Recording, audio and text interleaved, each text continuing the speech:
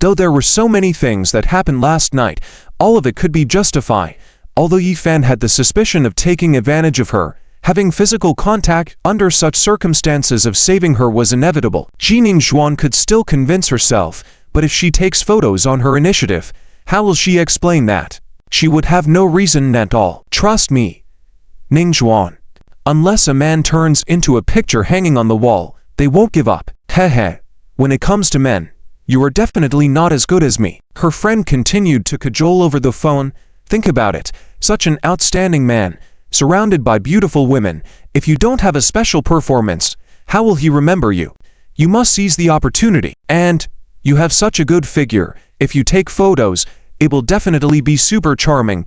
Even I, as a woman, would drool. Heh. If you're shy, I can sacrifice myself, accompany you to take photos, make you look even more beautiful. How about that? Listening to her friend teasing on the phone, Jining felt that she couldn't face herself. You are all so naughty. I'm not talking to you anymore. She hastily hung up the phone, looked outside the window at the passing scenery, calmed her mind for a moment, and once again saw the news video on the screen. With the stills of Yifan looking handsome, a magical seed started to sprout uncontrollably in her heart. This troublesome person, why did she go to the capital and encounter him? Why did so many things happen? After meeting him, it was like he had rooted in her heart.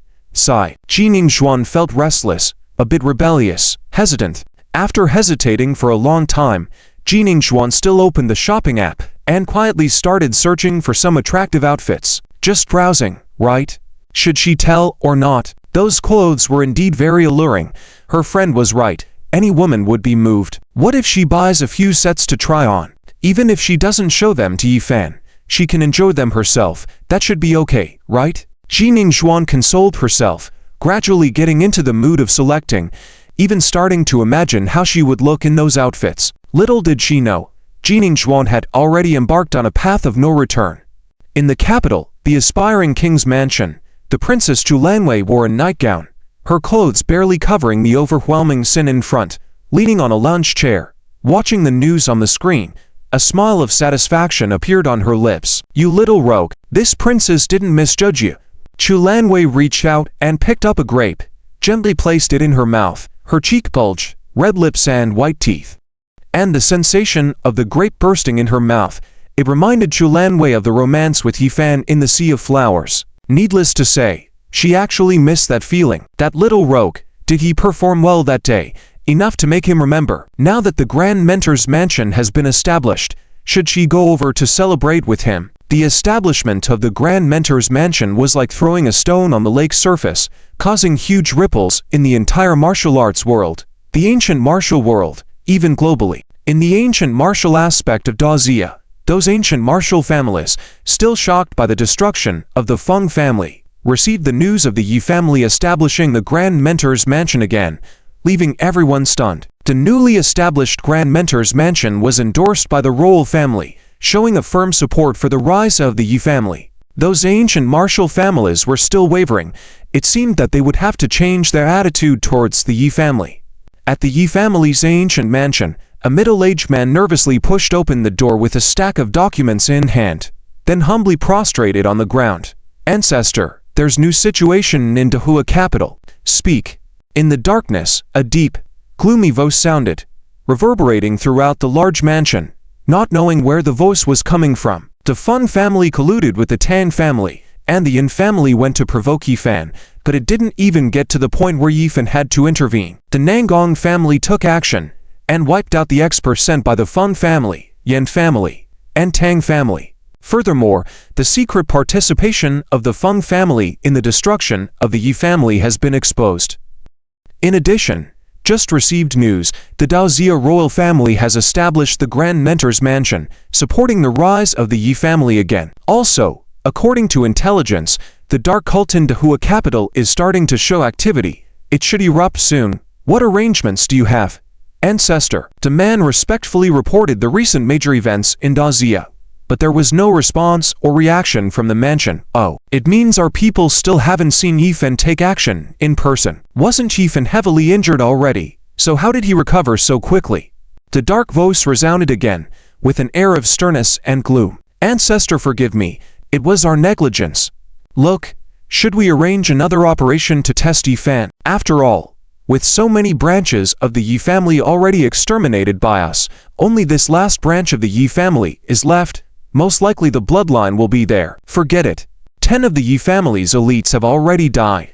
Even if he has some tricks, it's probably just a final struggle. Let Prince Jin deal with their internal conflicts. Maybe the legend about the Yi family is false. You all should focus on finding the map of the Immortal Palace. As for the dark cult situation in Dahua capital, send the second elder to investigate. Yi Changfeng and he are brothers. They should also reunite. And it would be best if the fragments of Yi family's maps can be submitted obediently. A powerful aura surged from the darkness, lifting the middle-aged man off the ground and directly pushing him back outside the gate. Rolling on the ground for 2 circles, the man fearfully wiped the sweat from his forehead, crawled away from there. He was the 23rd messenger to report news to the ancient mansion this year, and before him, a total of 22 people went in alive, but came out as crushed remains. This Yi family ancestor's temper was really bad. Darn it. This old ancestor is so difficult to please. Sigh. If we can't find that so-called Nine Dragon's bloodline, will the old ancestor also kill all the members of the ancient martial Yi family? The person in charge muttered as he walked away. Inform Second Lord to go to Daxia Wadu, afraid that the Yi family will once again stir up a bloody storm. The Yi family in Yun City. I wonder how long they can hold on for. In the bedroom of Ren family's Ren Zuying, the 3 girls who were tossed around by Yi Fan last night, Qing Ruolin, Qiu Wen, and Ren Zuying, slept until 10 in the morning, with the sunlight shining into the room through the window. The strongest Ren Zuying groaned and opened her eyes. Looking at the scene in front of her, Ren Zuying was almost embarrassed. Her thigh was actually resting on Wen Ji's chest, while Roland Ji's head was leaned against her chest. The 3 exceptional beauties were lying haphazardly together, soft and lazy. The key is that all 3 of them were naked, like a sheet of white frost on the bed, covering up the overwhelming sins that block some of the sunlight outside the window. There were some plum blossoms on the sheets, adding a touch of color to this extremely beautiful scene. Ren Zuying blushed and pulled the blanket over her face, her mind racing as she immediately thought of the scene from last night. Yi Fan was severely injured and unconscious. His spirit and strength were severely depleted, and it was the Thunder God Doctor who pulled her to bring Yi Fan in to heal. But unexpectedly, Yi Fan, whose wild instincts were triggered, was uncontrollable in that frenzy. Luckily, Qing Ruolin and Qiu Wen also came in later, leading to the current situation. Ren Zuying was indeed prepared to be Yi Fan's woman, but things escalated so quickly, with both Ruolin and Wen Ya joining in, making it truly embarrassing for her. After feeling shy for a while, Ren Zuying suddenly thought of a question. The 3 girls had replenished their energy for Yi Fan last night, but what about Yi Fan himself? How serious were his injuries? What was the current situation? Humph. Heartless man. Men really don't know how to appreciate what they have. While Ren Zuying was complaining in her heart, the bedroom door suddenly creaked open, and a figure quickly entered the room. Who is it?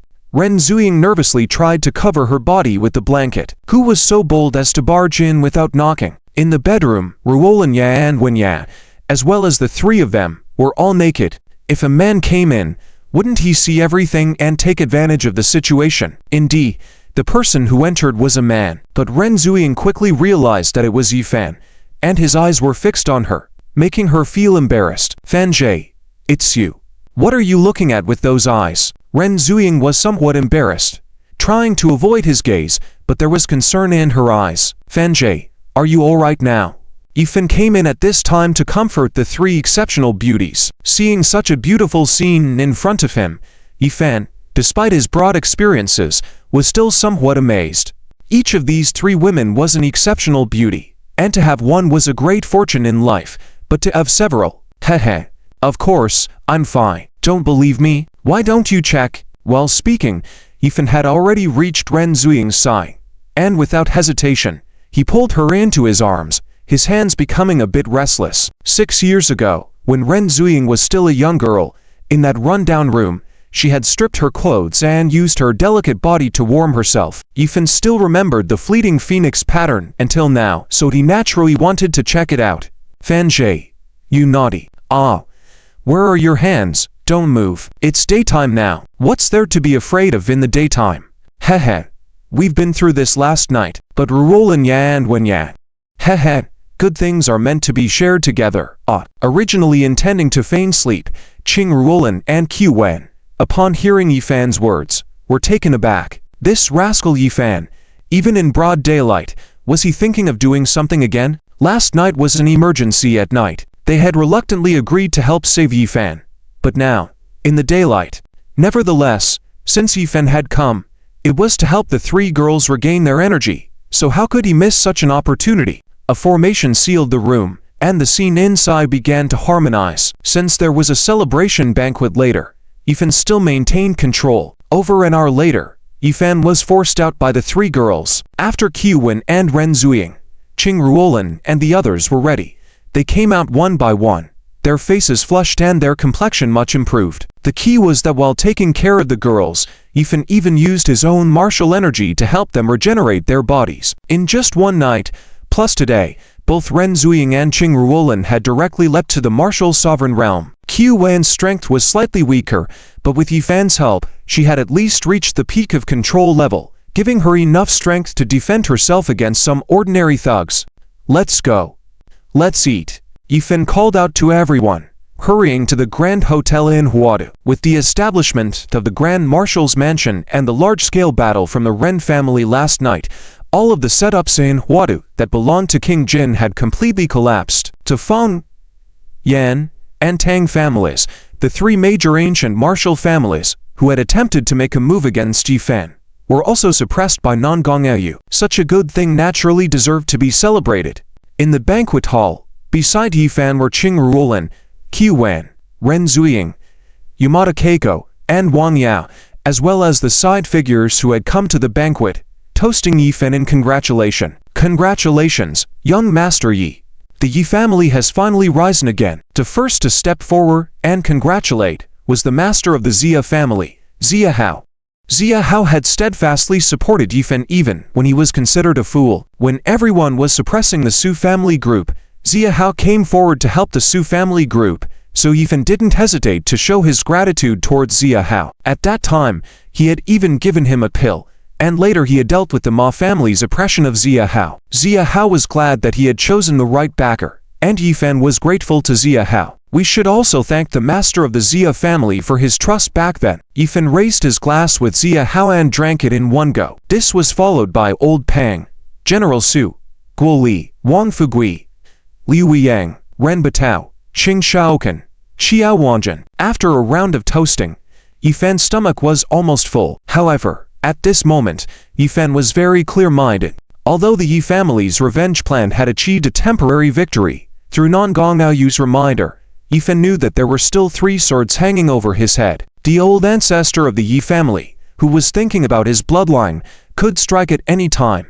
In addition, although many of the claws of King Jin behind him had been removed, it was said that there were still high-level operatives behind King Jin. If they made a move, could Yifan's current strength be enough to contend with them? And there was the divine gate left by his mother. So far, Yifan had already merged the fourth piece of jade pendant fragments left by his mother, gaining the support of the four major forces, but the true power of the divine gate had not yet appeared. However, Yifan's enemies from the divine gate, Zhou Ming and the Sun Saint behind him, had already begun to take action. Yifan's old rivals from the divine gate, once they confirmed his identity, would they be even more ruthless than King Jin and the Yi family old ancestor before them? Everyone, Yifan thanks you all for your trust and support. Although most of us have enhanced our strength yesterday, it is far from enough. Apart from facing King Jin, the Yi family also has to face more powerful forces.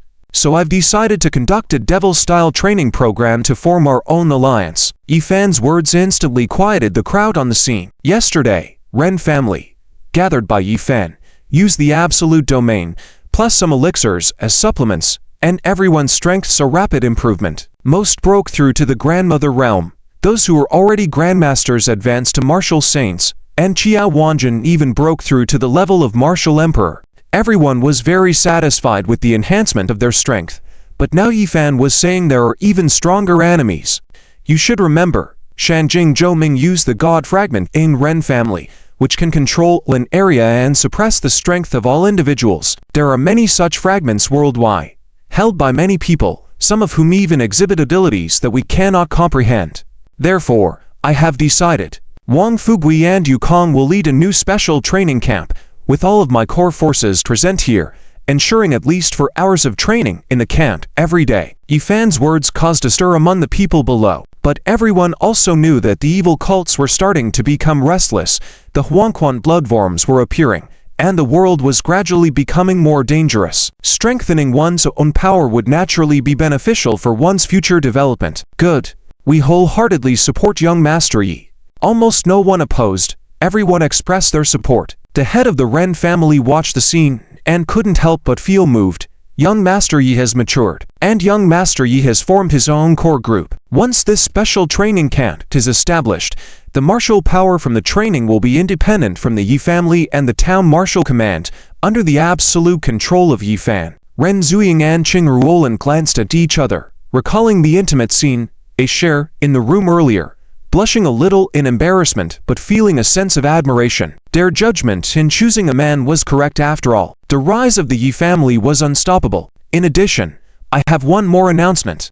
I declare that the Qianfan Business Empire Alliance is officially established, with Liu Yang as the executive manager. Those interested can join the Qianfan Business Alliance to build a global business empire together. It was stated as a suggestion, but practically, most of the people present were Yifan's core supporters, naturally showing unwavering support. Wang Fugui, Liu Yang, and the brothers who followed Yifan had specific tasks and positions assigned. This also meant that Yifan's independent group had been formed. However, Yifan's other good friend, Guo Li, had yet to be assigned a specific position. Guo Li looked somewhat dejected. As childhood friends, Guo Li had always been loyal to Yifan. Since he could do what Wang Fugui did, Guo Li believed he could do it too. Lastly, I want to announce one more thing. Guo Li will serve as the head of our alliance, managing in my place, coordinating all internal resource allocations. In my absence, he has the authority to act on my behalf. Upon hearing Yifan's words, Guo Li's dejected expression finally turned into one of relief. So this was it. Big Brother actually entrusted him with such an important position. With this final announcement, Yifan's own alliance in economic, martial arts, intelligence, and worldly influence had taken shape in all aspects. In the future, as the alliance grew, Yifan not only had the strength to contend with the Jingwan but would also have the strength to confront the Yi family ancestors. Additionally, he would be able to fight against the temple's on-standing enemies, albeit before all members of the temple had gathered. For the sake of the Yi family, protecting his 7 beautiful sisters-in-law, the women by his side, his brothers, and friends, Yifan had no choice but to grow stronger. Only by becoming stronger could he protect what he wanted to safeguard.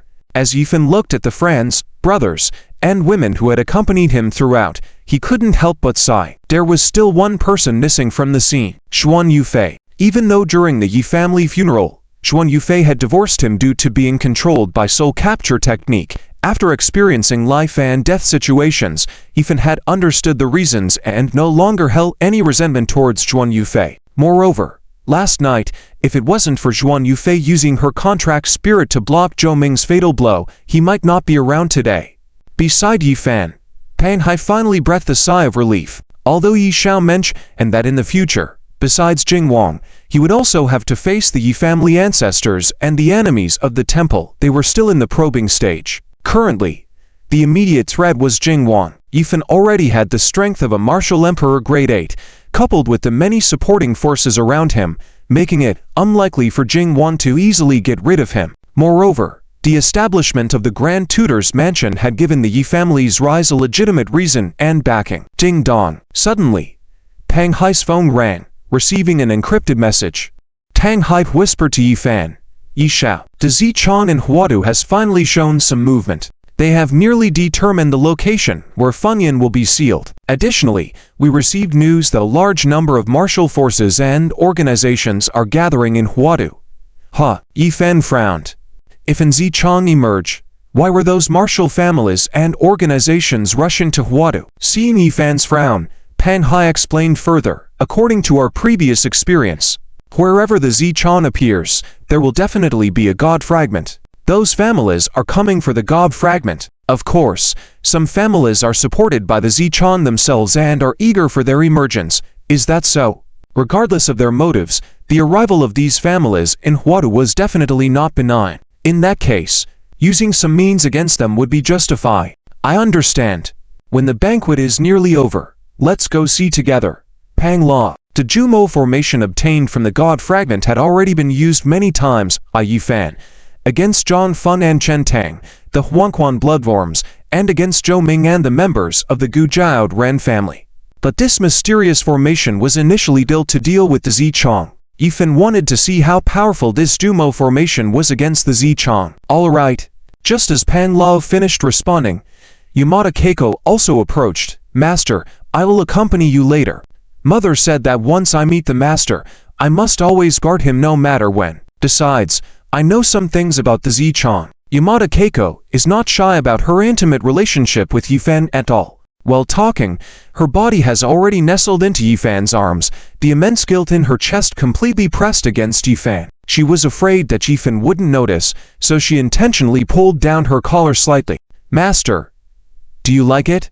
This servant is at the disposal of the master, whatever the master desires. Yamada Keiko coquettishly spoke, her body twisting slightly in Yifan's embrace, so delicate, it's truly deadly. Also, I really loved the position from last time.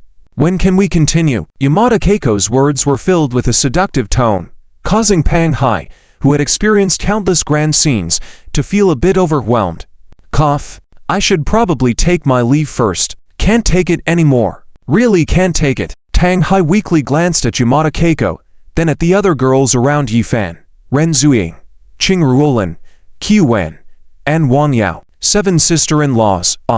This young master is great at everything. It's just that his romantic luck is a bit too strong. Can the young master handle it all? Yifan also felt a bit helpless towards Yamada Keiko. After all, Yifan's intention at the time was to either dispose of or kill Yamada Keiko, but she showed him fragment no, too, indicating she was also someone left behind by his mother, so Yifan decided to spare her. Cough. Let's talk business.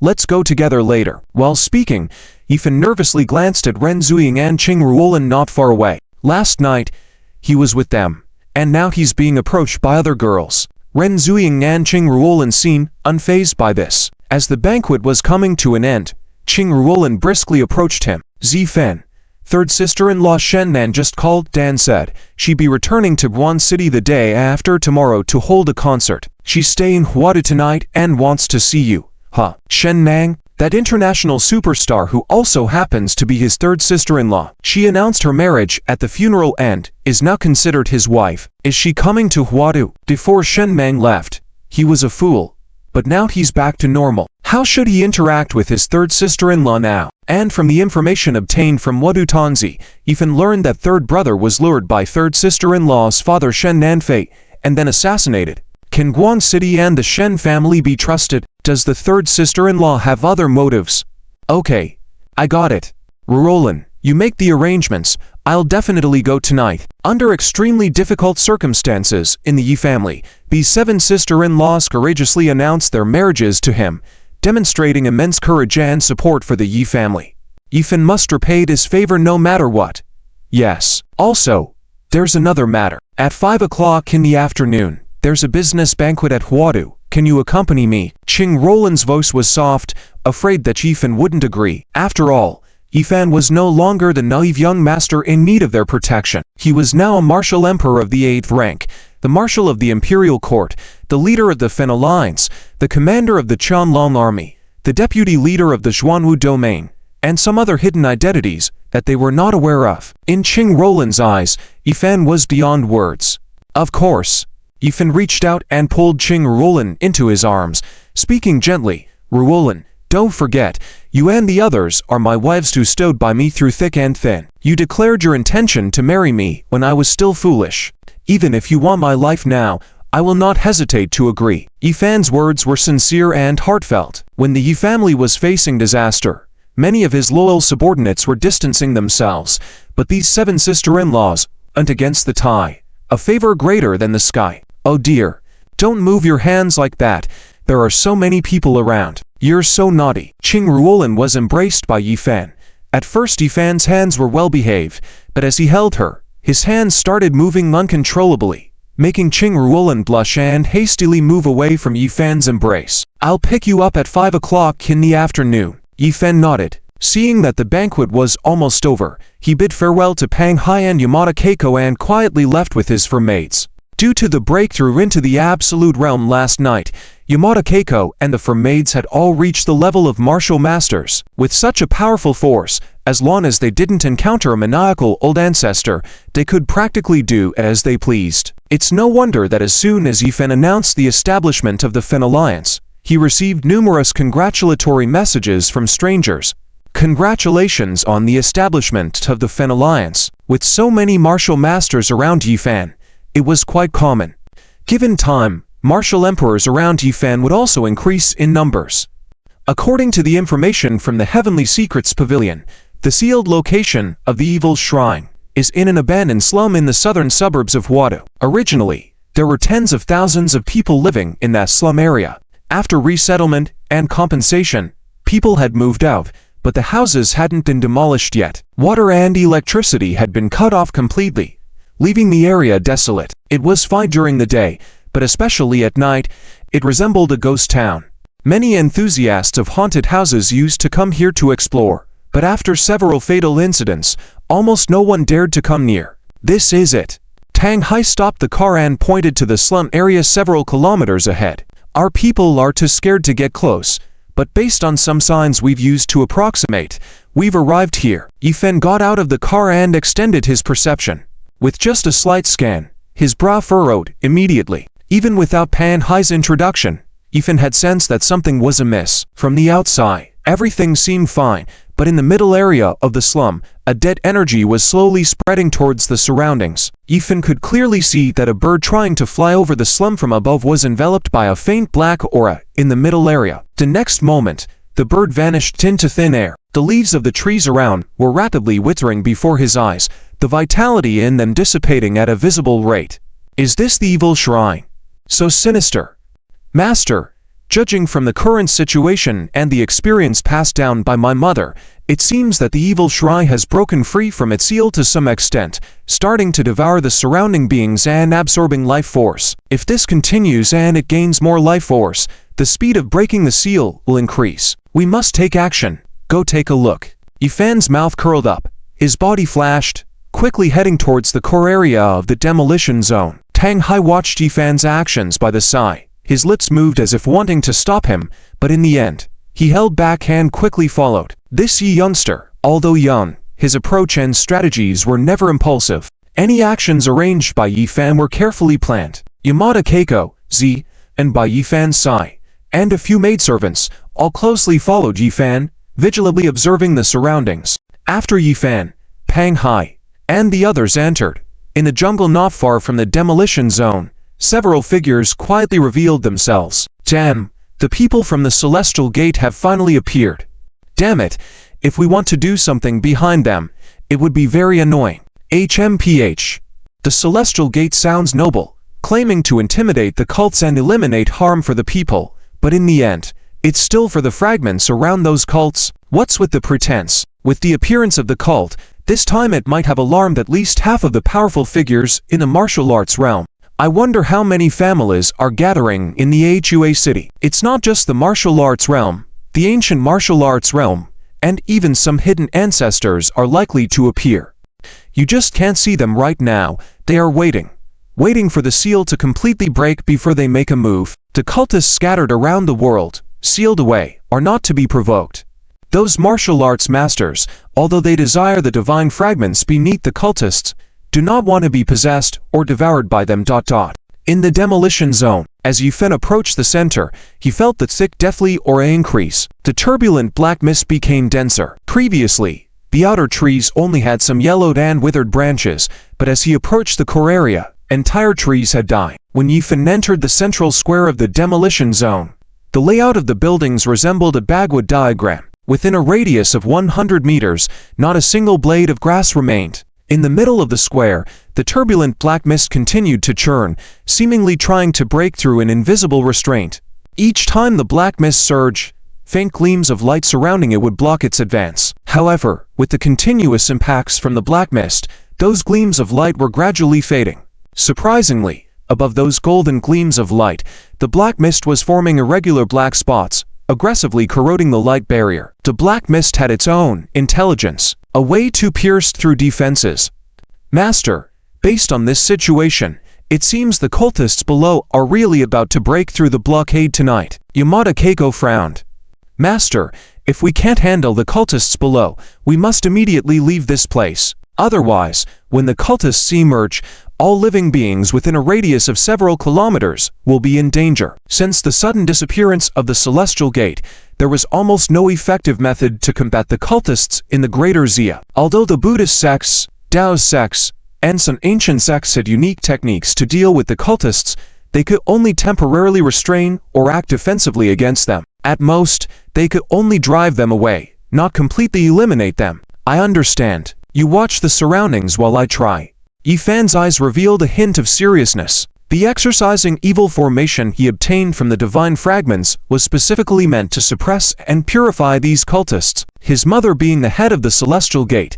As a descendant of hers, whether he liked it or not, these cultists and the other enemies of the gate would not spare him. In that case, he had to take the initiative. Yifan's mouth twitched slightly, rapid hand seals were formed, and in no time, he had set up a mysterious formation with a radius of tens of meters, known as the Exorcising Evil Formation. From afar, the formation looked like a Bagwood diagram floating in the air, with golden light waves and intricate patterns, exuding an ancient aura. This was not the first time Yifan had used this Exorcising Evil Formation. He had used it against Zhang Fun and Chen Tang from the Qin family, facing Fun Hansheng from the Ren family, and Zhou Ming and others. However, this time, Yifan set up the formation on a larger scale. As the Exorcising Evil Formation began to resonate, the black mist seemed to respond, becoming restless and attempting to retreat underground. During this momentary opportunity, the golden formation that was previously suppressed suddenly became brighter. Go! Yifan shouted and struck the Exorcising Evil Formation towards the center of the square, pushing down from above. With the Exorcising Evil Formation advancing, the golden formation seemed to resonate, merging with Yifan's formation, generating a stronger pressure that pressed down towards the ground. Roar! A terrifying roar emanated from the depths of an old well in the center. The black mist, wanting to escape, dissipated under the purification effect of the formation, reducing by half. The previously surging black mist appeared in a state of confusion, attempting to escape the sealed formation or hide underground, but it was no longer possible. The black mist on the ground was quickly purified, leaving no trace. It worked. Yifan rejoiced. The Exorcising Evil Formation within the divine fragments was indeed created to deal specifically with these cultists. Confirming the effectiveness, Yifan continued to set up 4 or 5 formations, all mercilessly pressing down towards the center of the well. Rumble. The roars from the well gradually diminished in strength and power as the deathly aura below weakened. As the black mist and deathly remnants dissipated, the area within the demolition zone began to return to a normal life force. The area gradually became clear and vibrant.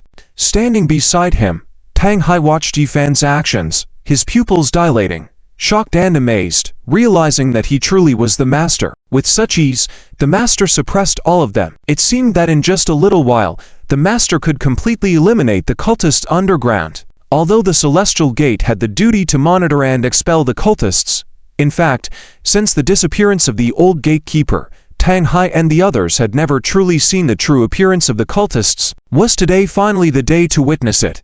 The Qianji Pavilion's Pang Hai, although extremely low profile in recent years, as an absolute hidden power within the Great Xia, the head of the Qianji Pavilion is known by almost everyone in the martial arts world. The Qianji Pavilion's responsibility is to monitor the outbreaks of cults and defend against their harm, so Pang Hai appearing here is reasonable.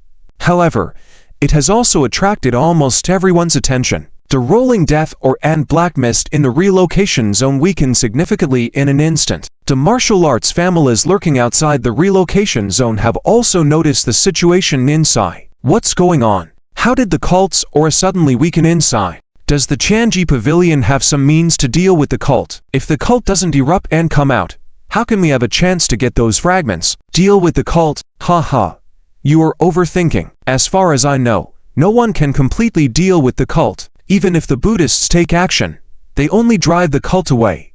Moreover, it is said that not just in Huadu, there are signs of cult outbreaks in many other places around the world. Alas, this world is starting to become turbulent. Outside, the crowd was discussing, and the conclusion they reached was that the Qianji Pavilion cannot possibly have a means to completely deal with the cult. What they need to do now is wait. The news quickly spread from the scene. Originally, some strong martial arts families wanted to wait and lurk over after dark, but now they couldn't wait and gathered towards the relocation zone. Core area of the relocation zone. After the 5 doused exterminating evil formation smashed down, the roaring sound in the old well in the center of the light field disappeared, almost silent. And the crucial point is that every time the exterminating evil formation started purify the cult aura, Ethan could receive some vitality martial arts power from the formation. However, after the 6th formation struck down and the purification started, there was no power feedback. Could it be that the previously endlessly terrifying cult was completely annihilated by the exterminating evil formation? Although Yifan had anticipated the power of his exterminating evil formation, he never thought that with one strike, it would completely destroy the cult. Yifan prepared to move towards the old well. Guild Master, be careful. Tang Hai quickly stepped forward and blocked in front of Yifan, walking quickly ahead. At the same time, Yamada Keiko took a step forward to Yifan. Master, please wait, let this servant go and see. While speaking, Yamada Keiko took out a white jade board from her body, which had a faint layer of flowing light waves. Yamada Keiko eyed the white jade board with a rope and released it down towards the well, then brought it back up after several tens of seconds. By that time, a layer of black flowing light had gathered on the white jade board. Yamada Keiko sniffed the white jade board in front of her nose, then took a deep breath and nodded, saying, Master, the cult below has temporarily lost its vitality. Shouldn't this servant go down first to confirm that everything is safe, and then you come down? Ethan curiously looked at the white jade board in Yamada Keiko's hand. Could this white jade board be so magical? It can even detect the vitality of the cult. Seeing Ethan staring at her white jade board, Yamada Keiko quickly explained, This is something my mother left behind, saying it can help the master avoid some dangers. I don't understand the specific principle. Ethan nodded. He naturally believed in Yamada Keiko. The verification of Fragment No to had proved that Yamada Keiko was a descendant left behind by her mother, a loyal one who would have the jade pendant fragment. Let's go down together. Ethan had already verified that his exterminating evil formation had a deterrent effect on the cult, and Ethan also had the ability to teleport. In case of danger, he could easily take Yamada Keiko away first. I'll go down too. Tang Hai frowned and spoke, at the same time telling Yifan's for maids, you four are responsible for vigilance above. Don't let anyone approach. Phew. Yifan, Yamada Keiko, Tang Hai, and others jumped down towards the well. The depth of the well was not high, just a few dozen meters, and it was already dry below, without any water. However, after entering the bottom of the well, the surroundings were icy stone walls, but nothing unusual was found. Where are the cults supposed to be? Could it be that those cults were just thoughts, illusions? Master, over here. Yifan was still sensing his surroundings with his perception, while Yamada Keiko had approached one side of the stone wall with the white jade board and tapped it a few times to determine its position. Crack! Yamada Keiko's strength surged, and she activated her martial arts energy towards the stone wall, directly shattering the side of the wall. As the wall collapsed, a broad passage appeared in front of them, with a bright light shining through the passage. There was actually another world beneath the old well. This scene shocked Yifan. How did Yamada Keiko know so much? If it weren't for the jade pendant fragment verifying Yamada Keiko's identity, Ethan would really begin to doubt Yamada Keiko's intentions. As a Japanese, what was she up to following him? Master, please come this way. When Yamada Keiko led the way in front and was about to lead Yifan into the passage, Tang Hai pulled Yifan's sleeve and glanced at Yamada Keiko. Tang Hai also began to suspect Yamada Keiko's intentions. Although there were many rumors about the cult outside, the truth was that very few really understood the cult. And this Yamada Keiko knew too much. Abnormal too much. It's okay. Yifan smiled slightly. Yamada Keiko's actual strength was only at the martial saint level, while he was at the level of a martial emperor of the 8th grade.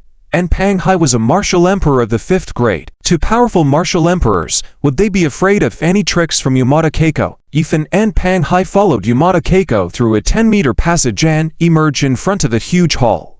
The entire hall was filled with night pearls, illuminating the hall as bright as day. The ground was also embedded with various night pearl patterns and dragon-locking stouts. But what shocked Yifan and Panghai and the others the most was the gigantic skeleton in the entire hall. The shape of the entire skeleton was somewhat bizarre, like an enlarged version of a tiger, but with some resemblance to a dragon. The black mist and death aura emanated from this skeleton, although the death aura on the skeleton was very weak at this time. Upon detecting Yifan and the others' arrival, the skeleton still released a highly aggressive aura, as if the fluctuating black mist still wanted to engulf Yifan and the others. Nevertheless, the golden ancient aura emanating from the ground effortlessly suppressed the black aura within the skeleton. Master, according to my mother's description, this should be the essence of those cults. Unfortunately, my mother said she has nothing to destroy the skeleton, so all we can do is reinforce the formation that seals it. Alas, while speaking, Yamada Keiko drew a war knife from her body, activated her martial arts energy, and fiercely slashed towards the savage beast skeleton. Clang! The war knife in Yamada Keiko's hand was also crafted by the most elite blacksmith in the land of the rising sun, capable of cutting iron as if it were mud. However, when it struck the skeleton, it made a clang sound and even sparked, but left only a shallow mark without causing any substantial damage to the savage beast skeleton. Beside her, Panghai furrowed his brows, also drew out his war knife, and slashed towards the savage beast skeleton. Clang! Similarly, although Panghai's strength was already at the 5th rank of Martial Emperor, he still couldn't inflict any harm to the skeleton, leaving only a slightly deeper mark. Master, this skeleton is too hard. It seems that ordinary means won't work to destroy it. Panghai sighed, and somewhat helplessly spoke to Yifan. According to Yamada Keiko, as long as these savage beast skeletons remained, they would continuously gather deathly and resist the seal, ultimately breaking it and causing havoc in the world. Yifan nodded. I'll give it a try. Taking a step forward, Yifan's inner fire began to flicker with a red flame jumping in his hand. The flame seemed to sense the aura of the skeleton and became very excited. With a wave of his wrist, the red flame in his hand swept towards the skeleton, growing in size and transforming into flames reaching dozens of meters high in the blink of an eye, engulfing the savage beast skeleton. With a whoosh, a wave of heat rolled out, accompanied by the sound of bone shattering. However, in an instant, Yamada Keiko and Panghai saw that the skeleton which their Martial Emperor 5th rank strength couldn't break was instantly turned into powder by Yifan's red flame, collapsing to the ground. Ooh! Buzz! Faintly, roaring sounds of ancient savage beasts could still be heard from within the skeleton. Some dark black auras tried to escape from the skeleton, but were instantly burned into nothingness by the flame. At the same time, a golden stream of light flowed into Yifan's body along with the flame. The powerful and pure energy had been purified, allowing Yifan to fully absorb it. Besides the martial arts energy, Yifan unexpectedly gained some special martial skills. The Ice Seal skill. Could this beast also use a martial skill that could temporarily freeze or immobilize opponents? What kind of monster was this?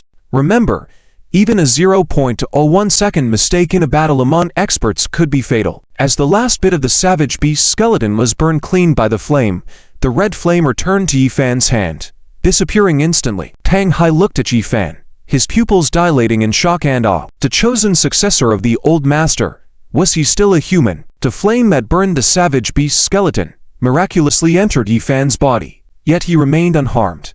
Master, you. Panghai couldn't help but sigh. The gift of talent, it was unattainable. It's nothing, just a little skill. Yifan smiled slightly and turned to Yamada Keiko. Is this enough to completely solve the problem? Emerging from her shock, Yamada Keiko now somewhat understood the repeated instructions from her mother before her departure. With such a monstrous talent as the young master of the Divine Gate, his future prospects were limitless. What Jianwan? What Yi family? How could they possibly be a match for Yifan? There should be no problem now. The evil stone no longer has any reaction. The evil cult here should have been completely eradicated. Yamada Keiko placed the white jade plaque she held amid the debris and sensed it. Since the plaque remained unblemished, it indicated that there was no trace of the evil cult aura remaining. Yamada Keiko stored the white jade plaque and began searching through the powder on the ground. Finally, she found a semi-transparent shard and respectfully handed it to Yifan. Master, this is the shard for suppressing the evil cult.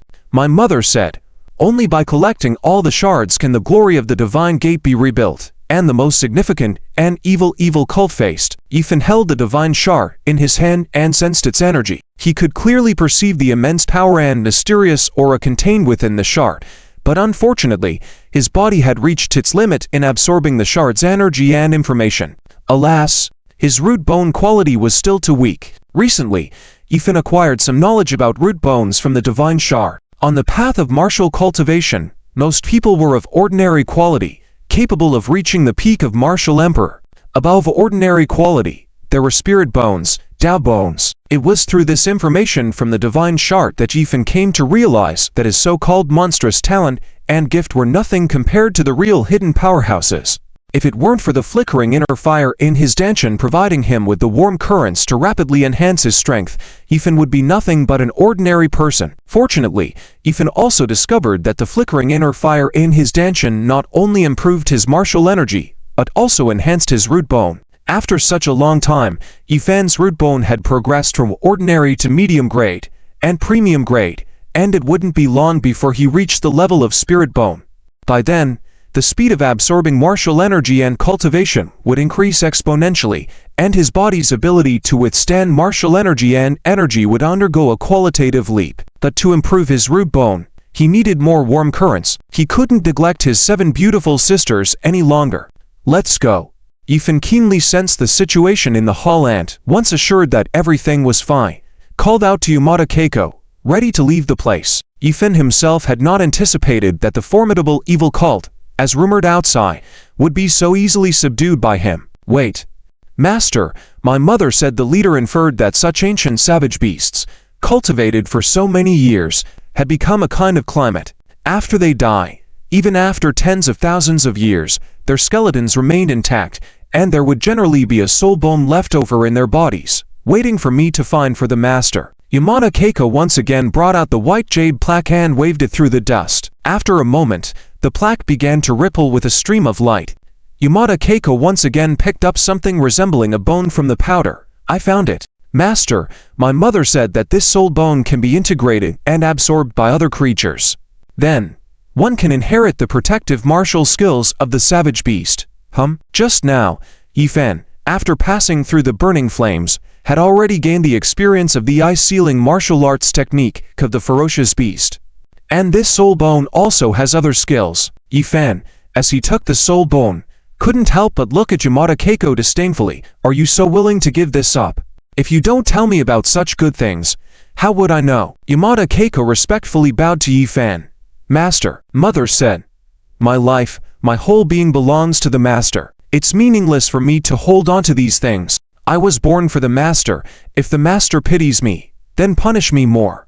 In this moment of bending over, Yamada Keiko's towering guiltiness was all revealed in front of Yifan. It was impossible for Yifan not to look. Such a voluptuous and breathtaking beauty, willing to follow by his side as a close mate, truly rare. Mother, did she implant steel thoughts in the minds of Yamada Keiko's mother and others? Mother is so loyal to the gate of God, and in Yamada Keiko's generation, she is still so loyal. However, Yamada Keiko's other suggestion is not bad. It would be good to train Yamada Keiko more, to quickly improve her strength, so that she can become a strong support by his side in the future. Yifan released his spiritual power into the soul bone to sense it, realizing that there was a skill of bone spurs inside. Yifan was just about to use his power to try and absorb it when suddenly, the entire hall started shaking violently, cracks on the ground appearing as wide as a palm. Not good. This place is about to collapse. Let's go. Yamada Keiko said, anxiously. Mother said, once the evil cults run away or are destroyed, the formations arranged by the ancestors will collapse instantly to avoid harming other living beings. Tan Lao, follow me. Yifan reached out to embrace Yamada Keiko. His heart moved, activating his teleportation ability. And in the blink of an eye, the figures had disappeared from the hall and appeared on the ground square above.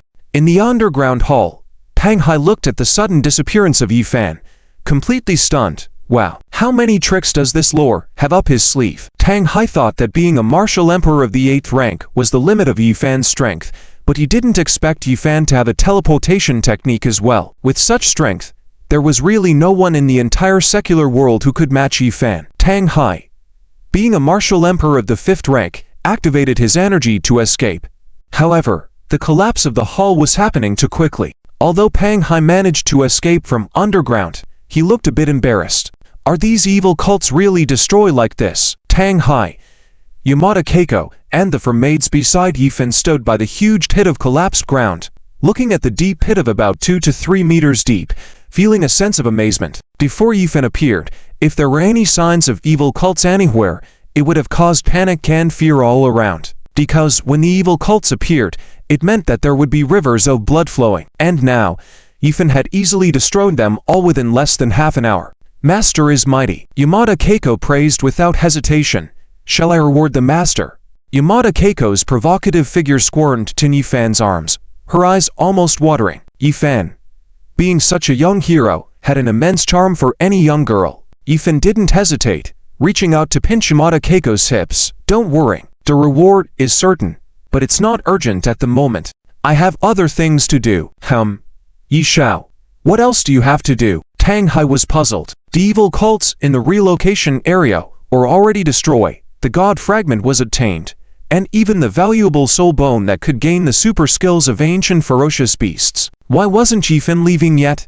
At this moment, outside the relocation area, there were already many martial arts experts gathered, as well as major families eyeing each other. They were all here for the god fragment. Taking advantage of the smaller crowd now, Yifan and Pang Hai could leave without raising suspicions. Otherwise, if they acted together and tried to snatch the god fragment from Yifan, it would cause trouble. Set up traps, let them fall into the net themselves. Yifan smiled coldly. Those families and powers surrounding us are not good people. They are all here for the god fragment. I speculate that so far, they probably don't know that the evil cults have been easily destroyed. Tonight, they will surely make a move, so I must prepare a big gift for them. As Yifan spoke, he took out a large bag full of bottles and jars, emitting colorful scents, making people slightly dizzy just by smelling it.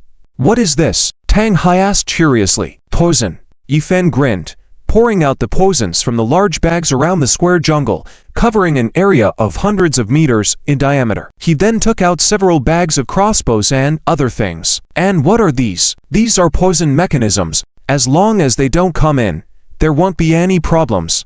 But if they are greedy and force their way in, they will suffer or even die. Anything else? Yes. These are poisonous insects. I'll summon some poison insects with the myriad goo cauldron to lurk in the jungle. They will surely be popular. Yifan set up dozens of mechanisms and poison arrays. Tang Hai and Yamada Keiko, among others, widened their eyes, feeling embarrassed. Is that all? Heh.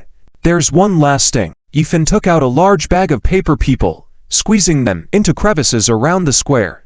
In the grass, I hope they won't be too greedy. The power of these paper people had been witnessed by Pang Hai and Yamada Keiko before. Paper puppets. Yifan somehow used some secret method. When the paper people moved, they were just like real people, fooling people completely. If Yifan hid so many paper puppets here, wouldn't it mean that those greedy martial families would be deceived and not know how they die? Tang Hai rubbed his forehead, feeling a headache. Fortunately, he was a subordinate of the Lord. Otherwise, if anyone went against the Lord, they would really be in trouble. All right, finally done. Let's go. Having arranged all the ambushes, Yifan clapped his hands in satisfaction, greeted Yamada Keiko, and was about to leave. Suddenly, his expression changed, alerting him to dodge to the side. Clang! Right where Yifan had stood just now, a war knife hacked down, cutting a huge groove in the ground. Behind the war knife, a stunning woman in a red long skirt coldly stared at Yifan. Are you the new lord of the Heavenly Mechanism Pavilion? Let this lady see what you're capable of. Upon seeing the woman in the red dress approaching, Pang Hai's expression also became serious. Shuk leader, please spare him. I have verified Yi Shao's password. Indeed, he is the one chosen by the former gatekeeper. Tang Hai seemed to be very wary of the woman in front of him, afraid that she would strike again. He quickly stood in front of Yifan. However, the woman in the red dress coldly snorted, Manager Pang, you may acknowledge his position as the gatekeeper, but I do not. And, from what I see, he is simply not qualifying. As the woman in the red dress scolded coldly, she stared sharply at Yifan. Being foolish for 5 years, and upon waking up, constantly fooling around with women, what future could he possibly have? If my understanding is correct, aside from 7 stunning sisters following you, you also have a fiancé, Chuan Yufei, and the princess of the capital, Chilanwei, as well as the young lady from the Ren family in Huadu. This person beside you, HMPH, you can't even count how many women are around you. Tang Lao, such a person, surrounded by women. Dare I ask if he still has the mind to manage the matters of the Qianji Pavilion? The internal situation of the Qianji Pavilion is chaotic enough. If we encounter such an incompetent gatekeeper again, what future does the Qianji Pavilion have? The woman in the red dress exuded a cold aura, making the surrounding air feel several degrees colder. Shuk leader. This Yisha has many female companions. It's not contradictory for him to be the gatekeeper of the Qianji Pavilion, right? Tang Lao also felt somewhat helpless, because what the Zhuk leader said was indeed true. With so many girls around Yifan, Pang Hai had worried about this issue before. Yifan's thoughts were all on those girls, so his energy for managing the Qianji Pavilion was definitely lacking. Why not contradictory? The woman in the red dress was very agitated. Everything is for the Qianji Pavilion. The Qianji Pavilion holds a heavy responsibility, resisting the evil cult, exterminating demons. This is the duty of the Qianji Pavilion. If the Qianji Pavilion perishes in our hands, how can we face our predecessors and heroes who fought for the Qianji Pavilion before? Shuk leader. But Pang Hai wanted to speak, but in fact, the evil cult present here had been wiped out by Yifan 30 seconds ago. Before Pang Hai could speak, the woman in the red dress interrupted him directly. No need to say more. There are two choices now. Either you voluntarily lead the Qianji Pavilion, and we will reselect a new gatekeeper internally, or I will have to kill you to prevent you from harming the Qianji Pavilion. As she spoke, the woman in the red dress emanated martial energy, displaying strength comparable to Yifan, an 8th grade martial emperor. Yifan squinted at the woman in the red dress, with a faint smile on his lips. Tang Lao, who is this demon? Why do I feel like she's suddenly taken an interest in me? Or is it a hormonal imbalance? Always ready to kill. Can you kill me? Yifan smirked. Though the woman in the red dress's strength was not weak, Yifan was confident in dealing with her. With his teleportation ability, ice-sealing skills obtained from the burning fierce beast earlier, and the absolute domain in the god fragment, dealing with a woman, what difficulty was there? Tang Hai couldn't help but gasp at Yifan's words. Yi Xiao, this is one of the 4 leaders of the Qianji Pavilion, Shuk leader Yi Wanzi, also the only extraordinary woman. Known as the Qianji Queen, she holds great prestige in the Qianji Pavilion. If Yi Xiao wants to control the Qianji Pavilion, he must have her support to succeed halfway. Tang Hai wiped the sweat from his forehead. However, this Yi Wanzi does not have a good temper. Very few people in the Qianji Pavilion dare to provoke her. Tang Hai was almost in tears. Although he was the manager of the Qianji Pavilion and had kept it running barely over the years, in reality, Pang Hai's ability to mobilize forces was very limited. Apart from the assassin department's Yukon, the only one Pang Hai could rely on was Yi Wanzi. If Yifan thoroughly offended Yi Wanzi, it would surely be extremely challenging for him to control the Qianji Pavilion in the future. You're seeking death. If I don't act, do you truly think I'm easy to bully? Yifan acted as if he didn't hear, and Yi Wanzi pushed Tang Hai aside. Her body flashed, and she reached for Yifan's shoulder in a grab. Yi Wanzi's speed was indeed fast. Yifan only blinked, and Yi Wanzi's fair wrist was already in front of him. Don't fight. Shuk leader, why make things difficult? Tang Hai tried to mediate on the side, but it was of no use. Yi Wanzi drew her war blade, sweeping it towards Yifan, showcasing the strength of an 8th grade martial emperor. The glint of the blade in the air left only a residual image, but as the blade came down, Yifan was already 2 meters away. The second strike, Yifan easily evaded again. The third strike, Yifan dodged once more. Damn it, Yifan, are you even a man? Do you only know how to dodge? If you have the skills, why don't you face me head-on? Although Yi Wanzi was shouting arrogantly, internally, she also began to be astonished. She was very aware of her own strength. Her 8th grade martial emperor strength had not encountered any opponents. Hence, she couldn't accept a mere bow like Yifan being the gatekeeper of the Qianji Pavilion. It's hard to say. What if I win? What will you do then? Yifan stared at Yi Wanzi, provoking her further. If I do manage to defeat you, will you cry? Nonsense. How could I possibly lose? Yi Wanzi's emotions were thoroughly provoked. She was indeed despising him. But now, Yi Wanzi was about to show her true power. While speaking, Yi Wanzi once again made a move, intending to rush towards Yifan. But Yifan once again stretched out his hand to stop Yuansu, saying, "Wait. Let's clarify things first. Pang Lao is here. He can serve as our witness, so that certain individuals don't lose and then deny it later. Hehe, or cry and accuse me of bullying women. I won't accept that charge. Who is he? Turn on your phone. We need to record the entire process of our bet. You're familiar with this routine, right? Oh." Yamada Hizi was originally just watching the show on the side, but upon hearing Yifan's words, she quickly responded, "I am familiar. I am familiar." Such things had been done by the master more than once, and those who bet against the master basically had no good ending. Yamada Hizi knew. Today this Yuansu was afraid she would suffer a loss again. Ah, darn it. Why are you so annoying? You're making this young miss so angry. Yuansu was straightforward in character, having grown up in the Zhuge faction since she was little, and basically no one dared to go against her. But today, she encountered Yifan, made a bet, and now he wanted to film it. This was simply unreasonable. Isn't it just a bet? This young miss, bet with you. Yuansu was so enraged that she wanted to act. Yifan, in front of Pang Lao, Yuansu, promise that if you really can defeat me, I will represent the Zhuge faction and announce that you are the leader. Is that good enough? Yuansu believed that she had already made a huge concession. After all, before coming here, Yuansu had the attitude that she would never acknowledge Yifan as the leader. Of course, Yuansu still didn't think that Yifan could beat her. Is that it? Yuansu, are you mistaken? I am already the leader of the Qianji Pavilion. This was handed over to me by the old leader before he passed away. Whether I am the leader or not, why do I need your acknowledgement? There was a sharp glint in Yifan's eyes. Let me tell you the truth, this position as leader, whether you acknowledge it or not, you have to acknowledge it. In an instant, Yifan's strong killing intent and unique charm were released, making Yuansu inexplicably stunned, feeling a sudden moment of empathy. Fear? Submission? What was going on? The dignified Zhuge leader, experiencing emotions because of this brat before her. No way. Yuansu quickly adjusted her emotions, glaring at Yifan intensely, then glanced at Yamada Hizi and said, "Fine, as you wish. In addition to acknowledging you as the leader, I will add another bet. You like women, right? Win against me, and I, Yuansu, will not only announce that the entire Zhuge faction will submit to you, but I will also willingly become your woman. Is that acceptable? Chi. Shameless." After revealing her emotional bet, Yuansu couldn't help but mutter to herself, all for the Qianji Pavilion. Otherwise, she would not have been so lowly, using her own innocence as a bet. You, be my woman? Forget it.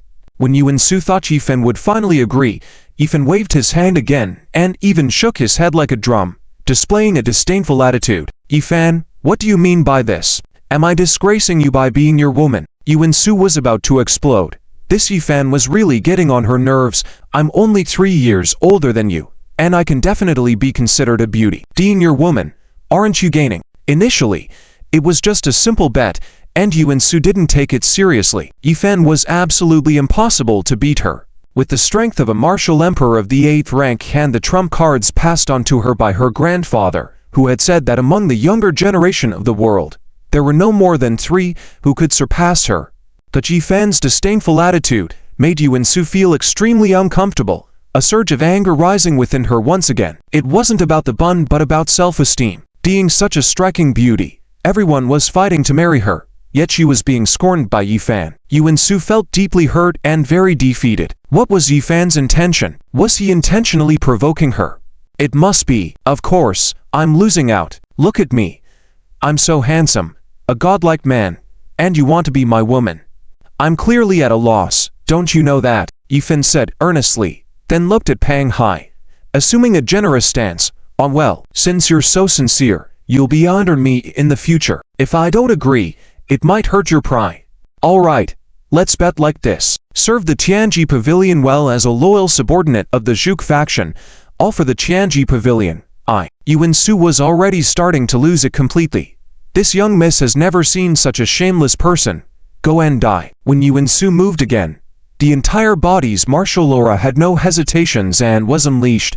The martial arts energy was like a thunderous flood. The powerful martial aura surged, causing the atmosphere above the demolition area to ripple. Dark clouds rolling, and all the energies began to resonate with Yuansu's aura. Even those martial arts families lurking outside the demolition area felt the powerful martial aura fluctuations inside, and curiously looked towards this direction. What's going on? It's daytime, and the Qianji Pavilion people are so impatient. Are they beginning to fight against the Zichong? So strong. At least the strength is above that of a martial emperor of rank 5. To decline of the Qianji Pavilion for so many years, and still having such powerful experts, it is really rare. Let's not rush in. Let them go first, consume the Zichong's energy, and then we'll talk at night. Most of the martial arts families outside sensed the martial aura fluctuations inside, and had the same thoughts, thinking that the Qianji Pavilion was fighting against the Zichong, but they didn't know that the Zichong had long since vanished. Zichong was already dead. Inside the demolition area, faced with Yuansu's attack, Yifan had no intention of avoiding it this time. Doom.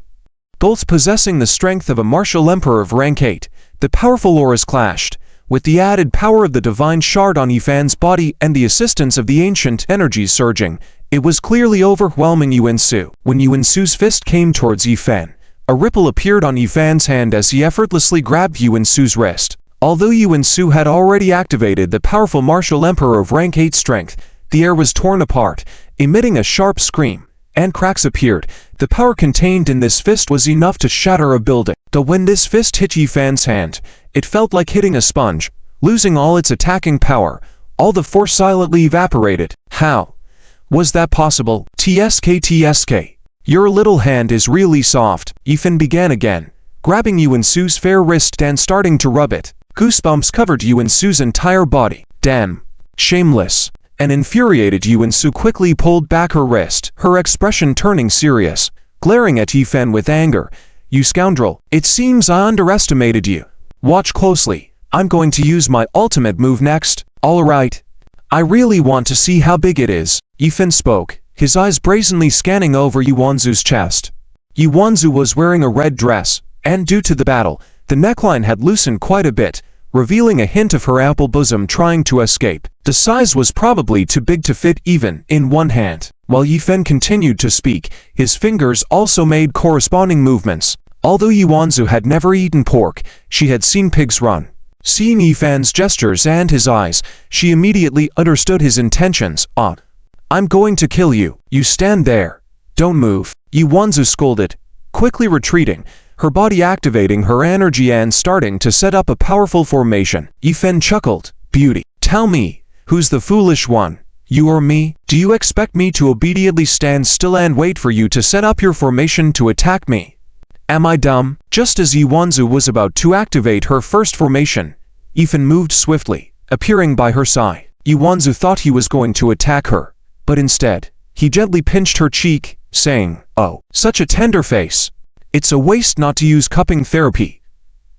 The onlookers, including Pang Hai, heard Yifan's words and were puzzled for a moment before reacting, unable to resist rubbing their heads in confusion. This newly appointed head of the Qianji Pavilion was truly unconventional, especially in front of the highly ranked Vermilion Bird Chief, Yuanzu. He dared to tease her so brazenly. What would happen in the future? Yamada Keiko, watching the battle scene, couldn't help but laugh. Master is mighty.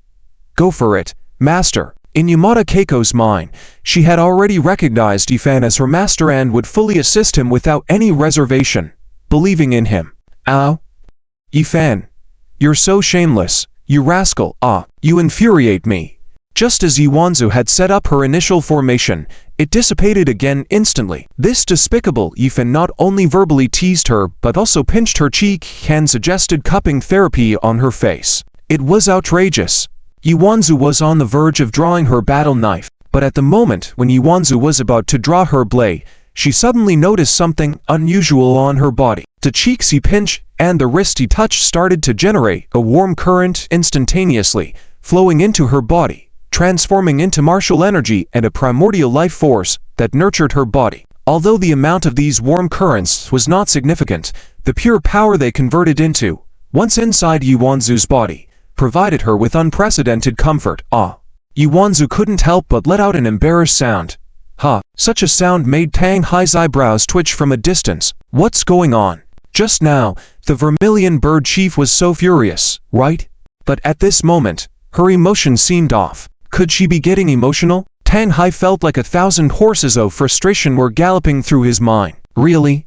Did this kid have such allure? While Yuanzu remained in a state of fury, her body knew better. She needed more of that warm flow. And the way to get it was through continuous physical contact with Yifan. With this speculation in mind, Yuanzu's gaze towards Yifan changed once again. If Yifan's body truly had this miraculous function, it was an endless cultivation treasure, right? Just one brief contact with him allowed her to receive so much warm energy, transforming into martial energy and rapidly boosting her strength. If she had deeper interactions with him, her martial arts would elevate rapidly, akin to riding a rocket, right?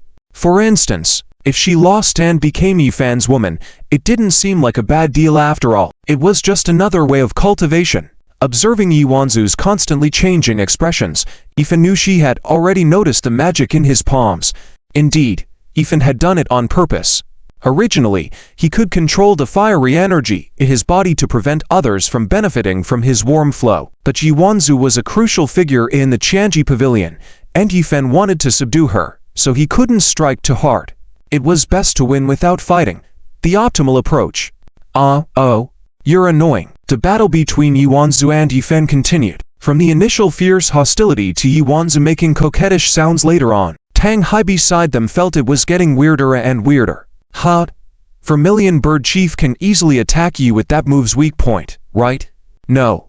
Is the Vermilion Bird Chief out of her mind? Why is she deliberately diving into Yi's embrace? As an experienced combatant, Tang Hai pondered over what he was witnessing and couldn't understand it. At the moment, the Vermilion Bird Chief Yuanzu seemed more interested in Yifan's attacks, aiming to have Yi hit her buttocks, touch her face, or engage in other intimate physical contact. After coming to this conclusion, Tang Hai was dumbfounded. What was going on? From the moment he knew Yifan, aside from those 7 sisters, Tang Hai realized that almost no woman Yifan came into contact with could resist him. Any woman who had contact with Yifan, if he wished, eventually seemed to submit to him. Ren Zuying, Wang Yao, Qiu Wen, Qing Ruol and Asai. There were also Chu Lanwei, and the Empress Ji Ningxuan. And now, the current Vermilion Bird Chief, Yuanzu, would likely fall under his spell. In fact, Tang Hai's assumptions were not wrong. At this moment, Yuanzu had completely succumbed, gone mad, and become infatuated with him. It was true. Just a touch from Yifan's palm or body contact allowed her to access that miraculous warm flow, rapidly elevating her strength. Having reached Yuanzu's current martial realm, Martial Emperor at the 8th level, further progress might be unattainable for a lifetime. Yet, with Yifan's magical warm flow, in just a few minutes, Yuanzu's tower was about to break through to the 9th level of Martial Emperor. The power she gained made Yuanzu's eyes shine. So, the Pavilion Chief was this kind of hidden gem of a man. At this moment, Yuanzu was very grateful for her previous bet with Yifan. If she lost, she would become Yifan's woman. And now, Yuanzu was impatient to lose. Today, she must test the waters. Quickly use your big move. Am I going to wait forever? Seeing that his goal had been achieved, Yifan put away his playful thoughts and became serious. As one of the 4 chief executives of the Qianji Pavilion, Yifan also wanted to see how capable Yuanzu really was, how much he could trust her in the future, and how much he could rely on her. Yifan no longer touched Yuanzu's face or butt, but instead swung a fist intending to strike her shoulder. At the same time, Yifan also wanted to use this force to step back and give Yuanzu the opportunity to activate her killing formation. He also wanted to see whether his demon-slaying formation or absolute territory was more powerful, or if Yuanzu's big move was stronger. Unexpectedly, before Yifan's fist could hit Yuanzu's shoulder, she suddenly staggered and quickly fell to the side, spitting out blood from her mouth. Oh! To Yifan's surprise, Yuanzu, holding her chest, looked at Yifan with eyes like a wolf staring at its prey. If not for controlling herself, Yuanzu was almost drooling. For 23 years, Yuanzu had heard from her senior sisters that dating a boyfriend was a wonderful thing, and the current Yifan was so handsome, charming, and alluring that Yuanzu couldn't help but want to be closer to him. Not to mention the unique power of the crimson flame on Yifan's body, which could greatly increase her strength. If she could use Yifan's special talent to elevate her strength to the level of a 9th-ranked Martial Emperor, the rise of the Qianji Pavilion would bring hope. All for Daxia, all for the Qianji Pavilion. Thinking of this, Yi Wonsu had completely put an end to her resistance. So what if she became Yifan's woman? As long as she took the initiative, she would not lose out. However, at this moment, Yifan was a bit depressed. Although he knew that he would definitely defeat Yi Wonsu with his own methods, he did not expect her to almost not fight back against him, let alone use her big move before admitting defeat. And she seemed eager to do so. This situation made Yifan somewhat emotional, as if he might become the victim next. Is it over? Are you sure you've lost? Chief Shuk, decide them. Pang Hai could clearly see the entire battle situation. Yi Wonsu had collapsed before Yifan's punch even reached her. Wasn't it too fake? I lost. Manager Pang, I ask for your testimony. Yi Wonsu, keep my word. From now on, the Juk Division announces its allegiance to Lord Yifan of the Qianji Pavilion, obeying all Yifan's orders, and of course, following the commands of Elder Pang. Yi Wonsu, looking at Yifan intently, continued, as for the additional bet, I will honor it as agreed. Tang Hai was shocked to the point where his eyes nearly popped out. He had expected a life and death situation between Yi Wonsu and Yifan, but the outcome turned out otherwise. Yi Wonsu gave in, and she even intended to execute the second condition on the spot. Yi Little, let's go. We are both martial artists. There's no need to find a secluded place. The view over there is nice. Yi Wonsu spoke while looking towards a small park on the side of the square. As she spoke, she grabbed Yifan's wrist, seemingly ready to walk towards the park. Tang Hai staggered for a moment, almost falling on the spot. How audacious was this? According to what he had heard, the Chief Shuk was usually unapproachable, with no man daring to come within a meter of her. And now Yi Wonsu displayed such a daring side. Was she planning to battle in the open field? Was this world too crazy, or was his thinking outdated?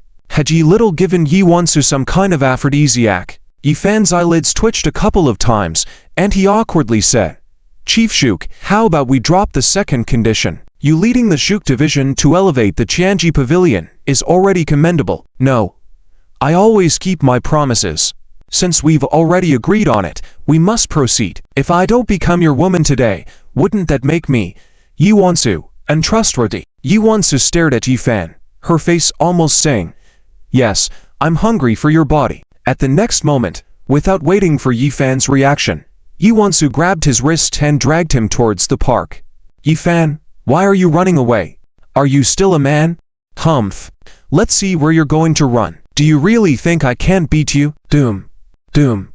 Dang. From the park came a tremendous battle sound across the trees. It only lasted for a moment before quieting down. Tang Hai and Yamada Megumi in the square saw Yifan's t-shirt and jeans flying out from the park. Megumi looked longingly in the direction of the park, holding her phone, recording the scene. Mr. Pang, should we continue recording now? Tang Hai chuckled. Record what now? Today's situation. It's really hard to say whether Yi Little or Chief Shuk was at a loss. Ha. Yi Little had his share of experiences. Thinking of something amusing, Pang Hai suddenly burst into laughter. As Yifan, the head of the Qianji Pavilion, appeared, a wave of shock surged through the internal affairs of the pavilion, causing great turmoil. Although the internal appearance of the Qianji Pavilion seemed calm now, in reality, there were already rough seas with various forces keeping a watchful eye. For Yifan to unify the Qianji Pavilion was a formidable task. However, after the events of today, the situation had undergone a significant change. With the Juk division under his command and his enforcement hall with residual power, Yifan had made a solid start within the Qianji Pavilion. Things would be much easier to handle from now on. The fight in the park had ceased, but another battle was about to ensue, equally magnificent. Meanwhile, outside the evacuated area, the martial families lurking there had no idea what was happening inside. Yet, they still sensed the fluctuations of martial Chen inside. What's going on inside? Why did two great martial emperor powerhouses fight for so long? Is this Zi-chan so difficult to deal with? Will the people of the Qianji Pavilion all die inside? No. The Che inside weakened, and I felt as if there was a man and a woman inside, with the man underneath. This is strange. What's happening? I can't understand it. At this moment, on the grass in the park, Yifan was pressed down by Yi Wonsu, his hands controlled by Yi Wonsu, frantically rubbing on the ground. You crazy woman, Be gentle. The ground is full of stones. My back hurts. Yifan looked at Yuanzu on top of him in frustration. He was going mad. Absolutely mad. Up to this point, Yifan only realized the true strength of Yuanzu. This woman's strength has reached at least the peak of the 9th rank of the War Emperor, and she has formed a miraculous formation that has almost the same effect as Yifan's absolute domain, suppressing all of Yifan's trump cards. Yifan's teleportation, absolute domain, all his tricks were unable to be used at this moment. In other words, although Yifan also had the strength of the 8th rank of the War Emperor, with many hidden cards, the situation he faced was similar to when Zhou Ming displayed the pressure of the God Shard. Facing Yuanzu's rough actions, Yifan had no strength to resist at all. He was completely like a lamb waiting to be slaughtered. Originally, things between men and women should be very straightforward for Yifan. Moreover, the Yuanzu in front of him is definitely a top-notch beauty. Being intimate with such a beauty is something many men dream of, but Yifan always felt something was not right. Shouldn't these things be initiated by himself, instead of being passive? You are a strong War Emperor. The Gangched is enough to protect your body. These stones can't hurt you. Ouch. While scolding Yifan in her mouth, Yuanzu removed all her clothes. As if she remembered something, a blush appeared on Yuanzu's face. However, Yuanzu's movements did not stop. This Yuanzu is truly fierce. As the powerful warm current began to surge, buzzing, the warm current quickly transformed into martial arts energy, flowing into the bodies of Yifan and Yuanzu. Powerful martial arts energy formed to huge martial arts energy vortexes in the center of the demolition zone, causing the whole world to pale, and the martial arts energy around them all flowed towards this direction. Sure enough, while feeling uncomfortable in her body, Yuanzu also clearly felt the powerful martial arts energy beginning to nourish and enhance her strength. Yuanzu had been stuck at the peak of the 9th rank of the War Emperor for a very long time without any progress. With a snap, when those martial arts energies completely merged into Yuanzu's body, the shackles limiting her strength instantly shattered, and she was about to break through to the War Saint realm. God, did she actually break through under these circumstances? Lowering her head to look at her own situation, she was embarrassed. Yifan's hands, on the other hand, didn't stop at all, touching every part of her body. Yuanzu blocked one sigh, then lost on the other sigh, blocked that sigh, then was teased again on this sigh. Humph. Yifan is not honest at all. Don't move. I'm about to break through to War Saint. Yuanzu's face turned serious, quickly circulating the martial arts energy in her body, rapidly increasing her strength.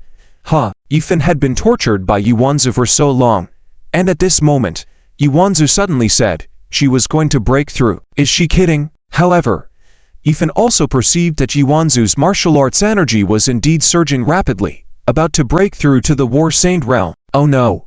Yifan felt frustrated. He won a wife, but he couldn't even defeat her.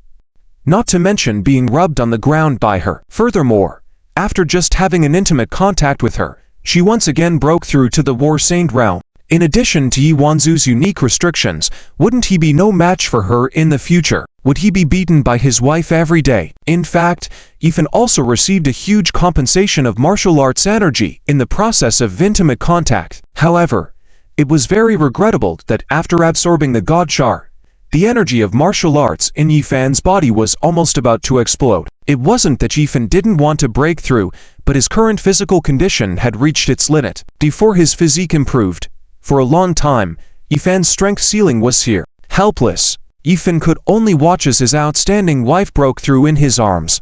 After a long time, Yuanzu finally broke through to War Saint. She was probably the youngest War Saint in Daxia, and she was also a female War Saint. As Yuanzu felt shocked, a smile appeared on her face involuntarily, reaching out to pat Yifan's cheek.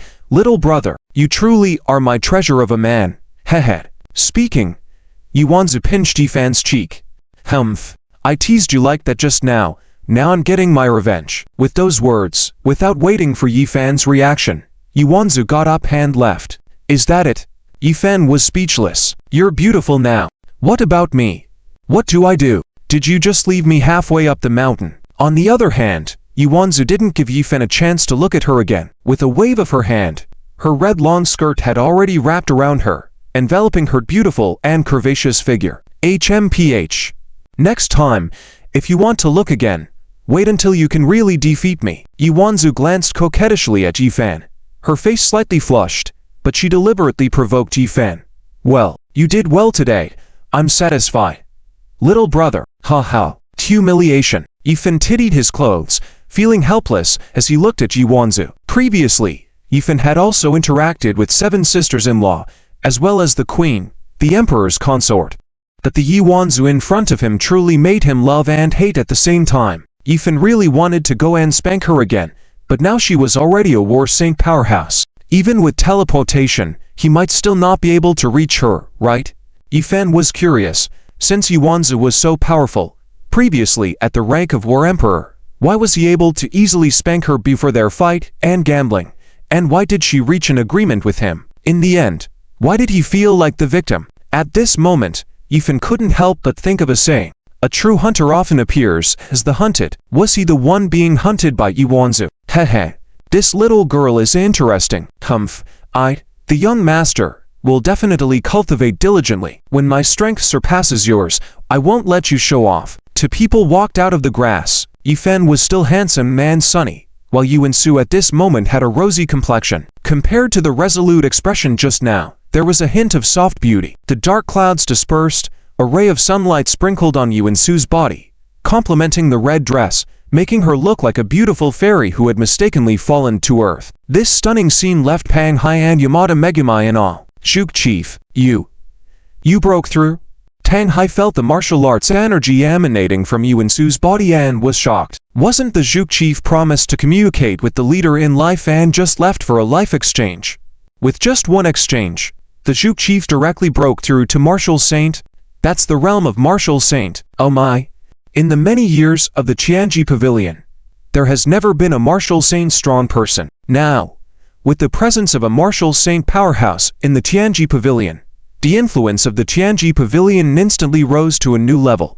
Moreover, the Zhuge Chief broke through to the realm of Martial Saint and even submitted to Yifan. This was a powerful intimidation to the other chiefs, making them absolutely not dare to act recklessly. Yes, I broke through by luck. I have to thank Brother Fan for this, Yuansu said, glancing mischievously at Yifan. If it weren't for Brother Fan's help, I'm afraid I wouldn't have had the chance in this lifetime. Yifan stood beside her, listening to Yuansu's words, feeling that something was not right. He ended up being used as a tool, but thinking about it again. No matter how impressive you are, so what? Aren't you still my woman? Tang Lao, rest assured, the conditions I promised, I will fulfill them all. From today onwards, the Zhuge department will follow all the orders of the leader. Yuansu solemnly bowed to Yifan and Pang Hai, expressing her attitude. When she stood up again, she glanced at the collapsed area of the demolition site and continued. Now, I need to deal with the evil cult here. Tang Lao, you should take Brother Fan away first. Deal with the evil cult? Tang Hai looked at Yuansu in confusion, not understanding what she meant. Yamada Megumi also stared at Yuansu with curiosity. Just moments ago, Yuansu had treated the host so unfairly that Yamada Megumi felt sorry for her. If it weren't for the lack of opportunity to act, she would have knocked Yuansu out. What?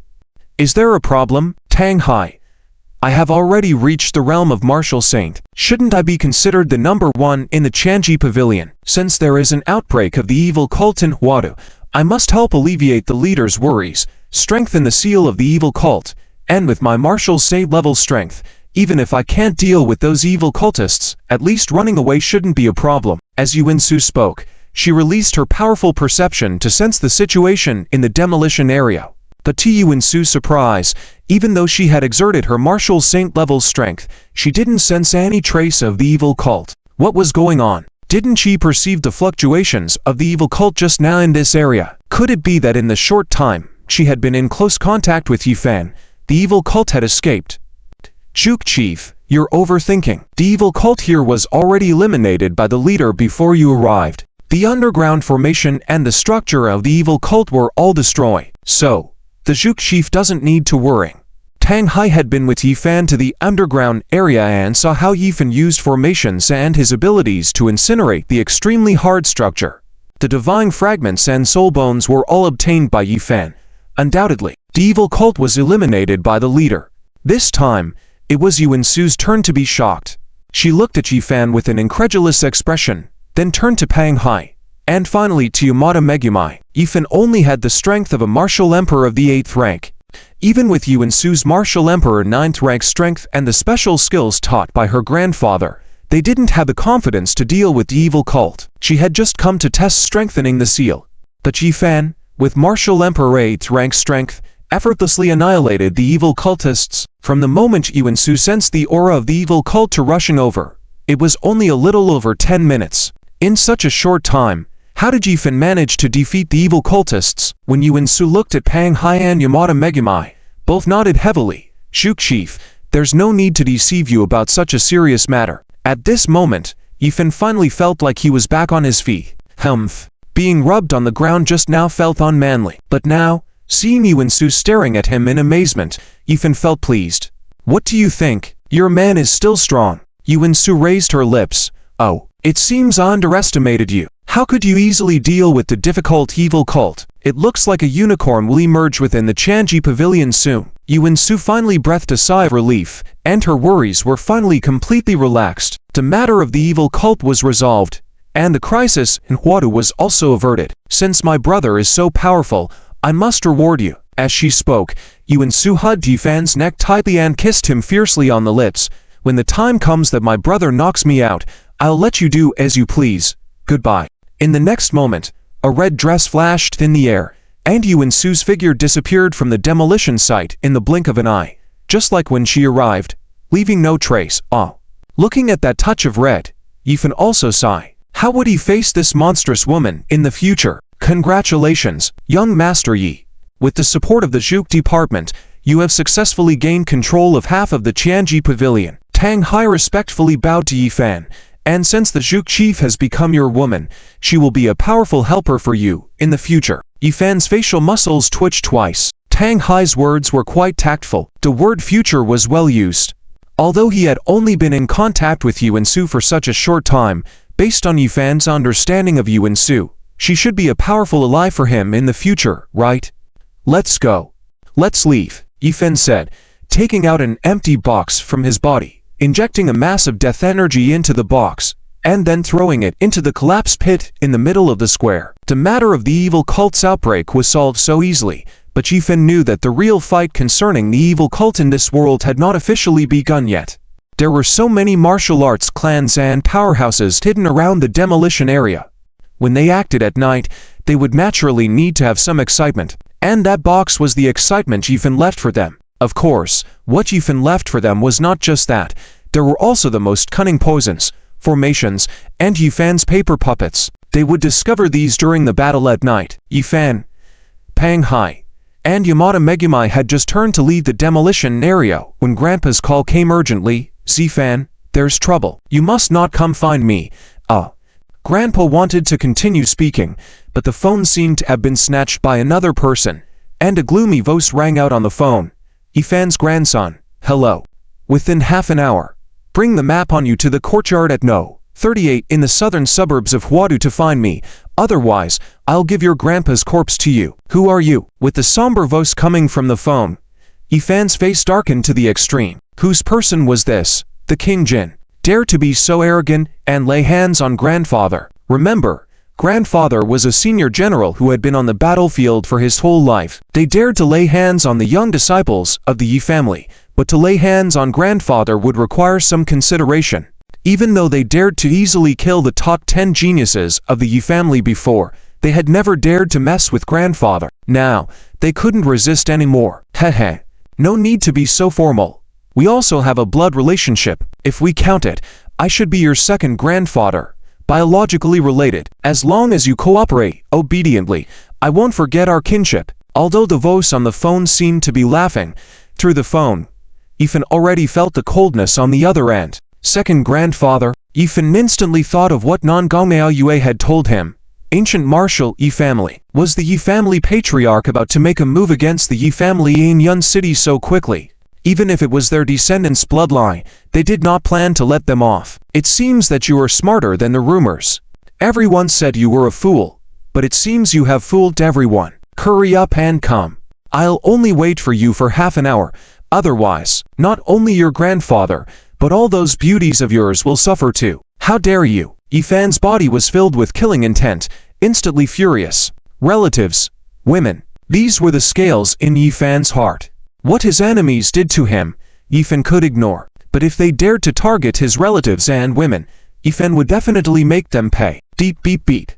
Before Yifan could continue speaking, the call was already hung up directly. Damn it! The people from the ancient martial Yi family came so quickly. Non-Gong Aoyue had said that the ancestral patriarch of the ancient martial Yi family, in order to find the inherited bloodline of the Yi family, had wiped out all the branches of the Yi family, leaving only the Yun City branch. Yifan was very clear about his own situation, the flickering fire, and the dragon tattoo on his chest. He was probably the bloodline that the ancestral patriarch was going to investigate. If this second grandfather found out about his anomaly, Yifan was afraid that the ancient martial Yi family would immediately annihilate the Yi family and seize their bloodline. Moreover, what was the strength of the second grandfather of the ancient martial Yi family? Yifan was already a martial emperor of the 8th rank now. His strength was unmatched in the entire Great Xia Empire. But facing those old guys at the ancient martial level, Yifan was not very confident. Just now, he had been pressed down by Yi Wensu on the ground. Now Yifan was very clear that in this world, there were still many more powerful opponents. His previous understanding of this world had deviated. He thought there were not many martial emperors, just because he had not reached the level of the strongest martial emperors. He thought there were not many martial saints, but in reality, it was because he himself had not reached that level. Alas, his high and cold wife, Yi Wensu, had left too quickly. If she were still here, perhaps Yifan would have more confidence in facing the second grandfather. At this moment, in the direction where Yi Wensu had left, she had just entered a red sedan, and her assistant handed her some information. Leader. The information that just came in, the ancient martial Yi family has mobilized. They have already arrived in Huadu, and they have taken the Yi family patriarch hostage, preparing to use him to threaten Yifan. Just after a big battle, although Yi Wensu had broken through to the martial saint realm, she was still a delicate flower at heart and was very tired, just preparing to rest. Upon hearing her subordinate's words, Yi Wensu immediately became spirited. Yi family patriarch? Yi Wensu picked up the information and quickly glanced at it, her mind racing. From now on, wasn't the Yi family patriarch now her grandfather too? Since she was already the woman of the naughty Yifan, Yifan's matters naturally became her own. Thinking of the wonderful experiences she had with Yifan today, a smile appeared on Yi Wensu's lips, a happy expression on her face. The assistant beside her was in shock. What's going on with the leader? For so many years, I've never seen the leader with such a happy expression. Is it springtime in her mind? Leader, should we intervene in this matter? You mentioned before that Yifan is all about women in his head, not suitable to be the head of Qianji Pavilion. Why don't we just stay out of the Yi family's affairs and let them handle it themselves? Maybe it would be more effective. Before the assistant could finish speaking, Yi Wensu forcefully interrupted. When did I say that Yifan is not suitable to be the head of Qianji Pavilion? The assistant was completely baffled. Just before entering the demolition area to meet with Yifan and Peng Hai, Yi Wensu had said that today she must teach Yifan a lesson and, if necessary, even kill him. How did her attitude change so suddenly in the blink of an eye? Suddenly, the assistant noticed a strawberry mark on Yi Wensu's neck. It was the mark that Yifan had planted on her neck before. The assistant seemed to understand something in an instant. Leader, you and Yifan, you too. Just now in the demolition area, there was a powerful aura swirling around, and it was the leader's aura on top, and Yifan's aura below. In such a strange situation, the assistant felt it clearly, based on the fluctuation of that aura. And with some curiosity, the assistant wondered how the leader and Yifan had struck such strange poses. And now, seeing the kiss mark on Yi Wensu's neck, everything became clear. So that's how it is. Don't look. Don't ask. Yi Wensu gave the assistant a cold look, hiding the shyness on her face, and continued, immediately transmit the secret order of the Tianzi. Special order. From now on, the Zhuge department, including me, all personnel, must follow the command of the newly appointed Pavilion Master Yifan. Any disobedience will be ruthlessly dealt with. In addition, Zifang, go help me with something. Buy a gift suitable for the elderly. Then go to South Suburb No. 38. I should also go visit the old man. Yi Wensu looked at herself in the rearview mirror of the car, straightened up her appearance. Zifang, Do you think I look presentable now? The old man won't dislike it, right? Although Yuan-su could be unrestrained and wild in front of Yifan, she should behave better in front of the old man. On one hand, the old man was her elder, and on the other hand, the old man had indeed worked hard for the great Xia Empire and was a hero in everyone's hearts. Beautiful leader. You look so elegant and beautiful now. I love it when I see you like this. He is asking for a beating, isn't it? Hurry up and get things done. I'll go over first. Humph. Those old guys from the ancient martial world, thinking they can bully my man, they should see the size of my sandbag fist. Can you handle it or not? Yuan-su's face briefly showed a coldness, and a burst of cha exploded from her body. Dang. The force was not controlled well, and all the windows of the sedan burst open. It was confirmed that it was definitely the eruption of the original deity, the violent dragon. What just happened? There was a fool over there who actually shattered the glass of his sedan. Ha ha. That's hilarious.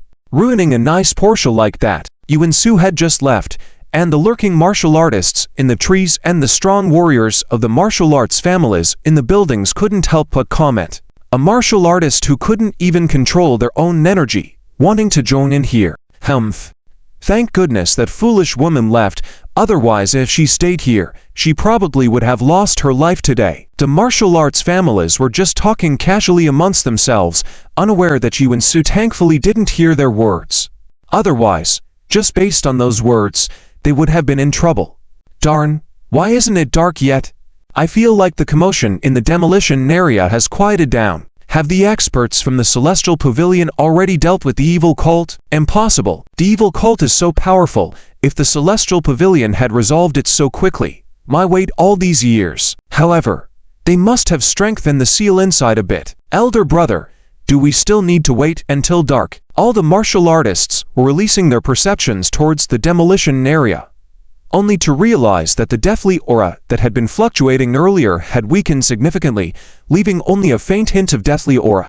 In the northeast direction of the demolition area, the Liu family, led by Liu Qiangsheng, frowned as he looked towards the core area of the demolition zone and declared coldly, "No, we can't wait any longer. If we wait until dark, more people will gather here, and our chances will be even slimmer. Order the brothers to begin the operation according to the original plan." In the southwest of the demolition area, the head of the Zhou family, Zhou Dehong of the Hidden Clan, also spoke up.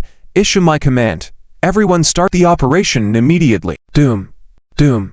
While Li Fin and Yuan-su, Pang Hai, and the others had not left for 5 minutes, when the martial artists who had been hiding in the demolition area seemed to have silently reached an agreement. They instantly began to move from all directions, swiftly advancing towards the core area of the demolition zone. But within 5 seconds, screams could be heard coming from inside the demolition area. Ah, what's going on? How come there's a chilly smell in all this smoke and dust?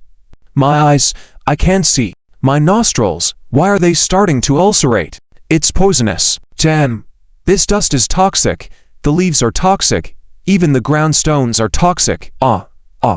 Within moments, successive screams could be heard from the outskirts of the demolition area. In a flash, at least dozens of martial artists collapsed on the ground, including some grandmother-level experts and high-level martial arts masters who were instantly incapacitated by the severe toxins. Of course, these toxins were set up by Li Fan before he left. Just a few dozen poison formations were enough to wipe out a small portion of the martial arts families. Which despicable person set up these poison formations here? The families rushing in saw some martial artists who had been directly corroded by the poison and were left with only half of their bodies, immediately becoming cautious and hesitating to move forward recklessly. Most likely it's the work of the Celestial Pavilion. Earlier, only they came into the demolition area. They must have already taken action against the evil cult in the demolition area, but they probably haven't taken the good stuff. Otherwise, they wouldn't have a reason to set up these poison formations here. That's right. That must be it. Everyone be careful, charging quickly. Whoever gets to the front, gets the treasure. Let's go. Hurry. Hoo-hoo. Although these martial arts families on the outskirts had seen many of their own sacrificed, they were all drawn to the treasures near the damaged pieces of the evil cult. They regrouped their forces and charged forward without care. On the northeast side, Liu Tiangshen had brought more than 100 martial arts masters, most of whom were above the martial arts master level. However, after being repeatedly ambushed by the poison formations, half of his men had already died, and the remaining 2 to 3 dozen masters were also significantly affected by the toxins, greatly reducing their strength. Chief, should we continue to charge forward? Most of our brothers are already injured or dead. Who knows what tricks the Celestial Pavilion has arranged ahead? Even if we manage to reach the front and find the Divine Shar, there are many other martial arts families eyeing us. We may not have a chance to protect it, right? Right? Chief, should we retreat? With many of them failing to see evil cult or the fragments, confidence among those who had come with Liu's family had diminished. Retreat? What a joke! Have you forgotten what the family head said before we came? If we can't get the fragment this time, none of us will be able to go back alive. Let's continue pushing forward. Liu Tiangshen glanced back. As someone who had barely reached the emperor level, Liu Tiangshen could naturally sense that there were still many martial arts experts behind them, closely watching the actions of the Liu family. Once the Liu family succeeded, those martial arts families behind would surely take action against them. But now, with the sacrifices of so many people from the Liu family, who were already close to breaking through the poison formations to reach the core area of the demolition zone, how could he bear to let them give up? After finally sacrificing several more strong warriors, Liu's family finally broke through the poison formations and the core area was now in sight. However, suddenly, a figure appeared in front of Liu Tiangshen and his men. Li Fan. Seeing the sudden figure, Liu Tiangshen's heart trembled and instinctively took 2 steps back, pushing one of his men forward to block.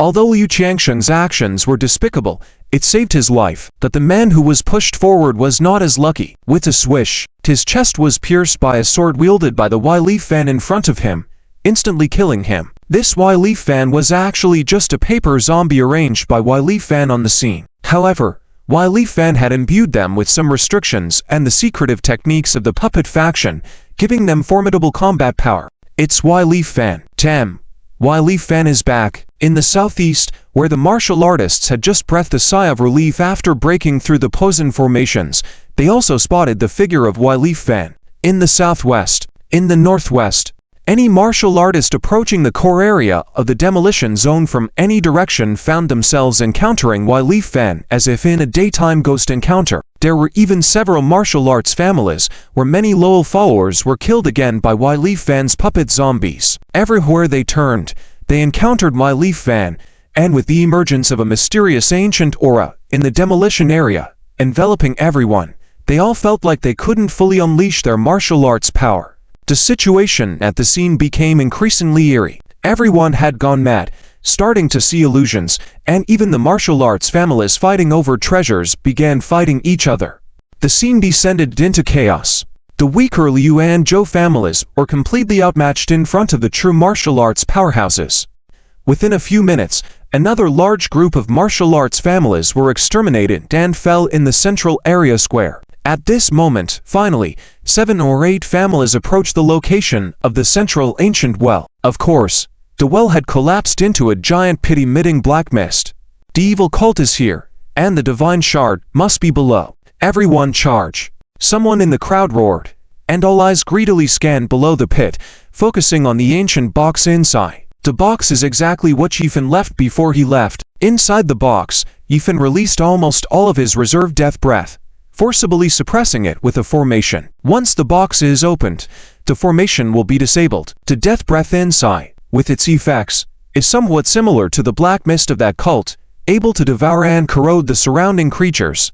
When Yifan left the box, he had considered it repeatedly, but according to the information sent back from the Heavenly Machine Pavilion, almost none of those families and organizations targeting the cult had good intentions. In that case, if they died for the fragments of the deity, Yifan had nothing to feel guilty about. Damn it! Liu Tiangshen, I was the one who saw the box first. Dare you move a finger to try? Bullshit. Is your name written on the box? You saw it, it's yours. If you have the guts, call it. Let's see if it responds. After sacrificing most of his men, Liu Tiangshen finally killed Yifan after losing several lives, only to discover that the Yifan was a puppet. After putting in so much effort and reaching this place, Liu Tiangshen naturally wouldn't give up on seizing the box. You bunch of trash, dare to be presumptuous in front of my Shen family's martial arts? Master Shen, don't speak too soon. Doesn't our Wan family also have a share of this box? In an instant, dozens of martial arts families and organizations surrounded the huge pit, powerful martial energy fluctuations lifting the dust, making the atmosphere feel oppressive. In that case, let's each show our abilities. Brothers, attack. Whoever can get the deity's fragment, their family will soar. A roar came from the crowd, and hundreds of martial arts experts all began to charge recklessly. Doom. Doom. Almost all the martial arts experts attacked indiscriminately. Any expert who tried to approach the box immediately faced attacks from numerous nearby martial arts experts. In just a few seconds, several martial masters were killed by the joint effort of others. The scene was extremely brutal. However, even so, the remaining martial arts organizations and experts continued their reckless charge. The collapsing huge pit ultimately became a natural pile of corpses. In a moment, numerous bodies were already piled up at the bottom. The battle above continued, with major organizations becoming bloodthirsty. At that moment, with two swords on him, Liu Tiangshan's facial muscles twitched slightly, then quietly crawled towards the bodies below. Protected by the bodies, Liu Tiangshan quickly reached the bottom of the pit. While the martial experts above were distracted, he grabbed the box at the bottom of the pit. Ha ha! Finally, I have the box in my hands. Excellent! Is my Liu family going to rise? Liu Tiangshan tightly hugged the box, his face full of pride. Being clever enough, he bypassed the intense fighting above and came directly from under the bodies. The box. Liu Tiangshan's laughter immediately caught the attention of the martial families above. Damn it, what's going on? How can a small Liu family take away the box? What do we do now? What a mess. Why are we fighting like this? At this moment, only about 7 or 8 martial expert families remained fighting above, all-powerful ancient martial families with deep foundations. With Liu Tiangshan holding the box, these 7 or 8 families dared not make any move. They were waiting to see the actions of other families. After fighting for so long, everyone was already pushed to their limits. If someone made a move now, they would undoubtedly be jointly attacked by other families. Liu Tiangshan at the bottom of the pit happened to be the balance point. If there really was a deity's fragment inside the box, then Liu Tiangshan might just succeed. Unfortunately, the box didn't contain a deity's fragment but death breath. Ha ha. It now belongs to my Liu family. Seeing the martial families above not daring to move, Liu Tiangshan began to laugh triumphantly. Understanding the situation, he knew it was impossible for him to take the box away. However, if he opened the box there and absorbed the deity's fragment inside it, the experts on the scene would probably not dare to act rashly, right? Thinking this, Liu Tiangshan reached to open the box. No. Seeing Liu Tiangshan's action, the martial families above were infuriated, but apart from shouting, they didn't dare to make any additional moves. They could only watch helplessly as Liu Tiangshan opened the ancient box in his hands. Whoosh! As the box opened, a violent black death breath soared into the sky and spread rapidly towards the crowd, engulfing the entire evacuation area in an instant. Oh, damn it! This black mist is toxic. It can devour our vitality. How did my hand suddenly corrode and disappear? I understand now. This is a trap, set by the Heavenly Machine Pavilion. Whatever was beneath the cult must have already been taken by the Heavenly Machine Pavilion. They intended to destroy us. Vicious. The strong martial families on the scene, after a brief contemplation, instantly understood the critical reason behind it and realized it was a trap. While the devouring power of the death breath was strong enough, it could be resisted momentarily by experts above the martial saint level. In such a crisis, many family heads and leaders directly used their followers' bodies to block the death breath and tried to flee from the evacuation area. However, a golden light emerged from below, the execution formation set up in advance by Yi Fan, temporarily restricting all actions. Only the roar of the devouring death breath and the miserable cries of the martial experts could be heard on the scene. After a few minutes, everything vanished. The black death breath disappeared, the execution formation on the ground disappeared, and even the bodies in the pit vanished. A gentle breeze passed, lifting a few dry leaves from the ground. Besides the silence, no one could have guessed the fierce battle that just took place here, with hundreds of martial experts perishing and dispersing from here. Meanwhile, outside the evacuation area, other martial experts kept arriving, aiming to seize the fragments beneath the cult. outside the suburban area of the Flower City, at Courtyard 38. After arriving by car, Ethan sensed a wave of ancient and eerie energy from inside the courtyard even before entering the gate. The powerful energy fluctuations made Ethan, even with his martial emperor 8th grade strength, unable to see clearly inside and understand what was happening inside. Since you're here, come on in. No need to hide. In my eyes, you're already a dead man. As the sound echoed in the courtyard, Ethan could clearly feel a divine consciousness locking onto himself. Even though Ethan had exceptionally strong mental power, he surprisingly couldn't shield himself from the sensing divine consciousness. The feeling of being targeted was like being stared down by a fierce venomous snake. Ethan hadn't encountered this kind of feeling for a long time. His expression started to turn serious. It seemed that what Nangongayu said was right.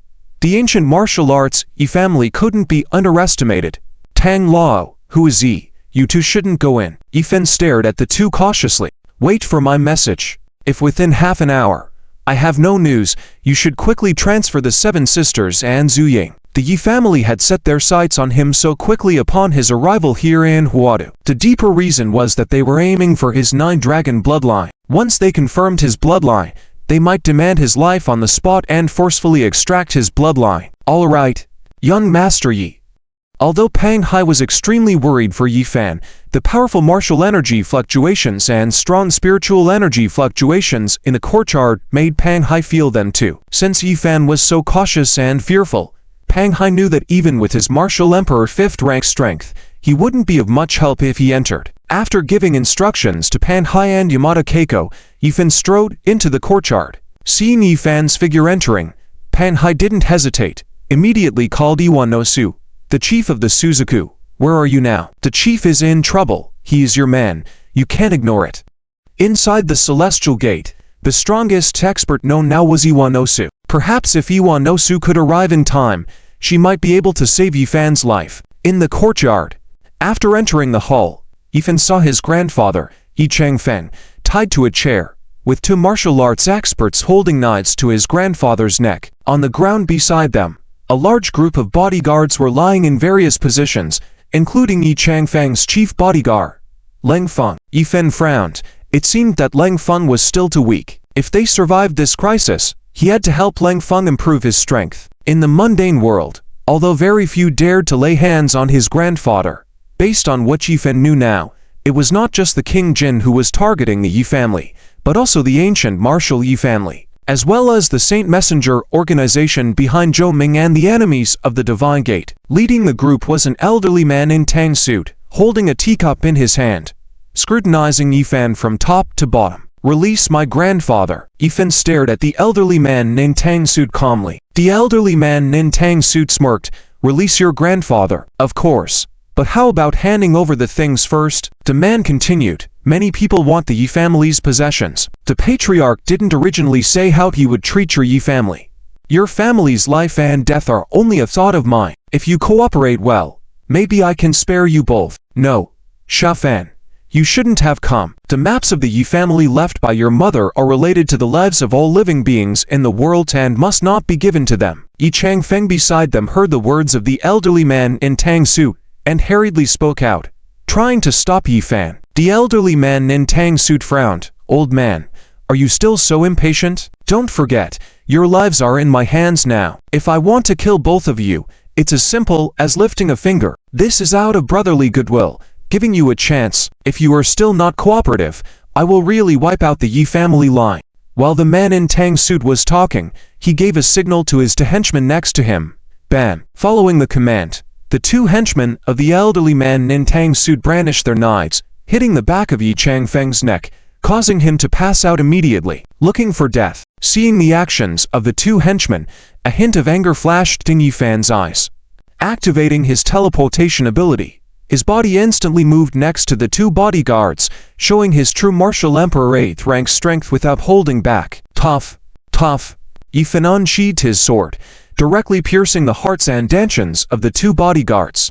Then quickly stepped back several meters, infused vital energy into his grandfather's body, and awakened him. Xiao Fan, hurry and go.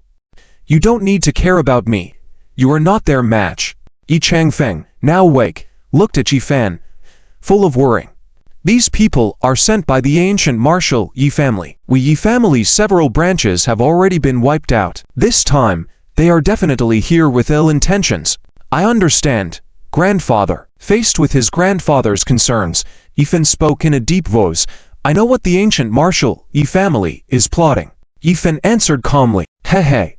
Yifan, it seems I underestimated you. There have been rumors outside saying you are a fool, but now it seems you are far from it. Your strength is much stronger than your grandfather's. Hehe. The man in tang suit stared at Yifan, with a meaningful smile on his lips. After wiping out so many branches of the Yi family and not finding the 9 dragon yang veins, the last branch of the Yi family, where the top 10 geniuses had all been killed, was also unsuccessful in finding the corresponding bloodline. Could it be that the bloodline passed down by the Yi family was in Yifan? If so, if he could capture Yifan extract that bloodline, and then absorb it, wouldn't he no longer be under the control of the Yi family ancestors? Could he become the #1 in the ancient martial family? Second grandfather, you flatter me.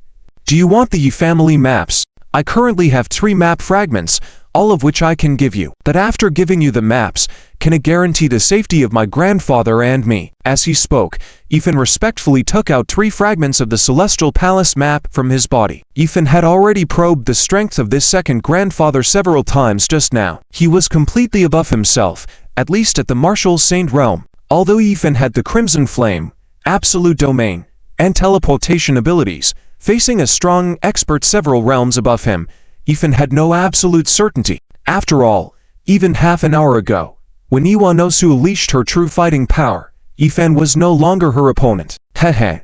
I'll take the things first. But Yifan, it seems you haven't understood the situation. Do you have the qualification to negotiate conditions with me now? With a breath, the man in tang suit snatched the map fragments from Yifan's hands, gave them a satisfied look, tucked them into his arms, then stepped towards Yifan. If you want me to spare both of you, I will have to dig open your heart and release a bit of your blood and see if there are any issues. If everything is fine, then I might spare your lives.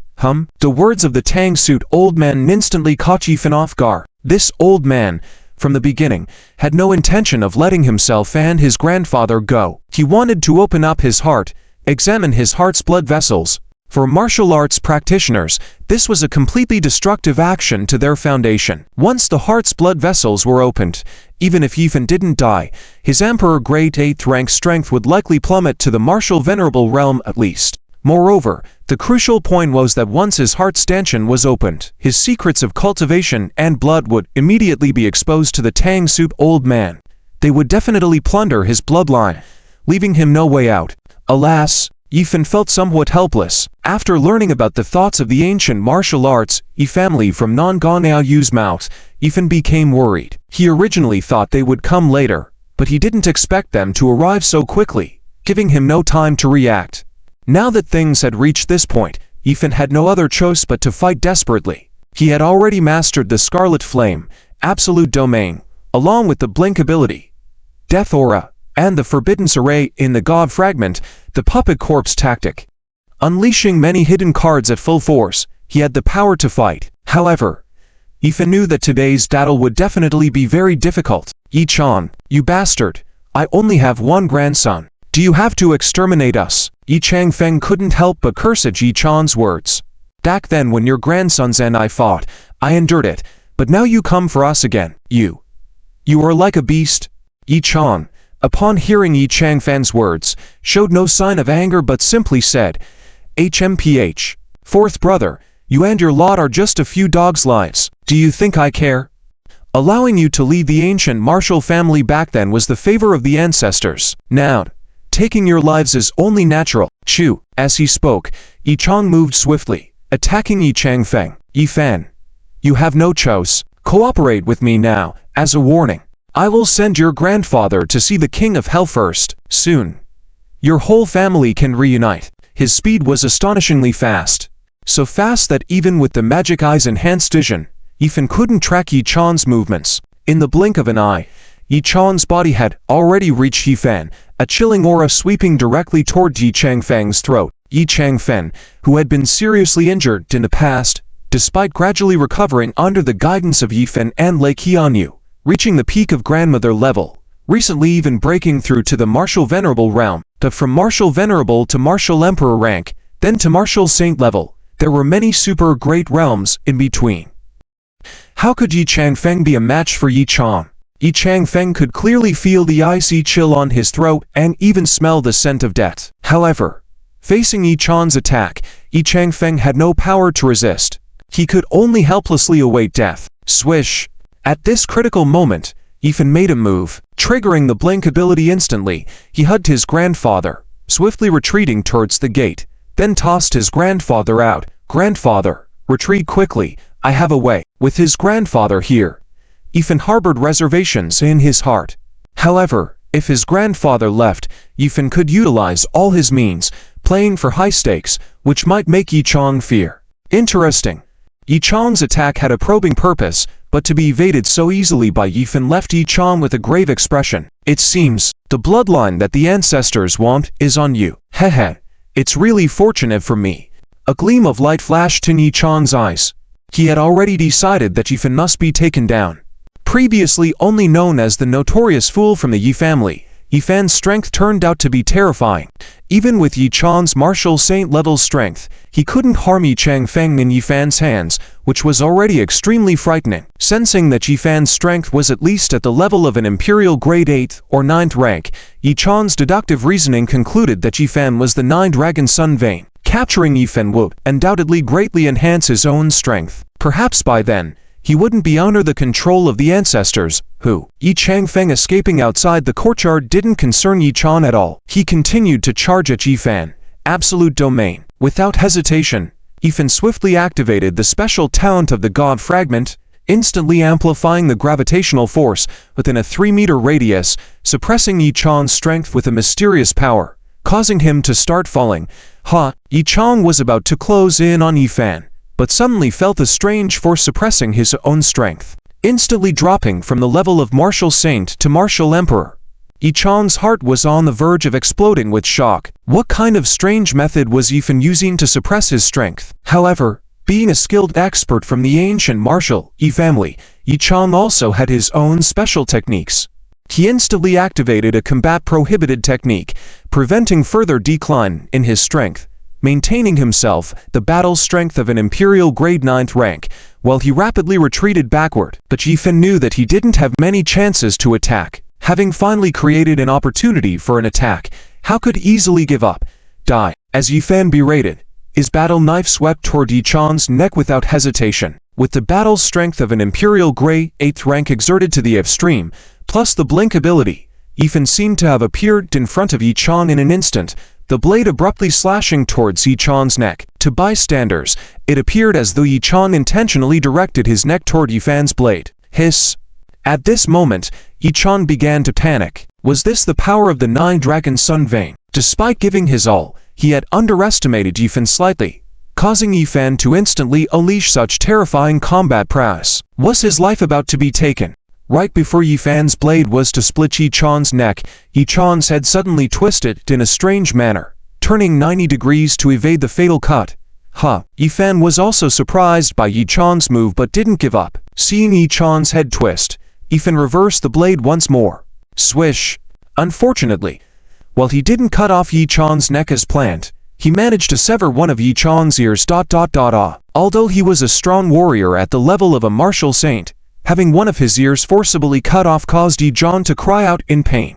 Losing an ear was not fatal, but as a top figure in the ancient martial Yi family and a prominent figure amongst the martial saints, it was unacceptable to have his ear cut off while fighting a foolish young master from the mortal world. Fearing Yi Fan's further attacks, Yi Chang swiftly moved his body, retreating 3 zhans backward to avoid being controlled by Yi Fan's absolute domain. The moment he left the controlled domain, Yi Chang felt his strength returning to the level of a martial saint, giving him a bit of reassurance. Yi Chang wiped the blood from his face and looked at his fallen ear on the ground. According to the medical and martial arts techniques in the ancient martial world, if he quickly reattached his ear to the wound, his ear could heal again. However, as Yi Chang was about to pick up his fallen ear, a foot appeared and stomped on the ear with violent force. With a crack, the fallen ear shattered into a pile of powder. Given this situation, it was impossible to repair his ear. You little beast, you're looking for death. Damn it! Yi Zhang glared at Yi Fan with a fierce look, realizing the ruthlessness of Yi Fan. To move just now, if used against anyone else, even a martial saint, would likely have resulted in death. Yi Fan not only cut off his own ear but also stomped on it. Yi Zhang, ignoring the blood on his face, once again mobilized his strength as a martial saint and attacked Yi Fan. This time, in order to defend against the interference of the absolute domain, Yi Zhang had already activated his secret forbiddance technique to shield himself from the influence of Yi Fan's absolute domain. Unexpectedly, Yi Fan had already activated the purging formation.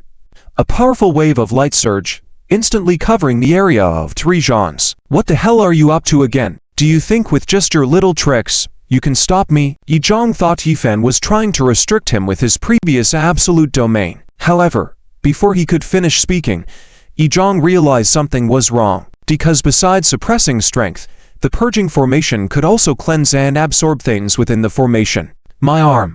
Although Yi Zhang's body was protected by a powerful forbiddance technique, the surface of his arm began to blur as the purging formation took effect, the skin beginning to fuzz up.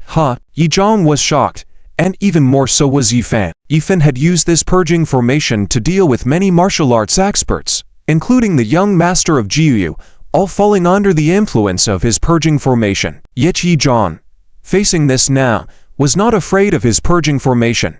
The potent purgation effect had only slightly corroded the skin. Yi Fan intensified the purging formation again, aiming to enhance his purified power. However, by this time, Yi Zhang had reacted. While a unique aura protected his body, he retreated.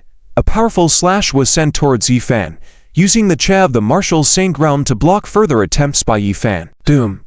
The mighty slash descended, instantly obliterating the entire courtyard. Outside the courtyard, Yi Changfeng ran out and immediately met Pang Hai. Seeing the smoke billowing inside, the courtyard instantly destroyed. Yi Changfeng's heart clenched. Pan Lao, will Zifan be okay? Yi Changfeng furrowed his brow, asking Pang Hai for reassurance. The power of the ancient martial Yi family had always been a topic that Yi Changfeng had avoided for so many years, despite his success in the mortal world. Although Yi Changfeng had prospered in the mortal world of Daxia, compared to the Yi family of ancient martial arts, he was nothing. Any member of their family could easily suppress numerous people in the mortal world. Alas, although Yi Fan was now at the level of a martial emperor, Yi Zhang was already a master at the level of a martial saint. If given enough time to grow, Yi Fan might have had a chance against them, but now, don't worry, Yi Lord. The guild master will be fine. Moreover, our guild's strongest expert is on the way. 1 more minute and the guild master will be fine. Tang Hai's brow furrowed into a knot. Not even a minute. 30 seconds is enough. Dare to harm my man and you're seeking death. Through the communicator on his body, Yuanzu's voice came through, along with a howling wind sound. After combining with Yi Fan, Yuanzu's strength had also broken through to the level of a martial saint. Once Yuanzu arrived in time and joined forces with Yi Fan, the chances of defeating Yi Zhang would greatly increase. However, the situation at the moment was clear. Yi Zhang had already harbored murderous intent. Could Yi Fan hold out until the last moment? Cough. In the ruins of the courtyard, Yi Fan coughed, waving away the smoke in front of him. His body looked slightly unkempt, but he had not suffered any significant injuries. While Yi Fan had evaded most of Yi Zhang's attack just now, he couldn't bear the residual power completely. Luckily, at a crucial moment, the fire in Yi Fan's body flickered again, instantly neutralizing the remaining power of Yi Zhang's attack, once again saving Yi Fan's life. Not dead yet? Yi Zhang emerged from the smoke, using martial Cha to heal the wounds on his arm, staring at Yi Fan, who had remained unscathed. With a furrowed brow, it seems your luck is really quite good. I'm curious to see how far your luck can take you. Yi Zhang felt a foreboding in his heart. As a martial saint, he had already made 3 consecutive moves, but couldn't defeat even an 8th-level martial emperor young man, remaining unscathed himself, or losing an ear. If he continued like this, he might end up losing to Yi Fan. It was necessary to end this fight quickly. After all, this was the mortal world, and Yi Fan still had powerful support behind him. Besides, there was also a hidden power of the Shinto sect in the mortal world, rumored to have a great connection with Yi Fan's mother. If they intervened, Yi Zhang had no certainty of winning. However, this time, before Yi Zhang could strike, Yi Fan struck first. Whoosh. Yifan's mind flickered, and the fire in his dantian flickered, activating the crimson flames, enveloping Yi Zhang instantly. This was Yifan's ultimate card, Crimson Flame Incineration. According to Yifan's previous experience, this crimson flame could burn even a martial emperor to ashes. Though would it be effective against a martial saint? Before Yifan could finish his thoughts, a figure enveloped in flames had already rushed out of the crimson flame. His beard, eyebrows, and clothes were all burned to nothing, but Yi Zhang himself was enveloped in a stream of light, suffering no fatal damage and quickly lunging towards Yifan. With a sudden grab, he tightly caught Yifan's neck. This time, you little beast, let's see how you resist. I curse. The raging flames, capable of burning all things, couldn't even kill Yi Zhang. What kind of monster is this? Seeing Yi Zhang emerging unscathed from the flames, Yifan was shocked and frozen in place. At this point, Yifan had almost used all his cards. Even though he cut off one of Yi Zhang's ears and burned his beard, eyebrows, and hair to ashes, Yi Zhang himself, in reality, was not harmed at all. Is this absolute power? As Yi Zhang grabbed Yifan by the neck, just when Yifan thought he was completely done for, he found that Yi Zhang didn't immediately kill him, but instead restricted all of Yifan's martial arts energy, not making a fatal move. A hint of confusion appeared in Yifan's eyes. HMPH. You little wretch, rest assured, you will die today for sure. However, before you die, this seat must see what your bloodline is all about. Hey, you should be grateful that your bloodline is somewhat special. Otherwise, you would have died 100 times in this seat's hands. Yi Zhang, at the level of martial saint, after grabbing Yifan by the neck, circulated all his energy, directly sealing off all of Yifan's vitality. At this moment, even though Yifan had reached the level of martial emperor and his physical condition was completely different from an ordinary person, he couldn't unleash his abilities at all without his martial arts energy shield. Doom. Like releasing pent-up anger, Yi Zhang grabbed Yifan and ruthlessly slammed him into the ground, nearly burying Yifan's entire body beneath the concrete surface. Although Yifan had trained to the level of martial emperor and his body was vastly different from an ordinary person, without his martial arts energy shielding, his body still felt the impact of smashing through the concrete, making Yifan grit his teeth in pain. Swish! A dagger appeared in Yi Zhang's hand. Without any hesitation, he directly cut a gash on Yifan's arm, letting Yifan's fresh blood flow outward. As Yifan's blood streamed down his arm, bright red in color, seemingly no different from an ordinary person's blood. After 3 seconds of blood flowing, a bizarre scene took place. The dragon patterns on Yifan's chest began to emit a golden glow, enveloping his entire body. The wound on Yifan's arm rapidly healed. Most crucially, Yifan's blood, in an instant, turned somewhat golden and rippled. This. Yi Zhang stood by, clearly sensing the dragon pattern aura and the change in blood color on Yifan's body, trembling with excitement. It really is. It's indeed the 9 dragon yang veins. Fantastic. Don't waste it. Seeing the bloodlines on Yifan's arm, Yi Zhang, without saying a word, suddenly started sucking forcefully on Yifan's arm. This was the 9 dragon yang veins, a bloodline even more powerful than the ancestral dragon bloodline. Within this bloodline, contained power capable of shaking heaven and earth. While absorbing the 9 dragon yang veins shouldn't be done this way, absorbing the power from the blood naturally was also good. Damn. Sensing Yi Zhang's actions, Yifan felt nauseous. Damn it. Until now, apart from intimate contact with girls, Yifan had never been this close to another man. Every hair on Yifan's body stood on end, his entire being resisting, instinctively wanting to get away. But now, with all of Yifan's blood vessels sealed, he couldn't activate any martial arts energy or use any means at all. However, seeing Yi Zhang voraciously devouring his blood, Yifan suddenly thought of a plan. Poison.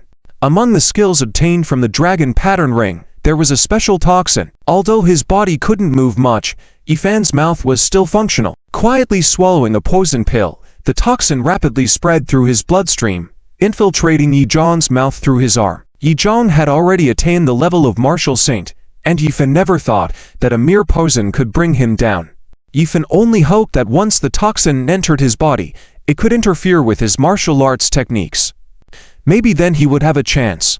Due to Yifan's body's self-healing ability, after Yi Zhang absorbed some blood for a moment, Yifan's wound stopped bleeding outward, The power of the nine-dragon bloodline is truly extraordinary. Yizhong raised his head, took a satisfied deep breath, feeling the surging power within him, and disdainfully looked at Yifan, saying, HMPH. Trash, inheriting the nine-dragon yan veins. What a waste. With just a few mouthfuls of blood absorbed, Yizhong felt a powerful surge of martial arts energy gathering within him. If he continued to suck a few more mouthfuls, Yizhong felt that he could break through to the second rank of martial saint. If he dug out Yifan's heart and forcefully took Yifan's nine-dragon yan veins for himself, merging them with his own body, what level could his strength instantly elevate to? Just thinking about it was exhilarating. If he truly fused with the nine-dragon yan veins, his power increased. Then returning to the ancient Yi family meant he wouldn't be restricted by the Yi ancestor anymore. At that time, he could do whatever he pleased. Even the Yi ancestor couldn't control him. But why does this seat's head feel a bit dizzy? Could it be that the power of that blood is too strong? The recovery too forceful? Yizhong suddenly felt his head starting to feel faint, his entire body feeling lackluster, even his cultivation seemed somewhat obstructed. However, Yizhong was too excited at the moment and didn't think much about it. What he needed to do now was to quickly dig out Yifan's heart, take Yifan's heart veins, and merge them with Yifan's nine-dragon yan veins. Such a heaven-defying bloodline, though known to few, once exposed, would surely attract countless people vying for it. Hehe. Yifan, don't blame this grandpa for being heartless. Blame yourself for being born into the Yi family. Yizhong aimed the dagger at Yifan's heart, martial energy beginning to flow towards the dagger, intending to stab viciously. Insolent. Release Yifan. Release the master. I'll fight you. Release the master. Outside the courtyard, Pang Hai, Yi Changfeng, and Yamada Keiko approached with difficulty, scolding, trying to rescue Yifan. However, Yizhong's strength was too overpowering. With just a gentle wave of his hand at the level of martial saint, a powerful surge of martial energy sent them flying. We can't delay. Otherwise, more trouble will come in the future. Yizhong's expression darkened, and he ruthlessly pierced Yifan's heart. He needed to quickly extract Yifan's heart. Otherwise, it would result in Yifan's demise. According to the Yi ancestor, this nine-dragon yan veins involved a cycle of causality. If delayed, unexpected variables might arise. Plunge. A crisp sound was heard as the dagger pierced the flesh, along with a dragging sensation, almost as if blocking the blade from entering the flesh. Did it succeed? Finally. Life and death interchange. However, as the blade pierced Yifan's body, Yizhong suddenly heard Yifan muttering something under his breath. Yizhong didn't pay attention. At this point, even if the J Emperor came, it wouldn't change the fact that he was going to dig out Yifan's heart. The blade of Yizhong twisted in the body for a moment, wanting to cut open Yifan's heart and other organs. This way, it would be more convenient when he took out his own heart later. But what made Yizhong feel a bit depressed was that he felt his arm was a bit awkward. Yifan was clearly standing in front of him, so logically, he could just reach out with the dagger and stir up Yifan's chest. But at this moment, Yizhong felt that his arm was reversed, showing a hook posture, as if standing behind Yifan and reaching out in front to dig into Yifan's chest. It felt particularly awkward. Damn, if Yifan wasn't standing in front of him, Yizhong would feel like he was digging into his own heart. Dig into his own heart? When this idea came to mind, Yizhong suddenly saw drops of fresh blood dripping from his wrist. And then, suddenly, he felt a piercing pain in his chest. Yizhong incredulously lowered his head to look at his chest, and his eyes almost popped out. Damn it, what kind of magic is this? Isn't he digging into his own heart? And Yizhong found out that he was not in the right position at all. He was clearly standing in front of Yifan just now, but now Yifan in front of him had disappeared. And in turn, Yizhong was standing in the spot where Yifan had just been. The dagger that should have pierced Yifan's heart was being held by Yizhong himself, stirring in his own chest. Digging his own heart? If he hadn't experienced it himself, Yizhong wouldn't have believed it. What kind of monster is this Yifan? How did he do it? Just now, he clearly had sealed off all of Yifan's vitality and strength, so how could Yifan still manage to struggle out? And using such ridiculous means, escaping from his hands, even making himself dig into his own heart? Just with the phrase shift of stars, and it has such power. Yizhong was going crazy. His heart was pierced. He stirred it a few times inside, and Yi Zhang's heart had already suffered heavy damage. But what was even more terrifying was the fear in his heart. At this moment, Yi Zhang, no longer concerned about his image, hurriedly tried to retreat backward while trying to pull the dagger out of his own heart. Yi Zhang was already a strong warrior at the Saint Realm level. Though his heart had been heavily damaged, his strength would definitely be affected. However, he had reached the peak of the first tier of Saint Realm. Even if his strength was compromised, as long as he acted swiftly, he could still defeat Yi Fan. However, Yi Zhang had this idea. Naturally, Yi Fan had the same idea. The golden energy of the dragon pattern surging, providing Yi Fan with a final opportunity. How could Yi Fan waste it? While all of Yi Fan's vitality had indeed been blocked, with the energy emanating from the dragon patterns on his chest, healing the wounds while swiftly removing all of the restrictions on Yi Fan's body. So, on the surface, Yi Fan still appeared to be under Yi Zhang's control, but in reality, Yi Fan had already regained his freedom of movement that Yi Fan had been enduring, waiting for the final opportunity to strike. Finally, success. As Yi Zhang was about to retreat and remove the dagger, Yi Fan teleported, suddenly appearing in front of Yi Zhang, a wicked smile on his lips as he aimed a slap at the dagger in Yi Zhang's hand, wanting to completely pierce Yi Zhang's heart with that dagger. If Yi Zhang's heart was completely pierced, then even if Yi Zhang had great abilities and could sustain his life, maintaining his strength at the Saint Realm level would be almost impossible. And once Yi Zhang's strength dropped below the Saint Realm level, with Yi Fan's hidden cards, he had a complete chance to kill Yi Zhang. HMPH. You little beast, it seems that I have indeed underestimated you. Go to hell, scum. Yi Zhang was completely furious. At this moment, he no longer cared about the dagger in his chest. Releasing the dagger's handle, one hand blocked Yi Fan's attack while the other hand wielded a powerful blow towards Yi Fan in front of him. Doom. This was Yi Zhang's ultimate move, the most powerful strike he could muster at the peak of the Saint Realm level. His final killing move. Yi Zhang was well aware that if he couldn't kill Yi Fan with one blow at this point, with his heart heavily injured and weakened, Yi Fan's elusive methods would make it uncertain if he could even handle Yi Fan. A powerful energy burst out. Although Yi Fan struggled to dodge, he ultimately could not escape. Under Yi Fan's powerful force, he was crushed into debris. The air seemed to be filled with the smell of burnt paper. Is this death? Yi Zhang secretly breathed a sigh of relief, but also felt puzzled. Doesn't this Yi Fan possess the 9 dragons positive meridian? With such enormous energy contained in his blood, even if Yi Fan couldn't fully mobilize the power of his blood, he shouldn't have been destroyed so easily by Yi Zhang, right? No, something is very wrong. Yi Zhang frowned, looking at the floating paper in the air, his mind racing, until he suddenly thought of a terrifying forbidden technique. Bad, it's a puppet. Yi Zhang knew that there was a puppet sect in Xuanxi. They could transform using paper to simulate human actions. Damn. As soon as Yi Zhang realized that the one he had just shattered was a puppet, he felt his scalp tingling. Move. He must move. This feint caught his attention.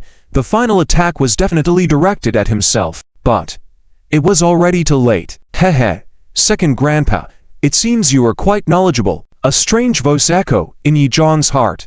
Plush. The next moment, there was a crisp sound. The Yi Fan in his heart reached out his hand and grabbed the dagger, piercing Yi Zhang's heart completely. Even Yi Fan's arm passed through Yi Zhang's chest. The intense pain almost made Yi Zhang faint. Doom. Yi Zhang waved his hand, once again using his martial energy to shatter the Yi Fan held in his heart. As expected, the Yi Fan who had just pierced Yi Zhang from behind was still just a puppet. Yi Fan didn't have much else, just a lot of paper people. Ever since he tasted the advantage of using the paper people's actions, Yi Fan prepared hundreds of paper people on himself, inscribed with runes and forbidden techniques, just in case. Unexpectedly, at such a critical moment, it saved his life. At this moment, Yi Fan stood 10 meters away from Yi Zhang, watching him intently. After being injured and subsequently attacked twice, Yi Zhang's body function had severely declined, especially after the second attack, when his body was completely pierced by the dagger. It was like an air balloon leaking air, a large part of it escaping from the hole in his heart.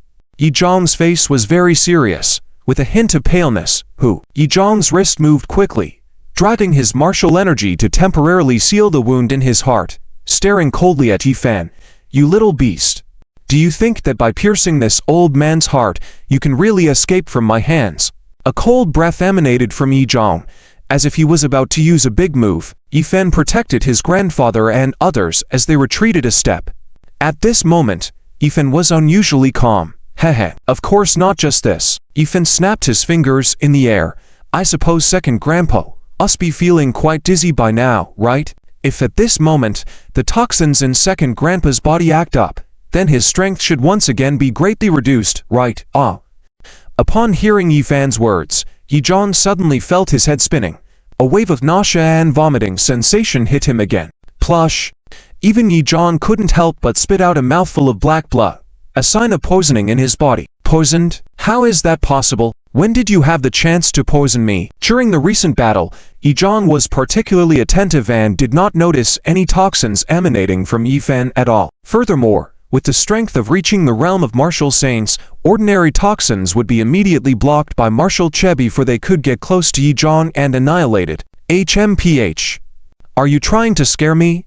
Do you think I am easily frightened? Trying to use poison to stop me from advancing. Yizhong quickly stopped the blood flow around the wound on his heart, coldly staring at Yifan. Let me tell you, you must die today, you little beast. This Yifan was too terrible. At such a young age, he had such cunning and means. With only the power of a martial emperor of the 8th rank, he could contend with strong martial saints like Yizhong. If Yifan continued to develop like this and eventually invaded the ancient martial Yi family, how would Yizhong respond? Yizhong knew that Yifan would eventually learn about the secrets of the ancient martial Yi family because there was someone very important to Yifan at that time. Heh. I didn't actively poison you, but don't forget, you sucked my blood just now, and the toxins were in my blood. Yifan smirked devilishly, beginning to set up another formation in his hand, planning to launch a final attack on Yizhong. Tough. Yizhong's chest surged again, spewing out another mouthful of blood. His face grew paler and more serious. You are truly malicious. Yizhong quickly circulated his martial Che, trying to force the toxins out of his body. However, in doing so, part of his strength that had already dropped to the 9th rank of martial emperor had to be used to block the wound on his heart, while another part had to be used to cleanse the toxins, further diminishing his power. Yizhong was now starting to defend against Yifan's attacks, but Yifan was waiting for this moment. How could he give up now? Whoosh! Yifan instantly activated his teleportation, and in the blink of an eye, his body had appeared in front of Yizhong. The war blade in his hand drew 8 phantom images in the void and attacked Yizhong from 8 directions. Yizhong, being a powerful martial saint, even though injured, did not dare to be careless and launched a full-on attack. Absolute Domain. Crimson Flame Fire. Slaying Evil Formation. Combined with the Yen Luo's beheading technique, taught by the Dragon Pattern Ring, all attacked Yizhong recklessly. Doom. In an instant, within a radius of 10 meters, there was a deafening roar, and the entire land seemed to be trembling. The air was compressed by the powerful martial Che, creating sharp cracks and loud explosions. The atmosphere felt heavy, as if it was beginning to stick together. Tang Hai and Yi Changfeng, who were in the distance, had wanted to help. However, upon realizing that the area in this area seemed to have changed, they knew that their current strength would be of no help, and might even distract Yifan from focusing on the battle. So the two of them signaled to Yamada Keiko and retreated several dozen meters. Watching Yifan's battle, Yamada Keiko's eyes showed a glint of excitement. Nibbling on her red lips, she thought, is this the power of the master? The strength of a martial emperor of the 8th rank, facing a martial saint, can stand undefeated. It seems I have to work harder. Mother was right.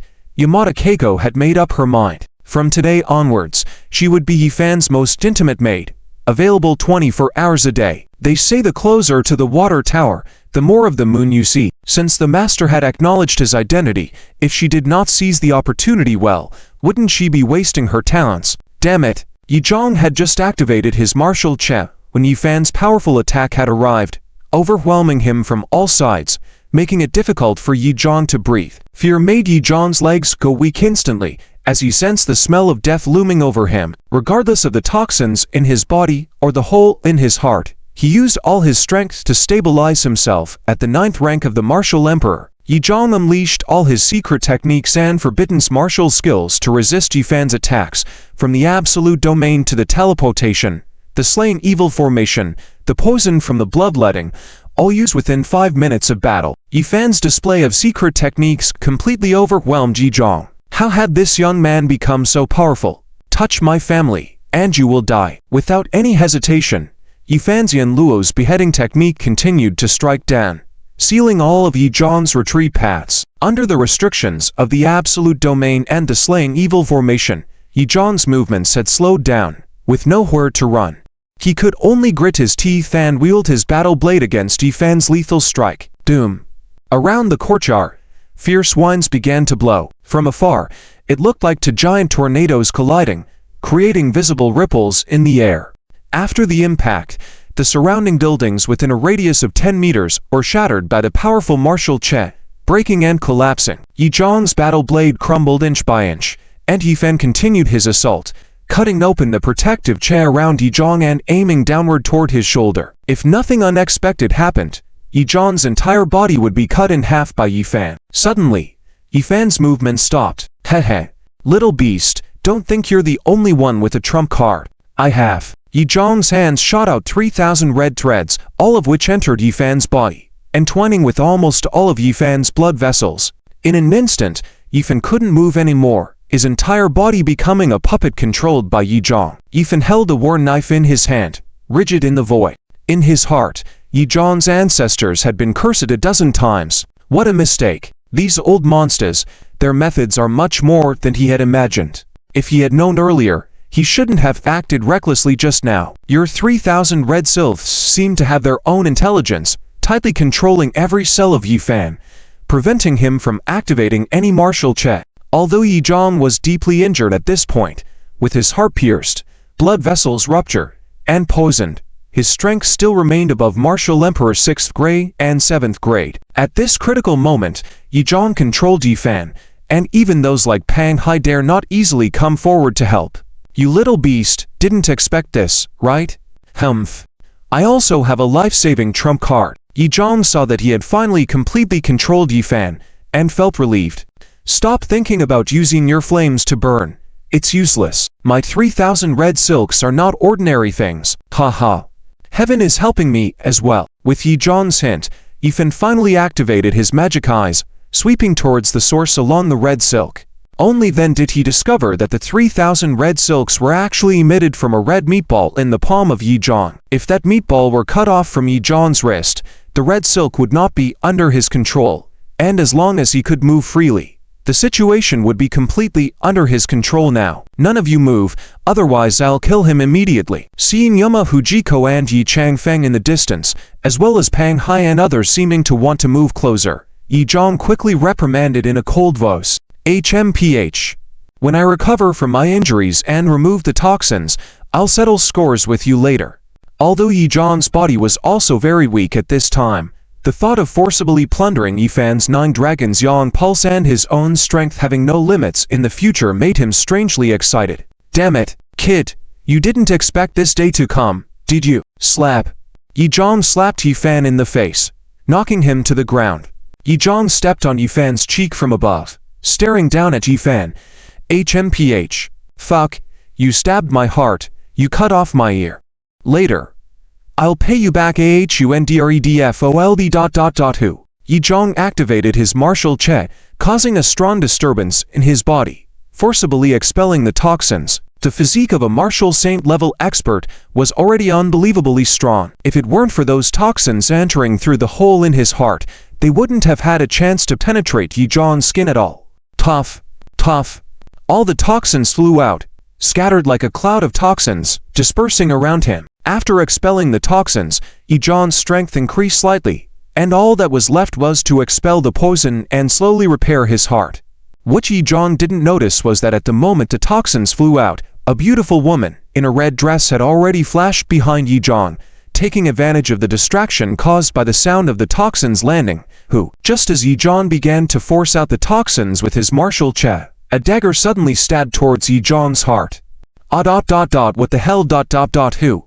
Every hair on Yi Zhang's body stood on end, and before he could even draw his sword, he frantically raised his palm to block. Because Yi Fan had used the Dharma change technique earlier, Yi Zhang stabbed himself by mistake, severely damaging his heart. The heart could not withstand any further injury. If the heart was completely destroying, not even a great Luo immortal could save Yi Zhang. Along with the sound of bone shattering, the dagger pierced Yi Zhang's palm, and then the blade spun inside his palm. Crack! There was a loud sound of bones breaking, and a huge hole appear in Yi Zhang's palm, separating the flesh ball connected to the 3,000 red silks perfectly from Yi Zhang's palm. Whoosh! The flesh ball shot towards Yifan along the red silk lines, entering Yifan's palm in an instant, merging with Yifan's left-hand palm. In an instant, Yifan felt a powerful and ancient message rushing into his body. The strong mental power seemed to want to destroy Yifan's soul, but at a critical moment, the flame in Yifan's body flickered, enveloping the mental power of the flesh ball and burning it into nothingness. The intelligence of the flesh ball was instantly extinguished, leaving behind some simple information. Yifan didn't have much time to understand the specific information, but he roughly knew that this ancient parasitic beast spirit could coexist and parasitize on a strong individual, and it could also plunder the host. When the beast spirit had merged with Yi Zhang before, its consciousness had been suppressed by Yi, so when there was a chance to break free from Yi Zhang, the beast spirit fled first, but after entering Yifan's body, its consciousness was annihilated by the flame, leaving its abilities perfectly preserved. Yifan quickly felt the skills of the red silk spirit body. His body trembled slightly, and then he thought of a plan. In an instant, the red threads entwined around his body's tendons, meridians, and organs were all pulled out and returned to his palm. Yifan instantly regained his freedom of movement. When Yifan raised his palm to look at it, his palm appeared normal, showing no signs of anything unusual. My palm! My red threads! Yi Zhang's palm was pierced, and when he saw that the red threads and flesh ball had left him, he felt an extreme chill in his heart. It's over. It's all over. Yi Zhang and Yifan had fought to this point, and had only been able to turn the tables completely by relying on the red silk spirit body. Now that Yifan had regained his freedom, his own strength had not fully recovered, and the key was that Yifan had brought help, a martial saint-level helper, and it was none other than the hastily arriving Yuanzu. Yi Zhang instinctively urged his martial Che to try to escape. Yuanzu moved to act, but Yifan stopped her. Wife, don't be in a hurry. Your man can handle this. Yifan's heart moved, and the 3,000 red silks instantly shot out from his palm, like a large net, enveloping Yi Zhang who was trying to flee. Sizzling. In the blink of an eye, just like Yifan had experienced before, Yi Zhang was invaded by the 3,000 red silks, with all his tendons, blood vessels, and organs controlled. His body stiffened in place. Reverse. Reverse again. Yi Zhang felt like his CPU was about to burn out. The key was that Yifan was still using his final trump card. The red silk spirit body was controlled by Yifan so quickly. It must be the suppression of the 9 dragons Yan Pulse bloodline, so Yifan was able to easily control the red silk spirit body. It should be noted that when Yi Zhang obtained the red silk spirit body, he paid a very big price to barely control it. Come here. Yifan scolded as he moved his wrist slightly. Yi Zhang immediately walked towards Yifan and Yuanzu like a puppet on a string. Plop. After reaching Yifan, Yi Zhang knelt down in front of Yifan. Second grandfather, you are being too polite, you are an elder, and you are kneeling to me, I can't accept it. Listening to Yifan's words, Yi Zhang almost cursed. Could you be any more shameless? Was it me who wanted to kneel? My body is now controlled by 3,000 red silks. Clearly it is you who are controlling me, yet you say I wanted to kneel. Your ancestors. If you don't do it, I'll do it. Yuanzu stared coldly at Yi Zhang, asking Yifan beside her, her eyes filled with hatred, as if she wanted to chop Yi Zhang into 1,000 pieces.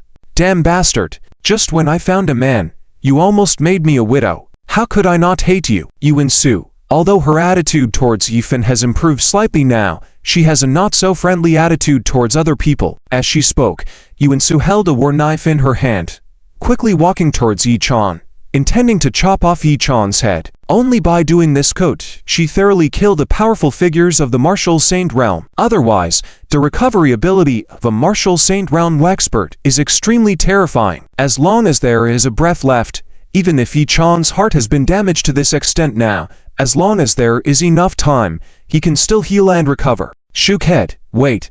Seeing Yuanzu about to strike, Panhai hurriedly stepped forward to stop her. Shook head. think twice. It's true that Yi-chan has fallen into our hands now. Killing him is just as easy as moving a finger. But Jukhead needs to consider another issue. Once Yi-chan is killed, the ancient martial Yi family will definitely be completely targeted. And after alerting the ancestor of the ancient martial Yi family, the head may be in grave danger. Yi Changfeng frowns beside them and adds, Pang Lao is right. If this bastard dies, Yi Fan's bloodline secret will be completely exposed, and the ancient martial Yi family will definitely make a full move. As the Zhuk head, Yuan Su is naturally not stupid. With a little thought, she immediately understands the logic behind it. Although Yuan Su has already broken through to the strength of the martial saint realm with Yi Fan's assistance, the current Tianji Pavilion is not united internally. If facing the ancient martial Yi family, it may still be difficult to resist. Damn it! Although Yuan Su would love to devour Yi-chan alive, she knows that Yi-chan cannot be killed at the moment. Controlled by Yi Fan, Yi-chan also understands the reasoning behind the conversation. Just moments ago, he looked despairing, but now he suddenly begins to feel triumphant. Haha, you guys are smart. Yi Fan, you better release me now. I promise to go easy on you when I tear out your heart. I'll try to spare your life. Although you may become an ordinary person as a result, at least you can survive, which is not bad. Don't worry, I keep my word. Otherwise, if you kill me, the ancient martial Yi family will immediately make a move, and the Yi family ancestor will definitely take action. You won't stand a chance, right? In any case, since you dare not kill me, why don't we compromise? With the ancient martial Yi family backing him, Yi-chan is feeling confident and relieved. Damn it! Why didn't I think of this just now? With the support of the ancient martial Yi family, what do I have to fear? Ha ha! I won't be dead after all. Humph! As long as you let me go, I will immediately mobilize the enforcement team of the ancient martial Yi family and work together to annihilate the Yi family. The dragon bloodline on Yi Fan's body must fall into my hands. Shut up! Yuan Su's anger flares up upon hearing Yi-chan's words, and with a surge of energy, she directly cuts off Yi-chan's other ear. Don't push me. I can't kill you, but I can make you wish you were dead. Oh. Damn it. Yi-chan is about to lose his mind. Alright. Both of his ears have been severed. A perfect symmetry. Yi-chan was planning to continue cursing, but he sees Yi Fan walking towards him with a stern face, and the sharp gaze that penetrates his soul makes Yi-chan shiver. Second young master, you're right. We indeed cannot kill you. I still need to continue growing to be sufficient to confront the ancient martial Yi family. I need time. But not killing you. There are many other ways to deal with you. Yi Fan gives Yi-chan a wicked glance. Second young master, have you heard of a soul contract? A soul contract? Upon hearing these words, everyone present is stunned. Yuan Su's eyes light up, and she excitedly exclaims, Yi Fan, are you referring to the legendary contract, the mysterious technique that binds life and death? Yi Fan nods. That's exactly what I mean. Just last night, Yi Fan had formed a soul contract with the Yellow Springs bloodworm. Great chief is mighty. Master is too amazing. Tang Hai and Yamada Keiko both breathe a sigh of relief. As top experts in the ancient martial world, they roughly understand some information about the soul contract. Although they haven't seen it with their own eyes, they know it is extremely mysterious and powerful. Don't joke around. Yi Fan, who do you think you are? Hehe. A soul contract, that is a legend lost for thousands of years. You think you can do it, trying to bind me with a contract? No way. Yi-chan is still babbling, but Yi Fan has already acted. A drop of blood appears on his finger, while another surge of energy grabs a few drops of heart blood from Yi-chan's heart cavity, swiftly forming an ancient and mysterious array, then slapping it onto Yi-chan's head. A flow of light emerges, and a faint mark dissipates into Yi-chan's skin. Then, Yi Fan retrieves the red silk spirit body directly, allowing Yi-chan to regain his freedom. Is that it? Yi-chan's face is puzzled. He doesn't sense anything abnormal in his body or spirit. Yi Fan, how dare you let me go? Aren't you afraid I'll come back and kill you? Theft. Before Yi-chan can finish uttering the word kill, his body abruptly staggers, and he spits out a mouthful of blood. Moreover, in the depths of his soul, it seems like a strong flame is burning, causing Yi-chan unbearable pain. Rolling on the ground. Ah, my head. What? What's happening? Yi Fan chuckles. Second young master. This is the soul contract. From this moment on, you are my servant. You cannot harm me in any way. Not even think about it. If you do, the soul contract will be automatically triggered, likely burning your soul, or even directly destroying your soul. If you don't believe me, feel free to try it. Yifan, you little beast. My head. Yichang barely gets out the word kill before he writhes in pain again. Can't even curse. Yichang tries a few more times in disbelief, finally confirming that he can only speak well of Yifan and do things that benefit him. If he even thinks of something harmful to Yifan, he won't be able to say it. The soul contract will force him to keep quiet even before he speaks. Don't hope to break the contract by any means. Unless I voluntarily lift it or you die, the contract will be automatically terminated. Of course, if I die, you will definitely die. But if you die, I won't be harmed at all. Even if I am injured, you will share the pain with me. While speaking, Yifan takes a knife and cuts his arm. Although there are no visible wounds on Yichang's arm, he suddenly feels a sharp pain deep in his heart. This scene leaves Yichang utterly hopeless. What kind of supernatural secret technique is this? From now on, his life is tied to Yifan. If Yifan dies, he will also die. Does this mean he has to pray every day that nothing happens to Yifan? So, do you still have any doubts, second young master? And no, Yichang's entire body seems to deflate instantly. Looking helpless, old servant Yichang greets the master, almost as if fear, admiration, and submission emanate from his bones. Yichang respectfully bows to Yifan, completely forced to surrender. After returning to the ancient martial Yi family, do you know how to respond? Yifan smiles wickedly, controlling the situation effortlessly. The old servant knows. Just say that the Yi family in Cloud City is an ordinary family, and Yifan has no extraordinary bloodline. Yichang answers respectfully, as obedient as a little lamb. Regarding the map fragment of the Yi family, how should we proceed? Yifan looked at Yichang with satisfaction. It seemed that this soul contract was indeed very effective. Previously, Yifan had only quietly experimented with birds, cats, and dogs, but real combat had only occurred once on the Huangquan bloodworms and the second time on Yichang. Master, please forgive me.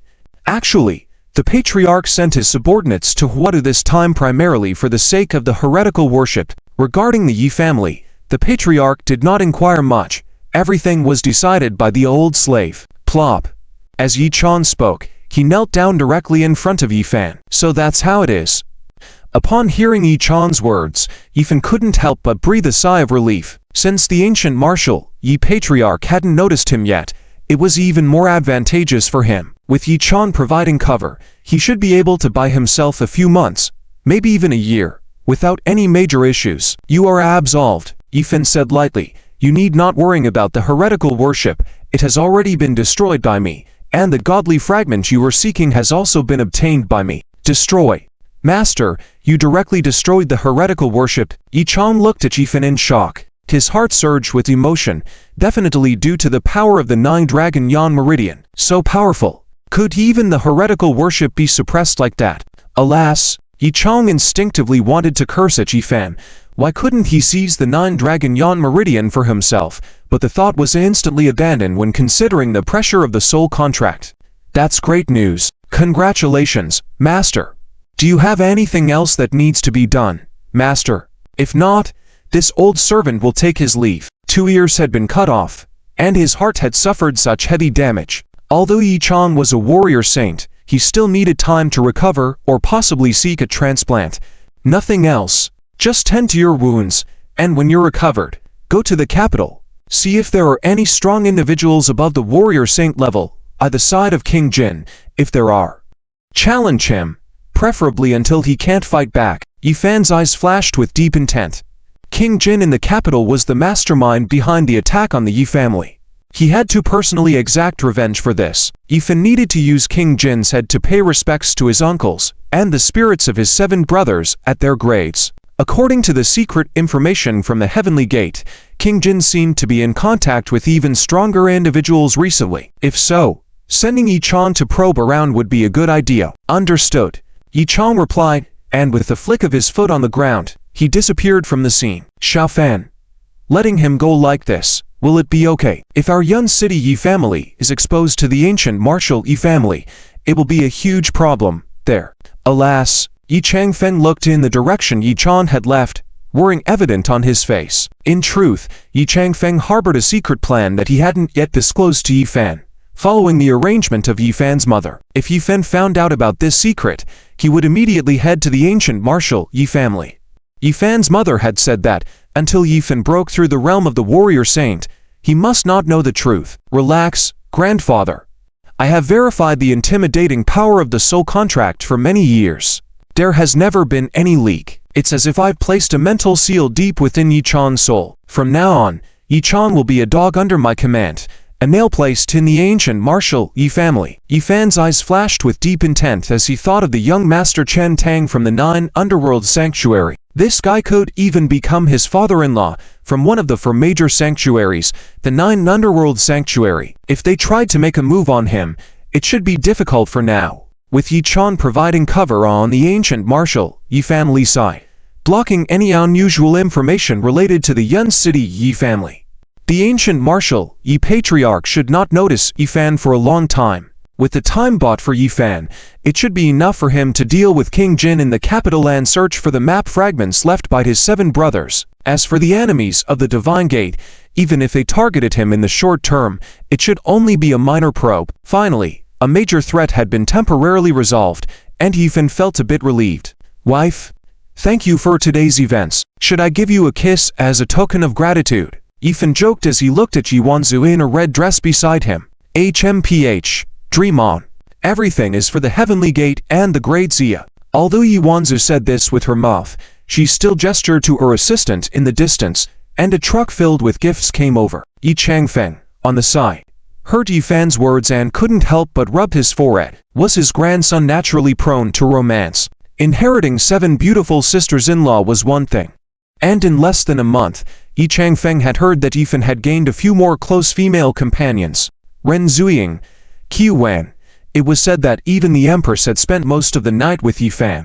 Now this Phoenix chief of the Heavenly Gate, strong as a warrior saint, had also fallen into Yi Fan's hands. Grandfather. Miss Wanzu pays her respects to grandfather. It's our first meeting, so I didn't know what grandfather likes, so I prepared a few small gifts randomly. I hope grandfather will kindly accept them. While Yi Changfeng was still baffled, Yi Wanzu had already approached him, bowed respectfully, gestured towards the truck, and with a flick of her hand, the cloth covering the truck slipped off, revealing a truck full of various gifts: milk, nutritional supplements, clothes, jade, ornaments, good wine, fine tobacco. Even a 2-meter-tall red coral had been brought over. Chief, I seek forgiveness. Time was tight, so this is all we could get. Her assistant bowed apologetically towards Yi Wanzu, his eyes showing some fear, afraid that Yi Wanzu would be dissatisfied. Yi Changfeng saw the truckload of gifts and was completely speechless. This was considered small. A token? Young lady. There are too many gifts, they could all serve as a dowry. Yi Changfeng smiled as he looked at Yi Wanzu. The 7 granddaughters-in-law of the Yi family were naturally favored by Yi Changfeng. But in the case of the present Yi Wanzu, with her exquisite figure, exceptional beauty, and outstanding strength, she would definitely be one of the important aides by Yi Fan's side in the future. Yi Changfeng also liked her. Matters of the heart, Yi Fan would deal with them himself, and Yi Changfeng naturally wouldn't interfere too much. Grandfather, as long as you don't mind. However, considering these as a dowry is a bit too plain. When the time comes for the big wedding, Wanzu will certainly be fully prepared. Yi Wanzu in front of Yi Changfeng had no airs, completely portraying herself as a humble lady. Yi Fan felt a bit embarrassed on the side. Have you already agreed to marry me? Shut up. Just earlier, Yi Wanzu had been extremely gentle with grandfather, but when she turned to Yi Fan, she instantly turned cold. If you want to marry me, wait until you defeat me to mention it again. Yi Fan was speechless, feeling extremely frustrated. Darn woman, all because you are a warrior saint? Humph. Just you wait. From now on, I will strengthen my cultivation, improve my potential as quickly as possible, surpass you, and definitely crush you in the future. Ha! Yi Changfeng and Tang Hai saw Yi Fan in such a state, feeling a bit emotional, especially Yi Changfeng, since knowing Yi Fan had awakened. He had not seen anyone able to control him. After all, Yi Fan was too strong. Even the 7 beautiful sisters of Yi Fan, even the eldest sister Yu Linglong, when they were in the Penglai Gorge, were saved by Yi Fan.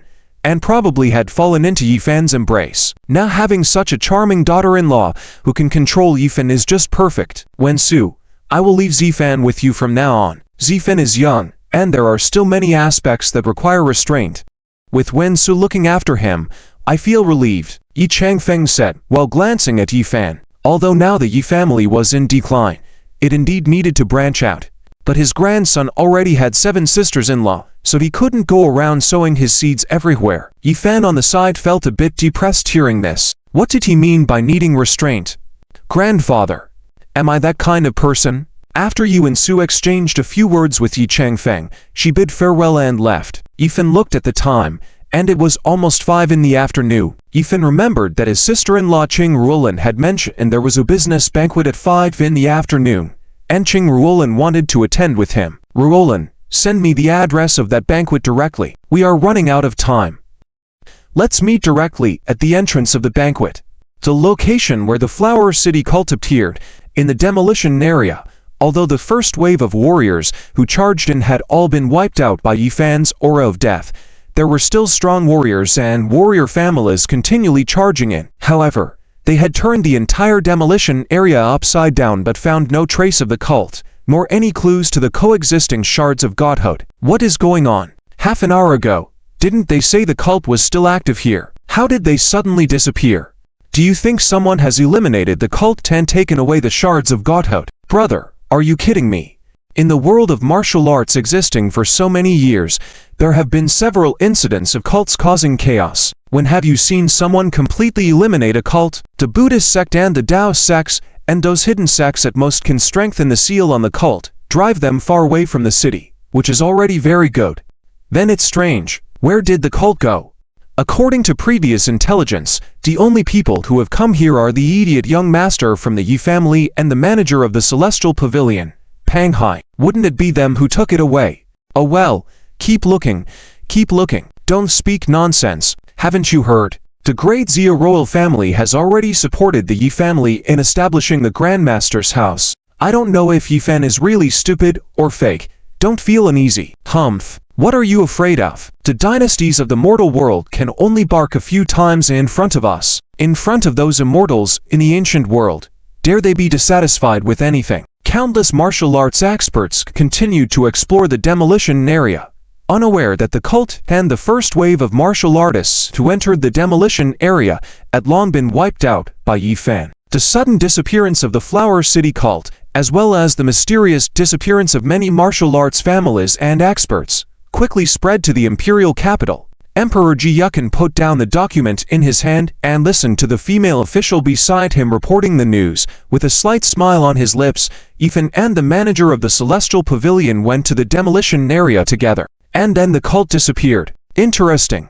When Yifan was still in Yunchuan, the Su family was suppressed, and the Juzhou group intervened inexplicably. At that time, everyone was a bit confused as to why the Juzhou group was helping the Su family. And now, Ji Yukin finally understood. This guy is hiding deep enough. Even a terrifying martial arts organization like the Celestial Pavilion is under Yifan's command. If Yifan controls all 4 divisions of the Celestial Pavilion in the future, what a terrifying force that would be. Even the royal family would hesitate. Sigh. Ji Yukin rubbed his head, feeling somewhat fortunate about the decisions he had made. Supporting the Yi family in establishing the Grandmaster's house and forming a good relationship with the Yi family, at least the royal family he represented would not stand against Yifan. Emperor, the cult has suddenly disappeared. Does the royal family need to investigate? The female official next to him, seeing the changes in Ji Yukin's expression, hesitantly spoke. No need. I have arrangements for the issue of the cult. Ji Yukin was sure that the disappearance of the cult was definitely related to Yifan. He really wanted to see for himself this supposedly stupid young master who was capable of exterminating the cult. Emperor. Empress Jiningshuan has arrived. Shall I let her in? At the door, a guard reported to Ji Yukin. Let her in. Ji Yukin called Jiningshuan over to find out about Yifan's performance and the support given by the town military office while handling the Yellow Spring bloodworms last night. These were important pieces of information that Ji Yukin needed to discuss in person with Jiningshuan. With the imperial capital dominated by the JN family, Ji Yukin's dependence was on the Empress and the Prime Minister's mansion behind her. I pay my respects to Emperor. Jin Shuan entered the hall, respectfully bowing to Ji Yukin. She seemed a bit different from her previous aloof demeanor. On one hand, it was because last night in Flower City, she had been intimate with Yi Fan, doing a lot of touching and kissing. As the Empress of the Emperor, behind his back, she was behaving intimately with another man, which was like handing him a green hat. While it was still acceptable when she was alone with Yi Fan in Flower City, now facing Ji Yukin, Jin Shuan felt awkward and guilty. On the other hand, even though she was dressed in a long dress to cover her figure well, Jin Shuan knew that she had just tried on some strange clothes secretly, like sailor suits, nurse uniforms, and flight attendants. When Ji Yukin summoned her, she was wearing a nurse uniform underneath. The maid came in before she could change, so now Jin Shuan felt quite panicked.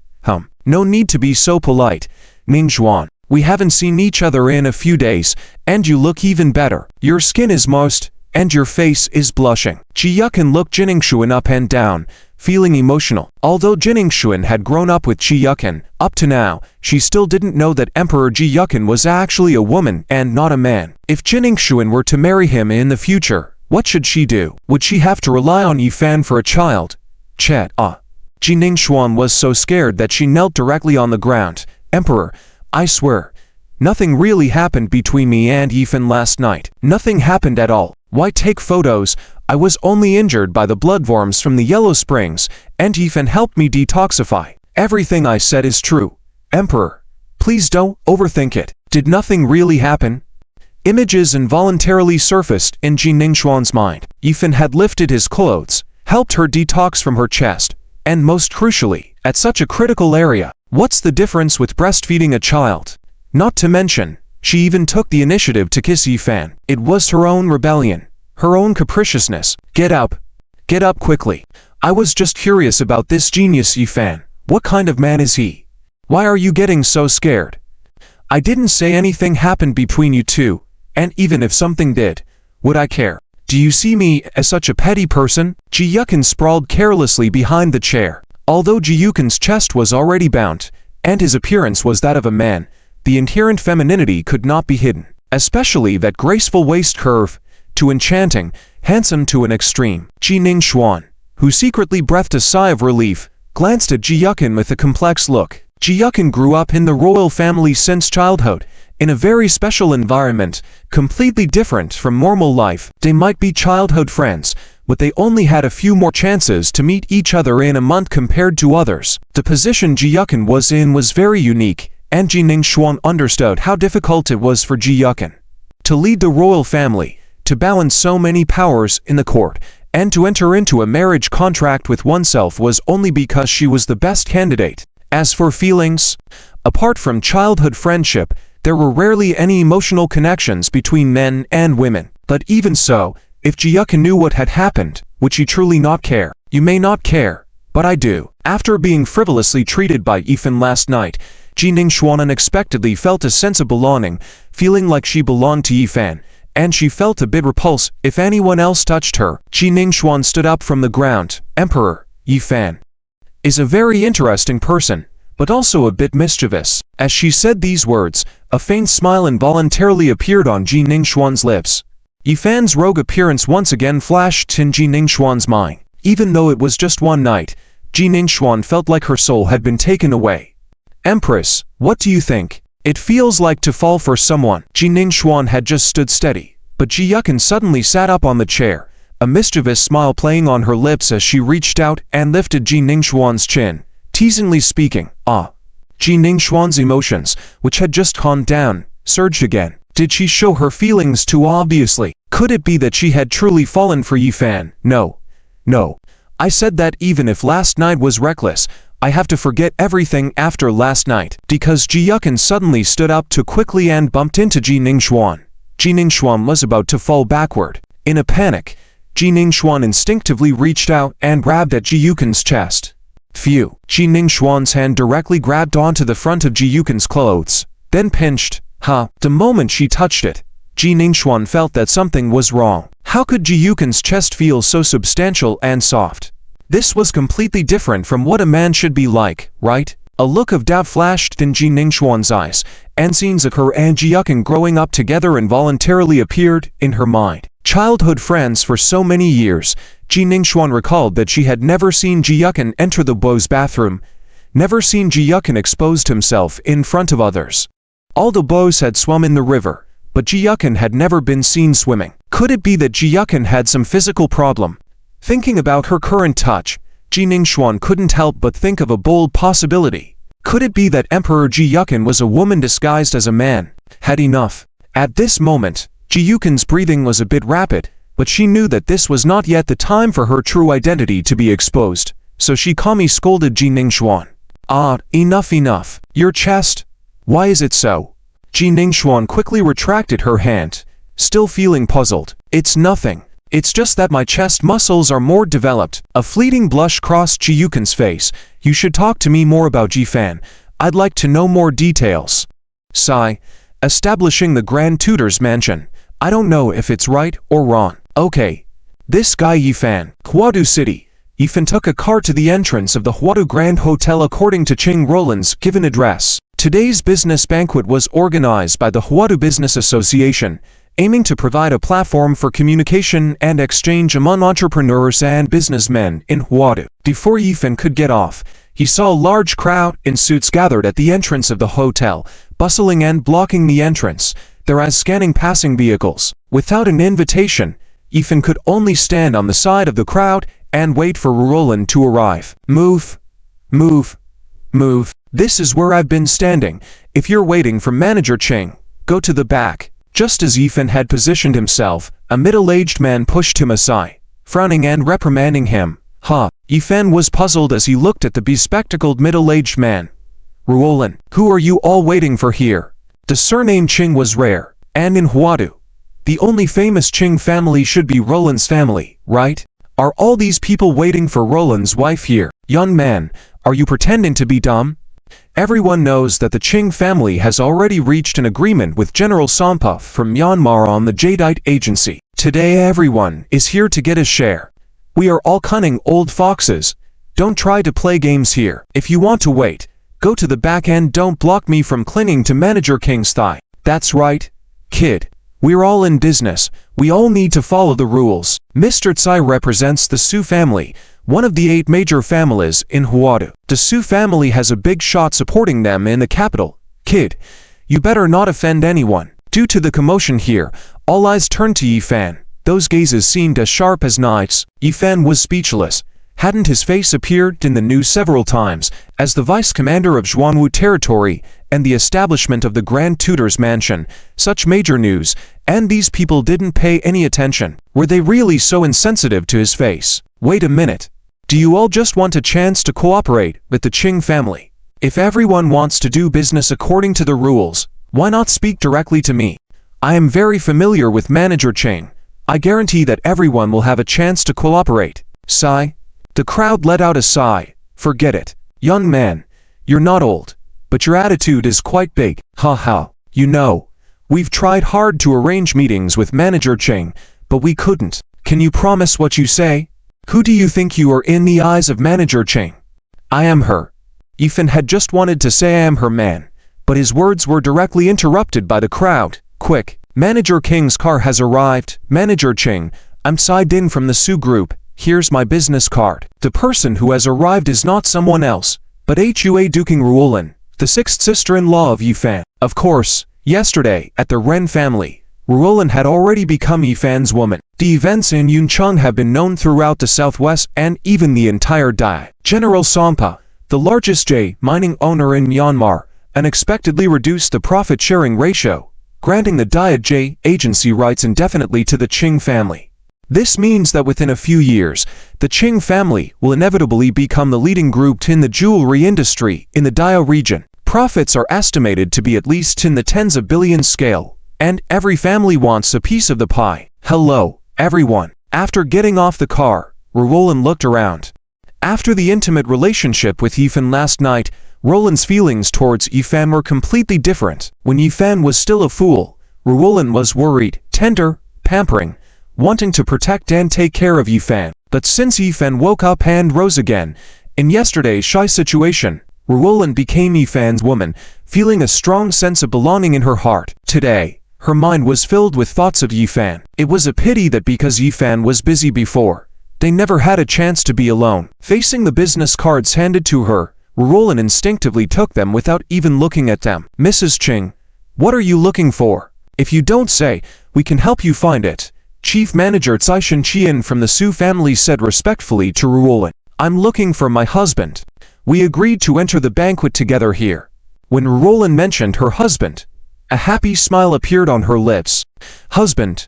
Are you talking about the genius young master of the Yi family? Yifan, is he waiting for you at the door? Sai Xing's eyelids twitched slightly, and with an uncertain feeling, he glanced behind the crowd. The young man who spoke to him just now made Sai Crossing feel familiar, but he couldn't remember who he was. Could that young man be Yifan? Quick, everyone, spread out and don't delay Mrs. Ching from finding her husband. The crowd automatically dispersed, and Yifan's figure emerged in front of Ruolan. Xiaofan. Seeing Yifan, Ruolan ran excitedly to him, not caring about the many people present, and hugged him affectionately. I missed you. Feeling the expression of the beauty in his arms, Yifan sighed. How could he be so lucky? When he was still a fool, these beautiful sisters were resolutely by his side. In last night's situation, Ruolan, Ren Zuying, and Qiwen had no hesitation in having an intimate relationship with him. No matter what happens in his life, Yifan vowed to protect these sisters and his woman. Yes, sister, I missed you too. Yifan deliberately patted Roland's buttocks, calling her sister affectionately, making Ruolan blush. Oh, you're so bad ... Even though we did that yesterday, you still call me sister ... Really ... Ruolan couldn't help but think of how Yifan always called her sister whenever they were together. How could Yifan be pretending all along? She felt so embarrassed. Oh, what did we do last night? Sister, can you tell me the details? Yifan looked at Roland's shy expression with a mischievous smile, teasing her, making Ruolan almost want to hide in his chest. HMPH, you're really naughty. You're clearly taking advantage and pretending to be innocent. The two of them were bantering with each other. The several business magnates and family representatives around them were all dumbfounded. Seriously, is it appropriate to show affection like this in front of so many people? Cough. Young Master Yi, I'm sorry. It was my fault for not recognizing you earlier and neglecting you. Please forgive me, young Master Yi. Sai Crossing looked at Yifan with a bitter look. Missing out on the chance to connect with the Qing family was a huge mistake. If they couldn't cooperate with the Qing family, the mission entrusted by the capital would not be accomplished. Please forgive me, young Master Yi. Other family representatives standing with Sai Crossing also stepped forward to apologize respectfully to Yifan. They hadn't expected that the person standing beside them just now was the famous Yi family's genius young master. Yifan, Roland's husband. Before, Yifan was just a fool, but now he was not. Moreover, the royal family openly supported the Yi family in establishing the Grand Tutor Office. What a glory and attitude! Hey. Didn't I say before that I'm very familiar with Mrs. Ching? Now, do you see how familiar I am with Mrs. Ching? Yifan said, as he hugged Ruolan and deliberately kissed her cheek. We're familiar. Of course, we are familiar. Young Master Yi, it's our fault for not recognizing you. Please forgive us. Sai Crossing and the other family representatives looked regretful and continued to bow. Young Master Yi, can you help us with the Qing family's cooperation opportunity? There's only one chance, so once you miss it, it's gone. Deal with the Qing family later regarding the cooperation. Ruolan, let's go in, Yifan said. Yes. Ruolan nestled tenderly in Yifan's arms as they walked towards the banquet hall, leaving a group of people feeling regretful at the hotel entrance. Oh, heavens, how did we miss such an opportunity? Unfortunately, I don't even have the qualifications to enter the banquet. Let's disperse. Ruolan leaned against Yifan, stating softly as they walked towards the banquet hall. Actually, the reason we came to this banquet today is because the Qing family has a problem to solve. We need to transport a large amount of jadeite raw stones from Myanmar. We must dominate the territory of the southwestern 8 provinces, especially in the southwestern border areas, where unpredictable factors may emerge. So, we need to find a powerful transportation company. We've talked to that transportation company before, but their conditions are too harsh. Today, We want to ask the president of the Hwada Chamber of Commerce to come forward and adjust the terms. Yifan frowned and asked, "Oh, how harsh are their conditions?" Divine Eagle Transport Co., Ltd., promised to transport King's jewelry jadeite raw stones without any transportation fee, but they want 50% of the profit. Roland sighed. 50%? This is the general agency right. It means giving away 500 billion in profit for a year. Isn't this robbery? But our King's jewelry, before this, didn't have such a large scale, nor our own transportation company. Although my husband helped get the agency rights from General Sampo, how to transport the jadeite raw stones back is still a big issue. Now, it seems that to safely transport the jadeite raw stones from Myanmar to Floraland, we must rely on Divine Eagle Transport Co., Ltd., because only they have the ability to do it. Sigh. Yifan's eyes flashed with a fierce look. It seemed that Divine Eagle Transport Co., Limited, was deliberately difficult. He would have to meet to see if this company was being manipulated by King Jin behind the scenes. In the ancient martial arts Yi family, because they have already formed a sole contract with Yi Zhong. Over at the ancient martial arts Yi family side, with Yi Zhong currently stabilizing the situation, the patriarch of the Yi family spends his years in the old Yi family residence, receiving information through the mouths of younger disciples of the ancient martial arts Yi family. With Yi Zhong's presence, it's like blocking the eyes and ears of the Yi family patriarch, at least not having to worry about the threat from the ancient martial arts Yi family for the time being. As for the mortal enemies of the mother goddess sect, they haven't surfaced for the time being. At this stage, all Yifan needs to do is to go all out, cut off JN Wang's influence within Dia territory, completely eliminate JN Wang, and avenge the heroic spirits of the Yi family. Rest assured, with my husband here, everything is not a problem, Yifan said with a faint smile as the three sharp swords hanging above his head seemed to be overwhelming him at first sight. However, after careful breakdown and handling them one by one, it will be much easier for Yifan.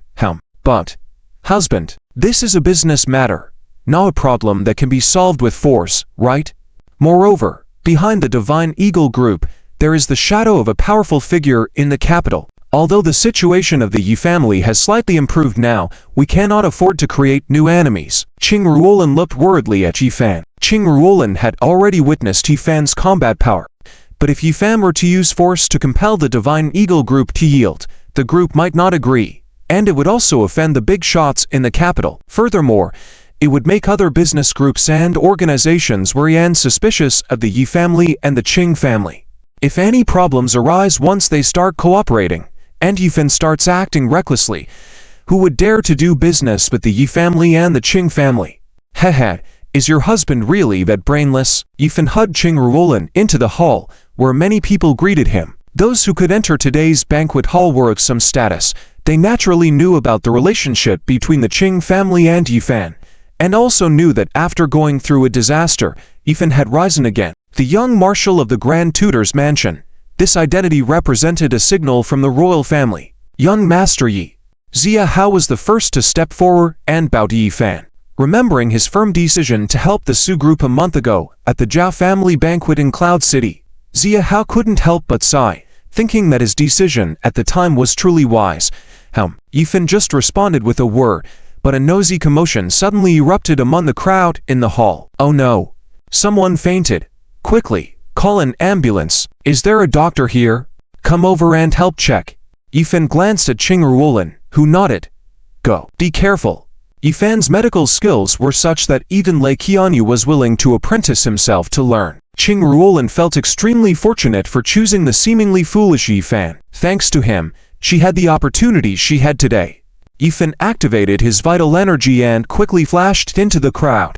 It turned out that an old man had fainted on the ground, bleeding from all 7 orifices, and different parts of his body were twitching uncontrollably, with white foam in his mouth. Some well-meaning people around wanted to lend a hand, but didn't dare to intervene lightly. After all, everyone present were business magnates, and if an inadvertent action led to unforeseen consequences, it would spell trouble. Yifan, on the other hand, wasn't afraid. He grabbed the old man's pulse to feel it, and his brows immediately furrowed. Poisonous goo. Has the goo cult been so active recently? The old man actually had poisonous goo in his body. Yifan activated his devil eye and scanned the old man's body. his face gradually turning serious. The three corpses brain god goo. One of the 10 forbidden sku. Moreover, those three corpses brain god goo had already deeply infiltrated the old man's nerves, veins, and heart, tightly entwined with the old man's nerve fibers, controlling him firmly. This is a bit troublesome. Originally, Ethan had the Wengu Ding on him, which contained the Goo King, allowing him to command all poisonous goo in the world. If the three corpses brain god goo were still only in the shallow layers of the brain, Ethan could easily summon the poisonous goo without harming the host. Even now, Ethan could use the Goo King to force the three corpses brain god goo out, but when the goo were expelled from the old man's body, it would inevitably tear the old man's nerves and veins, leaving him disabled. Ethan stared intently at the old man, pondering his approach, while Qing Ruolin and Zia Hao rushed over to the crowd. Seeing the old man lying on the ground, Qing Ruolin's pupils dilated.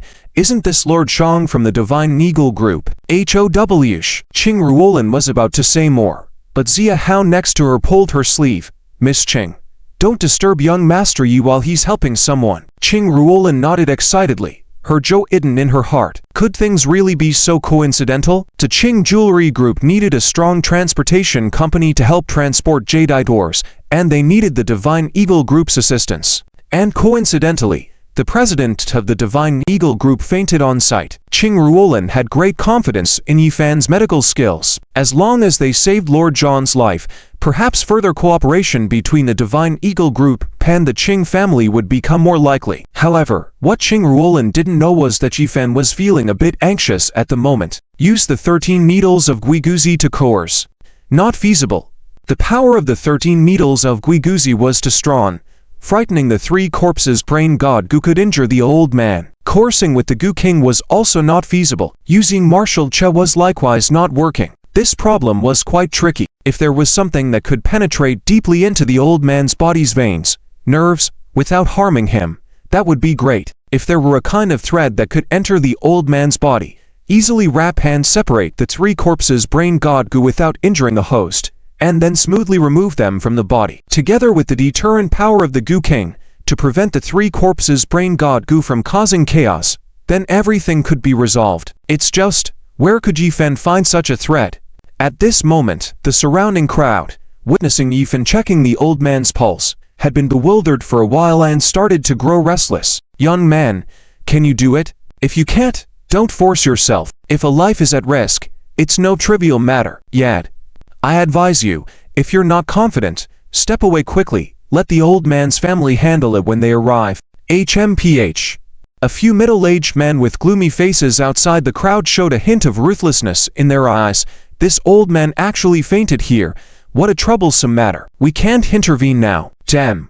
Don't mess up the Grandmaster's big plans. Don't worry. The three corpses brain god goo set by the sect master himself has been in place for so many years. Who else can unravel it? HMPH.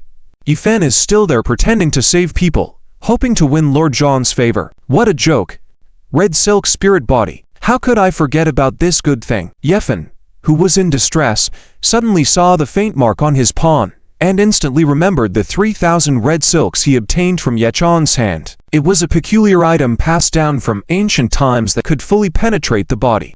Isn't it the most perfect thread? A touch of joy emerged in Yifan's heart. Without any hesitation, he moved his thoughts, and the 3,000 red silk surged out from his palm, quickly entering the old man's body through his palm. What the heck is going on? Palm-spitting silk, like Spider-Man. Don't be silly. That's science fiction. How could such miraculous things exist? Pretentious. Oh. Nowadays young people are too impatient, always looking for shortcuts. That young man must have recognized it. It's Mr. Shang from the God Eagle Group, trying to climb the social ladder. Yifan squatted on the ground, completely ignoring the nosy crowd around him. Activating the magic eye, he carefully observed the situation of the three corpses brain spirits goo in the old man's body, driving the red silk spirit body to wrap each of the 7 three corpses brain spirits goo in the old man's chest and heart carefully, each tendril tightly entwined and taut. It seemed that the three corpses brain spirits goo also sensed the danger, wriggling in the old man's brain, trying to escape.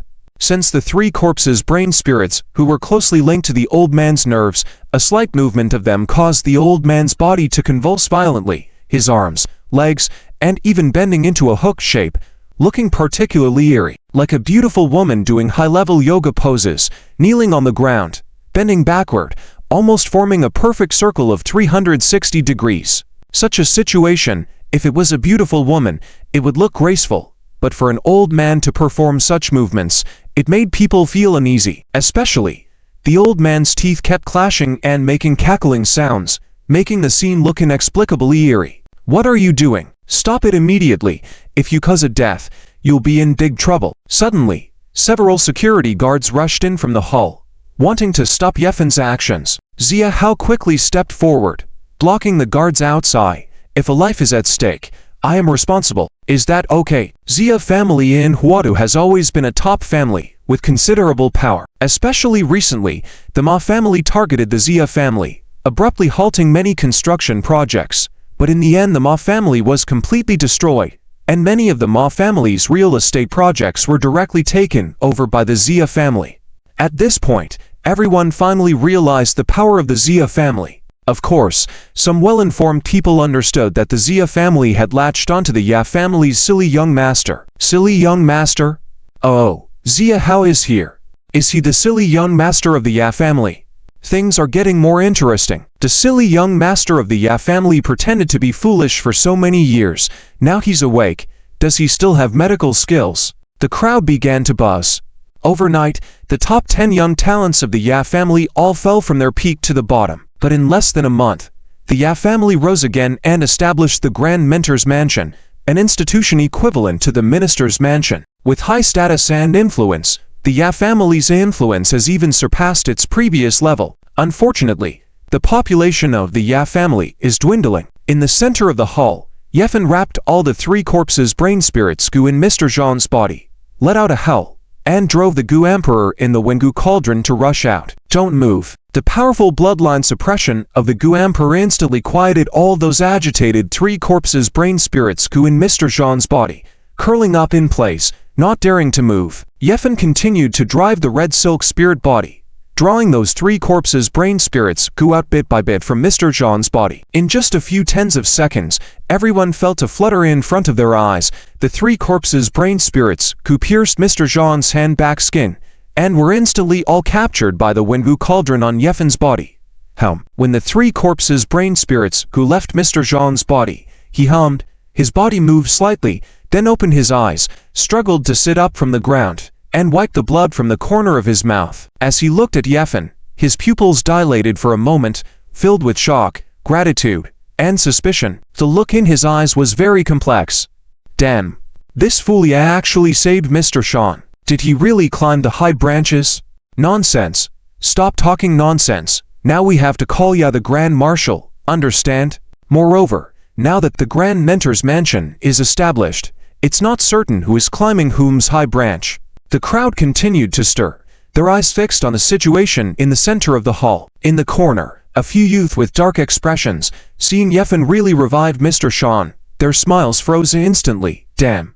Yeffen really revived that old thing. The plan to restrict the Qing family's development through the God Eagle Group might be in trouble. This fool, does he have this ability? Did you really see what he did to the old man just now? I didn't see clearly. Let's keep watching, and if there's any movement from the Shang family, we'll report it immediately. The God Eagle Transportation Group is an important transportation channel for the prince. So many top-secret important things have to be transported through their channel, absolutely no room for error. In the middle of the hall, after Mr. Shang woke up, he glanced at the corner of the hall where those few young people were with grim faces, and his mouth twitched. "Old man, how are you feeling now?" Yeffen had just used the magic kite to skin and clean up all the 3 corpses' brain spirits goo. The old man should be fine. Rascal, who told you to intervene in my affairs? I just fell down and wanted to sleep. Who asked you to meddle in my business and touch me all over? I'm not sick. Look at you. Making my hand bleed. Be careful, I'll sue you for intentional harm, make you compensate me for mental damages. Wow, the crowd was in an uproar. Is this old man going crazy? He was on the brink of death just now. Yeffen clearly saved him, but he isn't grateful at all, and even curses Yeffen. Is he crazy? This situation doesn't seem right. Mr. Shang is such a formidable person.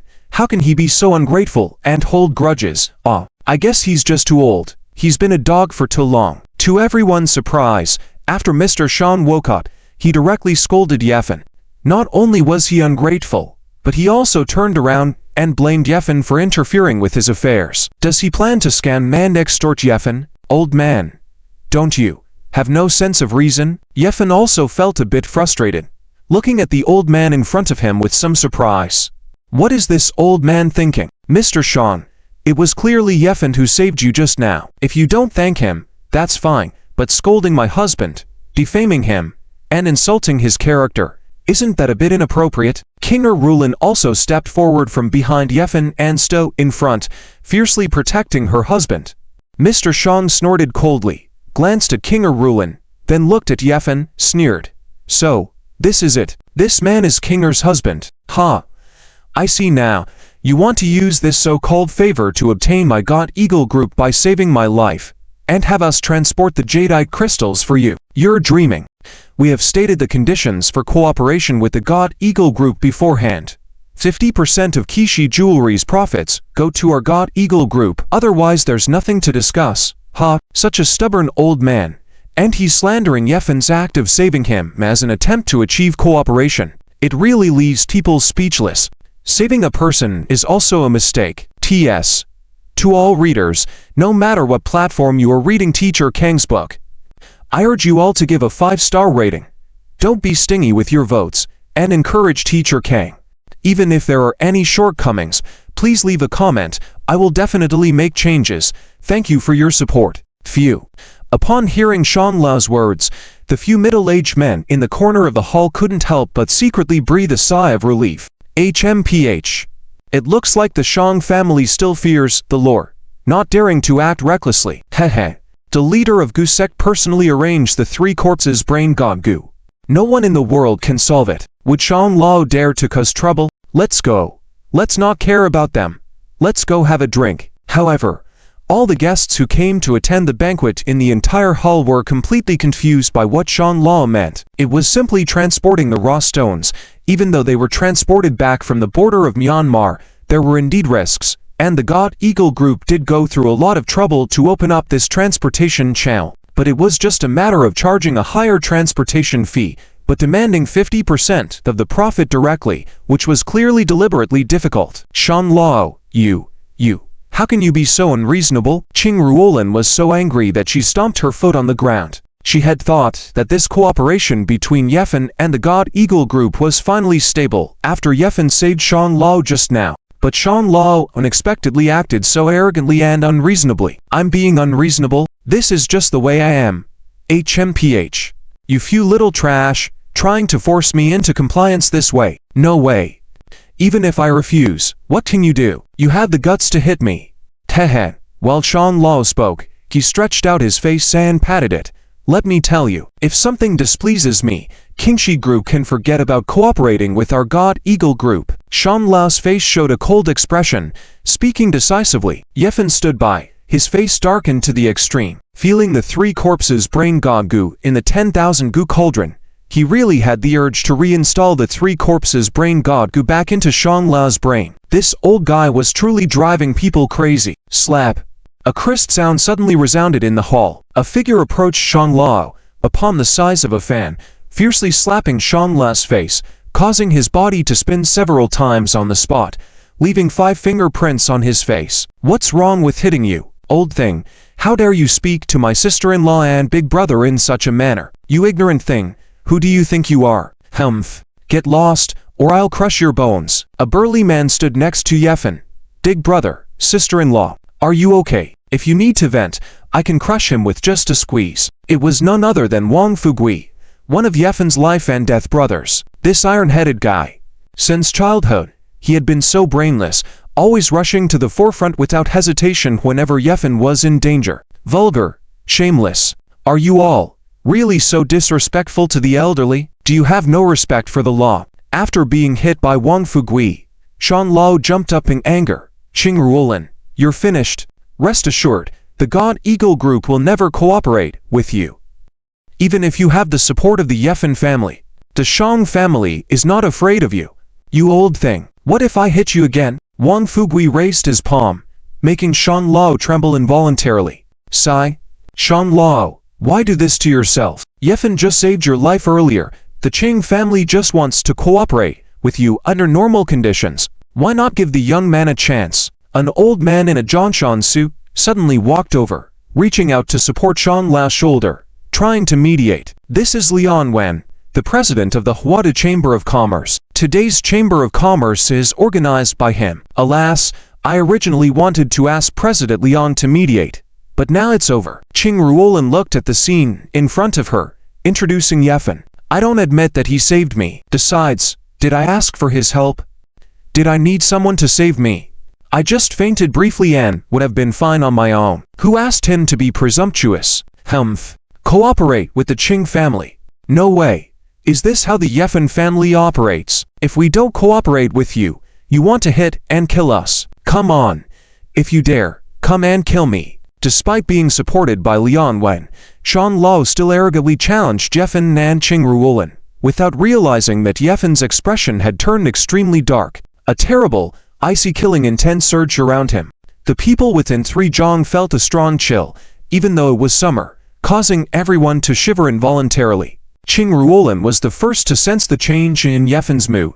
Knowing that Yefan was angry, if allowed to continue like this, Yefan might just act here. After all, Yefan was fearless, even daring to beat the senior elder of the Great Xia, Hanmo. Live. Honey. Let's forget it. If the God Eagle group doesn't want to cooperate with us, let's think of another solution. Qing Ruolin held Yefan's arm, gently pinching him. Lian Wen, who was in the middle of the hall, also had a background in martial arts. Sensing the change in Yefan's aura, Lian Wen broke out in a cold sweat and hurriedly covered Shan Lao's mouth. Shan Lao, just say a little less. Let's go.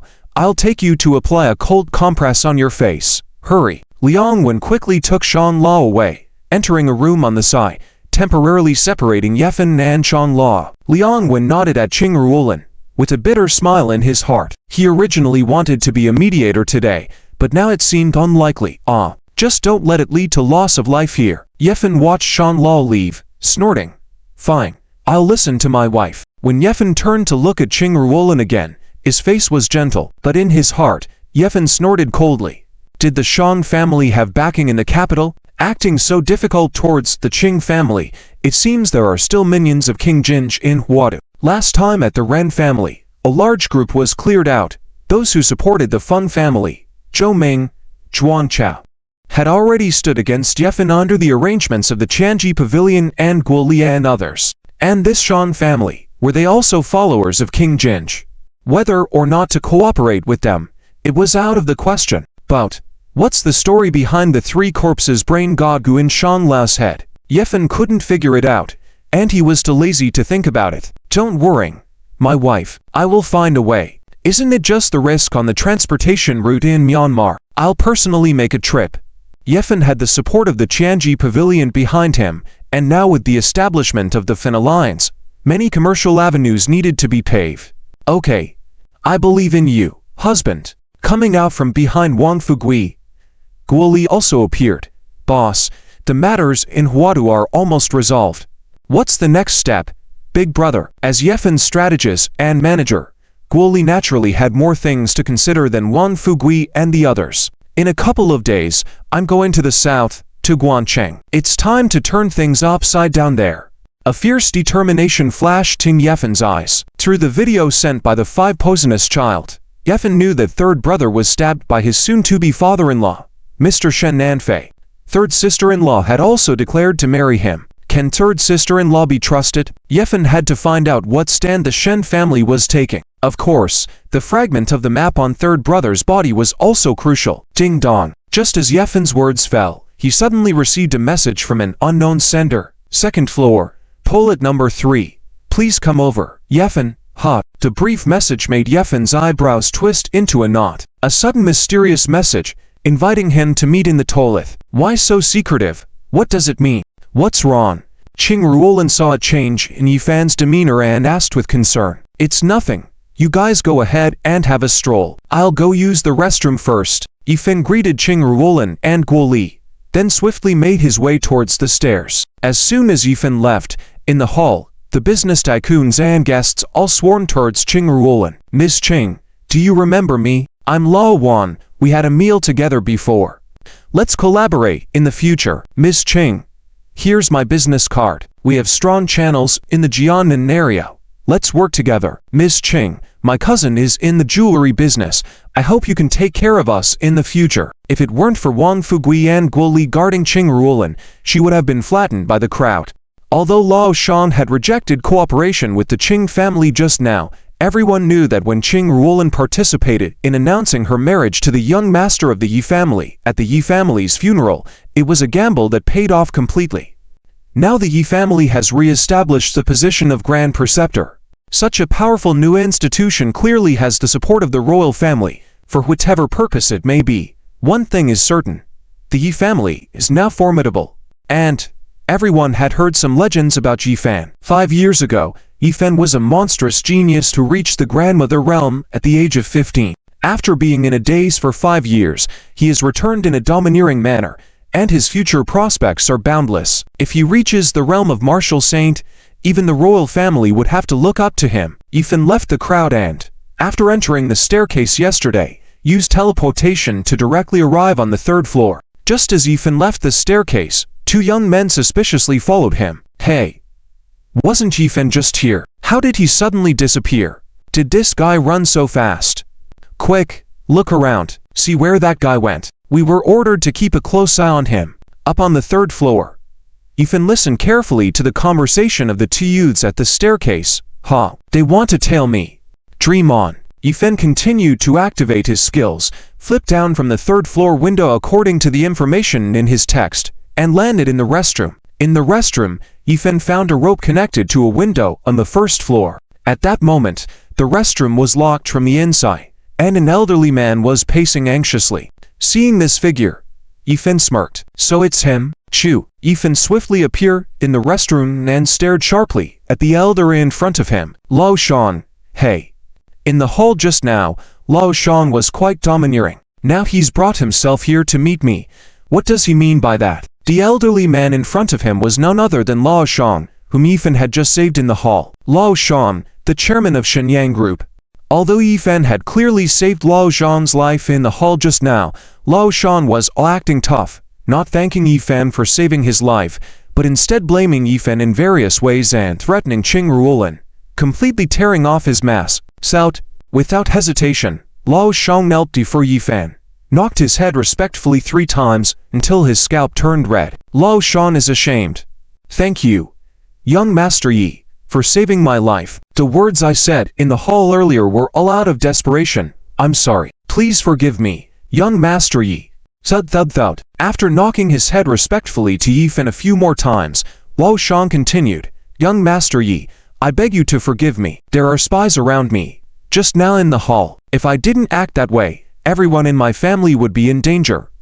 Listening to Lao Shan's words, Yi Fan's mind quickly understood the situation. It seemed that there was still a chance for cooperation between the Qing family and the Shenyang Group. Otherwise, why would Lao Shan come to him here? "Lao Shan, get up and speak first." Yi Fan took a step forward, his attitude already softened. "No, time is of the essence. I won't hide it from young Master Yi.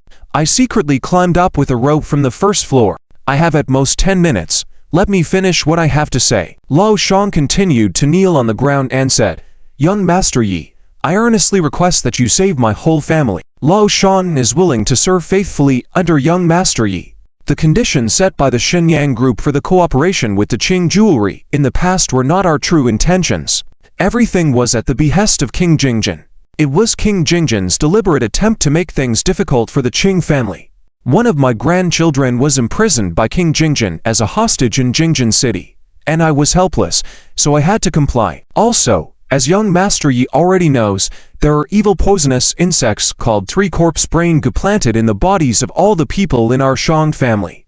If any of us act against their orders, they would not hesitate to kill us all. Fortunately, all those toxic insects in my body were miraculously cleared by young Master Yi today. Young Master Yi is our Shang family's savior. Please beg young Master Yi to save our Shang family. The Shang family will do its utmost to support young Master Yi. We will not rest until we settle this matter with King Jingjin." Moreover, recently, King Jingjin even urged our Shang family to transport a batch of extremely precious elixirs, medicinal materials, and ancient techniques from the southwestern Miaojiang region. We are willing to quietly transfer everything to young Master Yi. Listening to Lao Zhang's words, Yifan understood everything. It turned out that the Shang family was controlled by King Jingjin, but the means used were not righteous. And all of Lao Zhang's actions earlier in the hall were just a show. Lao Zhang understood everything. He knew that Yifan could eliminate the 3 corpse brain goo, which was their only chance at survival. So he secretly met with Yifan, hoping to secure a future for the Shang family. Rest assured, Lao Zhang, I will find an opportunity to apologize to Miss Jing in person. As for the transportation contract, I will have someone sign it with Miss Jing quietly, and we won't ask for any shipping fees. Everything will be under young Master Yi's command. Yifan looked at the respectful Lao Zhang kneeling in front of him, and a smile appeared at the corner of his mouth. Lao Zhang, get up. I agree to what you said. How many people in your Shang family have the 3 corpse brain goo planted? Tonight, I will find time to sneak into the Shang family and eliminate them all. As for the hostages in Jingjin, we'll make a phone call later, and it should be resolved quickly.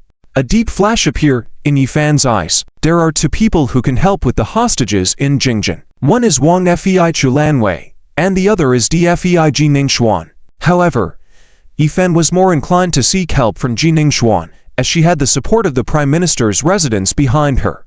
Even if conflicts arose, with the Prime Minister's residence and the backing of the royal family, there shouldn't be any trouble. Just as Yifan was considering Jining Xuan, his phone suddenly rang. Ding dong, ding dong. It rang several times in a row, and then several stunning private photos popped up on his phone. Nurse costume, stewardess costume, sailor uniform, and even a Catwoman outfit. That figure, curvy and flawless, definitely one of the best.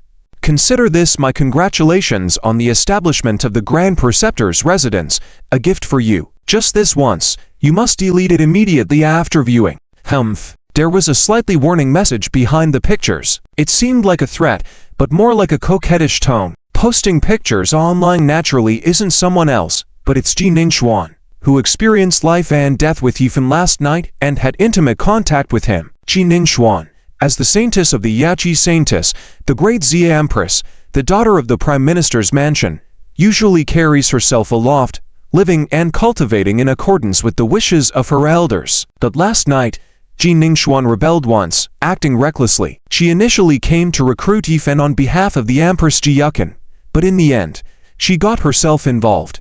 She was kissed by Yifan, looked at, touched. She lives in the capital, Jining Xuan's residence. After posting the pictures, Jining Xuan's face blushed, her heart pounding incessantly, nervously tossing her phone aside. So embarrassed. So embarrassed. Jining Xuan, you are the future Empress, the saintess of Yachi. How could you do such a thing? How did you take such a shameful picture? It's all that dead best friend's fault. Jining Xuan touched her own hot cheeks, and her wrists trembled slightly. This feeling is very strange. Jining Xuan felt extremely uneasy and anxious deep down, but at the same time, she also experienced an unprecedented sense of excitement. A saintess who usually holds herself aloft, how could she post such pictures? Jining Xuan hesitated for a moment, then quickly picked up her phone and looked at the exquisite pictures on it. The clothes that Jining Xuan would never wear, the revealing panties, the sinful garters on her chest, all showcasing Jining Xuan's beauty in just the right way, exuding charm in every detail. Even Jining Xuan herself was captivated. Alas, unfortunately, the tenderness of that night can only be as it is now. A hint of sorrow appeared on Jining Xuan's face. Forget it. Let's retract. Whether he sees it or not, so be it. The pictures are very sexy. I've saved them. I can sneak a peek under the covers at night. Jining Xuan was just about to retract the photos when a message suddenly popped up. Yifan actually replied to her message. This bad guy. How can he save them? Jining Xuan was flustered. She is the saintess, the future great Xia Empress. If these pictures of herself are exposed, how can she face anyone with dignity? Furthermore, as the Empress, such an incident will surely tarnish the royal family's reputation. Offending the royal family, how would the Prime Minister's mansion deal with it? In an instant, Ji Ningxuan's mind raced with various thoughts, but when she saw Yifan saying he saved her pictures, a smile involuntarily appeared at the corner of Ji Ningxuan's mouth. It seems she still has some charm, humph, and hiding under the covers to look at them. This guy is definitely up to no good with her pictures. What kind of mischief? Ji Ningxuan seemed to think of something embarrassing. Her face reddened, and she threw her phone aside, then lay directly on the bed, burying her head in the covers, trying to drive Yifan's image out of her mind. The more Ji Ningxuan tried to push Yifan's image away, the deeper it rooted in her mind. Although she had been with Ji Yukan for many years, apart from the bond of growing up together, Ji Ningxuan had no romantic feelings toward him. However, after just a brief contact with Yifan last night, without crossing the final line, the seed of concern for Yifan had already been deeply planted in Ji Ningxuan's heart. And every time Ji Ningxuan thought of him, it was the best fertilizer, nourishing continuously. That seed was growing, sprouting, and it was already beyond control. Should she elope? Ji Ningxuan lay on the bed, startled by the idea that popped into her head. She actually thought about eloping, but she had the Prime Minister's mansion behind her. The Yachi Saintess, where could she escape to? Yifan had the Yi family backing him. The newly established Toishi mansion. How could Yifan possibly elope with her? Alas, ding dong, ding dong. Ji Ningxuan's expression had just dimmed when Yifan's video call came through. This bad person, looking at the photos wasn't enough. Now he wants a video call. What should I do? If Yifan wants me to show myself in person, should I agree or not? Ji Ningxuan felt like her heart was about to jump out of her chest. The unprecedented excitement made Ji Ningxuan feel like going crazy. They say that girls in love have negative intelligence. At this moment, Ji Ningxuan was just like that, a dignified daughter of the Prime Minister's mansion. The Yachi Saintess, her usual intelligence was top-notch, but at this moment, she was just a little girl, with a yearning for an impossible romance deep in her heart. Because she was in her bedroom, Ji Ningxuan was wearing a look-up top with a garter and panties. Initially, Ji Ningxuan had planned to change clothes before the video call, but inexplicably, Ji Ningxuan decided not to change, to answer the video call as she was. Although the big phoenix on her chest was swaying, almost flying out, and she was half covered by revealing clothing, she felt extremely embarrassed. But for some reason, Ji Ningxuan had a feeling of willing to be bullied by Yifan. Since he had already seen it, why not show it again? Yifan, you're not allowed to do anything bad with my photos, otherwise, you and I are done. As the video call connected, Ji Ningxuan took the initiative to speak, warning Yifan. However, her tone was like a kitten growling, cute and fierce. Seeing Ji Ningxuan dressed like that, with a small garter on top and just panties below, unable to contain her ample bosom, and displaying her legs perfectly, how could an empress be so candid and sincere? Seeing such a sight in the video call, it was a completely different feeling from what he saw in the countryside in last night. Yifan smirked, haha, do something bad. What would I do with your photos? Although Yifan understood what Ji Ningxuan meant, he intentionally teased her. It's just that, you're so bad. Ji Ningxuan, dressed like this and on a video call with Yifan, was already mustering up courage. Even though Ji Ningxuan had reminded herself that she should completely forget about what happened last night, but when Yifan wanted to video call her, Ji Ningxuan couldn't help but feel a desire to get closer to him. Okay, I won't tease you anymore. I called you because I need your help. Yifan's expression began to turn serious. In the Shang family of Huadu, the granddaughter and grandson are being held hostage by Jing Wang in the capital. Can you find a way to rescue them from Jing Wang? Can you do it? I can. Ji Ningxuan almost didn't hesitate at all. Before Yifan could finish speaking, she immediately agreed, surprising even herself. Ji Ningxuan didn't realize that. In fact, she had completely allowed herself to be manipulated by him. No matter what Yifan said, Ji Ningxuan might have agreed without hesitation, even showing her changing clothes to Yifan in person. Ji Ningxuan bit her red lip slightly. Send me their information later. I will definitely rescue them. Ji Ningxuan smiled gently at the Yifan in the video call. Yifan, as long as it's something you ask for, I will agree. I miss you. Ji Ningxuan took a deep breath, said those words, quickly hung up the call, turned off her phone. Then she collapsed on the bed, her chest heaving violently. A tear quietly slipped from the corner of her eye. What should she do with Yifan after last night? T.S. Please vote for this story. For every 1,000 votes, the story will be updated, with a maximum of 10 chapters per day. In the Flower City Grand Hotel, on the second floor in the restroom, Ethan looked at the broken phone and couldn't help but sigh deeply in his heart. The magnitude of his sin was immense. Originally, he only intended to tease the Empress a little, but now it seemed like he was about to steal her away. The roots of affection ran deep. If by any chance the Empress Ji Ningxuan couldn't resist and ended up having a son with him, then the Empress's hat would be greener than the great grasslands. But thinking of the things the royal family tacitly acknowledged Jin Wang had done, Ethan suddenly felt that perhaps this kind of retaliation was also something the royal family should bear. Humph. In the restroom, the anxious Shang Tianhua, watching Yifan's constantly changing expression, said with some concern, "Yi Shao, my grandson and granddaughter in the capital, whom did Yi Shao employ for the rescue? I heard just now. It seems to be a girl. Who is she? Is she reliable?" Yifan smiled faintly. "The great Xia Empress Ji Ningxuan, the daughter of the Prime Minister's mansion. Do you think she's reliable?" "Ah, Empress? This?" Shan Tianhua was stunned for 2 seconds, unable to utter a word, but the implication was already clear. This Yifan, was his courage too great? He actually hooked up with the Empress.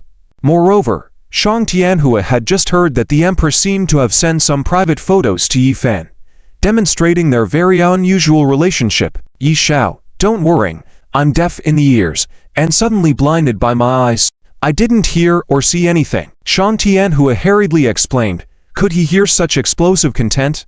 But at the same time, Shang Tianhua was also extremely shocked. This Yifan indeed walked an unusual path.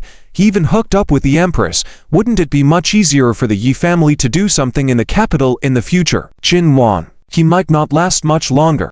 Thinking of this, Shan Tianhua couldn't help but break out in a cold sweat. Fortunately, he had made the right choice, timely siding with Yi Shao. Otherwise, if he continued to insist on being with Jin Wang, he wouldn't even know how he would end up. "Do you think this girl is reliable now, Shan Lao?" Yifan smiled and stared at Shan Tianhua. Reliable.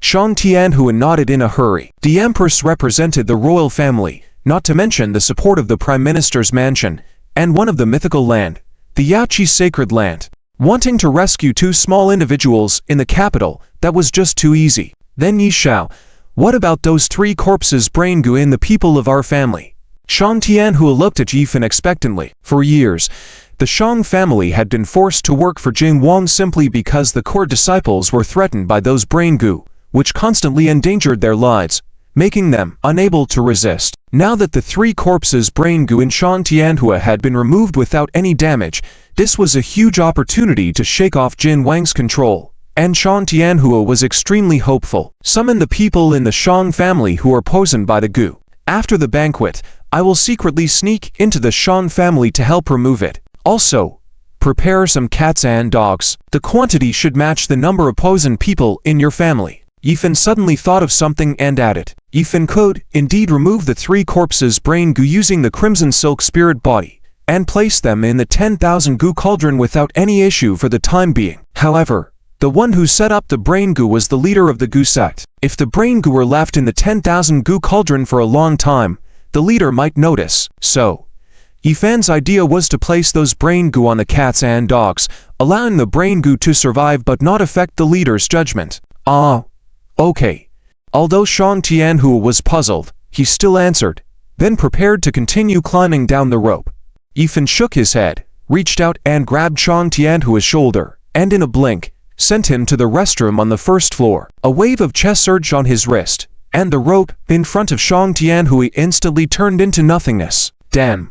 Shang Tianhua was so shocked by Yifan's means that he couldn't say a word. This Yifan, truly a monstrous genius.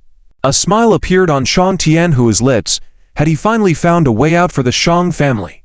Cooperation with the Qing family must be finalized immediately. He must clearly express his sincerity.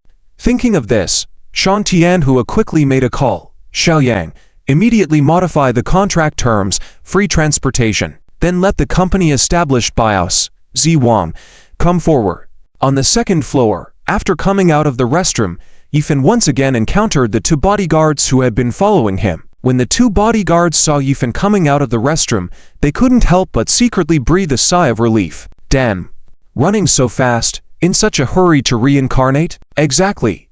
Just went to the restroom, is it worth being so crazy? Seeing Yifen walking briskly towards them along the corridor, the two quickly shut up, pretending to be here casually. But they didn't know that all their movements were observed by Yifen very clearly. Brother, the restroom is over there. Make sure to hurry up. Yifen passed by the two bodyguards, and mischievously said a word. Huh, what do you mean? Before the two bodyguards could understand what he meant, they suddenly felt a sharp twisting pain in their stomachs. Oh, my stomach hurts so much. I have to go. Hurry to the restroom. Oh my god. Me too. I really can't hold it anymore. Holding their stomachs, clenching their buttocks, they dared not take big steps and rush towards the restroom. But in the end, their sphincter couldn't hold up. Splat. Splat. Both of them, by the restroom door, directly opened the floodgates. A earth-shattering surge gushed out. The stench filled the air, almost bursting their pants. Ah, damn, what the hell is going on?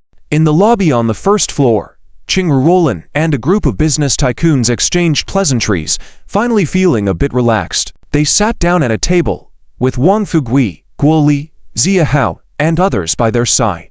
Little Fen went to the restroom, but he's been gone for so long. Could something have happened?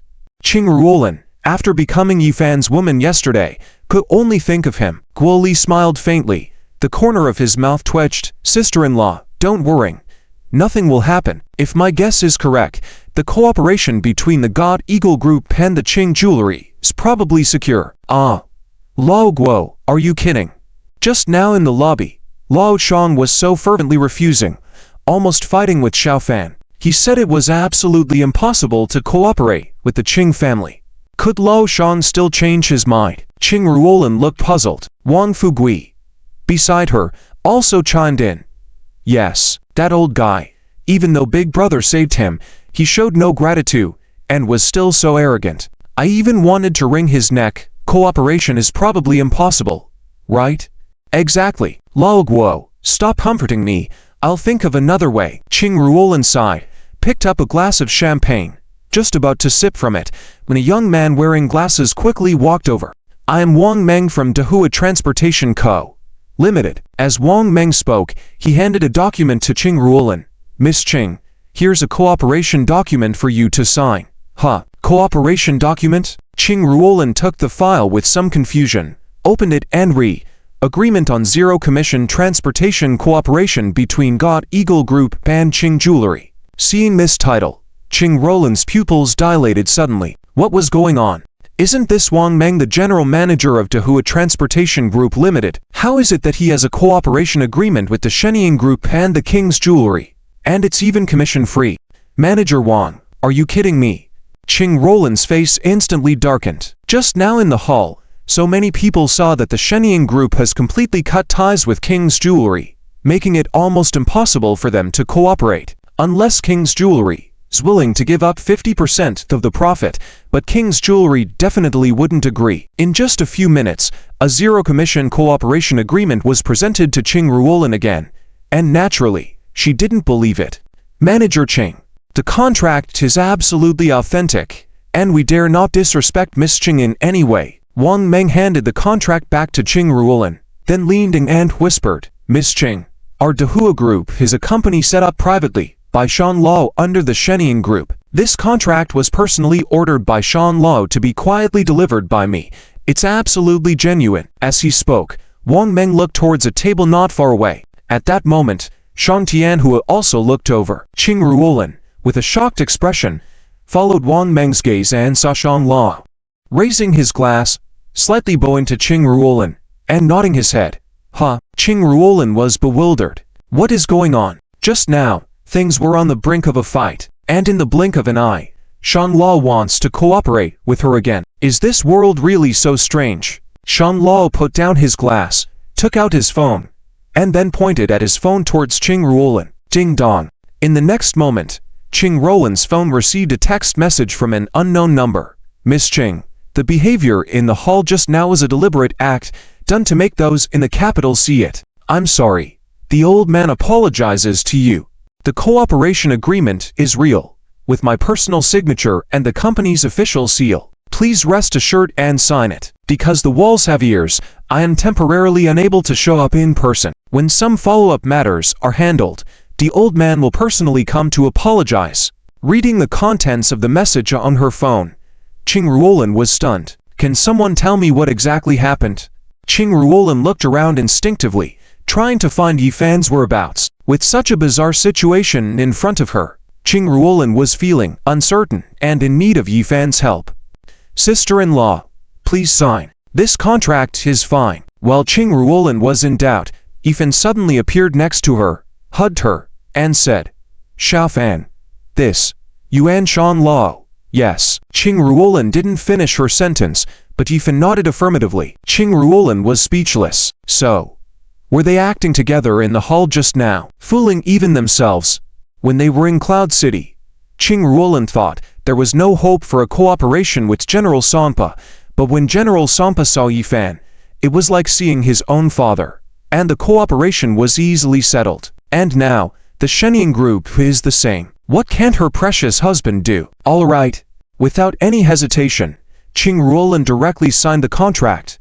Her main purpose for coming to this banquet today is to seek cooperation with Shan Tianhua. Now that the contract was signed, there was no point in staying. Looking at Yifan next to her, Qing Ruolin gently rested her head on his shoulder and said, Xiaofan, how about we go out for a walk? Although Qing Ruolin had become Yifan's woman last night and they even did morning exercises today, she still felt a bit regretful because she didn't spend much time alone with him due to other people being around like Ren Zuying and Qu Wan. And tonight, third sister Shen Man has also arrived at Huadu. Yifan will leave Huadu in a few days to go to Guancheng, making it even harder for them to spend time alone together. That's why Qing Ruolin wanted to be alone with Yifan. I want to come too, to protect Big Brother's safety. Wang Fugui, the silly guy, immediately spoke up. Guoli patted Wang Fugi's head curiously. You fool, have you forgotten we had other things to do later? Big Brother doesn't need your protection for anything. Guoli naturally understood that if Qing Ruolin was inviting Yifan like this, they had something to do. But Wang Fugui didn't realize it yet. Old Guo, why are you hitting me? We didn't say we have something important to do later. Wang Fugui wanted to say more, but Guoli covered his mouth, explained a few words quietly, then dragged him away. Wang Fugui finally understood. So that's it. I won't disturb you, brother. I won't be a third wheel. Wang Fugi's words left Guoli and Yifan speechless. Brother, you don't have to speak if you have nothing to say. All right. Let's go out for a walk, Yifan answered, and to avoid any embarrassment for Qing Ruolin, he directly hugged her and in a blink of an eye, they disappeared from the hall. As soon as Yifan disappeared, in a corner of the hall, the two bodyguards who had changed their pants immediately stood up. Huh, that scoundrel Yifan, how did he suddenly disappear again? Forget it. Never mind him. As long as we keep an eye on him and prevent him from contacting Shang Tianhua, it's fine if Yifan disappears. It's enough if Yifan is not around Shang Tianhua. Outside the hall, Yifan took Qing Ruolin to the car, stepped on the gas pedal, and drove directly out of Huadu city center. 20 minutes later, they arrived at the top of a desolate mountain. Xiaofan, why did you bring me here? Qing Ruolin's face blushed, and there was a hint of anticipation in her eyes. In the wilderness, a man and a woman alone. In such a situation, what else can happen? But after all, as a girl, she had to maintain her dignity. Of course, I brought you here to see the scenery. Look over there. Yifan led Qing Ruolin to a protruding stone, and from there, they could see the entire outline of Huadu illuminated by the neon lights. The lights of thousands of households scattered like stars, the Chuanjiang River winding through Huadu like a jade belt. It's so beautiful. Qing Ruolin had never seen such a beautiful scenery before and was deeply captivated by it. Under the neon lights, Qing Ruolin's beautiful face looked exceptionally stunning. Yifan stretched out his hand to embrace Qing Ruolin and affectionately said, Sister-in-law, thank you. Thank you for not abandoning the Yi family in the midst of such a disaster at the Yi family. After I divorced, you declared to marry me in front of Linglong, Yixu, and the others, maintaining the face of the Yi family and providing enough support. From now on, no matter what happens to the Qing family, as long as I, Yifan, am alive, I will protect you all. Yifan's words were incredibly sincere. It was also Yifan's heartfelt words. At that time, the situation of the Yi family made everyone avoid it, but only 7 beautiful sisters-in-law went against the tie, announcing their marriage to a fool like himself, supporting the Yi family. This kind of friendship was heavier than Mount Tai. Xiaofan, we are family. No need for thanks. We are willing, and you've been really good to me. I really like you. Qing Ruolin reached out and shyly hugged Yifan's neck, her eyes almost teary with emotion as she looked at Yifan. Although when she announced her marriage to Yifan, she didn't have many thoughts and feelings for him. With their time together, Qing Ruolin discovered that she had deeply fallen in love with Yifan. Before Qing Ruolin could finish her sentence, Yifan had already boldly kissed her, embraced her, almost crushing her. The key was that Yifan's big hands were not staying still at all. In just a few seconds, Yifan had untied Qing Ruolin's restraints almost completely, then pressed her against the nearby boulder. Ah, I'm so embarrassed, Xiaofan. Not here. Understanding Yifan's intentions, Qing Ruolin's body had softened with shyness. This rascal, bringing her here, indeed had ulterior motives. Hey, what are you afraid of? There's no one here. Yifan smirked mischievously. Besides, after tonight, I might have to make a trip back to Cloud City, then head south to Guang City. Opportunities like this are rare. Yifan's situation was naturally known to Qing Ruolin. Though shy, Qing Ruolin slowly reached out to embrace Yifan, closing her eyes. Let it be. Let this little rascal have his way. Oh well, after all, she already belonged to him, so it didn't matter what he did. Besides, Yifan was a martial emperor at the 8th rank. If anyone approached, Yifan would surely know. Understanding these thoughts, Qing Ruolin simply let go. Starting from being shy and passive, she began to take the initiative. In an instant, the usually elegant and charming CEO radiated infinite passion. On the mountaintop, amidst the sea of clouds, a celestial sound began to resonate. In the wilderness, during battles, there was always a special feeling. Qing Ruolin, usually reserved, had completely surrendered. Nearby, a few birds tilted their heads while watching the scene on the stone slab, looking puzzled. What were these two humans doing here? Why were their postures so strange? One moment like this, the next moment like that. Forget it. Can't understand. Time to sleep. After some time, everything calmed down. When Yifan embraced Qing Ruolin into the car, Qing Ruolin had completely softened in his arms. With flushed cheeks, blurred eyes, nearly on the brink of tears, Qing Ruolin was about to stand up to straighten her clothes when her legs gave out, falling back into Yifan's arms. It's all your fault, you little rascal, so bad. Qing Ruolin petulantly scolded, lightly hitting Yifan's chest. A man who's not naughty, a woman won't love, right? Yifan smirked mischievously. Come on, I'll take you home. Okay, Qing Ruolin answered, then reminded Yifan, Xiaofan, don't forget, Mon gets to Flower City Airport at 11 o'clock tonight. Remember to pick her up. Okay, if you're busy, I can go instead. Though Yifan was already sober now, Qing Ruolin still remembered the promise they made at the funeral, the oath of the 7 sisters. Expanding the Yi family's descendants was not his responsibility alone. And this bad guy Yifan, HMPH, those sisters who tricked themselves into marrying Yifan must also experience his power. I'll go pick her up then.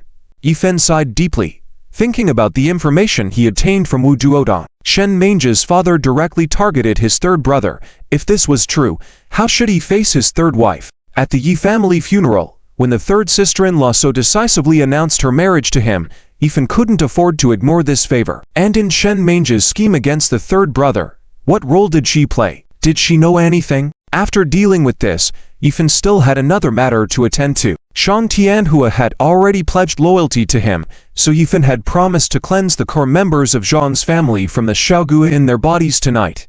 After dropping Qing Ruolin off at home, Yifan directly drove her car towards the Shang family courtyard. At this time, the Shang family courtyard was brightly lit. All the core disciples were gathered in the hall, about 20 or 30 people in total, with cages holding dozens of cats and dogs beside the hall. Master Shang, is he reliable or not? It's so late, and he still hasn't arrived yet. The Xiaogu in our bodies is not easily removed. If we can't do it and end up offending King Jin, we will be in a difficult position. Grandfather, are you sure the Xiaogu in your body has been removed? In the hall, the other core disciples were nervous yet hopeful. After all, when they were implanted with those Xiaogu, they had to watch those disgusting bugs crawl into their bodies. making it hard to sleep at night. Shang Tianhua was also anxious, pacing back and forth in the hall. I'm quite certain. In my body, I no longer feel any controlled sensation. You all believe in Yi's abilities. Yi promised me he will come. Just wait a bit longer. Though comforting the core disciples, Shang Tianhua's hands unconsciously fidgeted. Although Yi Fen and King Jin were mortal enemies, would Yi Fen really save the Shang family for the sake of a transport team? Shang decided that as long as Yi Fen came tonight, regardless of whether he could resolve the Xiaogu issue and everyone in Zhang's family, he planned to give all the highly confidential items that King Jin had shipped from the southwest to Yi Fen. It was said that among these items was a super treasure bestowed by Master Zhuan Baifen from the Goa teaching. When Shang Tianhua personally escorted the items in the Miaojiang area, he overheard Zhuan Baifen reporting that there was a soul bone inside the goods containing a skill of the shadow demon. If a person could absorb it, they could inherit it. The shadow demon was said to be a person's phantom image that had equal attacking effects against enemies. Moreover, the shadow demon could penetrate enemies, causing significant damage. Additionally, the key point was that the shadow demon could instantly escape tens of meters away. Regardless of how the original body was limited, it could instantly arrive at the location of the shadow and escape. Dangerous tasks could be delegated to the shadow demon, allowing for immediate escape. Such a heaven-defying soul bone was obtained when Zhuan Baifen and others excavated an ancient tomb. This time, the transport team escorted by Shang Tianhua intended to present it as a gift to King Jin. Having caused such misery for his people, Shang Tianhua no longer wanted to serve King Jin. If King Jin obtained such a heaven-defying soul bone, it would be equivalent to having two lives. Finally encountering Yi Fan's, as long as Yi Fan arrived today, Shang Tianhua planned to give these treasures to Yi Fan. He will definitely come. He will definitely come. Anxiously, Shang Tianhua clasped his fingers together. Although today is the first meeting with Yi Fan, Shang Tianhua had known since Yi Fan selflessly saved him that the young master of the Yi family must be a good person. The Yi family had been loyal and brave, but had met such a fate, evoking sighs from all. What Shang Tianhua did was for himself, but also considered helping Yi Fan once. Grandfather, I think he won't come, right? Yi Fan is probably just playing games, trying to deceive you and the Qing group into cooperating. A young master who just recovered, to cultivate to his current strength, even if he's lucky enough, if he can still deal with the Xiaogu, wouldn't that be too divine? Shang Tianhua's youngest granddaughter, Shang Yaqi, petulantly remarked, I said back when we were implanted with Xiaogu, whoever can remove the toxins from this lady's body, I will marry him.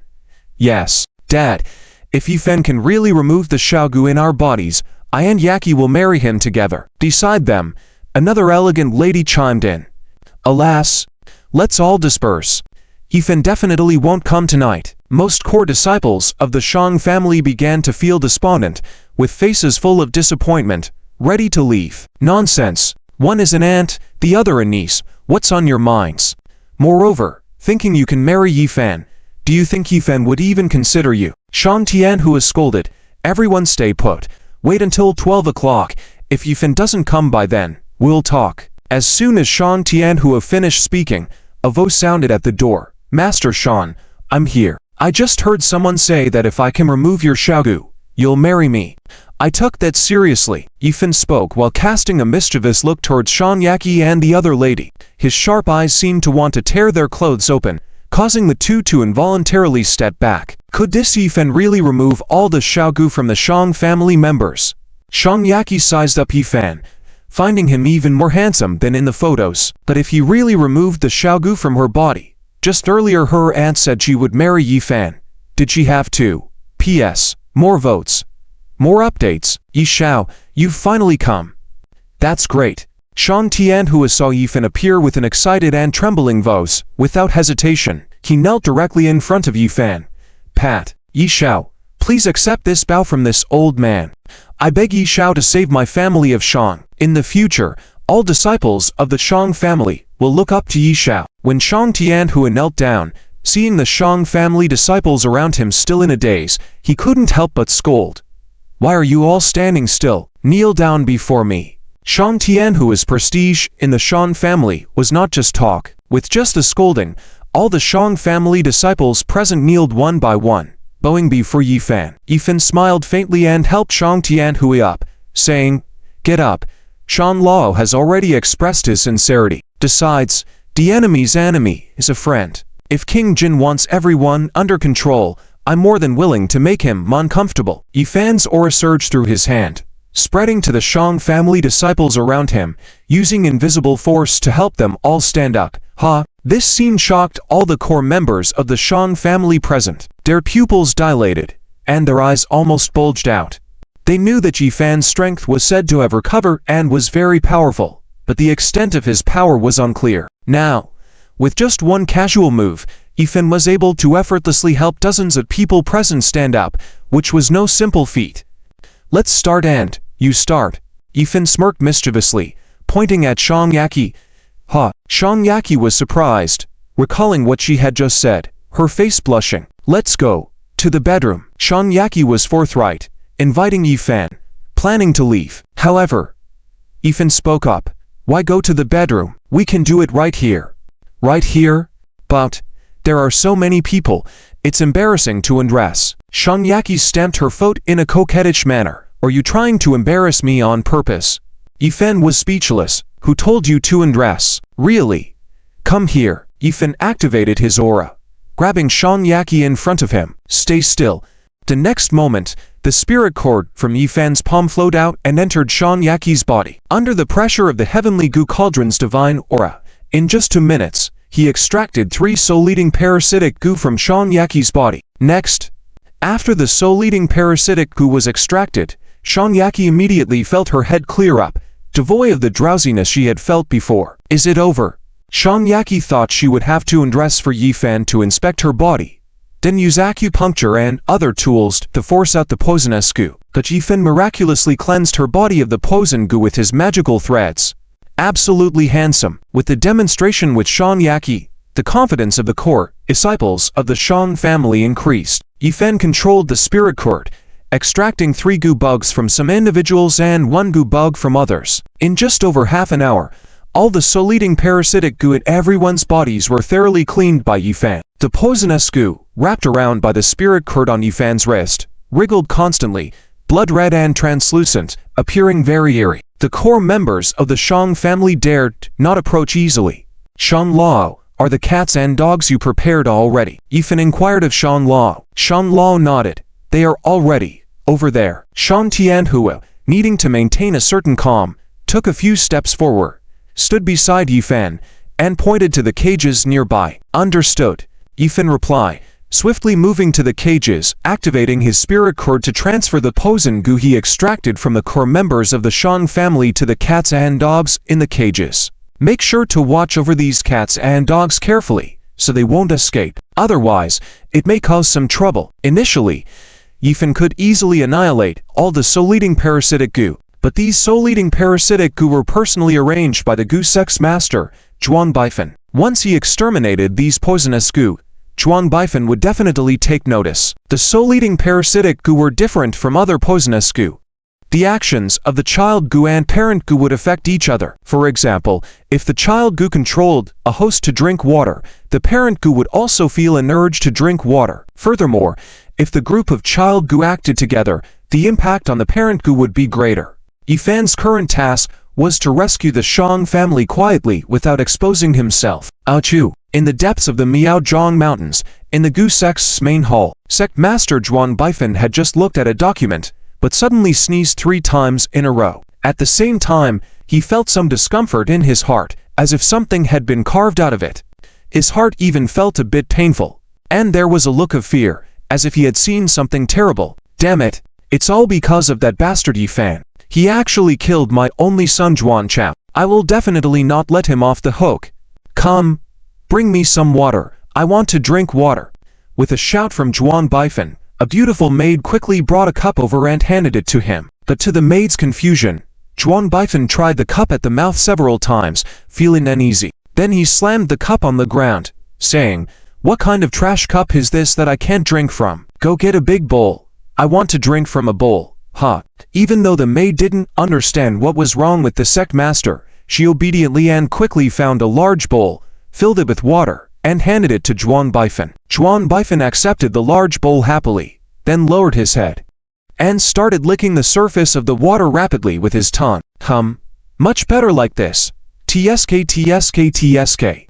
Juan Baifan's water-licking sounds were unusually loud and echo in the main hall. All the maids were stunned. What's wrong with the sect master? Shouldn't only dogs drink water like this? Although the maids noticed something abnormal, they dared not say much. And at that moment, in Huadu, at the Shang family courtyard, in a line of cages, several wolf dogs were joyously lapping up the clean water in the bowl with their tails wagging and their heads protruding from the cages. Shan Lao, all the poison goo in everyone's bodies in the Shang family have been cleared out. Tomorrow, heading to the capital, your two granddaughters and grandson should also have results soon. You can rest assured. Yifan scanned everyone with his devil eyes again, confirming that nothing was amiss before intending to take his leave. It was almost time, and Yifan had to go to the airport to pick up his third sister-in-law, Shen Meng, without delay. Wait.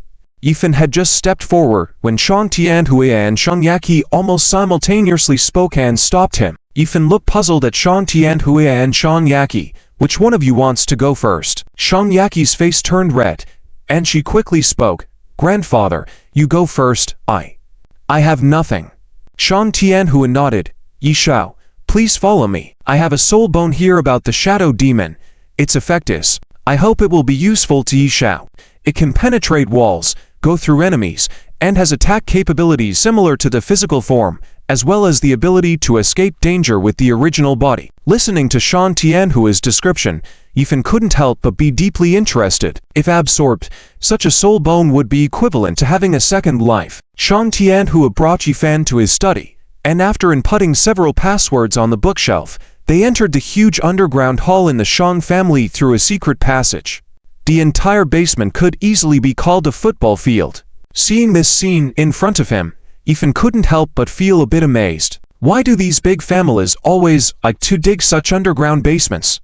The Yi family also has a huge underground basement after Yifan's grandfather took in there last time. And now, the Shang family also has one. Young Master Yi, over there are a total of 38 trucks.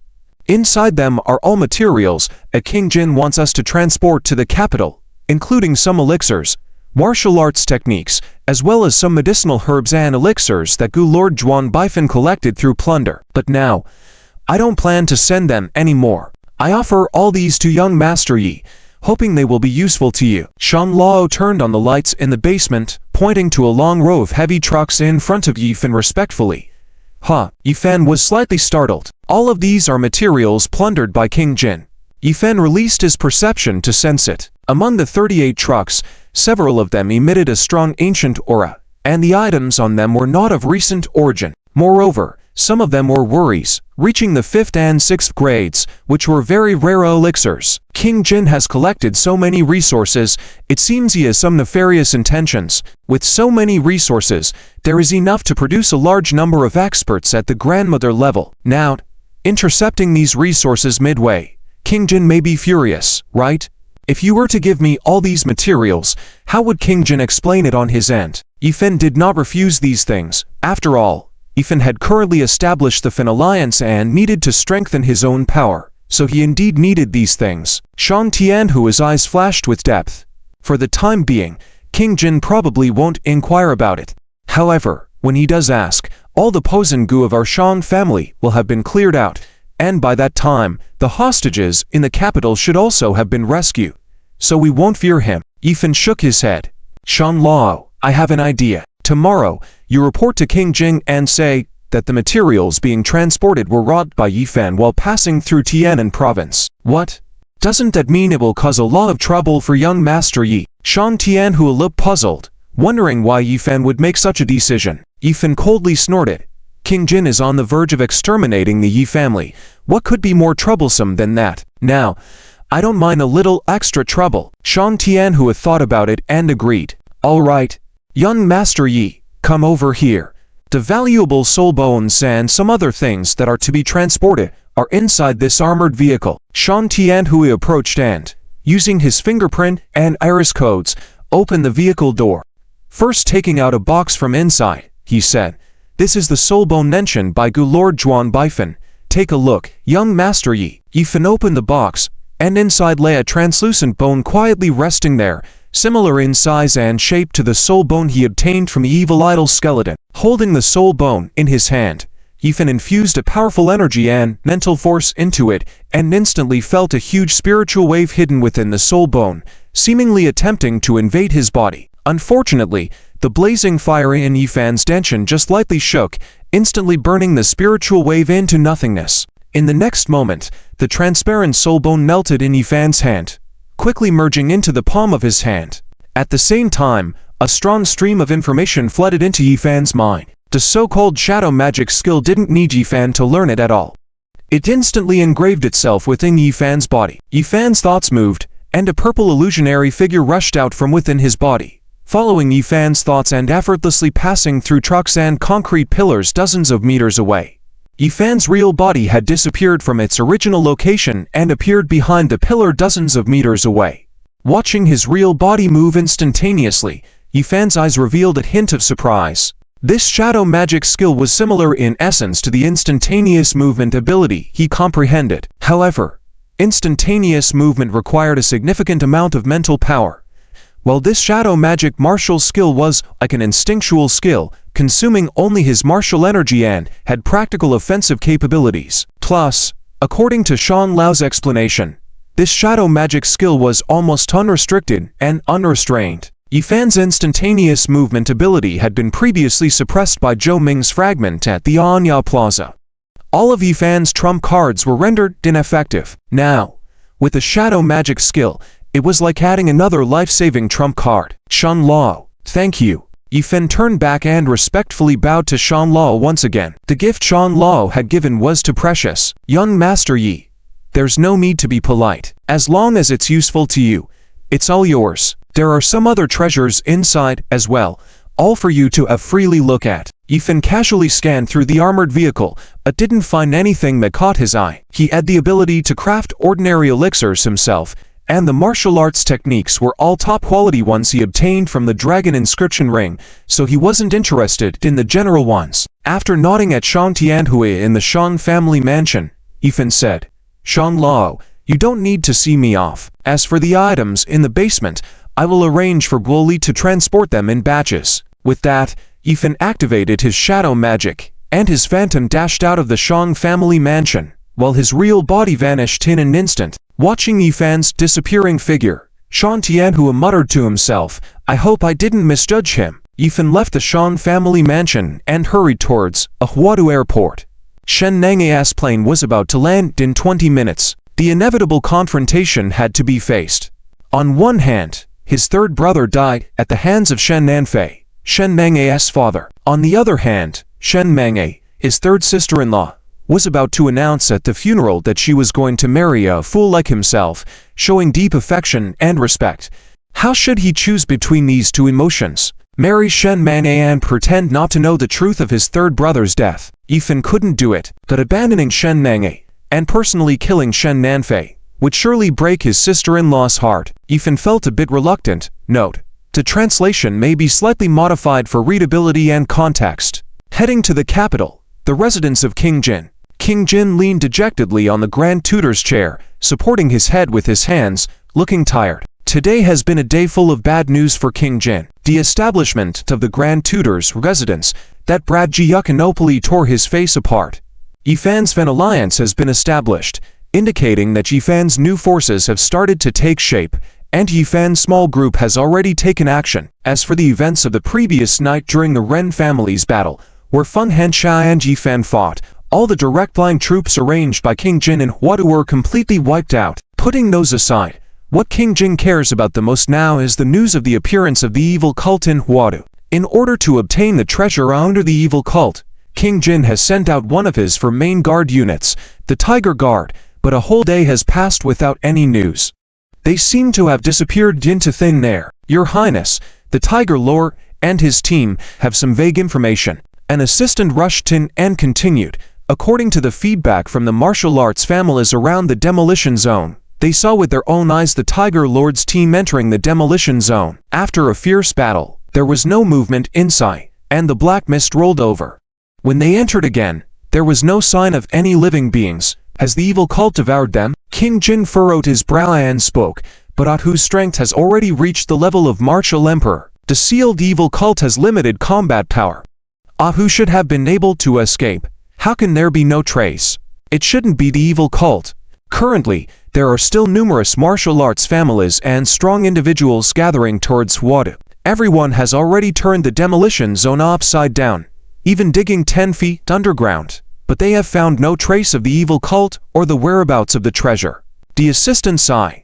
Now, everyone suspects that the Heaven's Gate and Yifan have played a hand in it, and they have definitely taken away the treasure.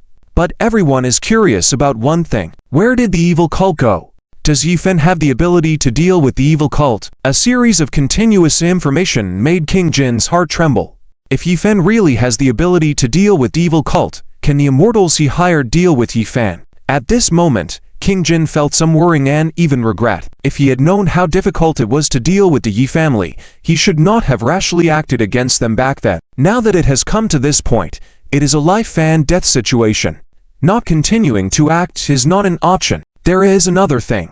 The second in command of the Yi family, who practices ancient martial arts, has gone to Huadu. He almost killed Yi Changfen, but after a battle with Yifan, according to our observers, Yi Chang actually respectfully bowed to Yifan, as if surrendering. King Jin snorted.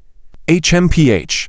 Yi Chang's submission is useless. In the Yi family of ancient martial arts, the most important figure is the Yi family's patriarch. Find a way to infiltrate the Yi family of ancient martial arts and report detailed information about Yifan to the Yi family's patriarch. Isn't the Yi family's patriarch interested in Yifan's bloodline? If we really can't deal with Yifan, we must not let Yifan off easily. By the way, how are things going in Huadu? Shen Neng actually wants to look for Yifan, but we can't let her meet Yifan directly, otherwise, the secrets of the Shen family in Guan City will be exposed, making their plans in Guan City troublesome. King Jin was very tired, and now he was starting to feel overwhelmed. The situation in Huadu was originally arranged without problems, but the young master said he wanted to take action personally. He has already rushed to Huadu in the afternoon, and he disguised himself as Yifan, planning to intercept Shen Neng at the airport, saying he wanted to share your worries. What? That brat. What is he doing in Huadu at this time? Why didn't you tell me earlier? Fool. King Jin was so angry when he heard the assistant's report. King Jin's irresponsible son, usually lazy and thinking he's clever, is actually nothing. To disguise himself as Yifan and intercept Shen Meng in Huadu. Is he infatuated with Shen Meng, that star's body? Is he in such a rush? After Yifan is completely dealt with, not to mention Shen Meng, all the stars in the kingdom of DRIZZLE will belong to him. Call him immediately and tell him to come back right away.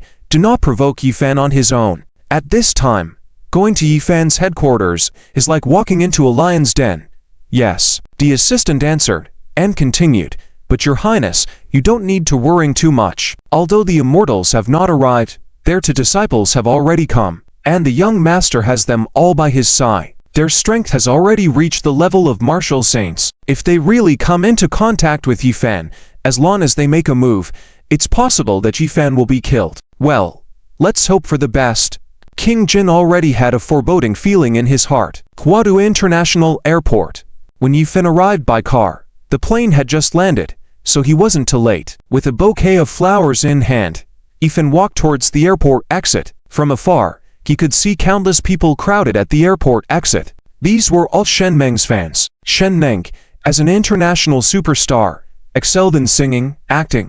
Her popularity naturally exceeded the ordinary. With a thought, Yifan activated his shadow skill, and a purple phantom easily made its way through the crowd and reached the front row. Whoosh!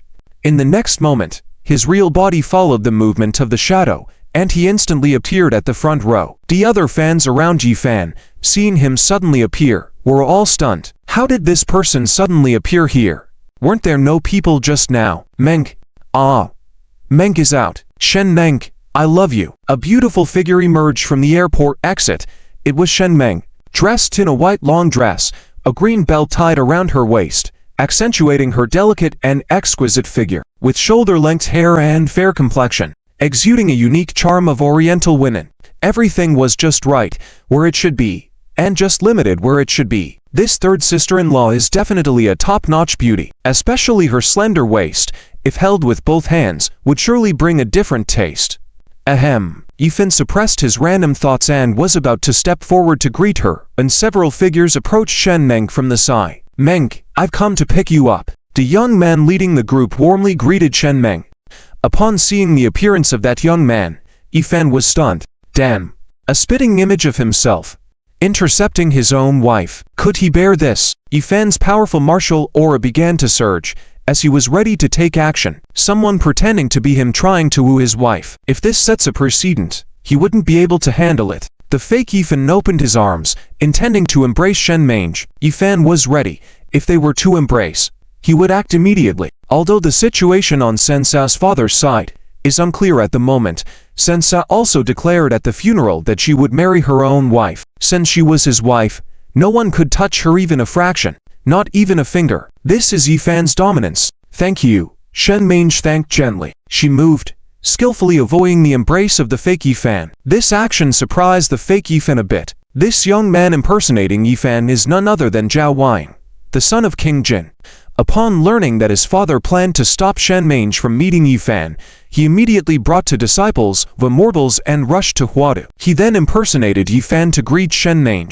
On one hand, he could prevent Shen Meng from meeting Yifan. On the other hand, by impersonating Yifan, he could have intimate contact with Shen Meng. If he could get Shen Meng to sleep with him, wouldn't that be beautiful? By retaliating against Yifan and using the Shen family to suppress the Yi family, at least he could help his father regain some ground. Yes, he is indeed his father's capable son. Wenjie, you are my wife, can I hold you? Zhao Wang awkwardly spoke, his arm frozen in midair. Sorry, Shafan, give me some time to accept.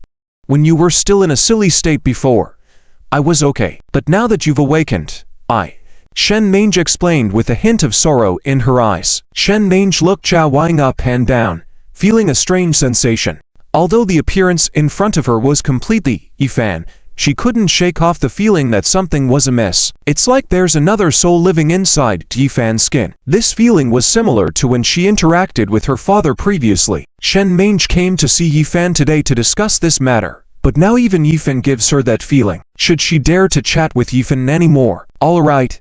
Although Zhao Wang was a bit greedy and eager to immediately embrace Shen Meng, he had his own plans for this visit. If he wanted to infiltrate the enemy, he needed to take it slow. Shen Meng, can you give me an autograph? The fans were going crazy. Shen Meng greeted the fans with a smile. Hello everyone. I am Shen Meng. Thank you all for waiting for me here so late. It's getting late now, so please head back, she continued, inviting them to her concert in Guangcheng the day after tomorrow and reminding them to collaborate with the Yi group behind her husband for any related business opportunities. As she greeted the fans, her eyes wandered through the crowd, feeling a pair of familiar eyes watching her and a familiar scent enticing her. Those eyes naturally belonged to Yifan. However, Yifan had hidden his presence, so Shen Meng couldn't notice him. Listening to Shen Meng continuously promoting the Yi group and meeting with her fans could be seen as endorsing the Yi group indirectly. She was his future third wife, at least essentially good. Yifan had already made up his mind to protect this kind girl. I'll leave first. Shen Meng bid goodbye to the fans and made her way to her car. Meng, over here, I've arranged for a car and hotel. Get in this car. Zhao Wang warmly opened the door of a Kulingnan car nearby and invited Shen Meng in. However, Shen Meng shook her head. I'll take my car. I need to handle some things. As for the hotel, if Ruolan has arranged everything, let's talk about it tomorrow morning. Shen Meng suddenly felt tired. Since 2 years ago, she had sensed something wrong with her father. He would often get angry at her and her brothers, and his actions with the Shen family's resources were strange. In her career, she faced exclusion from many groups, especially after announcing her marriage to Yifan. She wanted to confide in Yifan, but upon meeting him, she found him completely different. Shen Meng didn't want to say a word to him, not even spend a minute with him. But wasn't Ruolan always praising Yifan as a very good man? Why couldn't she see any of that goodness? Was it a mistake to announce her marriage to Yifan at the Yi family funeral? Shen Meng got into her car and quickly left the airport, heading towards the distance. Zhao Wang stood there, watching Shen Meng leave, feeling depressed. What's going on? Didn't they say Yifan's 7 wives doted on him? Why won't she even give a hug? Zhao Wang took out his phone and checked his appearance. Beside him, two young men in white robes approached him. "Young Zhao, there's nothing wrong with your appearance. It must be your temperament. Think about it. Yifan used to be in a foolish state. Shen Mange probably still likes that foolish Yifan. Maybe if you act a bit foolish tomorrow, you might have a chance." "Foolish? Like this?" Zhao Weiying pretended to stutter, a smile appearing on his lips. "So that's how it is. I like this. It's settled. With this talent of mine, I can't handle Shen Mange." Zhao Weiying was determined to win Shen Mange over and settle things in Guancheng entirely. In a swiftly moving black business car in Huada, Shen Mange gazed at the neon lights outside the window, her eyes somewhat dull. Ding ding. The ringing in her hand interrupted her thoughts. It was from Qing Ruolin. "Sister Mange, did Yifan pick you up?" "He did." Hearing Qing Ruolin's words, Shen Mange's mood eased slightly. "How was it?" "Sister Mange, isn't Yifan a really nice person? Handsome and considerate. We made the right choice. Yifan can definitely address your concerns." As Qing Ruolin spoke, she noticed Shen Mange's silence and sensed something was wrong. "Sister Mange, what's wrong? Did Yifan upset you?" "No." "Ruolin, why do I feel the Yifan I met today is different from your description? Are you sure it was Yifan who came to pick me up at the airport today?" After hesitating for a while, Shen Mange voiced her doubts. Not the same person. What do you mean? What features does our husband, Yifan, have?" Shen Mange paused, her expectations rising. "He has a dragon on his chest." Before Shen Mange could respond, the car suddenly rattled. Whoosh! A figure sat beside Shen Mange in a flash. "Sister-in-law, good evening." "Ah, why did you follow me again? How did you get up here?" Suddenly, a person appeared in the enclosed car, scaring Shen Manga so much that she screamed directly. Naturally, the one who came was none other than Yifan, who silently followed up. In an enclosed car, Yifan now has at least two methods. One is teleportation, and the other is to use the latest penetration skill obtained from the soul bone, the shadow magic penetration skill, effortlessly. "Manga, what's wrong?" Qing Ruolin heard Shen Manga's scream on the phone, and quickly asked. "It's Yifan. I don't know how he suddenly appeared in my car using what method. Just a moment ago, he was clearly on the car behind." Shen Manga quickly explained the situation to Qing Ruolin. On the other end of the phone, Qing Ruolin breathed a sigh of relief, a smile appearing on her face. "Manga, if that's the case, then the one sitting next to you right now must be Yifan. I suspect the Yifan you encountered at the airport just now was a fake." "A fake he?" Hearing Qing Ruolin's words, Shen Manga's heart skipped a beat. She turned her head to carefully examine the Yifan in front of her again and instantly froze. "Yes, it feels right. That familiar aura, familiar scent, and the feeling of peace it brings. So, the Yifan she encountered at the airport just now was a fake. How terrifying." But as Qing Ruolin just said, there is a way to verify if this Yifan is real or fake. So let's first confirm his identity. After hanging up the phone, Shen Manga stared at Yifan and said, "You, take off your clothes." "Huh." Yifan was unaware of the conversation between Shen Manga and Qing Ruolin earlier. Upon hearing Shen Manga's words, he was momentarily stunned. "Take off my clothes." That bold, huh? Although the seven sisters did say at the time that they wanted to expand the Yi family, there was no need to rush like this, right? They could go to a hotel instead. It's not convenient to do it here, right? How about later? Yifan looked at Shen Manga suspiciously, trying to glean some clues from her eyes. Seeing Yifan's mischievous gaze, Shen Manga instantly understood. This scoundrel must have misunderstood something. "Oh, if Ruolin is right, you're really naughty." Shen Manga pouted, though her mood suddenly improved. "No mistake, this is the one." Yixu and Ruolin said that Yifan is a very good person, but sometimes he can be mischievous, that kind of mischievousness that is irresistibly charming and not annoying. "I just wanted to check the situation in front of your chest."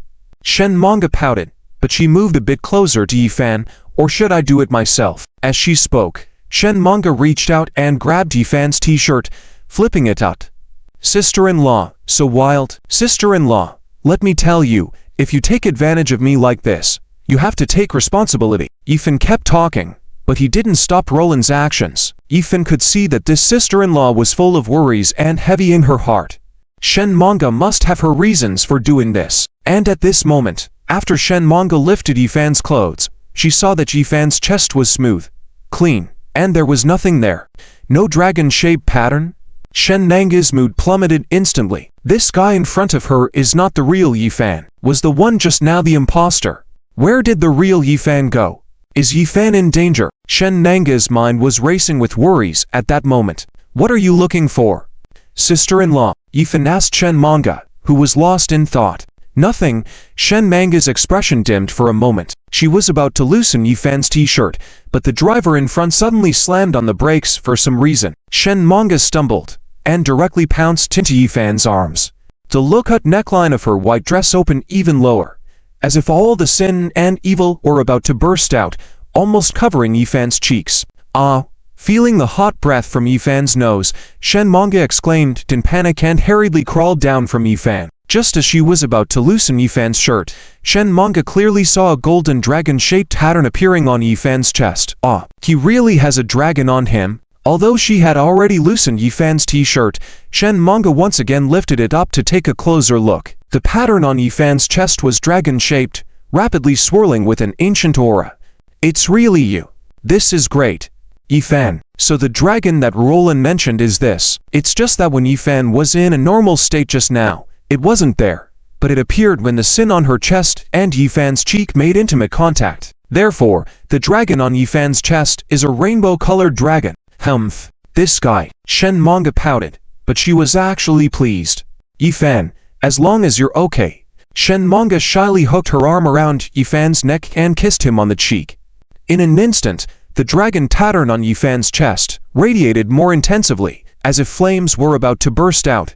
Undoubtedly a rainbow-colored dragon. Most importantly, in that moment, Shen Manga discovered a huge secret as well. When she had contact with her sign and Yifan just now, and even when she kissed Yifan, she felt a strong warm current, which instantly turned into martial arts energy and rapidly enhanced her martial arts strength. Yifan has such a heavenly effect. As long as she has intimate contact with Yifan, she can receive that warm current, which then transforms into martial arts energy. Recently, she heard that Yixu had already broken through to the master level, and Shen Manga was a bit puzzled about what had happened. So this is how it is. Great. This husband was truly a perfect choice. Sister-in-law, what's the situation? Yifan passively felt Shen Manga's tenderness, feeling bewildered as a whole. Nothing. Little fan, did you already know that someone pretended to be you earlier to get close to me? You scoundrel, aren't you afraid your wife will be kidnapped? Shen Manga smiled wryly. Manga, I did indeed notice it just now, but didn't you also realize something? You didn't even hug that imposter just now, and now, look at yourself. At this moment, Shen Manga had curled up entirely in Yifan's embrace, like a little cat, totally dependent on Yifan. Husband, I'm scared. Shen Manga gently hooked her arm around Yifan's neck, about to say something, but her eyes immediately turned red, tears streaming down her cheeks. This scene broke Yifan's heart. Manga, don't be afraid. Tell me everything slowly. As long as I'm here, nothing will happen. Yes, little fan. Tonight, can you not go back and stay with me? Shen Manga looked at Yifan expectantly, her heart weary after so many years. Shen Manga finally found a pillar of support, and she was somewhat enamored with this feeling. Okay. Yifan tightened his grip on Shen Mang's arm. During this period, Yifan had only been clearing obstacles for Su Yixu in Cloud City. Obviously, the other sisters, who were announced to be married to him during the funeral, must have also endured a lot of pressure. He owed them. At the same time, Yifan also wanted to subtly chat with Shen Mang about the situation in the Shen family. Back at the hotel, everything settled down. After Shen Mang finished washing up and put on a sexy nightgown to lay on the bed, she saw Yifan taking a blanket and intending to sleep on the sofa, which made her amused and exasperated. Why is he acting so serious now? This rascal, he didn't behave this way when he was with Yixu and Ruolin. Husband, why are you going to sleep on the sofa? I'm your wife. Naturally, we should sleep together at night. Shen Mang pouted irritably. Come here. Okay. Though Yifan wasn't immune to pretty women, and Shen Mang had openly declared herself as his wife, Yifan probably knew she wouldn't object to anything he might do. However, he could tell Shen Mang was in a really bad mood today. If he did anything to her at this moment, he wouldn't be a decent person. So he consciously grabbed a blanket and settled on the sofa. Yet deep down, Yifan had already decided that today, he would just hold Shen Mang and sleep. nothing more. Even if he wanted to do something, he at least needed to wait until the situation in Guancheng was clear. Husband, actually, I came today to talk to you. Shen Nang nestled contentedly in Yifan's arms, softly speaking, I'm really tired, so tired. And my father doesn't understand me all these past few years. He's always yelling at me. And my brothers. I feel like, although my father looks the same, since he went to the capital a few years ago, it's like he's a completely different person. Like there's another soul in him. Regarding the marriage to you, my father is very resolute. He hates it. He doesn't even want to acknowledge me as his daughter. I don't know how to face it. Shen Nang poured out her frustrations to Yifan, and Yifan caught a key phrase from her words. Another soul living in a person. The art of transformation was not a skill unique to Yifan. If the King Jinsmen could impersonate themselves, could they also impersonate Shen Nanfei? If Shen Nanfei was just a fake impersonated person, then everything would make sense. The one wanting to kill the third brother wasn't Shen Mang's real father, but another impersonator. However, this would also mean that Shen Mang's real father had likely been killed and was no longer alive. Yifan wondered if Shen Mang could handle this blow. He should give her a heads up in advance. Mang, have you ever considered that the person you see as your father now is no longer your real father? Yifan prodded Shen Mang. Shen Nang's expression dimmed. Of course I've considered it. It's just that besides his character, all of his habits are still the same as before. And I'm a little worried. If the person in front of me isn't my father, then my real father. She was on the verge of tears by the end. It's okay. I'm here. Everything will be fine as long as I'm here. Yifan gently patted Shen Mang, sending a wave of comfort and easing her agitated emotions. Shen Nang then talked to Yifan about many things in the entertainment circle and bits of her past life. Tired eventually, she curled up in Yifan's arms and fell asleep, holding onto his neck tightly as if safety was found only in him. Yifan sighed as he watched Shen Mang in his arms. He couldn't let down these women who were guarding him no matter what. Yifan took out his phone and dialed a number. Hanyu Moon, the intelligence system should be set up by now, right? Please investigate something for me. Gather detailed information about all members of the Shen family in Guancheng. Yes. The next day, Yifan and Shen Mang had breakfast in the hotel restaurant after waking up. While Yifan was away using the restroom, Jiao Wang and two clever people hurry over to Shen Mang. Mang, good morning. Abba. Since the three had strategized yesterday, Shen Mang's rejection of him was probably because he didn't act foolish enough. So today, Jiao Wang deliberately acted more foolish in front of Shen Mang, even stuttering in his speech and twitching his mouth dramatically. What he didn't know was that even though he had set up a meticulous trap and was monitoring everything around Shen Mang, Yifan had slept with her last night. Seeing the fake Yifan in front of her, Shen Nang gave a slight smile. Good morning. It worked. Shen Nang smiled. Jiao Wang and the clever people exchanged glances, feeling confident in their strategy. Breakfast isn't good today. Abba. How about we go eat elsewhere outside? Abba. Jiao Wang greedily looked at Shen Mang. If he didn't need to uphold his own image, Jiao Wang would really want to take Shen Mang by force. Ha. Shen Nang couldn't hold back her laughter. Where did this fool come from? Pretending to be Yifan, thinking Yifan was like this. What are you laughing at? Abba. Jiao Wang looked puzzled. Before he could ask further, his phone rang. Jiao Wang shut off his phone last night to avoid being called back by his father abruptly, turning it on now. Sure enough, it was his father calling. You rascal, why is your phone off? I've called you hundreds of times, but couldn't reach you. Do you know what you're doing? Get back from Huadu immediately. Why, Dad? I'm about to become a hero in the world. Once I get Shen Nang, won't the crisis in Guancheng be resolved? Jiao Wang tried to explain to his father. Absolutely impossible. On the other end of the phone, his father roared furiously. Do you realize that all your actions might be within Yifan's control? It can't be. I've been so discreet. How could Yifan possibly notice? I've been impersonating Yifan in Huadu, and no one has suspected me. The King Jin was left speechless. How could a brilliant person like him father such a fool? Hey, Mr. Yifan, good morning. Before Jiao Wang hung up the phone, a young man suddenly appeared in front of him and greeted him. What the heck, Yifan? What are you doing here? Jiao Wang was stunned to see the real Yifan in front of him. Of course, I'm waiting for you. Hehe. Yifan smirked, making Jiao Wang feel like his bones were turning to jelly. Trouble was brewing. Wait for yourself. Damn. Didn't you set up so many powerful experts around the hotel? How did Yifan enter the hotel? How did you get in? Why didn't I notice it at all? While Jiao Wai was talking, he looked at the two white-robed youths beside him, and the two youths also looked puzzled. If he had just come in, we would have definitely noticed. Heh.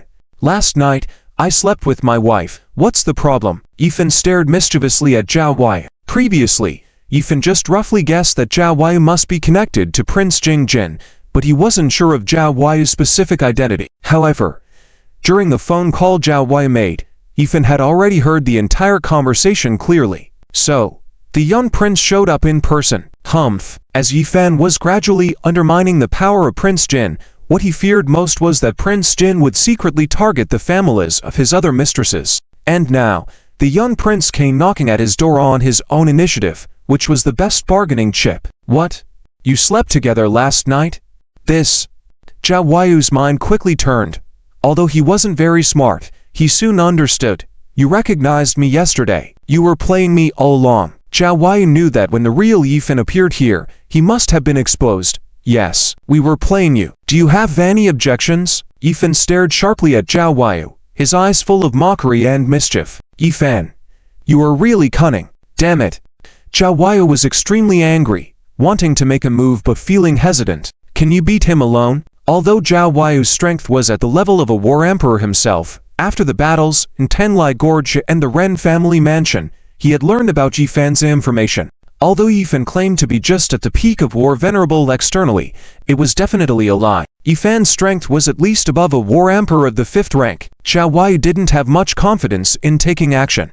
It's a bit tricky. The two white-robed youths looked wary at Yifan. Although the martial aura emanating from Yifan's body wasn't particularly strong, they couldn't help but feel a sense of fear for some reason. Oh crap. What are we waiting for? Let's run. Jiao Wai exclaimed, activating his energy and fleeing madly towards the entrance. Alas, it's too late, you fool. Prince Jingjin's residence. Prince Jingjin hung up the call in pain, his expression aging instantly. My son, why can't you use your brain? You had to walk into the lion's den. Now what? Your Highness, it shouldn't be that bad, right? The young prince has two powerful disciples, by his side, who are also strong at the level of war emperors, and they have some powerful means. With them protecting the young prince, even if they can't beat Yifan, at least their chances of surviving are not small, right? An assistant by Prince Jingjin side frowned and explained, Your Highness, are you perhaps being too cautious? It's futile. Prince Jingjin sighed heavily. Didn't we just receive news that Zichan has inexplicably disappeared from Huadu? And before that, only Yifan and Pan Hai from Tianji Hall had been to the demolition area. It is very likely that Yifan has already found a way to deal with Zichan. Since Yifan has a way to deal with Zichan, even if an immortal comes personally, it may not necessarily be Yifan's opponent. Moreover, isn't it just two disciples of an immortal, Huadu? In the hotel lobby, as Jiao Wai just made a move, Yifan's voice sounded from behind. Young Master Jiao, since you're here, do you plan to leave without leaving a little something behind? Is it appropriate? Humph. Yifan, you'd better not stop us. My brother and I are not easy to provoke. Beside Jiao Wai, the two white-robed youths quickly dodged towards the door while releasing their powerful martial aura to intimidate Yifan. However, Yifan just smiled mischievously. Is that so? Then this prince will have to try. Shadow Phantom. With a single thought, Yifan's purple phantom figure rushed out, and in a blink of an eye, it had already arrived in front of the two white-robed youths. Before the two youths could react to what was happening, the phantom figure had passed through their bodies one after the other. Whoosh!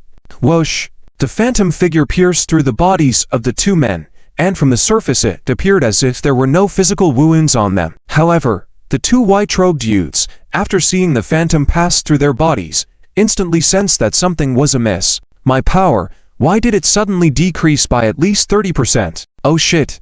Same here. The two white-robed youths' pupils contracted in shock. After their exclamations, they spewed out blood from their mouths violently, indicating that their bodies had been severely damaged. After passing through the two men, the purple phantom continued onwards and pierced through Jiao Wai at the front. Upon hearing the exclamations of the two white-robed youths, Jiao Wai, who was mumbling to himself, "What's all the fuss about? It's just a shadow. Why be so afraid? It must be some sort of illusion." "Oh shit." Zhao Huayu's words were cut short as he saw the phantom also pass through his chest. At that moment, when he felt his strength decrease by 30%, he also spewed out a mouthful of blood. In that instant, he felt that his movements had slowed down significantly. But what shocked Zhao Huayu even more was that as the phantom stopped in front of him, Yifan's real body suddenly appeared in the next moment, merging with the phantom instantly. "Oh shit, oh shit, what kind of powerful martial skill was this? So incredible? Damn."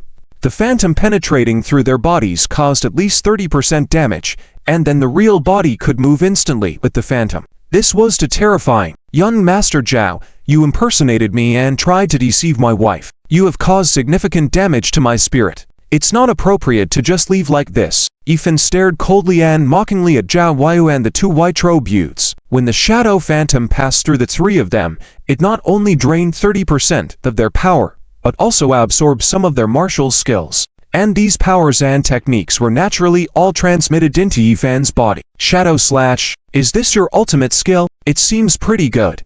Yifan glanced at the two white-robed youths beside him. His wrist moved, condensed martial energy in his hand, forming an invisible energy blade in an instant. With a flick of his wrist, the energy blade spun and swiftly struck one of the white-robed youths. "Oh Falk, this is my ultimate martial skill. How could you? Damn it, how come I can't use it myself?" The white-robed youth exclaimed in shock and hurriedly dodged Yifan's attack. However, the power of Shadow Slash lay its strong locking ability within the martial skill. Once locked by Shadow Slash, the target would be relentlessly pursued until they were hit or the skill was shattered by powerful energy. Doom. One of the white-robed youths, whose strength had already decreased by 30%, failed to evade the attack and had his arm directly shattered from the shoulder. "What? Yifan, what do you want me to leave behind?" Zhao Huayu shivered all over, his face full of fear as he asked Yifan. In his heart, he was already beginning to regret, realizing that Yifan's strength far surpassed his imagination, and he should have listened to his father and never come here in the first place. "I'll leave you with your life." Yifan's tone was ice cold, a chill enveloping the entire hall, making it seem like winter had arrived in an instant. Do you have the courage to keep your life? Do you know who I am? My father is." Zhao Huayan instinctively wanted to reveal his father's name. At this moment, the two smart men behind Zhao Huayan seemed to have realized.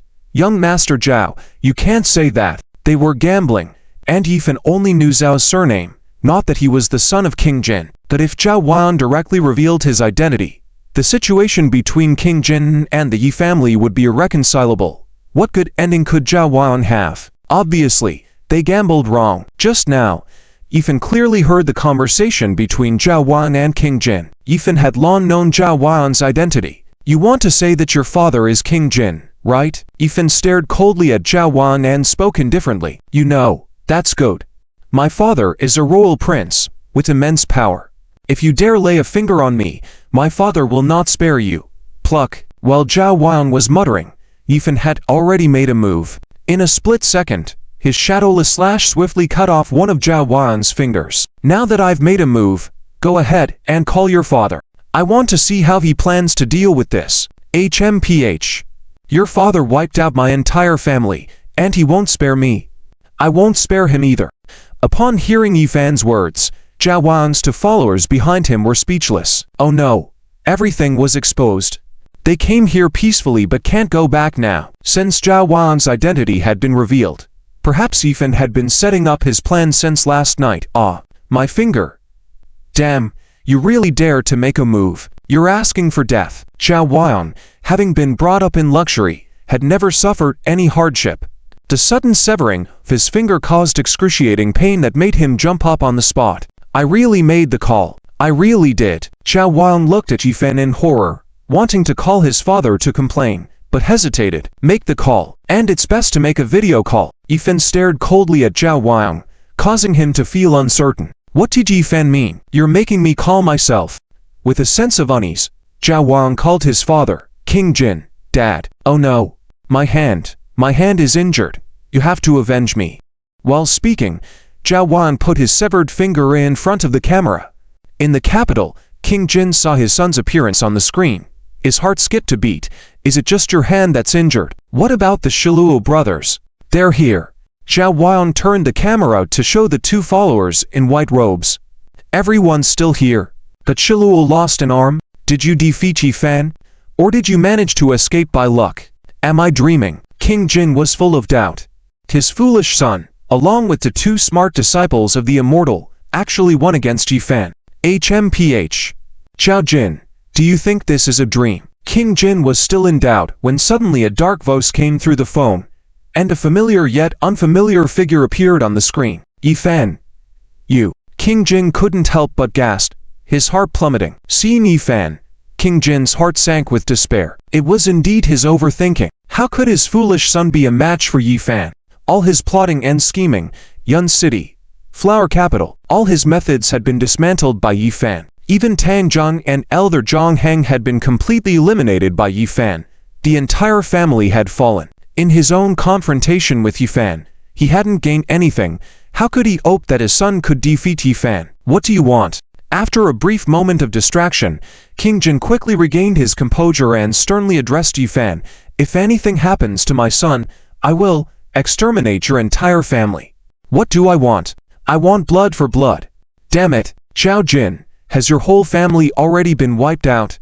Is there anything left to destroy? Yi Fan stared at the image of King Jin on the phone with a fierce glare. It was this King Jin who had orchestrated everything, causing his 3 uncles, 7 brothers, and 10 top talents of the Yi family to die on the same day, almost wiping out the Yi family overnight. This debt must be repaid, or the spirits of the Yi family will never rest in peace. Pluck.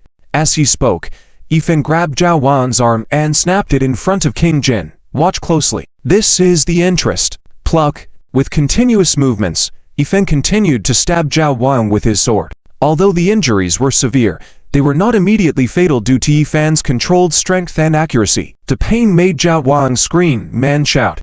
Almost the entire building could hear him. King Jin's heart skipped a beat. Almost hopeless, he closed his eyes. How could his foolish son think of offering his head on a plate? Previously, Zhang Feng, Zhang Heng's grandson, and Shen Zi, Tan Zheng's grandson, had rashly confronted Yi Fan with no good outcome. Yi Fan, you will not have a good death. King Jin gritted his teeth and cursed at the phone. With a surge of powerful energy, a storm erupted throughout the Wang mansion, shattering light bulbs, beams, and trees around both ways. But rest assured, I won't kill him so quickly. When I break into the capital one day, I will send you and your son on the same journey to mourn the fallen heroes of my Yi family.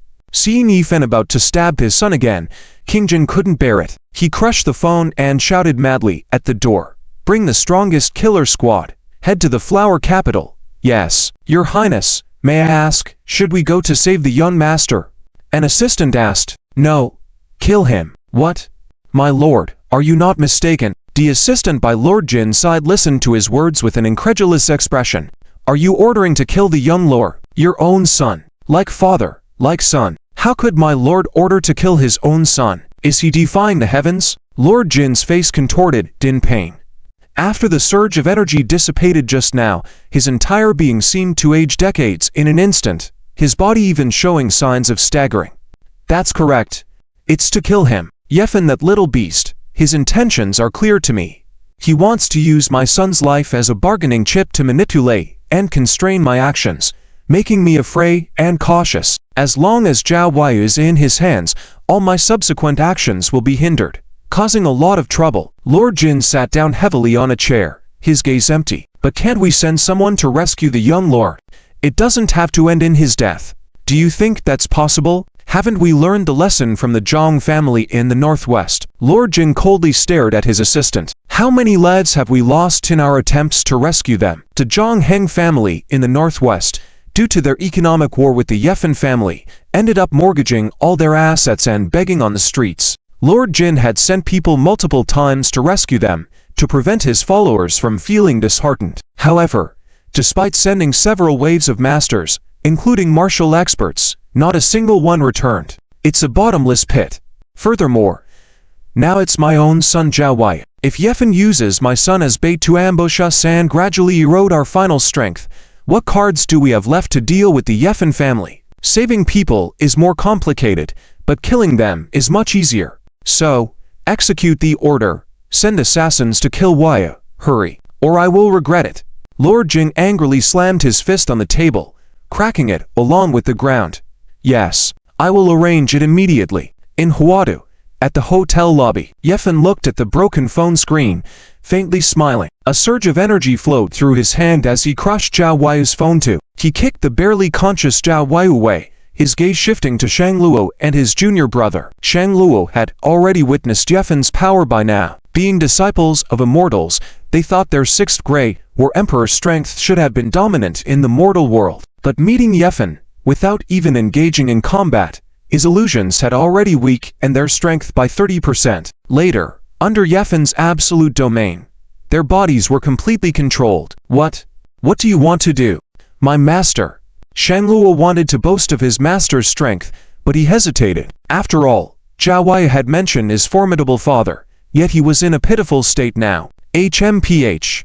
Why stop talking now? Yefan stared at Shang Luo and his companion fervently.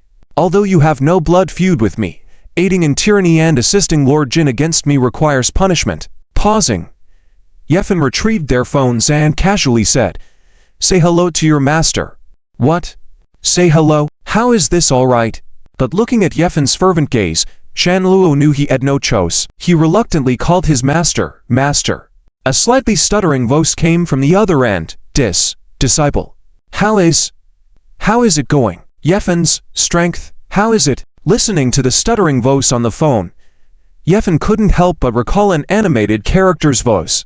Enough, no more nonsense, I called you to tell you. Don't provoke me in the future. If you perform well, I may consider returning your two disciples to you later. Or else, I will not spare even you. Yefan snatched the phone, spoke briefly, then crushed it again. What's going on? Who are you? Despite the confusion from Shang Luo's immortal master on the phone, a tone of static permeated the call.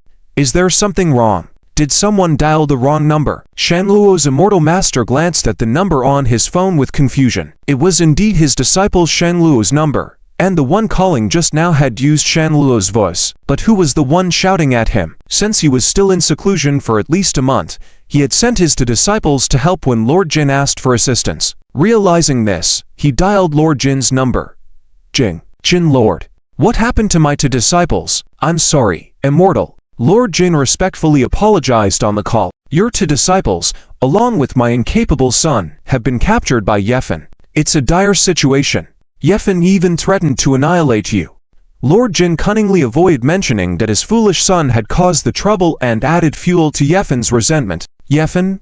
That scoundrel. I see. The immortal understood upon Lord Jin's explanation that it was Yefan causing the trouble. I understand. When I finish my cultivation, I will come to settle scores with him immediately. After hanging up the call with Lord Jin, the immortal's mood slightly improved. Humph. Yefan, even if you captured my son, what does it matter? I may lose a son, but your whole family will be doomed. As long as the immortal takes action, do you think you'll have a chance at survival? Ding ling ling. Lord Jin's fingers tapped on the table, contemplating how to enhance his strength. At the Gu family's Gujiao Zhuang, news arrived a couple of days ago that they had obtained an incredibly powerful soul bone. If absorbed, it could create an illusory body, essentially a second life. By absorbing this soul bone, Lord Gu's War Emperor's strength would elevate to another level. With the extraordinary capabilities of the soul bone, he would have a better chance in the battle against Yefan. As for Shang Tianhua's supply transport, Lord Jin had just arrived when a call came in from Shang Tianhua. My lord, something terrible happened. Our convoy was attacked by Yefan's men, and all the supplies were plundered. What?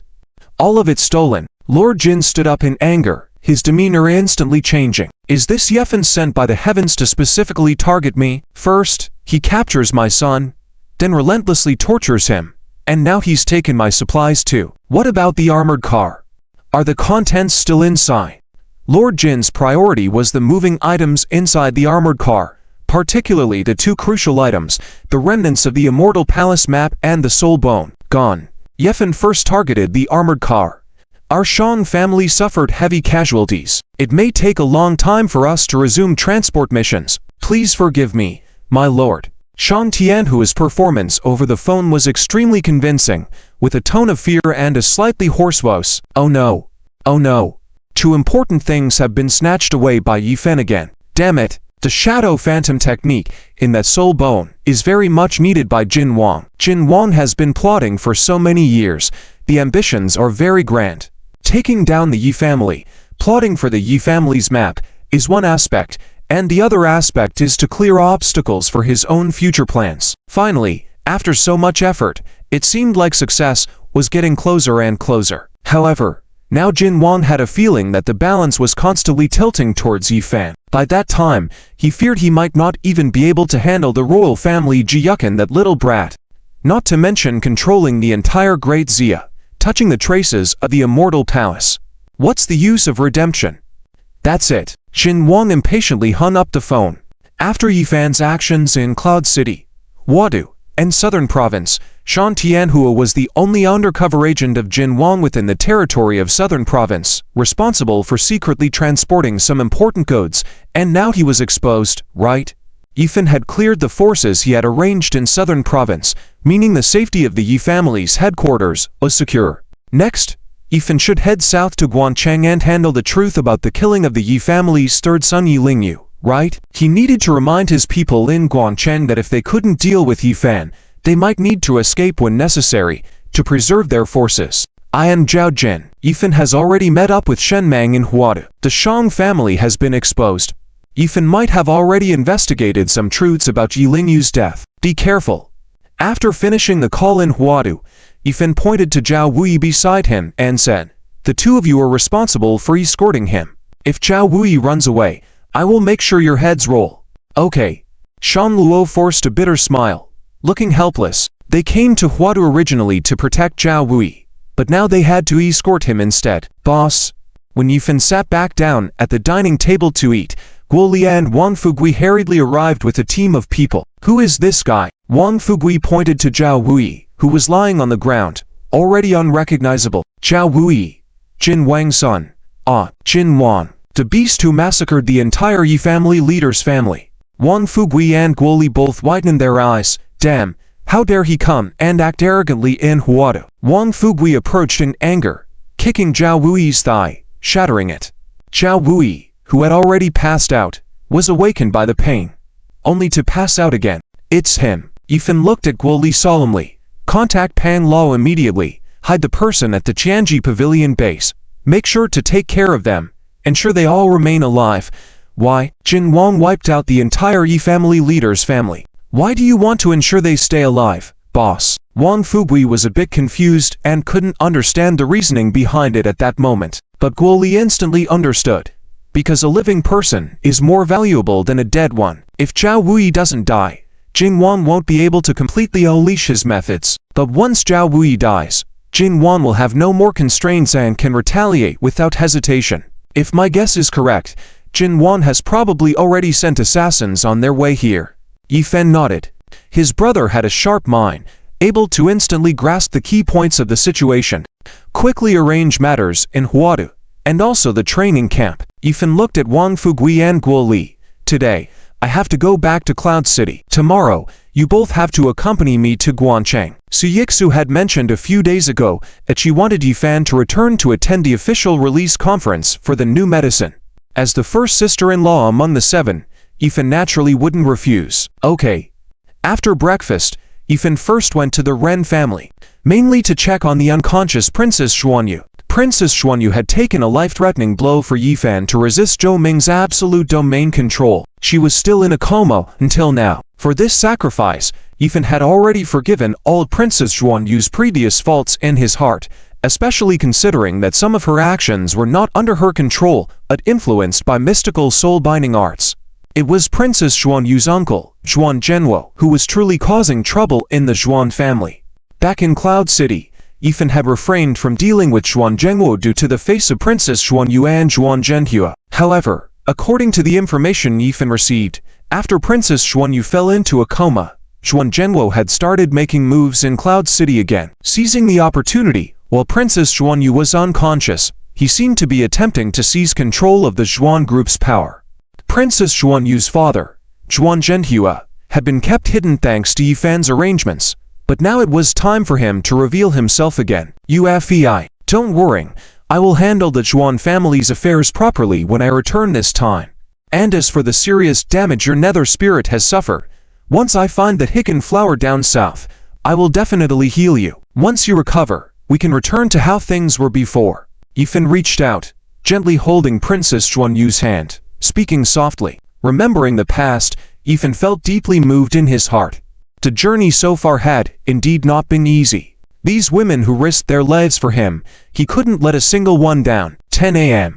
In Cloud City, in front of the Ren Group's building, Yifan walked towards the building, having received news that Zhuan Zhengwo had mobilized all the shareholders to convene a shareholder meeting to elect a new chairman, as Princess Zhuanyu was in a coma and they were planning to re-elect the chairman. With Princess Zhuanyu comatose and the former chairman Zhuan Zhenhua out of contact, the most suitable candidate to serve as chairman naturally became Zhuan Zhengwo. The so-called shareholder meeting was just a formality. On the 8th floor, in a spacious conference room, the atmosphere was tense. Zhuan Zhengwo sat on the chairman's seat with a flushed face, looking satisfied as he surveyed the people below. Everyone, I'm sure you all understand the situation very well. My elder brother has been ill all along and has not woken up yet. Recently, Zhuanyu, the president of the Zhuan Group, has fallen into a coma in Huadu. Our Zhuan Group is such a large company, we cannot be without leadership. Therefore, today's meeting is called to vote and elect a new candidate for chairman. Everyone can nominate candidates. I'll start. I suggest Mr. Zhuan Zhenwo, who commands respect within the group, as a candidate. Does anyone have other nominations? The shareholders beneath couldn't bear to look at Zhuan Zhenwo. When Princess Zhuanyu was still fine, Zhuan Zhenwo couldn't contain his ambition and was already eyeing the chairman's position. And now he was putting on a false show. Despite feeling angry, there were no other suitable candidates. So after some inquiry, Zhuan Zhenwo ended up being the only candidate. Let's proceed with the voting. Those who object to me as chairman, please raise your hands. Faft. Zhuan Zhengwo's absurd way of carrying out the election left the shareholders speechless. Raise objections to you. Are you trying to force people to agree with you? In a normal election, people could choose not to vote for you, but raising hands against you means we'll remember them, and you'll have ample opportunity to hold a grudge in the future. Ultimately, hundreds of shareholders present, aside from the hundreds of die-hard supporters of Princess Zhuanyu and Zhuan Zhenwo, mostly defaulted.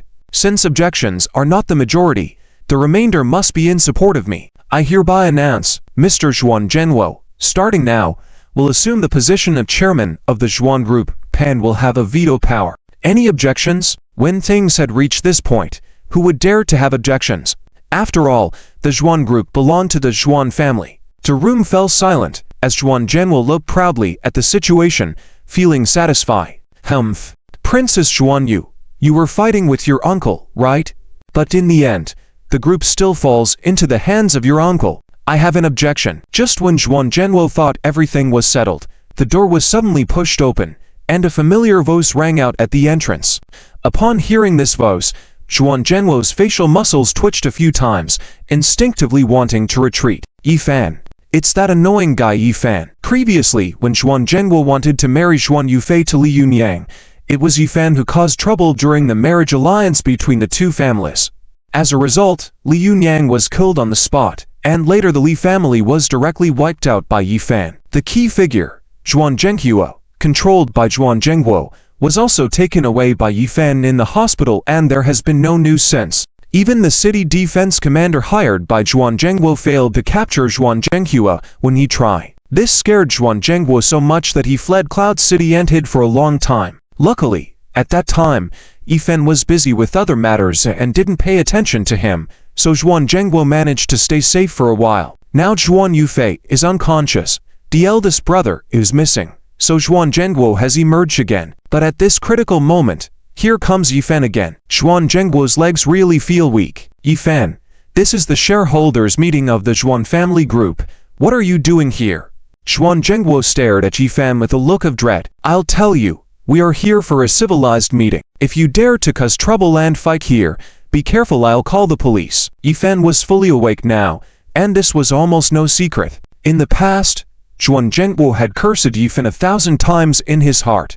This little guy was pretending to be stupid and almost ruined Zhuan Zhengwo. Yifan entered the meeting room and calmly sat down at the chairman's table. Uncle, Don't be so nervous. You are having a meeting, right? I'm here to attend the meeting as well. I promise not to use force today. Can we have a peaceful meeting? I didn't agree with the election just now. Let's vote again. For the CEO election, how can there be only one candidate? I hereby nominate Yifan as one of the CEO candidates. I am here on behalf of Yufei. Remember to support me. Yifan glanced down at the people below with a smile in his eyes. Some of the company elders who had been resting with their eyes closed saw Yifan suddenly appearing and a glint of light appeared in their eyes. It's the young master. The young master is here. Then Mr. Zhuan will surely be alright. It's the former young master. Sighed. It's all because of the second young master of the Zhuan family. Why did he have to force Mr. Zhuan to call off the wedding? Whether he is the former young master or the current one, as long as he is here, the second young master of the Zhuan family won't dare to act recklessly. Humph. If there's a revolt, I will definitely oppose him. This guy who plays both sides, how much damage has he caused to the company over the years? It is said that he has contacts with those eastern dogs. Vote for Yi. Yifan and Mr. Zhuan have a close relationship, and with his demonic talent 5 years ago, following Yifan, the Zhuan family group will definitely soar. Yifan was at the level of a war emperor. With exceptionally sensitive hearing, he could clearly hear the whispers of the people below. When he heard the possibility of Zhuan Zhengguo colluding with the eastern dogs, Yifan's eyes couldn't help but turn cold. If that's the case, Yifan wouldn't be polite. In this life, what Yifan hated the most was the eastern dogs. Zhuan Zhengguo, upon hearing Yifan say he wouldn't use force, instantly felt relieved. You promise not to use force today. Of course. Whoever makes the first move today is in trouble. Yifan smiled lightly, knowing full well what Zhuan Zhengguo was afraid of. That's good. Zhuan Zhengguo's facial muscles twitched slightly, and the corners of his mouth curved into a faint smile. Yi, you're welcome to visit the Zhuan family group, but as a candidate for CEO, I'm afraid you don't have the qualifications, right? Although it's true that you had a previous engagement with Yufei, but as everyone knows, Yufei has already called off the engagement with you. Zhuan Zhengguo felt a bit nervous as he said this, instinctively retreating backwards. Because Yufei didn't call off the engagement on her own, she was controlled by soul-seizing technique, and Zhuan Zhengguo took her place in calling off the engagement. Thinking about this, Yifan couldn't help but snore coldly. While it was true that Zhou Ming was behind the soul-seizing technique, Zhuan Zhengguo was definitely colluding with Zhou Ming. At that moment, Zhuan Zhengguo felt somewhat proud at having made a seemingly reasonable argument. Even the shareholders, including those who supported Yufei, nodded in agreement, saying it made sense. Yifan wasn't a member of the Zhuan family group, although Yufei was still following Yifan, and their relationship showed signs of reconciliation. It did seem unreasonable for him to suddenly run for CEO. Several company elders, who had just moments ago shown signs of excitement, now dimmed down. Yifan calmly spoke, so according to what Uncle just said, who are the qualified candidates for the CEO position? Hehe. Yi. Don't bother deceiving yourself. First of all, you are definitely excluded. If we must consider candidates, only Yufei or my older brother Zhuan Zhenhua are qualified to be CEO. If they were here, I wouldn't even consider it. They would have to give up. Zhuan Zhengguo replied truthfully, but the problem now is, Yufei is unconscious, and my brother probably still hasn't woken up, right? They can't be here. There is only me as the candidate. Any objections? Yi. Zhuan Zhengguo's tail was almost wagging in satisfaction. Yifan's deliberate steer of the conversation towards this point. His analysis just now made it clear that only he was the most suitable candidate for the position in the entire Zhuan family group. It was a done deal. The matter was already settled. No one could change the result anymore, right? But what Zhuan Zhengguo didn't know was that Yifan was waiting for this moment. Uncle, you just said that if Zhuan Zhenhua was here, you wouldn't even consider it, right? Yifan's sudden question made Zhuan Zhengguo's heart skip a beat. Yes, I said that. What about it? Zhuan Zhengguo's legs began to tremble again. Damn. His brother had been under the influence of so many slow-acting poisons he had administered, and had been in a coma all along. Could it be that Yifan had just awakened him? Click. Yifan snapped his fingers in the air. The door opened again, and Chen Mange hurriedly entered the meeting room with a man in tow. Chairman? It's the chairman. The chairman is better. That's great. Zhuan Group has finally come to life. The man who entered was none other than Zhuan Zhenhua, the father of Zhuan Yufei. Xuan Zhenghua had awoken several days ago, but at that time, Yifan had kept him hidden behind the scenes and didn't make an appearance. Now, with Yufei unconscious, Xuan Zhenghua had to come forward. Brother, you're awake. This is great. Xuan Zhenghua was shocked to see his brother Xuan Zhenghua awake. His speech was stammering, his body swayed, almost falling, and he barely managed to hold on to the table to avoid collapsing. Did his brother know about the poisoning he had done to him, or not? Xuan Zhenghua was anxious. How should he probe a bit? Now that Xuan Zhenghua had appeared at the meeting, Xuan Zhenghua hadn't given up his final struggle. Big brother, look, when you were discharged from the hospital, you didn't even inform me. I could have arranged for someone to pick you up. Xuan Zhenghua pretended to be calm, with a concerned look on his face as he greeted Xuan Zhenghua. Big brother, how are you feeling now? Is your leg better? Can you stand up? Xuan Zhenghua looked at his foolish younger brother, his face darkening. He snorted coldly. HMPH. I don't need your concern. If you keep causing trouble like this, the group company will be doomed in your hands sooner or later. Cough. Big brother, did the doctor say anything? You were in a coma for so long. What was the reason? Xuan Zhenghua felt extremely anxious. If the doctor found out that he had poisoned his brother, he would be exposed. If not, he still had a chance to salvage the situation. Xuan Zhenghua looked complexly at Xuan Zhenghua. No, fortunately, everything has passed. I heard that you're organizing the shareholder election for the new chairman. Do I have the qualification to participate in the election? Xuan Zhenghua still remembered his father's dying words, urging the two brothers to be united. So, even though Yifan had already told Xuan Zhenghua that his coma was completely caused by Xuan Zhenghua poisoning him, and the car accident 8 years ago was also manipulated by Xuan Zhenghua behind the scenes, Xuan Zhenghua still wanted to leave his brother some dignity. After taking over as chairman, he could gradually push his brother out of the group company, letting him live the rest of his life peacefully without causing any trouble. However, sometimes people are like this. The kinder you are, the more others think they can take advantage of you and push it further. Big brother, originally, it was great that you could run for the chairman position. You've led the group for so many years. Your reputation and authority in the company are extremely strong. But now, you're still in a wheelchair. If you're elected chairman, it might be inconvenient for your daily work. Don't you think so? Xuan Zhenghua secretly breathed a sigh of relief. As long as the doctors didn't know that his brother was poisoned, Xuan Zhenghua still had a chance to fight. The Xuan Group scale was in the hundreds of billions. How could they just give up? Yes, Xuan. A general is right. The old chairman's legs are disabled and unable to lead the work properly. Xuan Zhenghua's loyal allies in the company all stood up to support his words.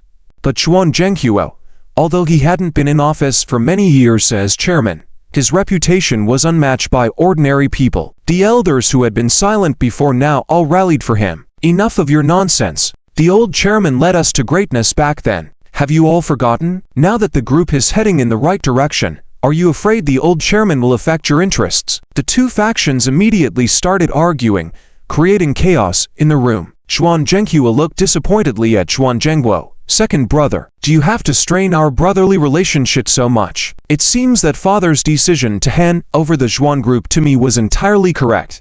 Xuan Zhenghua did not back down. Big brother, I'm not looking for trouble. It's just that with your leg, you really can't work properly. An invalid, just stay at home and enjoy your old age peacefully. Why fight again? Big brother, first you were in a coma, then Yufei was in a coma. It's fate. What if you have another accident? Then it will be troublesome. Threats. This was a blatant threat. Xuan Zhenghua had long known the truth about the car accident 8 years ago, all orchestrated by his own younger brother Xuan Zhenghua to push him out of the chairman position and seize control of the Xuan Group. Combined with the poisoning incident that resulted in Xuan Zhenghua's coma for so many years, and now using Xuan Zhenghua's life to threaten Yufei. Thinking of all the things Xuan Zhenghua had done, Xuan Zhenghua couldn't take it anymore. That's enough. Xuan Zhenghua, all of this is your own doing. Since you want to tear open this wound, don't blame me for being ruthless. Xuan Zhenghua shouted, standing up from his wheelchair and walking towards the stage. Xuan Zhenghua's sudden move shocked everyone. Big brother, your legs. Xuan Zhenghua was stunned. Xuan Zhenghua, with his legs sound and well, ready to reclaim his position, along with the reputation Yufei had accumulated, easily garnered support from over 70% of the room. Xuan General stood up. Ha, Xuan General's legs are fine. Did everyone see that? Xuan General has fully recovered. What more is there to say? The shareholders in the room were thrilled, knowing Xuan Zhenghua would undoubtedly win the election. Xuan Zhenghua's eyes flashed with rage. He had been fighting against Xuan Zhenghua and Yufei for so many years, but never won once. Damn it, Big Brother, I was just joking earlier. Look, the Xuan Group will always be ours after all. You can be the chairman. How about making me vice president? I can help you share the burden. Xuan Zhenghua saw the situation was irreversible and immediately changed his tune, trying to secure a position in the company. As long as he stayed in the company, there was still a chance. Before Xuan Zhenghua could respond, Yifan, who had been silent for a while, spoke up. Uncle, at this point, aren't you being unreasonable? Hand over the company's shares, leave the company, find a place to live peacefully, and I can spare you for Yufei's sake. Don't stubbornly resist. HMPH. Yifan, what's so great about you? The sole heir of the Yi family. Don't be arrogant. Sooner or later, you will follow in the footsteps of your uncles. Wait and see. The matters of the Xuan family don't concern you. Xuan Zhenghua's hatred towards Yifan was evident. If looks could kill, he would have murdered Yifan 1,000 times over. Enough. Xuan Zhenghua finally made his final decision. He nodded towards Shen Mangjie, who was standing next to the computer. Shen Mangjie played several videos on the computer screen. The videos showed how Xuan Zhenghua plotted the car accident, poisoned Xuan Zhenghua, communicated with Zhou, and controlled Yufei to break off the engagement with the Yi family. Everything was recorded clearly, along with key witness testimonies. Where did you get these things? It's all lies. Definitely lies. Big Brother, I didn't do it. I never planned the accident. I just wanted them to scare you a bit. It wasn't me. Xuan Zhenghua tried to defend himself, but he slipped up too quickly, revealing the truth. Yifan coldly stared at Xuan Zhenghua. What do you think will happen if this evidence is handed over to the police? Xuan Zhenghua, who had used soul-controlling techniques to manipulate Yufei, causing embarrassment to the Yi family at the funeral, tore off his remaining facade. You. Where did you get all this? It's defamation. It's definitely defamation. Big Brother, spare me. It wasn't. I was completely lost at the time. Spare my life. I'll never repeat it. As Xuan Zhenghua kneeled before Yifan and Xuan Zhenghua, pleading for mercy, a sudden surge of Black Death energy flowed from Yifan's hand into Xuan Zhenghua's body. End of translation. Few. As the Black Death Che began to circulate within Xuan Zhenghua's body, the next moment, Xuan Zhenghua plopped down directly to the side. My knees, why can't I move my knees? My knees, why is there a big hole? Yifan, what have you done to me? Xuan Zhenghua looked at Yifan in horror, then hugged his legs. At this moment, on Xuan Zhenghua's knees, a small black hole corroded by Death Che emerged, with black energy circulating inside. Second uncle, don't talk nonsense. I really didn't do anything just now. Yifan smirked, then whispered to Xuan Zhenghua. Second uncle, don't you like poisoning others? Causing accidents for others? Well, now let you experience the feeling of sitting in a wheelchair. Yifan gestured to the security guards at the door, and they quickly helped Xuan Zhenghua onto a wheelchair. Yes, it was the same wheelchair Xuan Zhenghua had just sat in. Second uncle, look, your name is engraved on it, specially customized for you. Yifan flipped over a bag beside the wheelchair, with white letters on it, spelling Xuan Zhenghua's name. Below it, a sentence read, in case of loss, please contact 13X. Contact information for family members. You've planned everything in advance. Xuan Zhenghua looked at Yifan in horror, his eyes almost popping out. This Yifan is too terrifying, even if he ends up making things difficult for his own brother step by step. Then dug a pit here to wait for himself. I'm so foolish. I'm really foolish. At this moment, Xuan Zhenghua regretted so much that he wanted to slap himself. He knew very well that just now, Yifan and his brother had given him several chances. As long as at any step, Xuan Zhenghua gave up on dealing with his brother, perhaps he would truly have a way out. But now, he had no way out. That's right. Second uncle, I dug a pit here and waited for you long ago. At the Yi family funeral, you humiliated the Yi family by controlling Yufei like that. I won't forget this grudge. This hatred must be placed on your head. Yifan leaned down next to Zhuan Zhengguo, whispering, I ignored you before out of respect for UFEI. But since you don't consider UFEI your niece, then I don't need to consider you my second uncle either. Killing to the core. Dug a pit, yet still insisted on jumping in. What can be done now? Just have to admit defeat. I surrender. In an instant, Zhuan Zhengguo deflated. Bring the contract. Shen Mange handed over the shares transfer contract. Zhuan Zhengguo signed, stamped, everything completed, and publicly announced, resigning from all positions in the company. Witnesses, from now on, I, Zhuan Zhengguo, am no longer a member of the Zhuan Group. Farewell to you all. Everything arranged. Zhuan Zhengguo turned to Yifan and Zhuanzhang Hua. Are you satisfied now? I am now disabled. What do you want to do to me? Zhuanzhang Hua looked at Yifan with a complicated look in his eyes, wanting to speak, but Yifan interrupted directly. Rest assured, second uncle, I won't take your life, but I won't give you a chance to cause trouble either. While speaking, Yifan placed his wrist on Zhuan Zhengguo's shoulder, sending another breath of death into Zhuan Zhengguo's body. What else do you want to do? Abba. Abba. Abba. Zhuan Zhengguo didn't finish his sentence as he found himself stuttering. Then he noticed that he couldn't control his hands either. They were stiff in front of him, neck twisted, mouth skewed, his whole body paralyzed in the wheelchair. His mind was clear, his eyes normal, he could see everything and understand everything. But his hands couldn't move, his feet couldn't move, he couldn't even speak, only making ba sounds, completely like a vegetable. All right, don't worry, someone will take care of you. Yifan waved to the Yi family bodyguards at the door. Take the second uncle home. Abba. Abba. Abba. Zhuan Zhengguo's eyes were full of intense resentment. His heart was about to explode. Ruthless. Killing to the core. Yifan not killing him, but making him wish he was dead. Keeping him, he could only watch, unable to do anything else. Just watching Zhuanzhang Hua, Zhuan Yufei, Yifan, live happily. While Zhuan Zhengguo himself became a cripple. Watching Zhuan Zhengguo leave, Yifan patted Zhuan Zhengguo's shoulder. Zhuan uncle, you are just too soft-hearted. You handle the matters behind the company yourself. I have something else to do, so I won't accompany you. These Yi family bodyguards are for you. Feel free to use them. Yifan waved to Shen Mange and was about to leave. The shareholders in the meeting room finally reacted. Young Master Yi, is this the international star Shen Mange? When Shen Mange pushed Zhuanzhang Hua into the conference hall just now, many young shareholders were suspicious whether she was that celebrity. However, they didn't dwell on it. After all, Shen Mange was an international star. How could she be pushing a wheelchair for Zhuanzhang Hua? Exactly. She's the international star Shen Mange. Now she's my third wife, Yifan said, hugging Shen Mange, looking very intimate. This scene shocked the shareholders present. Dig brother, are you being polite? Weren't you just saying that Zhuan Yufei is your childhood companion? You are the Yi family's son-in-law, with future father-in-law around. Hugging another woman like that, you are really bold. But when everyone's attention turned to Zhuanzhang Hua, they found him smiling, completely unperturbed.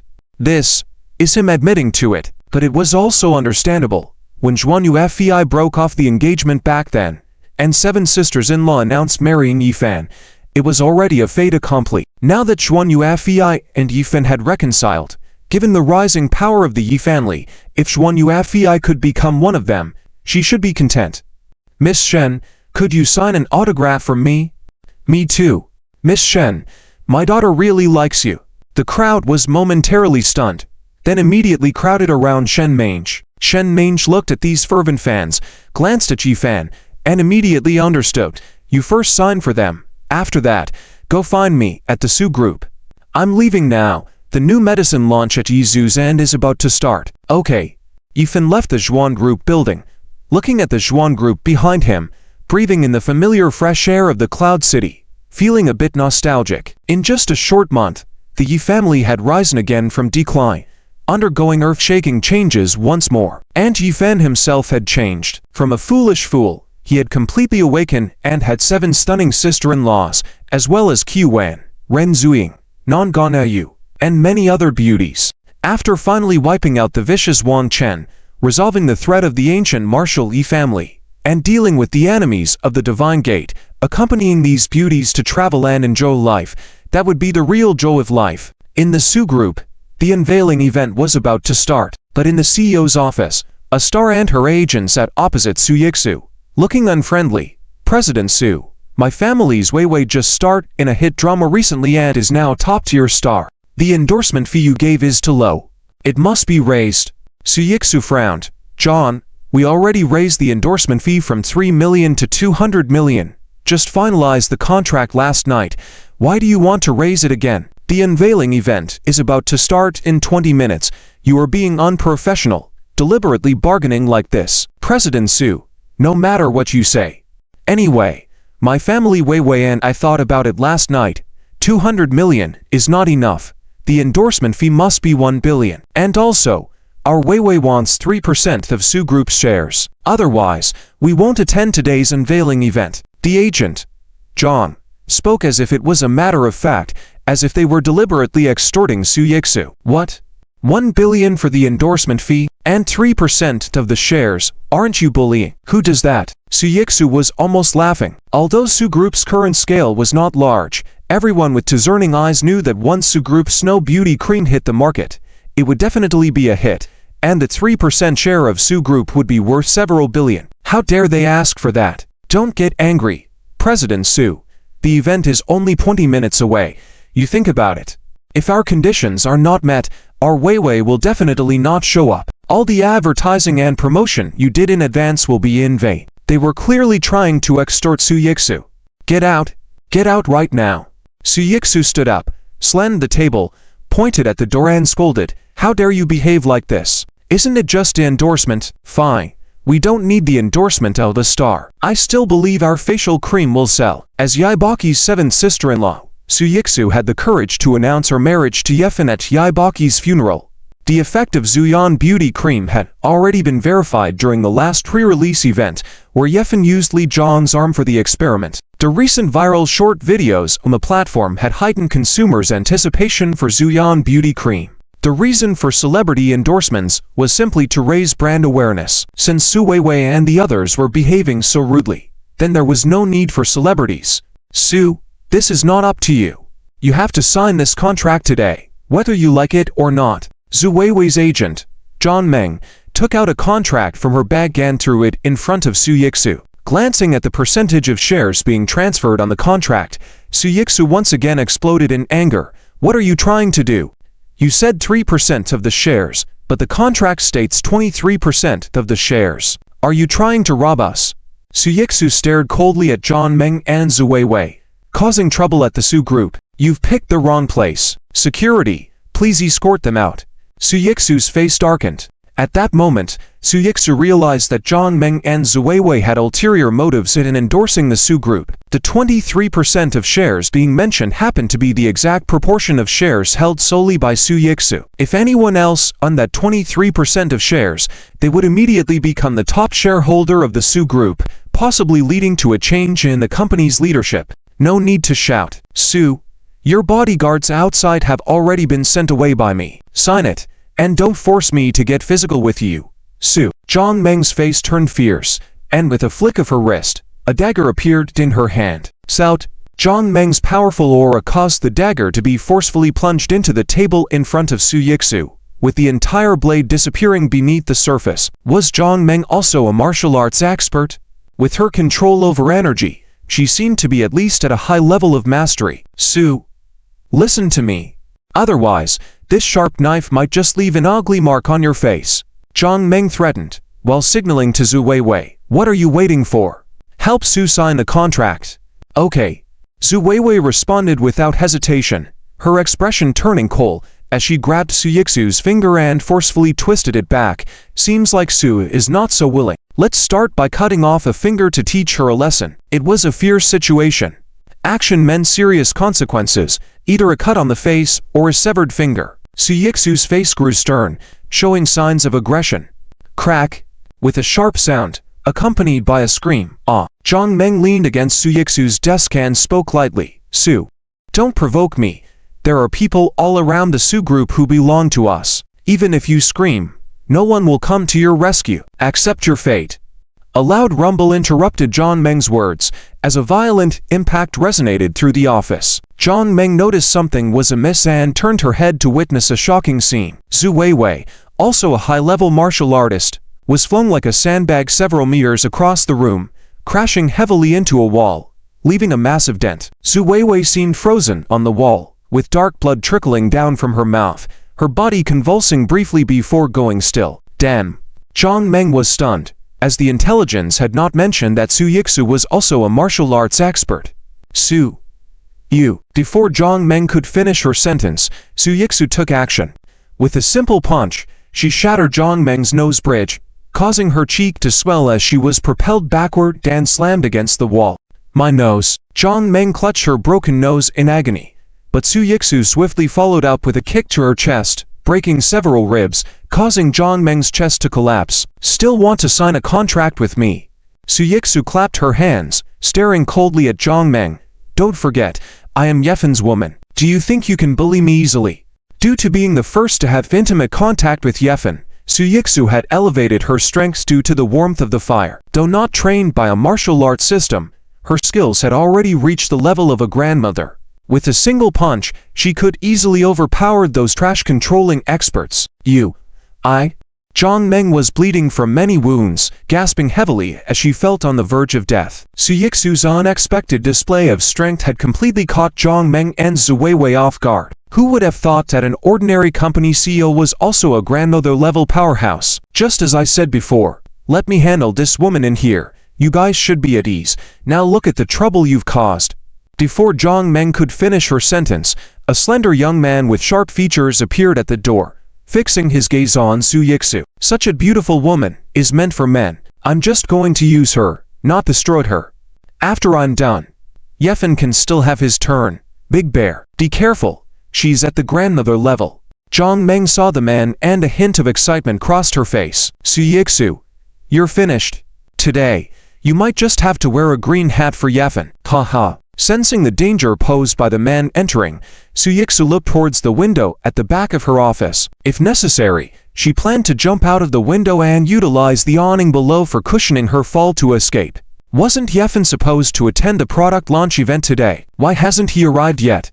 If Yifan didn't show up, she was in big trouble. How could she face Yifan if her innocence was tainted? Grandmother level? So what? I have already reached the martial emperor realm, ready to crush everything. Big Bear's words were followed by swift movements as he charged towards Su Yixu. Seeing the imminent threat, Su Yixu prepared to jump out the window. However, Big Bear was quicker. He grabbed Su Yixu's hair and dragged her to the floor, then towards the desk, running away. Not before I have my fun. Can't I enjoy a bit before you flee? Without considering my brother. Big Bear greedily eyed Su Yixu, pressing her against the desk. Rip. Big Bear ruthlessly tore Su Yixu's white suit to shreds, exposing the black bandages beneath, with part of her chest almost revealed. Let go of me. Su Yixu struggled while protecting her stomach. In fact, she had a surprise for Yifan at the new drug launch event. However, she never expected today's events to take such a turn. Yifan left Yuncheng not long ago, and Su Yixu discovered that she was frequently vomiting. After going to the hospital for a checkup, Su Yixu realized that she was already carrying Yifan's child. On the day of the funeral, Su Yixu and her 7 sisters vowed together to expand the Yi family's lineage, and Su Yixu has already accomplished that. But now, these beasts who suddenly barged into the company actually want to defile her in the office. What if she is really defiled? Can she protect the child in her belly? What if, even if the child is saved, but her body is no longer pure? What should she do then? Should she continue living for the sake of the child or end it all by jumping off a building? Clearly, Shafen had already fully awakened, and the good days for the Su family were about to come, but why did she have to go through all this according to fate? Don't struggle. The more you struggle, the more excited I get. A fool from the Yi family actually has such a high-quality woman. I am very envious and want to taste the flavor of a high-quality woman. Don't worry, I will be very gentle. A fierce look appeared on Da Zhang's face as he leaned in to kiss Su Yixu's lips. Looking at Da Zhang's disgusting face, Su Yixu wanted to avoid him, wanted to push him away. But unfortunately, Da Zhang's body was strong to begin with, and his strength was at the level of a martial emperor, one whole realm higher than Su Yixu. Su Yixu's resistance was completely ineffective. No, this can't happen. Every part of her body belongs to Sha Fan. Tears streamed down Su Yixu's cheeks. At a critical moment, she suddenly saw the dagger that Zhang Meng had inserted into the table before. Swish! Without any hesitation, Su Yixu used all her strength to pull the dagger out of the table, mobilizing all her martial arts energy, and slashed it towards Da Zhang's neck. Splurt! Because the distance was very close, the dagger did cut Da Zhang's skin, but it wasn't his throat. Da Zhang, after all, was a martial emperor powerhouse and was able to dodge the fatal blow at the critical moment, but the dagger still left a blood mark on Da Zhang's face, and blood flowed down his chin. Slap! In anger, Da Zhang slapped Su Yixu's face, sending her body flipping over on the office table. Damn it, you be***chi, how dare you lay hands on me? Humph, wait a minute, I won't show mercy anymore. Damn it, come here. Da Zhang grabbed Su Yixu's hair and roughly pulled her back. Opening his mouth, he was about to bite Su Yixu's neck. This time, the surging Chow Da Zhang's hand had already sealed all the meridians in Su Yixu's body, so Su Yixu could only watch helplessly as Da Zhang's disgusting face approached her. No, don't. Su Yixu bit her lip, trying not to cry out, but her heart was screaming, Sha Fan, where are you? Husband, please come back soon.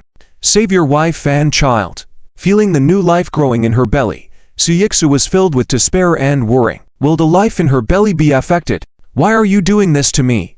In the office, Zhang Meng had already recovered and, seeing Da Zhang bullying Su Yixu, eagerly scolded her. Director Su, I didn't expect to see you in this situation. Ha ha. As she spoke, Zhang Meng took out her phone, turned on the video recording function. Brother Da Zhang, you must perform well later.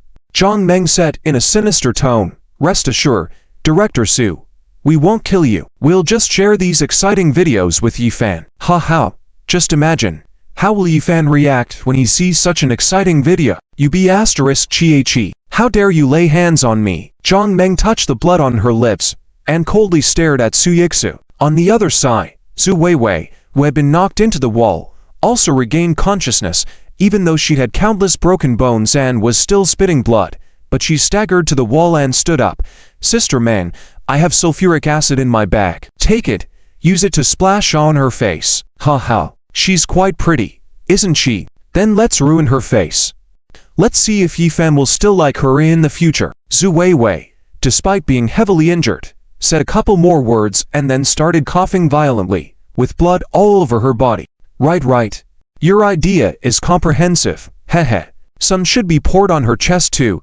If you want to ruin it, you must ruin it thoroughly. Zhang Meng and Zhu Weiwei laughed wildly, their faces filled with a vicious and malicious expression. Just as Da Zhang was about to kiss Su Yixu again, he began to feel impatient. Can you just stop it? I haven't finished yet. Your talking has killed my mood. Da Zhang was feeling irritated. Although the cut on his face inflicted by Su Yixu was minimal, it caused some pain. Most importantly, Su Yixu was right in front of him, a high-quality beauty. However, Da Zhang was starting to feel flustered, even a sense of fear, as if something bad was about to happen. Damn it!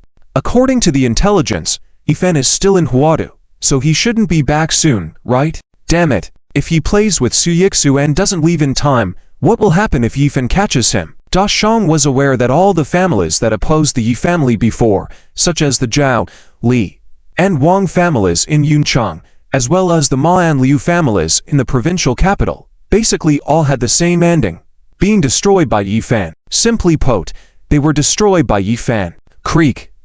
Thinking of that frightful scene, Da Zhang couldn't help but shiver, and his action stopped. Seeing the stunning beauty in front of him, Da Zhang hesitated.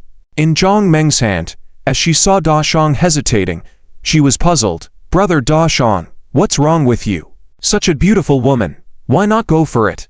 Are you scared? Zhang Meng pursed her lips, a look of doubt on her face, which immediately stimulated Da Zhang.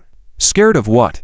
In my Da Zhang's dictionary, there is no such word as fear. It's just a woman. What is there to be afraid of? Even if the peony flowers under the moon die, I'd die, but I would die beautifully. Damn it, even if I die, I'd still be happy. Sleeping with Yifan's woman, it's worth it. Ha ha. Da Xiang took a deep breath, lowered his body again, and advanced towards Su Yixu. 3 feet. 2 feet. The room still remained silent without any movement or change. 1 foot. The air was still as quiet as ever. Everything seemed to have become determined. Su Yixu, restrained at the desk, tears streaming down her face, staring emptily at the ceiling. She had already prepared herself for death. Farewell, Shafan. Farewell forever, my dear husband, my lord. I cherish the beautiful time we had together, and in the next life, I will still be your wife. T.S. Requesting all kinds of 5-star reviews and votes. The evil hand of Da Xiang is ready to reach for Su Yixu's chest. Everything is just within reach. Zhang Meng and Zhu Weiwei are anxious for Da Xiang, urging him to be faster.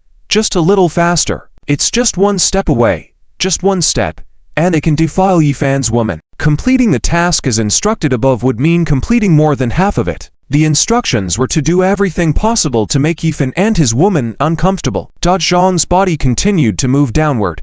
The distance that was originally only a foot away suddenly felt like 1,000 miles. Getting close was extremely difficult. Just as Da Xiang was about half a foot away from Su Yixu's skin, the air suddenly rippled, and the 3,000 red silk spirit bodies surged through the air like furious dragons. Swish swish, the red silk pierced through the void, emitting a sharp ringing sound, instantly entangling Da Xiang tightly. The next moment, Da Xiang found his body uncontrollably floating up. Hey, what's going on? Put me down. Damn it, I haven't even touched her yet. Da Xiang hadn't reacted yet and thought it was a prank by Zhang Meng and Zhu Weiwei. While cursing, he tried to mobilize his strength at the warlord realm to resist. But to Da Xiang's shock, he found that those red silks had actually penetrated his body, locking all his tendons, blood vessels, and internal organs. Yixu, I'm sorry. I'm late. I've let you suffer. Yifan instantly appeared in front of the desk, holding Su Yixu in his arms with concern. It's okay. Wife. Watching the purple-red handprint on Su Yixu's face, Yifan's heart ached. As the youngest sister-in-law, when Yifan was still in a daze, Su Yixu was very kind to him, taking him to buy candy every day and even doing his laundry. After becoming Yifan's wife, she became his first woman, gentle and never looking down on him for being foolish. Yifan couldn't bear to see Su Yixu suffer even a little bit, and these beasts were tormenting his wife in such a way. Shafan husband, is that you? Su Yixu, who was about to give up and close her eyes, heard Yifan's voice and felt a familiar and warm embrace holding her, with a look of surprise on her face as she opened her eyes and saw the familiar face, leaving her stunned. Is it really you? Am I not dreaming? Su Yixu widened her eyes, tears streaming down her face uncontrollably. She even pinched her arm, feeling the pain. Very painful. This is not a dream. Husband, you finally came. Sob. If you hadn't come, I would have been. Towards the end, Su Yixu finally couldn't hold back, tightly hugging Yifan and bursting into tears. Su Yixu sobbed in Yifan's arms, but still managed to choke out, Husband, don't worry, besides being slapped by this scum, he hasn't touched me. My body belongs only to you. I know. Yixu, it's all over now. Yifan helped Su Yixu tidy up her clothes, comforting her with aching heart. In the room, Zhang Men, who was still recording, and Zhu Weiwei, who was waiting on the side to watch the show, only reacted now. Oh my god, Yifan. Damn, run. The two of them instantly became startled birds and wanted to run towards the door outside. Swish. The red silk spirit bodies once again shot out hundreds of threads, effortlessly entwining the two into a bundle. Yixu, the press conference is about to start. Go freshen up, change your clothes, and I'll accompany you to the press conference. Yifan gently kissed Su Yixu's cheek, letting her go to the office dressing room to change clothes. After Su Yixu went to the dressing room, Yifan turned his cold gaze towards Da Xiang. With a thought, the red silk pulled Da Xiang to Yifan's feet. Beast! How dare you harm my woman? You're asking for death. Yifan stepped on Da Xiang's face, bursting with energy on his ankle, rushing towards Da Xiang's entire body through his cheekbones. Crack! Da Xiang's cheekbones shattered. Ribs broke, shoulder bones shattered. HMPH, want to die? Well, I will make you wish for death. Who? With a thought, Yifan's raging flames appeared in his hand, wrapping around Da Zhang's ankles and beginning to burn inch by inch. Ah, damn it. What are you doing? My leg. My leg. The raging flames were nearly able to burn everything. The powerful burning ability charred Da Zhang's ankle, burning bit by bit. Watching his foot, his leg, disappear bit by bit, turning into nothingness, the fear of the situation began to spread in Da Zhang's heart.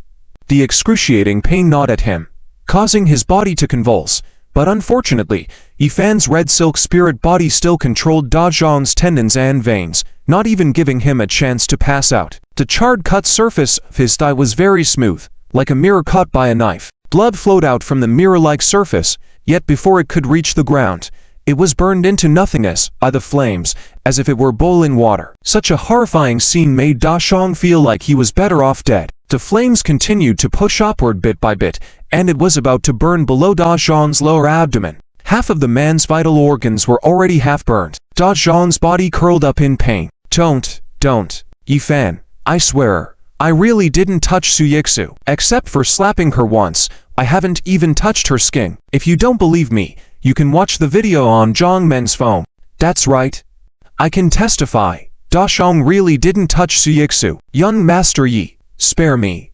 On the side, Zhang Meng was also frightened by Yifan's terrifying methods. The red silk on Yifan's body alone was eerie enough, and now he could control flames. To terrify, Yifan sneered, picked up the mobile phone that had fallen to the ground, and watched the video inside. Indeed, Da Zhang didn't touch Suyixu at all. The Da Zhang actually forcefully pulled Suyixu's hair and dragged her on the ground in such a brutal manner. Absolutely despicable. Yifan instantly retracted the red silk spirit body and the raging flames. Can he finally relax? Just as Da Zhang thought Yifan had calmed down, Yifan's power as an 8th grade War Emperor surged and turned into a giant hand, lifting Da Zhang's body, which was already half burned, high up and gripping tightly. Dang! The strong man at the warlord level, Da Zhang, was crushed in midair by Yifan with one grit, directly crushed. Yifan's phantasmal energy hand opened, and a jet black powder fell from the sky to the ground. Da Zhang was completely crushed for messing with his wife. Must die. Don't even think about it, or death. T.S. My dear readers, thank you for your support. All. Beside them, Zhang Meng and Zuiwei saw such a scene and were scared stiff, collapsing directly on the ground. And under the legs of the two, there was a puddle of water. The two were so scared that they wet themselves.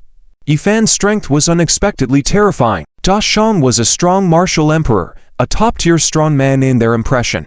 Even though they had heard from various sources that Yifan was indeed very strong, at the very least, Da Zhang should have put up a fight, right? The result was that from the beginning to the end, Da Zhang didn't even have a chance to fight back. When he tried to explain, Yifan didn't listen at all. He was burnt halfway through, and the remaining half vanished into thin air. In reality, Zhang Meng and Zuiwei were well aware that with Yifan's recent fiery abilities, he could have easily burned Da Zhang to ashes.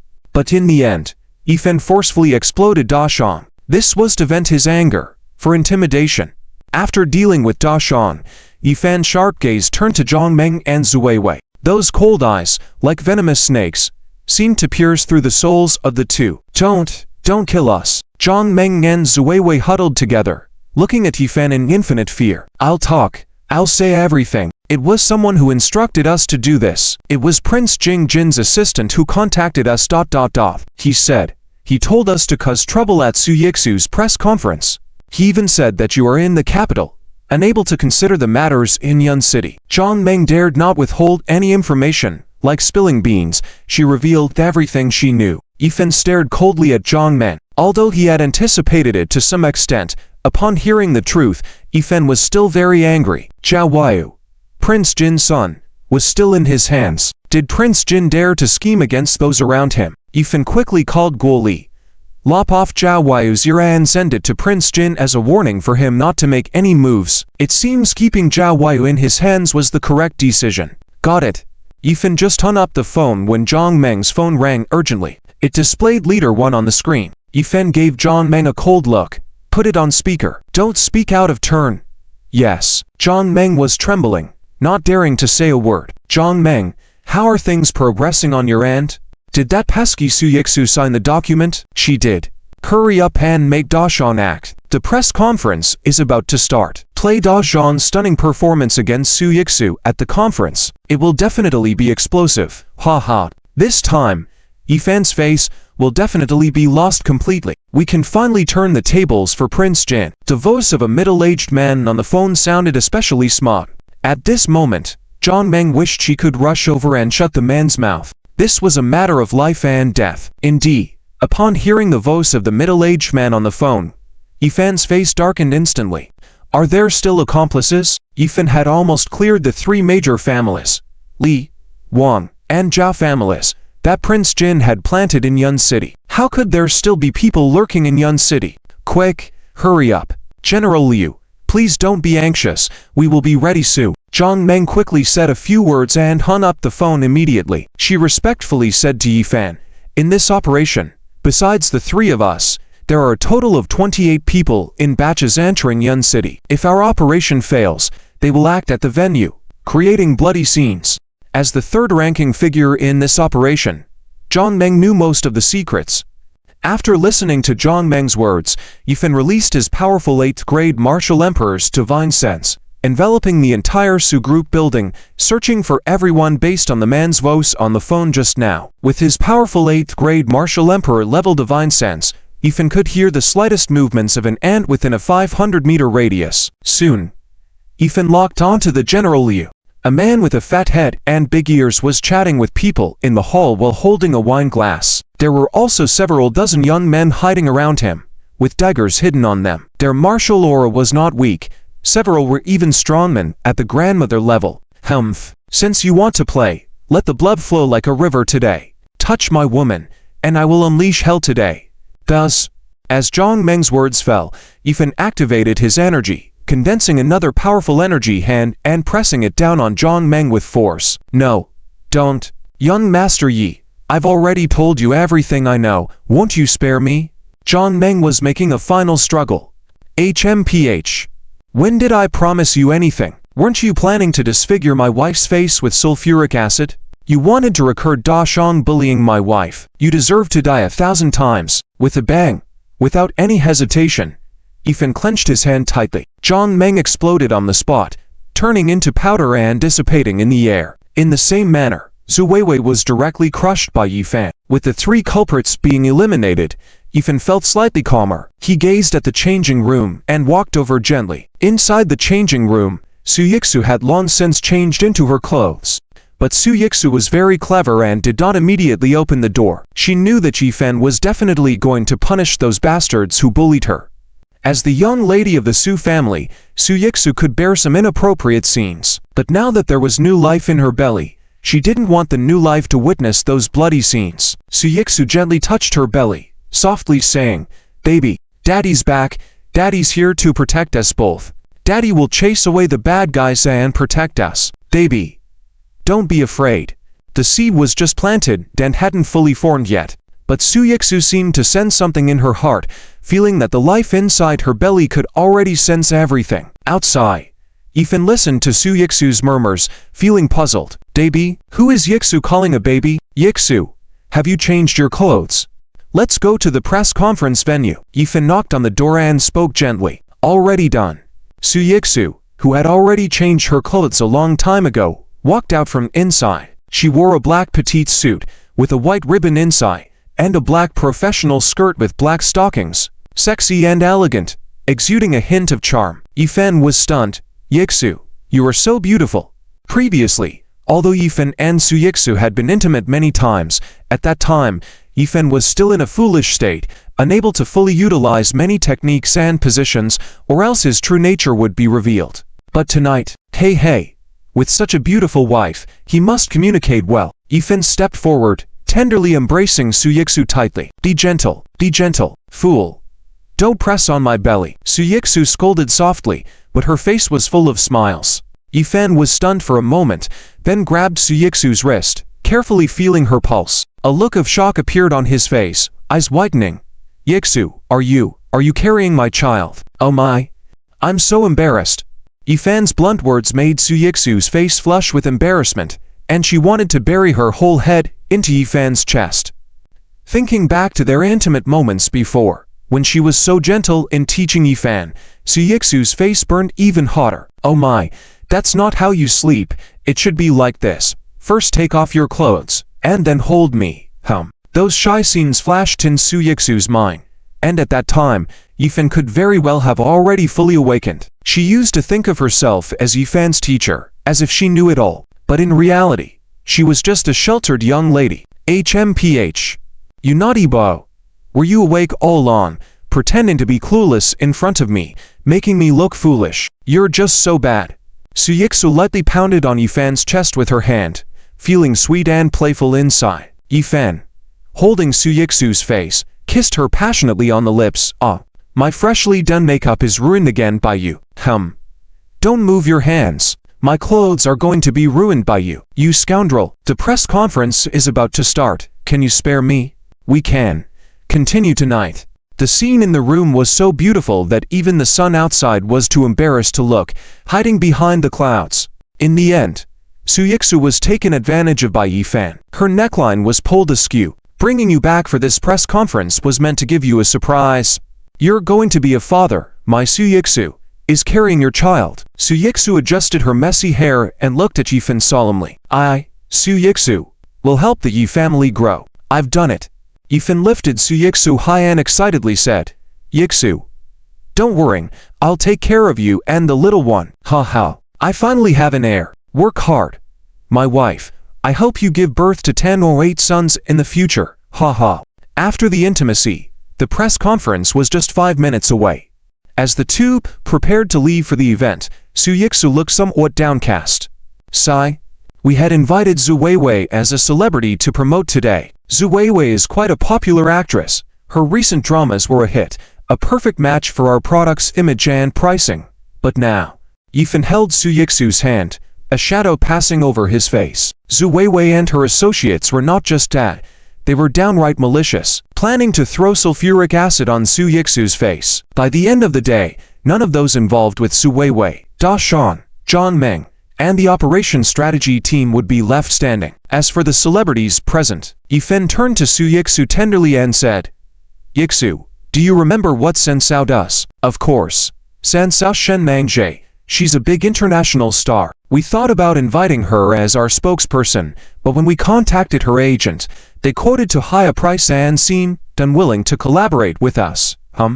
Upon hearing this news, and recalling what Shen Nangjie confided in him last night, it seemed Shen Nangjie was facing various pressures in her career, likely due to issues with her current agent. Therefore, Yifan realized he might need to be by her side for her concert in Guanchen. He couldn't risk any possible incidents today. On such matters, we should directly contact Mangjie. Don't forget, you're all my wives, we're family. Yifan pulled Suyixu into his arms and kissed her cheek. Suyixu blushed. TCH, you, really? Marrying you means getting bullied for a lifetime. What kind of family is this? What is this scoundrel thinking? Could he possibly want all the sisters together at the same time? What Suyixu did not know was that during their time in Huadu, Qingruolin, Ren Zuying, and Qiwen had already tried. But even if we contact Sister Mangjie now, it's too late. Can she fly over here? Suyixu felt regretful. Today's press conference was supposed to be perfect, but now with these issues, her own reputation was at risk. Yifan's keen intuition sensed that Shen Mangjie had already arrived upstairs, just around the corner. Yixu, do you believe in magic? I'll show you a trick. Watch me make Sensao appear in a second. Do you believe it? Yifan's serious demeanor left Suyixu puzzled. Stop kidding around. Xiaofan, if we don't have a celebrity, our Zuyan beauty cream will still sell well. Abracadabra, my gem, please reveal yourself. Appear. Yifan theatrically chanted a spell and pointed towards the corner. Suddenly, Shen Mangjie's figure appeared there. Suyixu was stunned. Sensao, how did you get here? Xiaofan, you, how did you do that? Suyixu was momentarily caught up in Yifan's act, but it only took a few seconds for her to realize. Xiaofan, you tricked me again. This scoundrel, what trick is he playing now?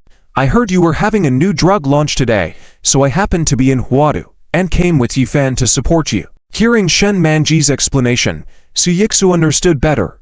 HMPH. I'll settle the score with you later. Help save the situation. Let me explain. No problem, we are family after all, Shen Nangjae responded readily, which left Su Yixu stagger. Was San Sao corrupted so quickly by Yi Fan? At the Su's pharmaceutical launch event, a grand hall accommodating several thousand people was now packed.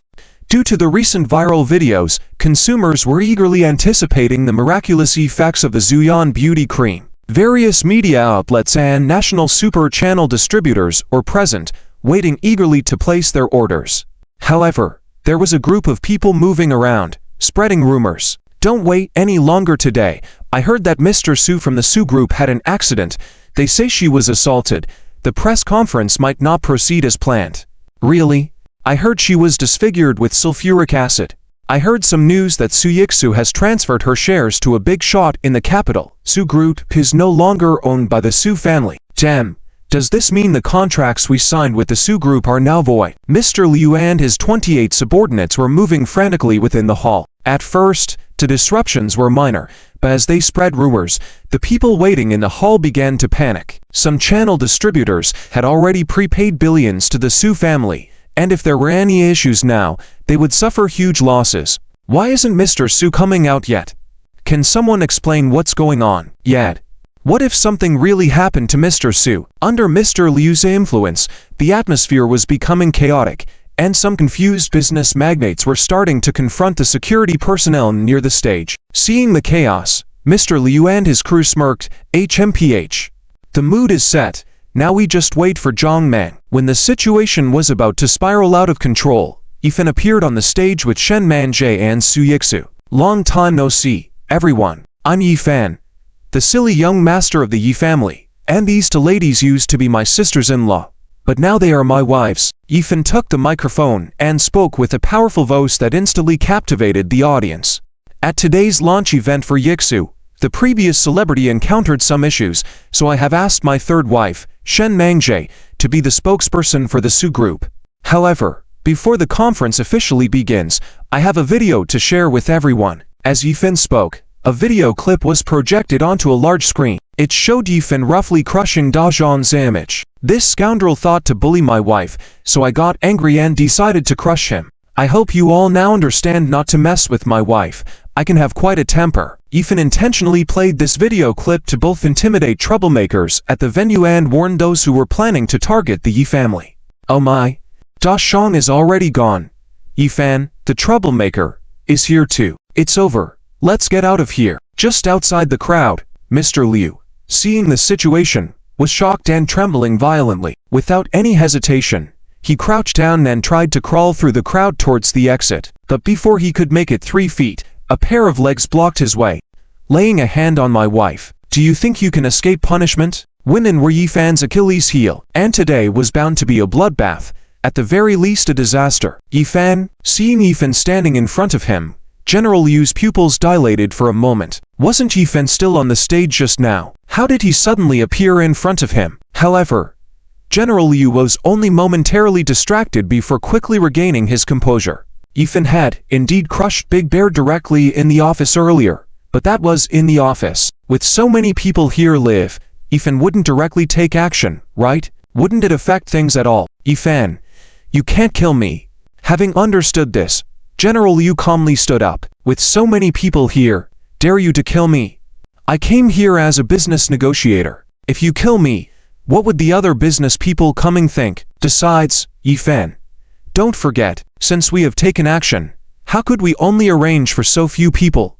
Let me tell you, at least 2 or 3 dozen assassins are arranged on site. Can you kill me and everyone else? If you let me go, I can immediately order them to stop. Yi Fan stared coldly at General Liu. Are you talking about the man over there in the duck hat, and also the man in the black t-shirt over there, wearing a pink shirt?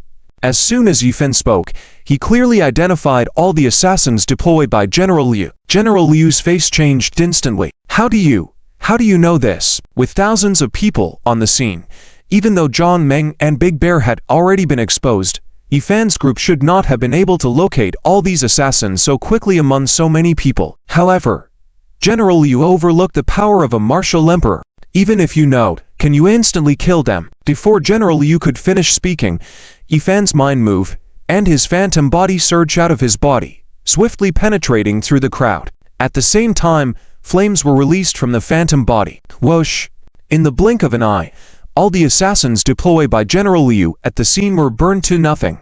Not even a trace left. The whole process took less than 3 seconds. When the phantom body circled the venue and returned to Yifan's original body, General Liu was shocked to find that all the assassins deployed at various locations had suddenly disappeared into thin air. Damn, what kind of witchcraft is this? General Liu felt his scalp go numb, and his whole being was about to explode. The phantom body attacking, instantly killing 2 to 3 dozen people, without a sound.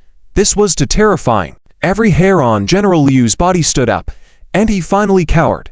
Young man, I was wrong. It's the Crown Prince of Shangjing. General Liu wanted to say more, but Yifan directly unleashed flames, sending General Liu flying. The whole movement was as fast as lightning. After all the people involved in General Liu's operation were wiped out, the big shots who attended the press conference finally had some realizations. What just happened? Why do I feel like someone suddenly disappeared from my side? Yes, I thought it was my illusion. There was clearly a man in a pink shirt standing next to me just now. How did he suddenly disappear? Is this a ghost? Forget it.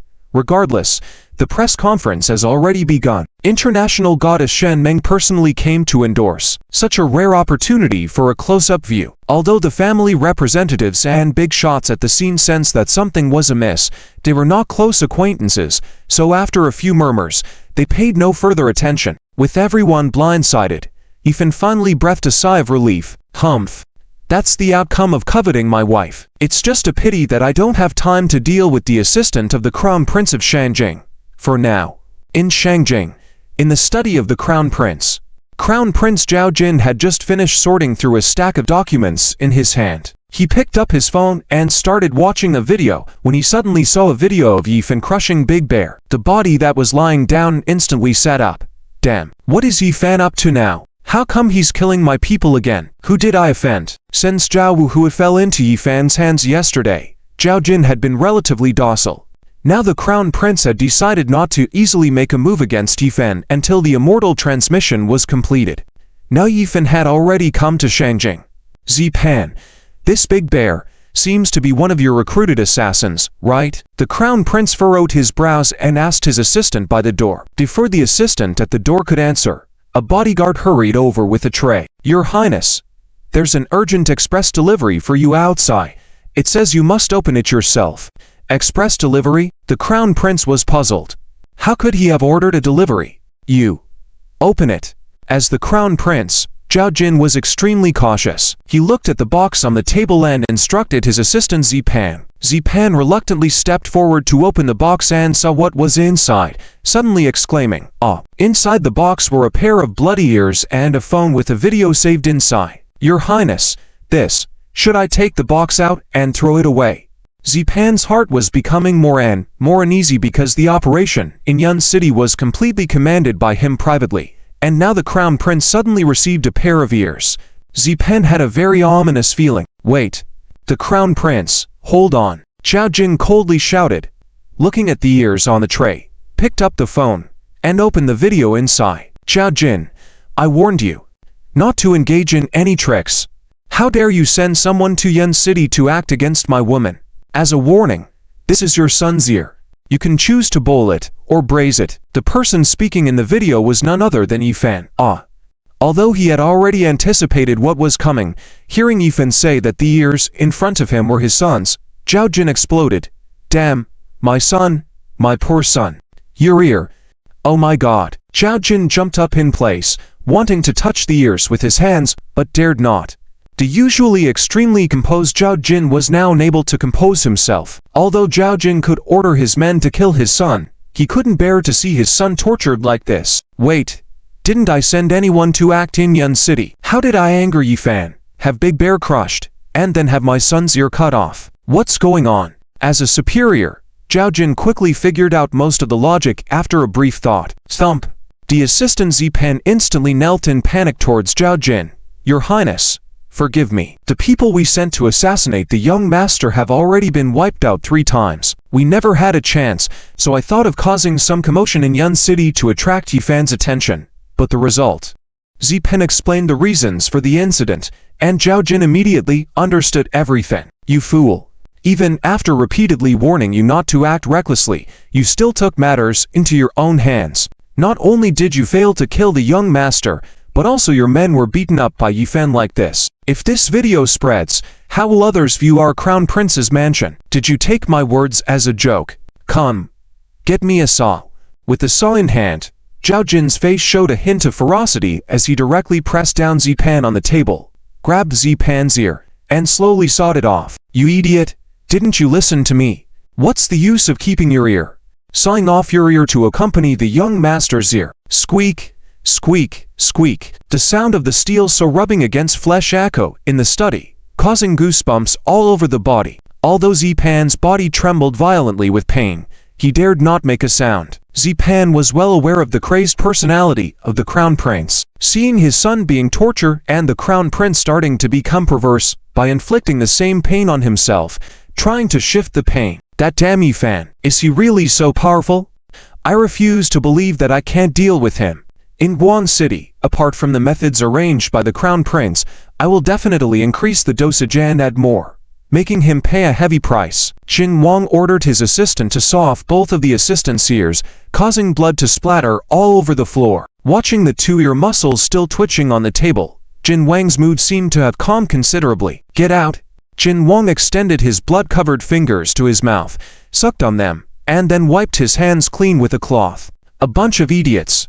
Can't even arrange for an assassin to kill someone properly. Now why is in Yifan's hands? It's truly unbearable for me. As the eldest son in his old age, Jin Wang only had this one son, whom he cherished the most. But the crucial point was that his son's mind was not very bright.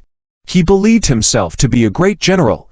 Now, Jin Wang's emotional turmoil was only temporary grief, and moments later he had a cold and stern expression. Humph, since you, as my son, have been caught, and I cannot relieve you of the pain soon, then you shall bear the pain you deserve. When you die, I will surely burn more offerings for you. Jin Wang, son Saint Anwo seeks an audience, saying there are important matters to discuss. The guards at the door dared not approach and reported to Jin Wang from afar. Jin Wang's facial muscles twitched twice, and a deep look flashed in his eyes. Send him to the hall. I will be there right away. The disciples of the Immortals had not made a move yet, but Yifan had already controlled the situation. With the Immortals' emergence still some time away, Jin Wang's strength on his side was struggling to deal with Yifan. Perhaps the Sun Saint Anwo had other solutions on his side. In the hall, Jin Wang and the Sun Saint Anwo sat facing each other. The Sun Saint Anwo's face was still covered by a faint flow of light, concealing his true appearance.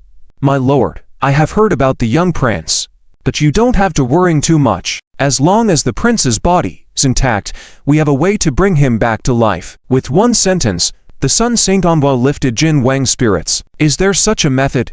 Of course, I guarantee it, my lord. A smile of satisfaction appeared on the Sun Saint Anwo's face. I heard that Yifan is about to head south to Guan City. If my guess is correct, besides investigating the truth about his third brother Yilingyu's death, he's also going for his mother's estate. The Sun Saint Anwo's words made Jin Wang's mouth twitch. Yifan's mother had an estate in Guan City. Who exactly was Yifan? Why did Jin Wang feel like he was falling into a curse as Yifan grew stronger with each battle?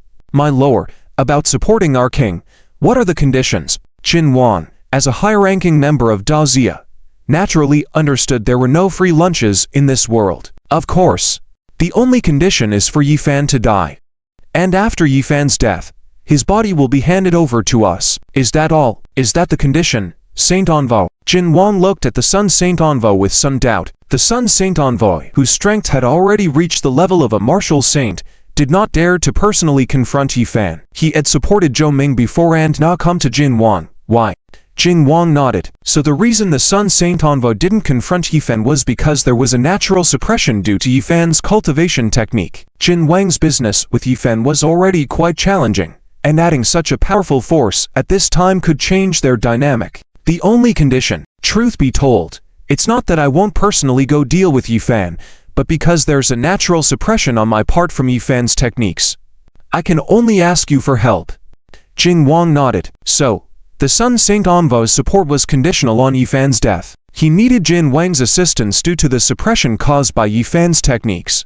Yifan's power was too great, and he held a mysterious symbol behind his back that had been troublesome for the Sun Saint Envoy. Now, there is another problem. I don't have enough strong individuals by my side to deal with Yifan, and to seize such a powerful base, I am afraid they won't comply without some evidence. They might not even listen to my orders, right?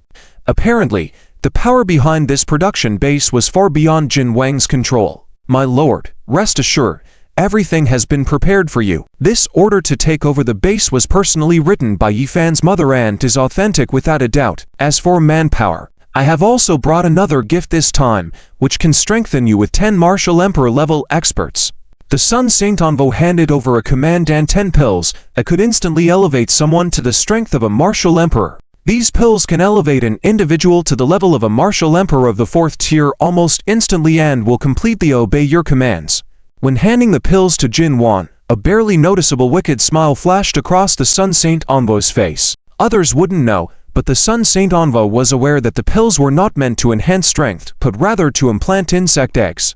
They could control the human body. Humph. Yifan's trip to Guan City to smoothly take over the production base would not be that easy. As Jin Wang and Yifan fought to the death, the Sun Saint Envoy would take advantage of the chaos to infiltrate the base and find a way to counter Yifan's suppression. As long as they were not afraid of Yifan's bloodline suppression, all the envoys would have the ability to easily defeat Yifan. At that moment, all the companions would rise. Huadu.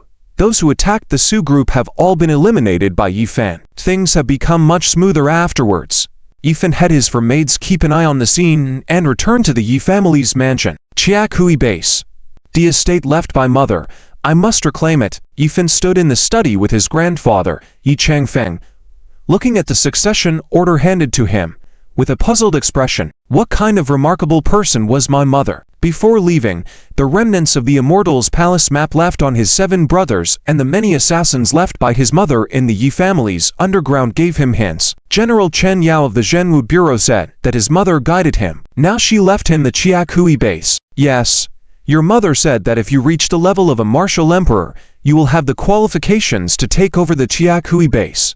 It will be a great help on your path to the future, with the runic divine weapons inside and the energy connections behind the Chiakui base. You shouldn't give up on them. Yifan furrowed his brows, already having a rough idea in his mind. Wasn't the Chiakui base the first key to the mysterious gate behind his mother's guidance? It was no longer a question of whether Yifan wanted to or avoid it. His nemesis from the gate had already started to probe him. If he didn't respond, they would not hesitate to kill him due to his mother's identity. All right. In addition to investigating the truth behind his 3rd brother's death and finding the Immortal Palace map on the Guan City trip, he now had another challenging task ahead. Chiakui base is currently collectively controlled by the 4 major southern families. Your mother has been missing for so many years, they may not willingly hand over control, so you must plan carefully. They might even take action before you depart. After chatting with Grandpa, Yifan left the Yi family's large courtyard and greeted Captain Leng Feng before leaving. Captain Leng, can we chat alone? As Yifan and Leng Feng walked to the doorway, he reached out and patted Leng Feng on the shoulder. Captain Leng, you have worked hard protecting my grandpa all these years. I entrust the Yi family to you in my absence. At the moment Yifan's hand touched Leng Feng, the ancient power absorbed from the fragments of the gods he previously integrated directly surged into Leng Feng's body. Due to the limitations of Yifan's physique, most of the ancient power from the integration of the god fragments still remained in Yifan's meridians. At this moment, Yifan did not hold back and only stopped when Leng Feng reached his limit. Young master, you are too kind. This is what I should do. It's just that my strength is a bit lacking now. Last time in Huadu, if young master hadn't intervened, Ilo would have been in danger. As a master in the dragon army, Leng Feng's strength was already at the grandmother level back then, which was considered good. But at this point, with countless stronger opponents emerging, Leng Feng's strength was beginning to show its limitations. As Leng Feng was halfway through his words, he sensed that something was amiss. The powerful ancient power surging from Yifan's palm wildly expanded his meridians and enhanced his strength. Young master, this, Yifan nodded and threw a bottle of elixir to Leng Feng. This is the elixir needed to break through to warlord rank. Make good use of it. Thank you, young master. Leng Feng expressed his gratitude, with a boat towards Yifan before quickly disappearing back into the Yi family's courtyard. Has his own opportunity finally arrived? After breaking through to warlord rank, his future path will surely broaden. Yifan stayed in Yuncheng for one night, spending the whole night engaging in deep conversation with Su Yixu. Besides the warming effect, Yifan also used the ancient power of the god fragments to elevate Su Yixu's strength to the peak of warlord rank overnight, and even taught her some combat techniques. This way, even if something unexpected happens in Yuncheng, as long as no warlord-level expert appears, the city will not be in danger. Furthermore, there is the support of the Wandering Spirit Squad in Yuncheng. After daybreak, Su Yixu was still in a lazy slumber, and Yifan quietly got up, kissed her on the cheek, and then quietly left. Despite this tender moment, Yifan was still very eager. But now, the three swords hanging over Yifan's head, King Jin, the Yi family of ancient martial artists, and those enemies from the Divine Gate, not one of them has been resolved, and Yifan dares not slack off. Xiaowen, Xiaoyao, the two of you stay in Yuncheng and secretly protect Yixu. When leaving Su Yixu's residence, Yifan left the two maids by Su Yixu's side. Xiaowen and Xiaoyao felt a bit reluctant. Young master, we want to follow you. Especially Xiaowen, who was very clear about Yifan's special abilities. Following the young master, even if not becoming the young master's woman, would still bring immeasurable benefits. Yifan smirked mischievously, hugged the two maids in his arms. I understand what's in your hearts. Once all matters are settled, I will satisfy your desires. How about that? Oh. Xiaowen and Xiaoyao listened to Yifan's words, looking stunned, and blushing the next moment. Thank you, young master. Flying directly from Yuncheng, Yifan arrived in Guangcheng at 10 in the morning. Guo Li, Wang Fugui, Yamada Keiko, and others, including Yukon from the Qianji Pavilion, had already arrived in Guangcheng ahead of time. When Yifan and Shen Nang came out of the airport, Guo Li guided Yifan towards the arranged vehicles. Big brother, we conducted a preliminary investigation and found that the situation at the Shen family in Guangcheng is a bit complicated. Sister-in-law is returning home today, so there might be some trouble. While Guo Li spoke, he glanced at Shen Nang. Shen Nang furrowed her brows, as the Shen family's young lady, returning to her own home. Why would there be any trouble? Is my father planning to disown his own family? Guo Li felt somewhat helpless. It's not your father, but your third uncle. Sighed. You will know when you return. Yifan's convo left the airport, and in the alley next to the airport, several minivans each had multiple people reporting through walkie-talkies. Boss, Yifan has arrived in Guangcheng. It seems like he's heading to the Shen family first. Keep an eye on him. Report any chance of action promptly. 10 minutes later, at the Shen family's mansion, after Yifan and Shen Nang got off the car, they saw a dense group of bodyguards blocking the entrance. Shen Nang's brows immediately furrowed.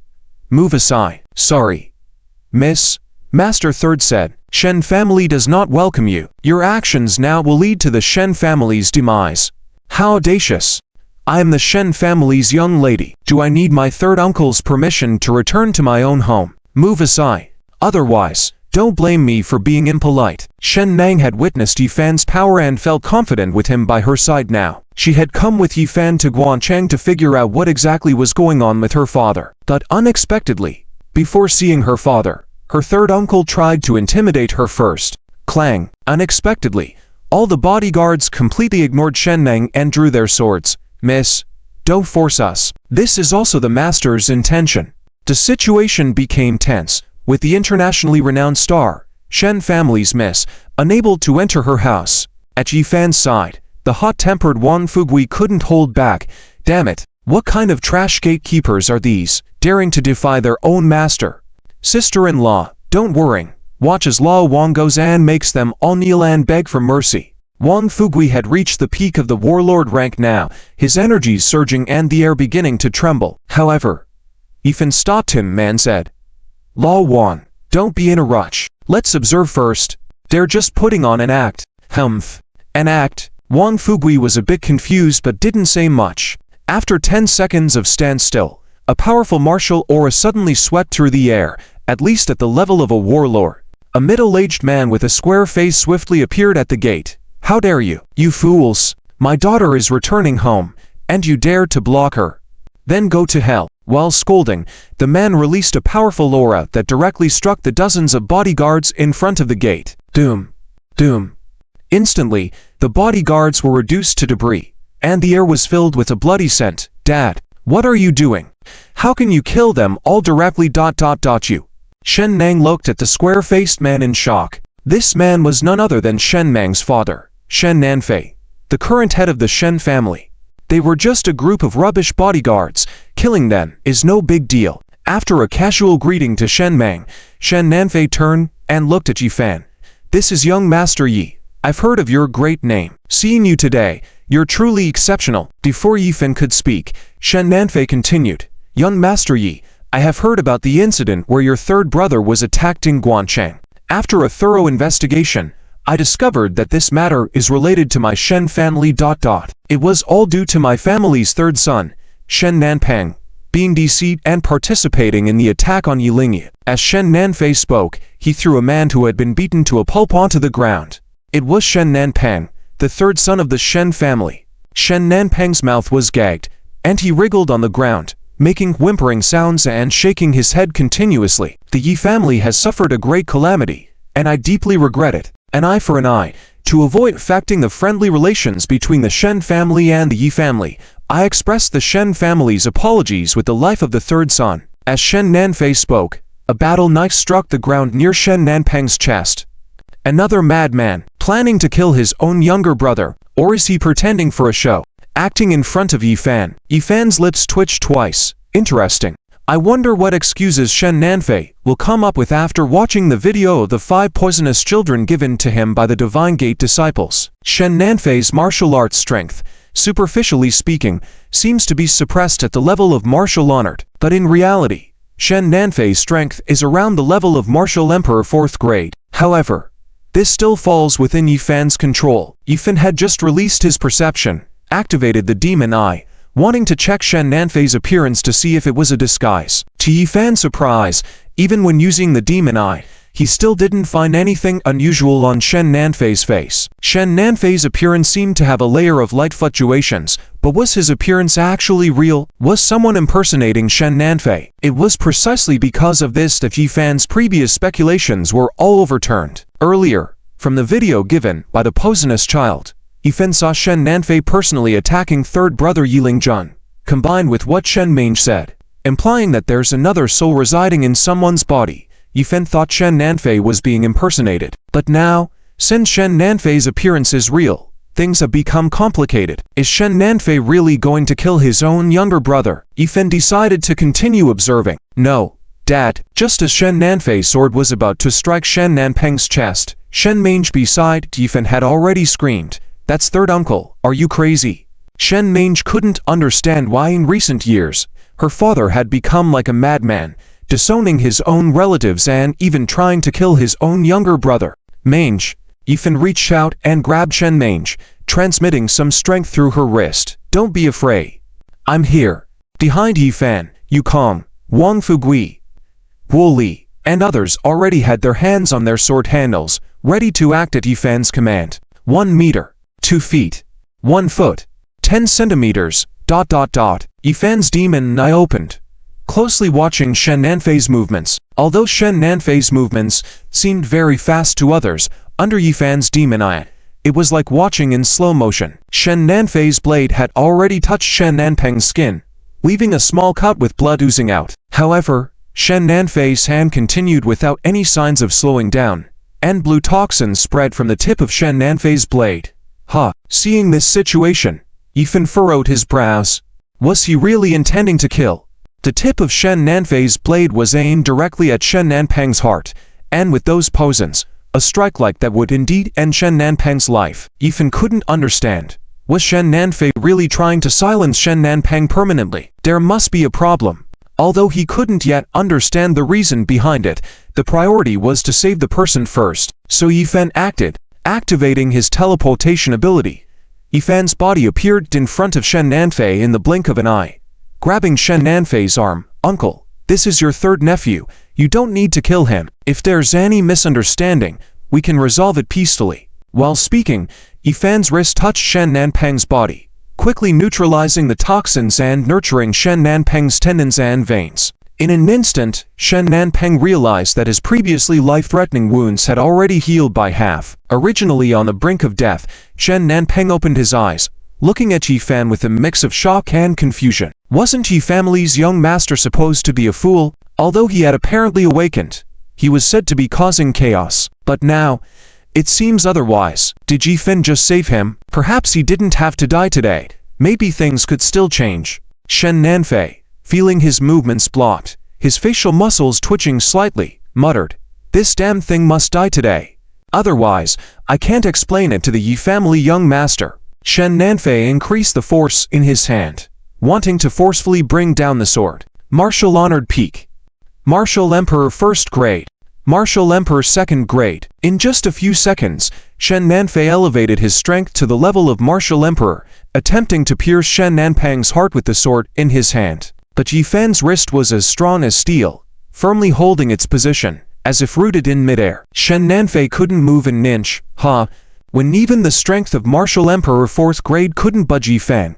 Shen Nanfei's face finally changed. Yi Fan's power was actually so terrifying, surpassing his own by so much. It was a bit tricky. Forget it.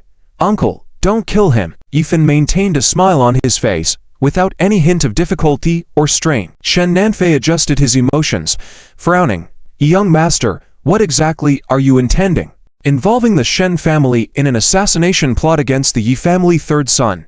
Shen family must give the Yi young master an explanation. "Yi young master, are you not willing to accept Shen's explanation?"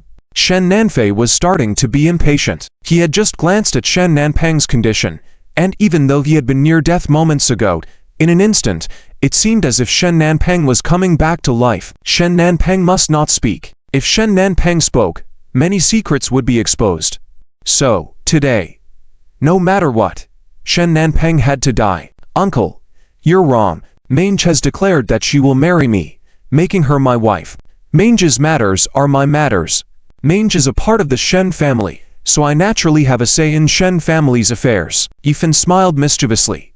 "Mange really doesn't want her third uncle to die, and I must speak up for my wife. Do you understand the reason behind this?" Yi Fan's arguments left Shen Nanfei speechless, and he turned to give Shen Mange a fierce glare. "HMPH.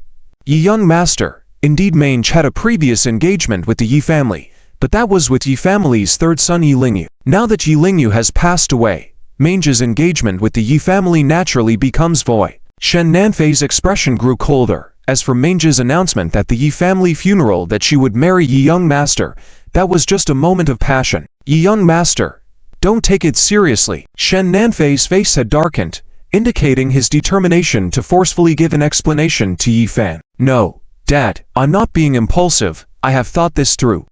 Even though Lingyu has passed away, I want to be with Yi Fan. He is the one I love." Seeing Yi Fan saving her uncle in the end, Shen Mange finally felt a huge sense of relief. "Nonsense, Shen Mange, I won't hold you accountable for your previous actions. But now, if you still insist on causing trouble, do you want to drag the Shen family down into the abyss?" Shen Nanfei scolded Shen Mange fiercely. "Go. Clean up and prepare to meet the patriarch. He's been waiting for you for a long time." "I don't want to meet the patriarch. Dad, I'm your biological daughter. Are you out of your mind?" Shen Mange's face changed drastically. Every cell in her body seemed to resist the idea of meeting the patriarch. What is this situation? Just meeting a patriarch? Why is Mange so fearful and resistant? TS. More votes. More updates. Manga's wife, what's going on? Yi Fan turned his head, looking at Shen Mang's wife in confusion. In the mundane world, those who can become ancestors are the guardians of the family, with strength at least beyond the level of Martial Emperor. Throughout the generations, being granted an audience with the ancestor should be the highest honor. No, the ancestor of the Shen family is a pervert. He often asks young women from the Shen family to go to his chamber. Even several distant relatives' nieces have been defiled by the ancestor. That perverted ancestor has been eyeing me for a long time. But before, under the intimidation of the Yi family's power, the ancestor didn't dare to forcibly demand. But now, after the Yi family had trouble some time ago, the ancestor urged me several times to serve him. Phew. Listening to Shen Mang's words, Yi Fan's entire body's martial cha instantly erupted, a sharp light shot from his eyes. HMPH. Utterly shameless. Third sister-in-law in the Yi family, under such desperate circumstances, declared to marry this fool of hers. From that moment on, Yifan identified Shen Nang's wife's identity. Now they want Yifan's ancestor to serve Shen's ancestor. Dream on. I want to see who dares to touch a single hair of my wife. Yifan's domineering voice rang out at the entrance of the Shen family mansion. His powerful perception reaching into the Shen family mansion. Yifan wanted to see how capable Shen's ancestor was, not sparing even his descendants. In the Shen family's backyard, in an ancient courtyard, Yifan's perception encountered a strong resistance, and there seemed to be an ancient array in the courtyard. A strong expert around the martial emperor rank. Humph. Well hidden indeed, and with such strength, it is a very powerful presence in the entire greater Xia Empire. However, wanting to touch Yifan's wife, Yifan had only one word. Provoke him. With so many tricks up his sleeve, even when facing a powerhouse at the martial saint realm like Yi Zhang, Yifan had means to deal with it. A martial emperor-level expert, Yifan did not pay attention to at all. Young Master Yi, you are a guest of the Shen family. I, Shen Mo, welcome you. That if young Master Yi wants to interfere in the family affairs of my Shen family, then don't blame me, Shen Mo, for being impolite. Shen Nanfei's face changed. The Yi family has their demands. The Shen family has already given their demands. Whether young Master Yi agrees or not is young Master Yi's business. Shen Nanfei's face darkened, waving his hand in the air. Whoosh! Blink, and several dozen reinforced crossbow arrows protruded from the courtyard walls, locking onto Yifan and the others. Young Master Yi, previously the Shen family and the Yi family were friendly families. Young Master Yi also does not want this relationship to break at this moment, right? Shen Nanfei stared coldly at Yifan. Hand over Shen Nanpeng, hand over Shen Nang. Our Shen and Yi families are good friends, otherwise. Clattering. From inside the main gate, another group of elite bodyguards rushed out from the courtyard. They were all experts above the master realm. Seeing the martial chef fluctuations emanating from these bodyguards, Yifan was surprised. With his absolute domain, divine fragments, and many elixirs assisting him, he had barely raised to everyone's martial strength by one level in Hua capital. And now, a small Shen family actually harbored so many martial experts. One master was nothing, but a well-trained group of master-level experts. Their combat power was extremely terrifying. Yifan activated his demonic eye, sweeping his gaze over everyone, instantly noticing something unusual. Within these groups of master-level experts, there was a dormant giant bug inside their bodies. The core of this bug was the size of a fist, cold near the heart stanchion, surrounded by countless long tentacles. These tentacles intertwined tightly with the body's tendons, veins, and organs, providing support for martial power in response to the body's manipulation of martial chi. It was akin to giving the body an external boost, forcibly enhancing its strength. So that's how it is. A bug could actually mass-produce so many martial experts. Where did these bizarre bugs come from? Otherwise, Yifan stared sharply at Shen Nanfei. This Shen Nanfei definitely had issues, but where exactly was the problem, Yifan still couldn't discern. Otherwise, don't blame me, Shen Mo, for tearing off our masks. This is not Hua capital, not Tianan province, but Leibuan city, my Shen family's mansion. Shen Nanfei's face began to turn fierce. Come, seize them back from me, Shen Nanfei shouted, and the bodyguards behind him began to act, rushing towards Yifan. Brother Fan. Shen Nang's wife, with some fear, hid behind Yifan. Shen Nang's wife knew very well that once captured by her father, there was no escape, and she would be forced to be with that hundreds of years old man. Thinking of that disgusting scene, goosebumps covered Shen Mang's wife's body. 2 nights ago, Shen Mang's wife had already lain on the same bed with Yifan. Except for the last step, everything that should be seen, touched, done or not, had all been given to Yifan. Shen Nang's wife had firmly decided that she was Yifan's woman. Don't be afraid. Yifan reached out and grabbed Shen Nang's wife's hand, comforting her in a soft voice. How daring!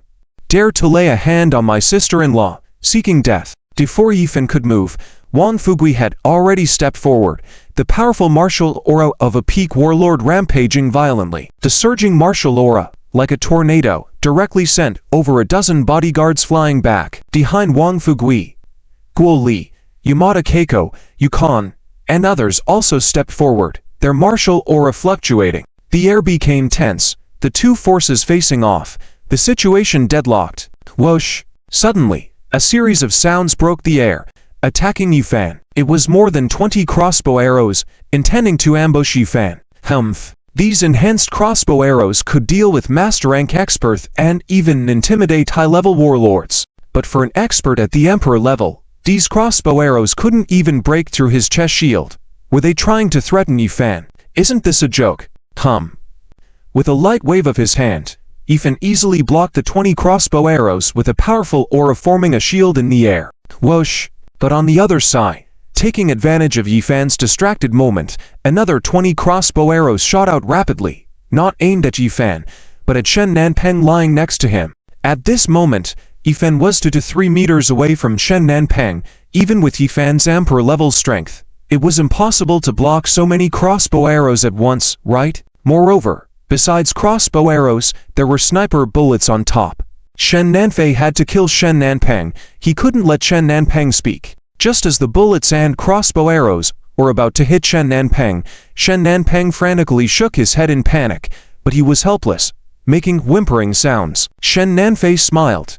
If Shen Nanpeng died, then the Shen family's trouble could be shifted. After all, without evidence, all the mess could be pinned on Shen Nanpeng. The red silk spirit body. At a critical moment, 3,000 red silks shot out from Yifan's hand, faster than the crossbow arrows, entwining around Shen Nanpeng, pulling him to Yifan just before the arrows arrived. Shen Nanfei's smile froze in an instant. Yifan still had such means. Several meters away, he could still save someone. Yifan sneered, glanced at Shen Nanfei. Uncle is so determined to kill his own younger brother. It's really bewildering. How about we let Uncle 3 speak the truth of the matter? Yifan waved his wrist, removing the gag from Uncle 3's mouth, and simultaneously releasing all the seals and restrictions placed on him. Don't. Shen Nanfei became flustered in an instant. If Shen Nanpeng spoke up, many secrets wouldn't be able to be hidden anymore. As Shen Nanfei scolded, he was ready to step forward. Clang! Yifan flung a war blade from his hand, the blade fiercely thrusting into the ground near Shen Nanfei's toe. Uncle would do well not to act rashly. The blade emitted a ripple of light and martial aura, runes flashing, containing immense pressure and energy, as though any movement from Shen Nanfei would instantly crush him to pieces. Shen Nanfei wanted to step forward and stop it, but unfortunately, his own strength was only that of a 4th-grade martial emperor. The powerful pressure on Yifan's battle knife made Shen Nanfei unable to take another step forward. Taking advantage of this opportunity, Shen Nanpeng, who had regained his freedom, almost crawled to Yifan's side and anxiously said, "Yisha, thank you for saving my life. The death of the 3rd young master of the Yi family really has nothing to do with me. I wasn't even home on the day the 3rd young master of the Yi family was attacked. But, eldest brother, starting from 2 days ago, he forcibly detained me, beat me half to death, and insisted that I organize the attack on the 3rd young master of the Yi family. But I didn't do it. Eldest brother, like a mad dog, I really don't know what you want to do." Shen Nanpeng seemed frightened by Shen Nanfei, speaking and dodging at the same time. At this moment, behind the battle knife, Shen Nanfei, upon hearing Shen Nanpeng's words, closed his eyes in anger. Damn it! Finally, this guy opened his mouth. If he had known earlier, he should have just killed him a few days ago and used the body to explain to Yifan when he arrived today. Now, the plan to frame Shen Nanpeng for the crime was completely ruined because he denied it when questioned. "Manjay, I really don't know what's wrong with your father. He's acting crazy, wanting to hand you over to the patriarch, and even directly kill me to take the blame. Is he really your biological father?" Shen Mange listened to Shen Nanpeng's words on the side, furrowing her brows in suspicion, looking at Shen Nanfei. His father's recent behavior was indeed too abnormal. "Uncle, since it wasn't 3rd uncle who did it, why did you want to kill him and give an explanation to the Yi family by force?" Yifan looked at Shen Nanfei with a half-smile, but deep down, he was reaffirming his previous suspicions. The incident of 3rd brother being attacked was definitely related to Shen Nanfei. However, Yifan wasn't sure whether Shen Nanfei had truly sided with King Jin or if he was still being impersonated. Perhaps Shen Nanfei's method of impersonation was too clever for Yifan to notice immediately. Cough cough. "Yisha, there might have been some misunderstandings. It's true that 3rd uncle may not have done it, but in any case, the death of the 3rd young master of the Yi family is related to the Shen family, and we Shen family must give an explanation. An eye for an eye. Someone must die. It doesn't matter who dies, right? Shen Nanfei remained calm despite Shen Nanpeng exposing his scheme, showing no signs of panic. Anyway, as long as it's a core disciple of the Shen family, it doesn't matter who takes the blame. It's a win-win situation for everyone, right? Moreover, although the Shen family is implicated in the death of the third young master of the Yi family, we Shen family are not the main culprits, right? Why does Yi Sha care about these details? Although Shen Nanteng spoke, Shen Nanfei was briefly flustered but quickly regained his composure. He brushed off his own problems. After a moment of thought, Shen Nanfei's words did make some sense. As long as someone from the Shen family takes the blame, things would go smoothly for everyone. However, the key was that Yifen had obtained a video about Shen Nanfei from the 5 poisonous disciple. Uncle is right. I should think about it from another perspective. As long as a core member of the Shen family takes the blame, I should accept it. Yifan's words instantly made Shen Nanpeng nervous. What did Yifan mean by this? Was he planning to back out of the agreement with his elder brother, or was he offering himself as a sacrifice? Shen Mange's heart tightened as well. Was Yifan really that kind of person? Shen Nanfei was momentarily confused and couldn't understand why Yifan had compromised. If he had such thoughts earlier, why did he waste so much effort?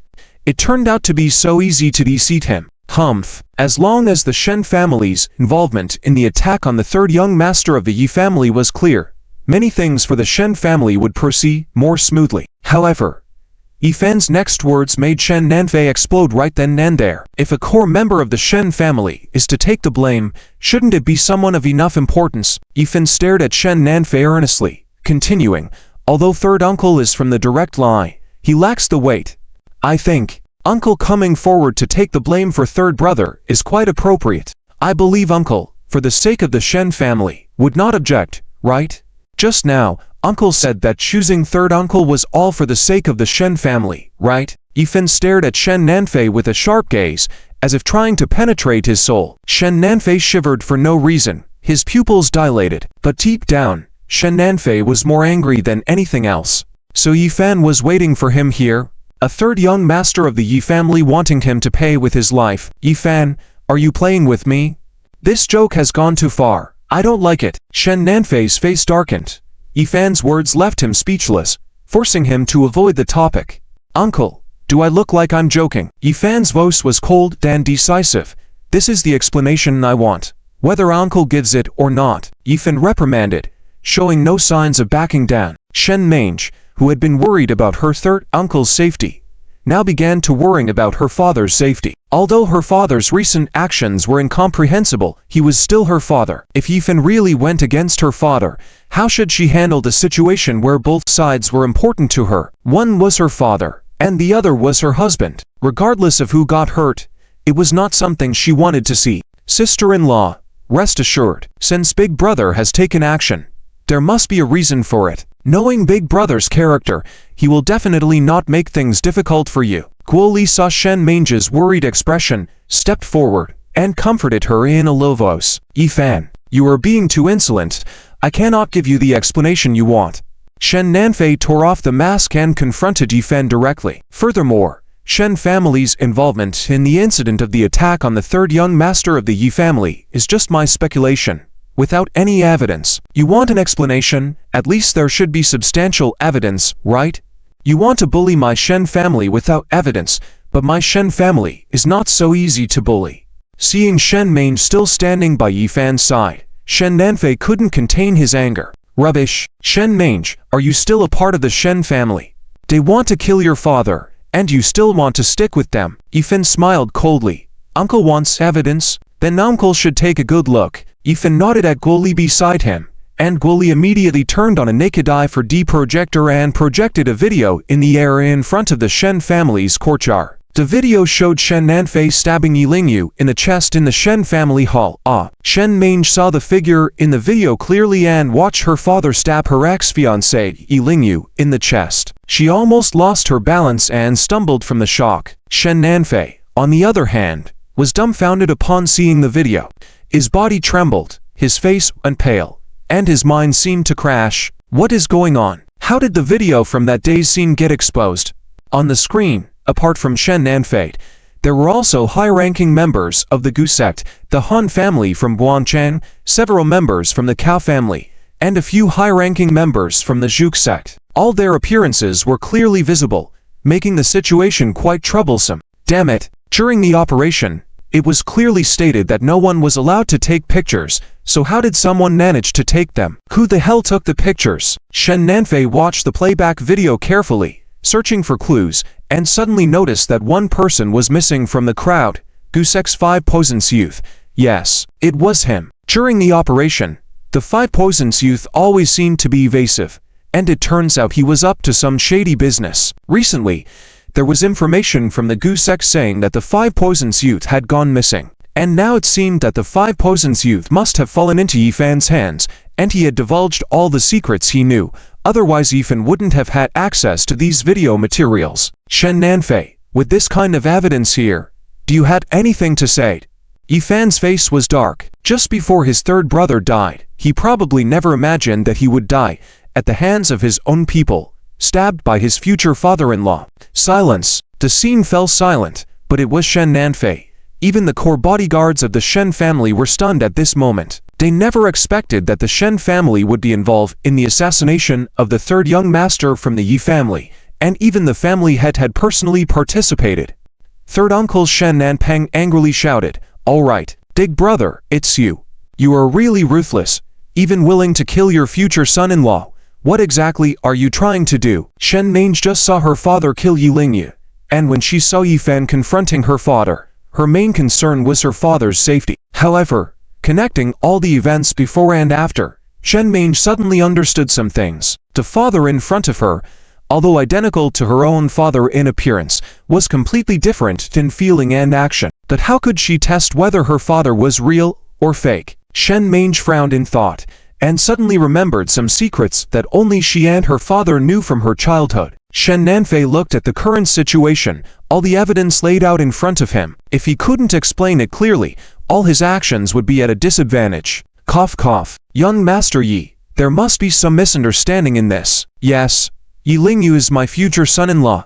I have no reason to kill him, right? What benefit would I get from killing him? Shen Nanfei smiled awkwardly, continuing to explain. It must be someone trying to frame me, deliberately photoshopping, making fake videos to discredit me. Yes, that's right. Yi Master also knows that with the advancement of disguise techniques nowadays, someone must be trying to frame me. Yi Master should understand that now is not the time for personal grievances. Shen Nanfei seemed to have found a reason for his explanation, and his confidence gradually began to rise. But how could Yifan be so easily deceived? Is that so?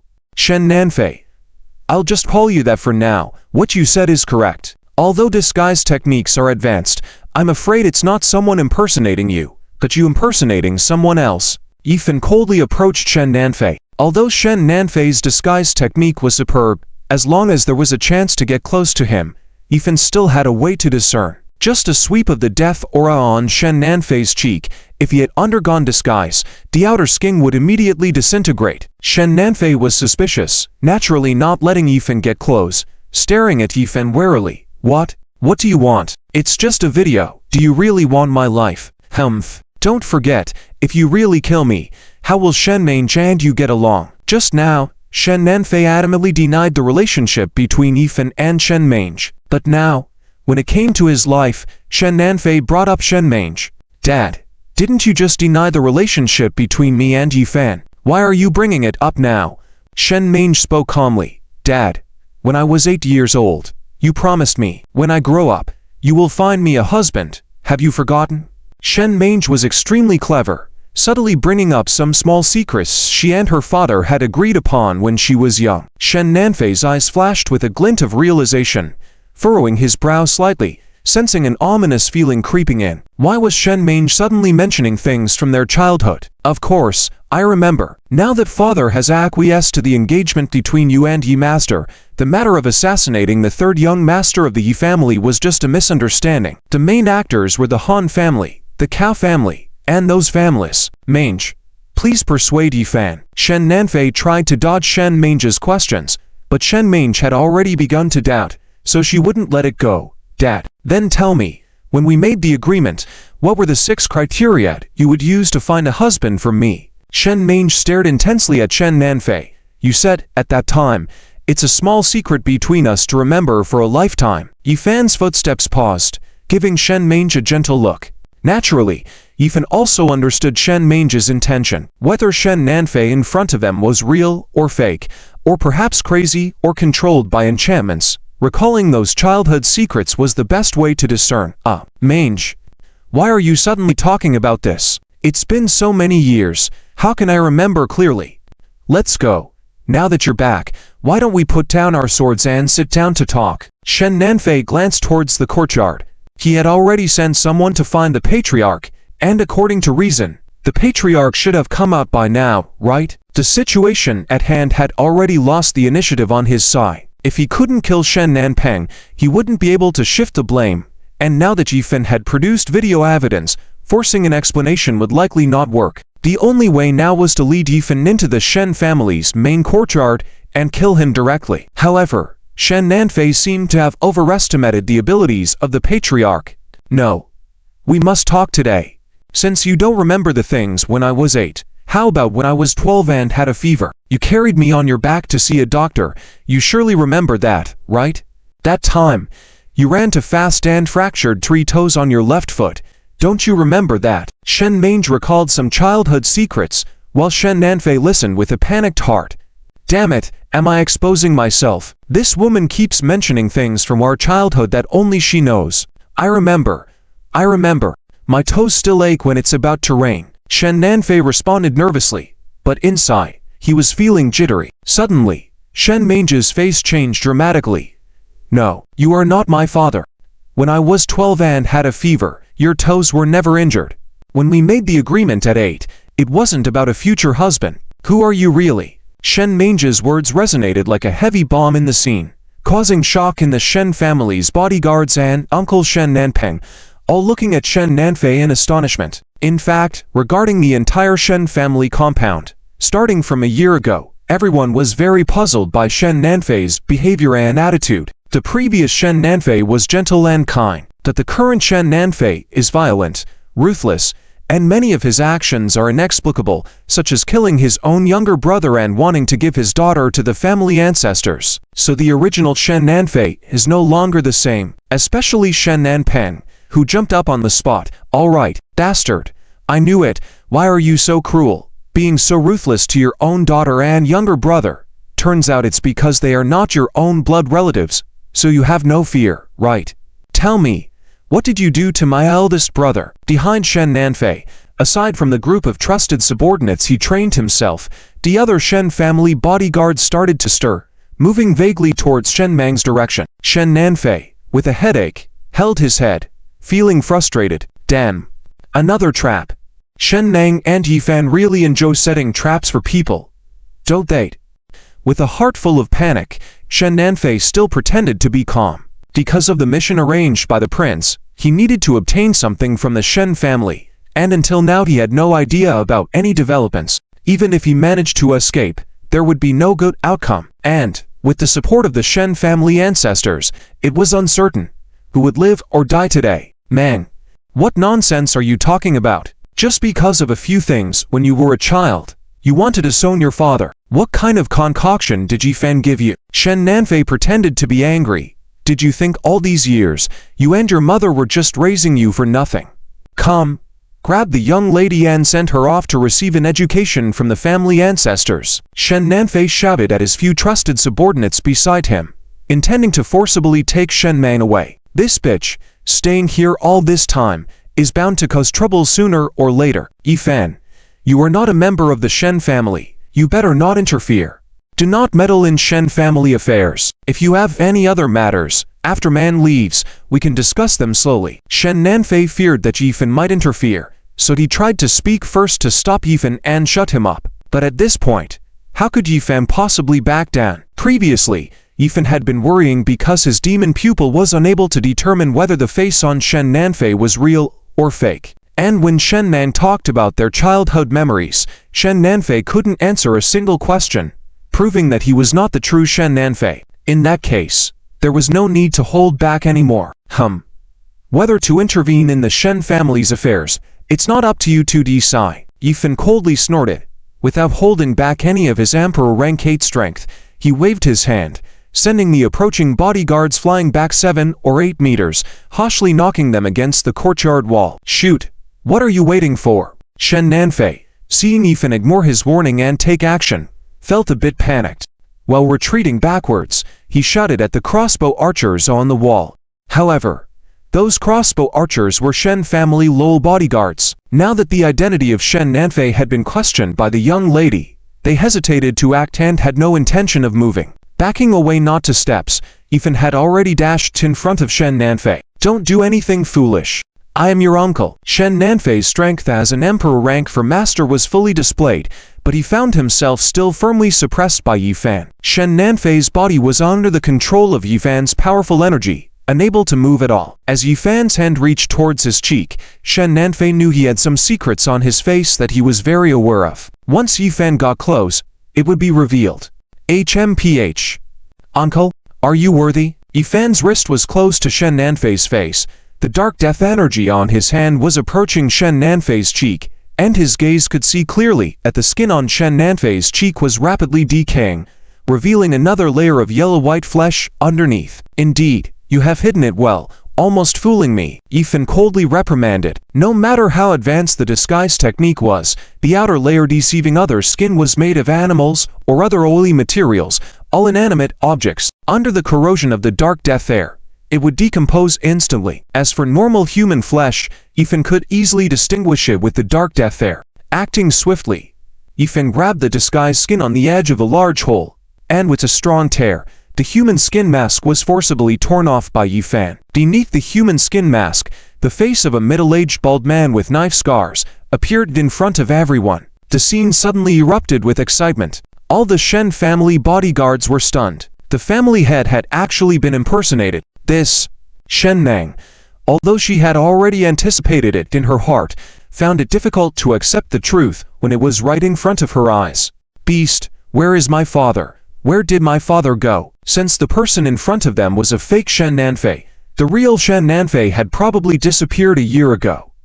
Maybe he had already been silenced by them. Ah, damn it. With the mask torn off, the bald-scarred man's real face was now presented to everyone. He couldn't help but let out an indignant howl. Yi Fan, you. Why did you have to ruin everything?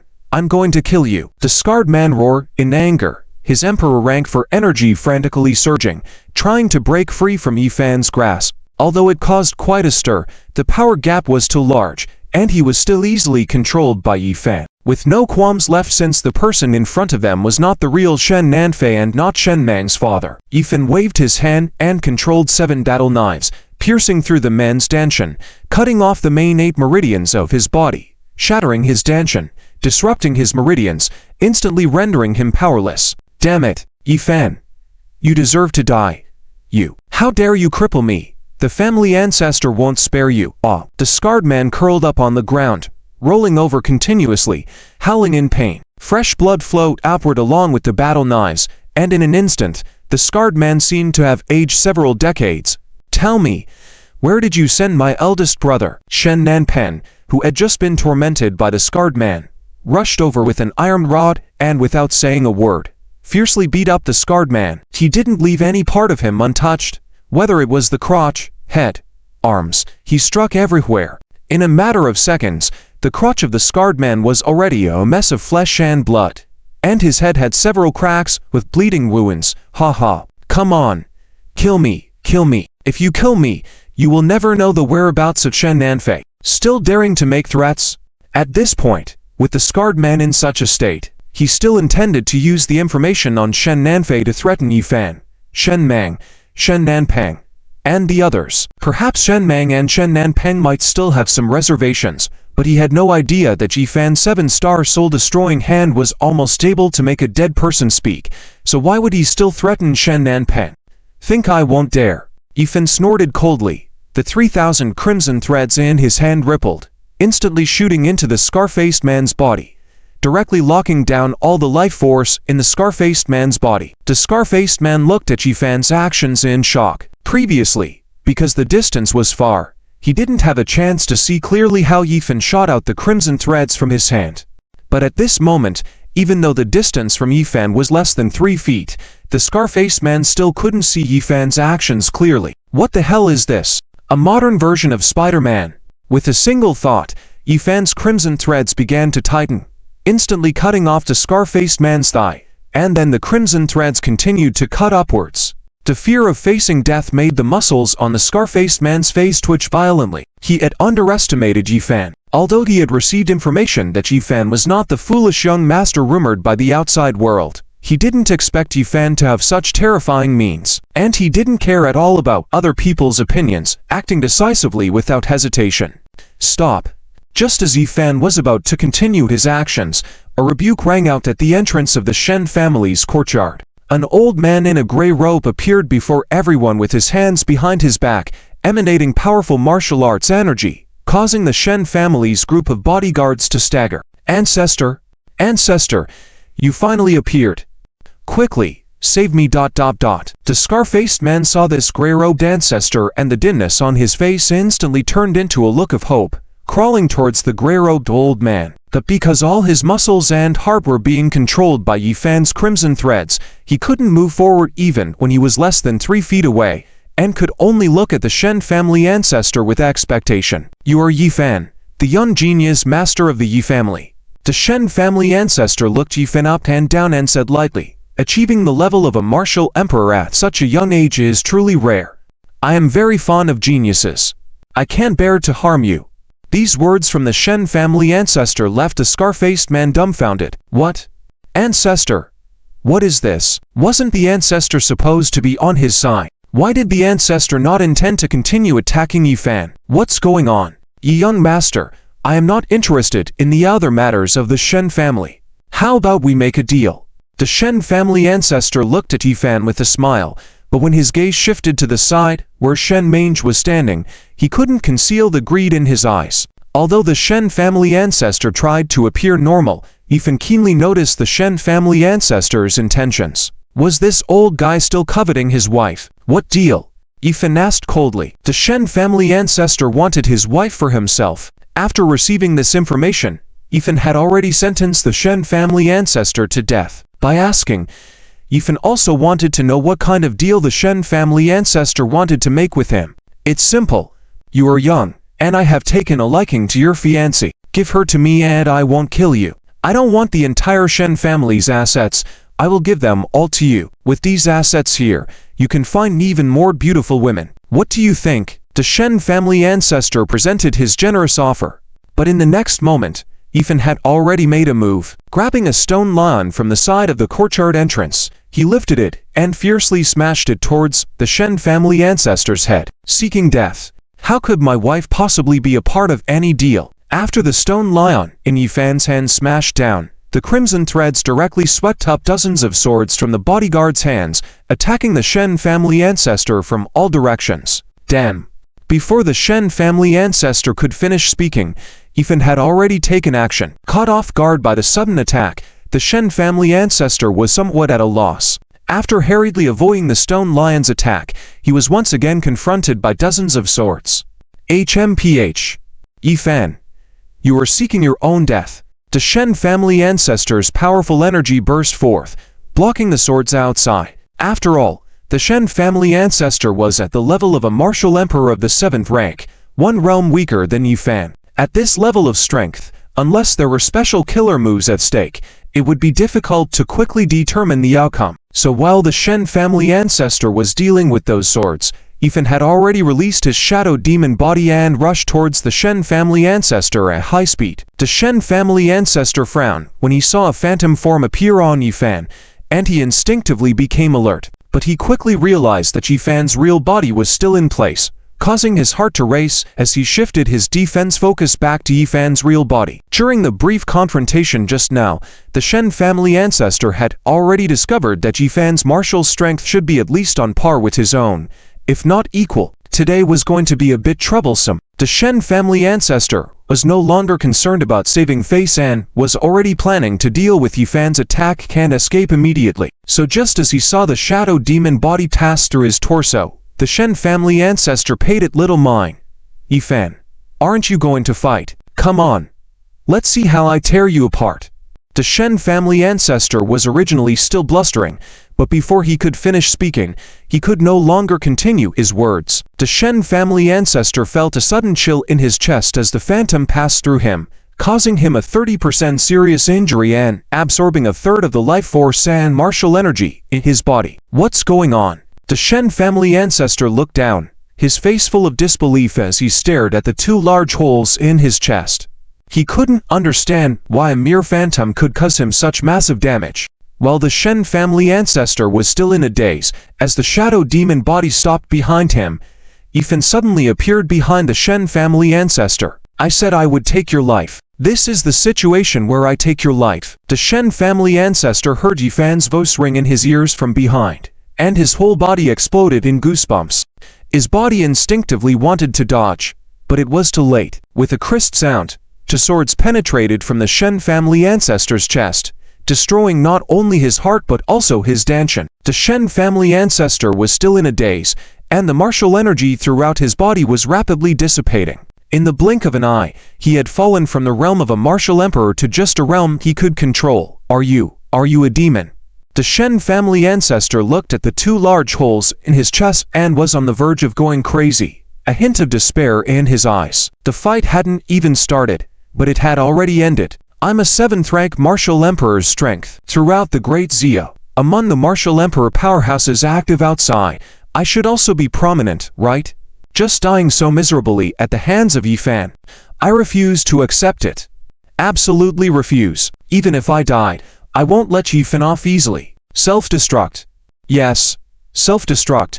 Use all the power in my bloodline. Self-destruct. Take Yifan down. With this in mind, a look of fierceness appeared in the Shen family ancestor's eyes, preparing to unleash the vast energy store in his bloodline for a self-destructive explosion. The martial chao in the body of the Shen family patriarch surged violently, and the madness began to run. Although the strength displayed by the Shen family patriarch at the moment is only at the level of control, the power contained in his bloodline is at the level of the martial emperor. If he truly self-destructs, he would still be a terrifying existence. However, Yifan obtained another skill from the soul bone of the fierce beast in the demolition area. Ice seal. So, as the power in the Shen family patriarch's bloodline just started to activate, Yifan's thoughts moved, and a surge of energy on his hand wrapped around the patriarch, instantly freezing him. Frost enveloped the patriarch's entire body, and the patriarch found that his blood seemed to solidify instantly,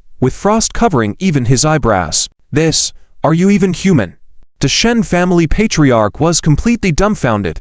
Even with the strength of a martial emperor of the 7th rank, he was defeated by Yifan. How could he not even self-destruct in front of Yifan? Frustrated, shocked, and in the end, the Shen family patriarch was completely deflated. I was wrong. Young master, please spare my life. The Shen family patriarch looked at Yifan in fear. Over the years, the Shen family patriarch had been lurking in the Shen family, using some evil means to elevate his strength to the level of martial emperor of the 7th rank. If he could obtain the things in the Shen family, perhaps he could still break through to the realm of martial saint, or even reach an even more powerful existence, almost achieving immortality. He didn't want to die like this. So, even if he had to beg Yifan, the Shen family patriarch didn't care at all. But the Shen family patriarch coveted Yifan's wife, which had touched a nerve with Yifan. Moreover, he wanted to use Yifan's wife for trade. How could Yifan let him go? HMPH. Spare you? Do you think that's possible? Yifan stared coldly at the Shen family patriarch. Put yourself in my place. If I were in your hands today, would you spare me? Would you spare my wife? Speak up. How much of a beast are you to not even spare your own granddaughter? Why do you want to defile her? What's the reason? Yifan stared intensely at the Shen family patriarch, his heart filled with disdain. This matter was definitely not as simple as it seemed on the surface. As an old ancestor who had lived for hundreds of years, what kind of beautiful women had he not seen? And even if he wanted to be with a woman, why did he have to target his own granddaughter within the family? Unless there was something special within the direct bloodline of the Shen family. And nothing. This old man just thinks that Shen Men looks very beautiful as an international star. The Shen family patriarch's gaze was somewhat evasive. Young master, How about we talk about conditions? What do you want in order to spare my life? Whether it's money, or pills, or other techniques, as long as you name it, I can do my best to satisfy you. Just please don't kill me. Although the Shen family patriarch's heart and dention were pierced, as long as he was still alive, he could continue to recover. But if he were to die completely, then everything would be over. HMPH. You are unrepentant in death. Yifen coldly stared at the Shen family patriarch. Do I look like someone who lacks money to you? Behind the Yi family, there is the Ya group, the Juzhou group of the Heavenly Mechanism Pavilion, and the support of 7 beautiful sisters from various wealthy corporations. Yifen can easily mobilize trillions of assets at any time. As for pills, techniques, the Emperor's side has declared support for the establishment of the Ya family Taiji Mansion, providing numerous pills. With the compensation from the Feng family, Yifen is not in need. Furthermore, Yifen can refine them himself. Very well. Seeing that he couldn't negotiate with Yifen, the Shen family patriarch decided to die without fear. Since that is the case, then just kill me. If you kill me, you won't get anything of value. Like the scar-faced man, the Shen family patriarch also wanted to make a final struggle, but Yifen didn't spare him at all. He grabbed the Shen family patriarch's head, activated the 7-star soul extinguishing hand, and forcefully broke through the patriarch's mental defenses. What are you going to do? The Shen family patriarch felt a severe headache as Yifen's spiritual consciousness forcibly intruded into his thoughts, shocking his eyes widened with infinite horror. Could this Yifen have reached that mysterious realm already? In just a moment, the Shen family patriarch's expression dimmed. The 7-star soul extinguishing hand was a top-tier technique Yifen obtained from the Dragon Seal Ring. Its power was no joke. Speak. Why did you target Shen Meng? Because of the Immortal Root Guideline. The Shen family patriarch, now as compliant as a sheep, said, I embedded myself in the Shen family for so many years because of the Shen family's Immortal Root Guideline. It is said that the Shen family has a guideline for the Immortal Root, which is the ticket for immortals to recruit disciples. I plundered the Shen family for so many years, but never found a clue. So I wanted to break through from Shen Meng. The Immortal Root Guideline. Immortals visiting. Hearing the words of the Shen family patriarch, Yifen frowned. Was there really an immortal above the world of martial arts? Earlier, Yifen received intelligence that the Jade King had sought the help of an immortal, and the 2 white-robed youths next to Zhao Wuyan were disciples of immortals. At that time, Yifen thought that the Jade King was just playing games, but now it seemed that there were indeed experts behind the Jade King. If the so-called immortal really arrived, how would he deal with it? Judging by his current strength, the strength of those immortals must be at least above the realm of Martial Saint, and with Yifen's current strength only at the level of Martial Emperor of the 8th rank, due to his physical condition, he could not at all withstand the immense power of the divine fragments, so it would be difficult for him to continue to break through. The most powerful expert Yifen could rely on at the moment was likely the chief of the Vermilion Phoenix of the Qianji Pavilion, Yuanzu, who had pushed him before. But even with Yuanzu alone, it would be impossible to handle so many people. How could he improve his physique to withstand more martial chat? Yifen was worried and continued to inquire about the Shen family patriarch's connections. He learned that the scar-faced man was sent to the Shen family by the Jade King. On the one hand, it was to completely sever the relationship between the Shen family and the Ya family, and on the other hand, it was to track down the immortal palace fragments on Yilingyu's body. After looting the assets, pills, and other items of the Shen family, Yifen planned to ignite the Shen family patriarch with a fire. By chance, he asked, do you know how to improve your physique and root bones? I do. 10 years ago, after I entered a huge ancient tomb, I was fortunate to obtain an ancient manuscript. On it were instructions about root bones. It said that you can burn your bones to improve the quality of your root bones, but no matter how much I racked my brain, I couldn't figure out how to use fire to burn my own bones. While speaking, the Shen family patriarch handed a yellowed booklet to Yifen, emitting a quaint aura. An ancient tomb. Another ancient tomb. When Yifen had an exchange with the poisonous child before, the immortal palace map fragment in his hands was obtained from an ancient tomb. The bone offered by the leader of the Gu sect to the Jade King was also obtained from an ancient tomb. Was this booklet from the Shen family patriarch also obtained from an ancient tomb? How did so many miraculous ancient tombs suddenly appear in the Great Xia dynasty, containing so many treasures? Yifen held the ancient booklet in his hand, opened it and read, For those who cultivate martial arts, the root bones are divided into mortal bones, spirit bones, Tao bones, and divine bones. The quality of the root bones determines the upper limit of cultivation. The mortal body can reach the realm of martial saint at most. The spirit body can. The quality of the root bones is innate and cannot be changed. But there is a miraculous method. If one obtains the fire of virtue, they can temper their root bones and improve their quality. Improve the quality of the root bones with the fire of virtue. When he saw the words fire of virtue, Yifan's heart shook uncontrollably. Ever since he obtained the dragon seal ring and activated the fire of virtue in his danshan, Yifan knew that the fire of virtue could provide him with warmth, detoxify him, and bring many benefits. But what exactly was the fire of virtue, and what other uses did it have? He had never heard of it before. And today, he finally saw the record about the fire of virtue, which could enhance the quality of the root bones. This meant that he could refine and strengthen his root bones through the fire of virtue, absorb the power of the divine shards in his bloodline, and break through to the level of martial emperor of the 9th rank, or even reach the realm of martial saint. Seeking 5-star reviews, Yifan quickly scanned through the contents of the booklet, which detailed how to harness the power of the Xinhuo by following a specific route, tempering the roots, and extracting strength from the Xinhuo. This was a completely new approach compared to the simple method Yifan had used before to ignite the Xinhuo and burn enemies. The Xinhuo was a powerful and intricate existence. Vaguely, Yifan could already feel the excitement of the Xinhuo in his danshan. It seemed that the Xinhuo had finally found the correct way to unleash its power. Of course, the matter with the Shen family was not yet resolved, so it was not the time to study this. Yifan released his grip on the head of the Shen family ancestor and put away the booklet. "Ah, what? What have you done to me?" The Shen family ancestor, back to normal, quickly felt around his body. "Damn, my treasures, you." The Shen family ancestor felt like he had just taken a nap.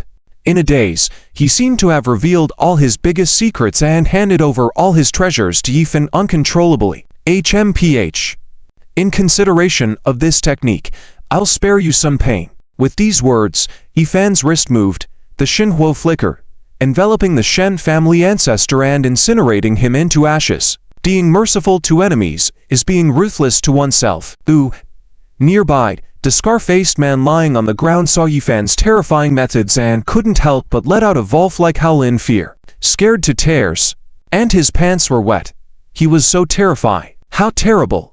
How did he provoke such a demonic existence as Yifan? At the gate of the compound, the Shen family's bodyguards, upon seeing this scene, secretly patted their chests in relief. Luckily, they hadn't acted recklessly just now. Otherwise, if they had provoked Yifan, they wouldn't even know how they died. The others such as Yamada Keiko, Yukon, Guo Li, Wang Fugui, and others, upon seeing Yifan's actions, were already accustomed to them. Since Yifan woke up, they had gotten used to the surprises he exhibited. Shen Neng, upon seeing the Shen family ancestor being eradicated by Yifan, finally breathed a sigh of relief. With the death of the Shen family ancestor, she was safe, and could now be at ease as Yifan's woman. Now Shen Meng's worrying was her father's whereabouts. Yifan walked towards the scar-faced man and said, "Do you still want to threaten me now?" The Shen family ancestor had already confessed, revealing that they were supported by the King Jin, allowing them to seize control of the Shen family. The Shen family ancestor was after the Shen family's immortal path guy, while the scar-faced man was after the immortal palace map of the Shen family. I dare not. The scar-faced man was much more docile now. Shen Nanfei is not dead. I have him detained in the secret chamber below the study room. Yifan, can you? Even though he knew his fate was sealed, the scar-faced man still wanted to make one last plea. Without any hesitation, Yifan used the Xinhuo to envelop the scar-faced man, burning him to ashes in an instant. The impostor of Shen Nanfei was now dead, and the Shen family ancestor had been taken care of. Some of the scar-faced man's elite bodyguards tried to escape, but Wang Fugui, Guo Li, and others easily subdued them all. The remaining bodyguards were very tactful. We welcomed the young lady back home. Now that the situation was clear, the master of the house had not died, and how could they dare to obstruct Shen Meng? Uncle Shen Nanpeng, standing on the side with an obsequious look, guided Yifan. "Young Master Yi, over here, please." Today, thanks to young Master Yi, the Shen family is safe. Otherwise, Shen Mo would have been dead. and Meng too. After entering the Shen family compound, they opened the secret chamber under the study room as directed by the scar-faced man, and soon found the real Shen Nanfei who had been detained there. Although Shen Nanfei was furious from the torture he had endured, as a cultivator, he quickly recovered under the nourishing power of Yifan's vitality. After some tidying up, Shen Nanfei expressed his gratitude to everyone and led Yifan and Shen Meng to a quiet room. Thump! As soon as the door was closed, Shen Nanfei knelt in front of Yifan. "Young Master Yi, I'm sorry. It's my fault for not managing the Shen family well, allowing the bad guys to take advantage and harm the third son of the Yi family." Shen Nanfei had already seen the video provided by the 5 poisonous child. To outsiders, it seemed like Shen Nanfei was attacking his prospective son-in-law. If this video were leaked and utilized by someone with ulterior motives, it would have a huge impact on both the Shen and Yi families. "Uncle, please get up. It's not your fault. Everything was arranged by King Jin, and they colluded with the Shen family ancestor. Not just you. Anyone would find it hard to resist such infiltration tactics." Yifan helped Shen Nanfei up and sighed deeply. When Shen Meng contacted him in Huadu, Yifan was torn. If Shen Nanfei had really killed his third brother, how would he face his sister-in-law? On one hand, there was family love. On the other, there was the gratitude his sister-in-law had shown him. Yifan was most conflicted about whether to kill or not to kill Shen Meng's father if it was really Shen Nanfei. Now that Shen Nanfei had been impersonated by King Jin's men, everything was finally resolved perfectly. That's true. But ultimately it's the Shen family's fault towards the Yi family. Shen Nanfei glanced at Shen Meng and continued. Fortunately, Meng is sensible. Her decision at the Yi family funeral somewhat compensates for the Shen family's mistakes. Shen Nanfei paused for a moment, walked cautiously to the window, looked around to ensure there was no one listening, then returned to Yifan and Shen Meng. "Young Master, you saved the Shen family and didn't blame Meng. From now on, we are one family. Today, I will reveal this massive secret to you both." The oldest ancestor of the Shen family came across an immortal path guide by chance, which is the only opportunity in the secular and ancient martial world to touch the immortal realm, and serves as a ticket to enter the immortal gate assembly convened by the immortals. To prevent it from being coveted, I have already integrated this immortal path guide into Men's body. When you get married, the immortal path guide will naturally appear. As he spoke, Shen Nanfei rolled up Shen Meng's sleeve and faint blue runes appeared on her arm. Yifan glanced at it.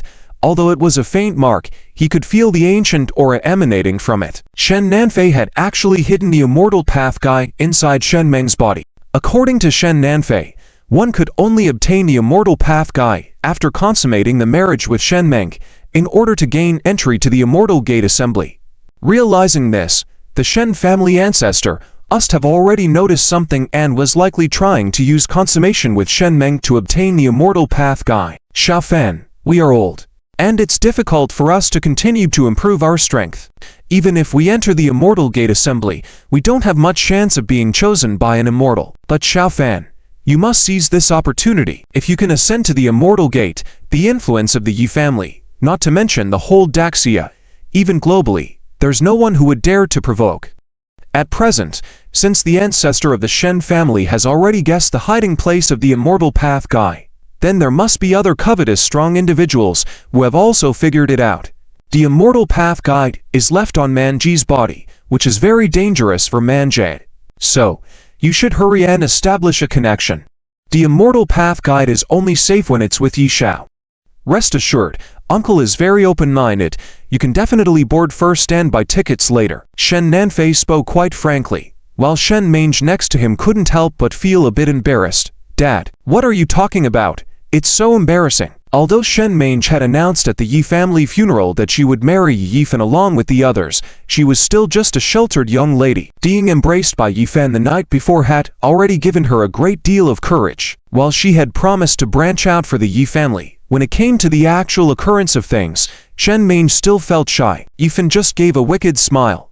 "Thanks for your help, Uncle." Since the announcement of marriage from his 7 sisters-in-law, Yifan had never thought of disappointing them. What's wrong with being a big celebrity? What's wrong with being the national goddess? Being a woman of Yifan's is not going to make them feel wronged. However, the more Yifan learned, the more anxious he felt. Above the world of martial arts, there were more powerful ancient martial clans, and above them, there were the mysterious and terrifying immortals. With the heritage of the God Gate lasting for thousands of years, they needed to deal with those cult followers. How terrifying of an existence was this world in the end? And is it really safe to have the immortal path guide left on himself? Sigh. The red silk spirit body obtained from Yi Zhan's hands was actually an ancient spirit beast. Taking into the tiger's den, there were certainly similar powerful existences, countless even. He had to become stronger as soon as possible. Ha. I won't say much about the matters of you young people. Shen Nanfei paused for a moment, then took out a ledger from the study. Yi Xiao, this is all the accounts of the Shen family's assets. I represent the entire Shen family in transferring all the assets to Yi Xiao, as a way to make up for the mistakes of the Shen family in the past. Shen Nanfei looked solemn. In truth, the Shen family standing with the Yi family now, relying solely on the Shen family's own strength, might not be able to hold on to the family's industries. So please, Yi Xiao, do not refuse. Indeed, what Shen Nanfei said was correct. Because when Shen Mange announced at the Yi family funeral that she would marry Yi Fan, it was a great provocation to Jian Wang and his group. The other SC family groups had faced furious oppression, while the Shen family had infiltration from Jian Wang's men previously, so they had remained quiet. But this time, Yi Fan had removed all of Jian Wang's arrangements. Jian Wang would not likely let this slide. Though Yi Fan was formidable, he couldn't be watching over Guan City all the time. Yi Fan held the ledger in his hand, casually flipping through it. Uncle's concerns I understand, so starting the day before yesterday, I announced the establishment of the Fan Alliance in Huadu. The business network and martial arts support will soon take shape. Uncle, rest assured, Jian Wang's long-standing grudge against my Yi family is on the verge of its final settlement. Before that, Uncle can talk to Lao Guo and the others, join the Fan Alliance, and have mutual support. As for the Shen family's assets, I won't accept them. The dowry, isn't it already placed on Mange's body? Yi Fan embraced the nearby Shen Mange with a wicked smile. This made Shen Mange blush once again. Fan Alliance? Because Shen Nanfei had just been released today and was not up to date on many things, upon hearing Yi Fan's words, his eyes narrowed. Nicely done. I will have the Shen family join immediately. The monstrous genius of the Yi family was indeed extraordinary.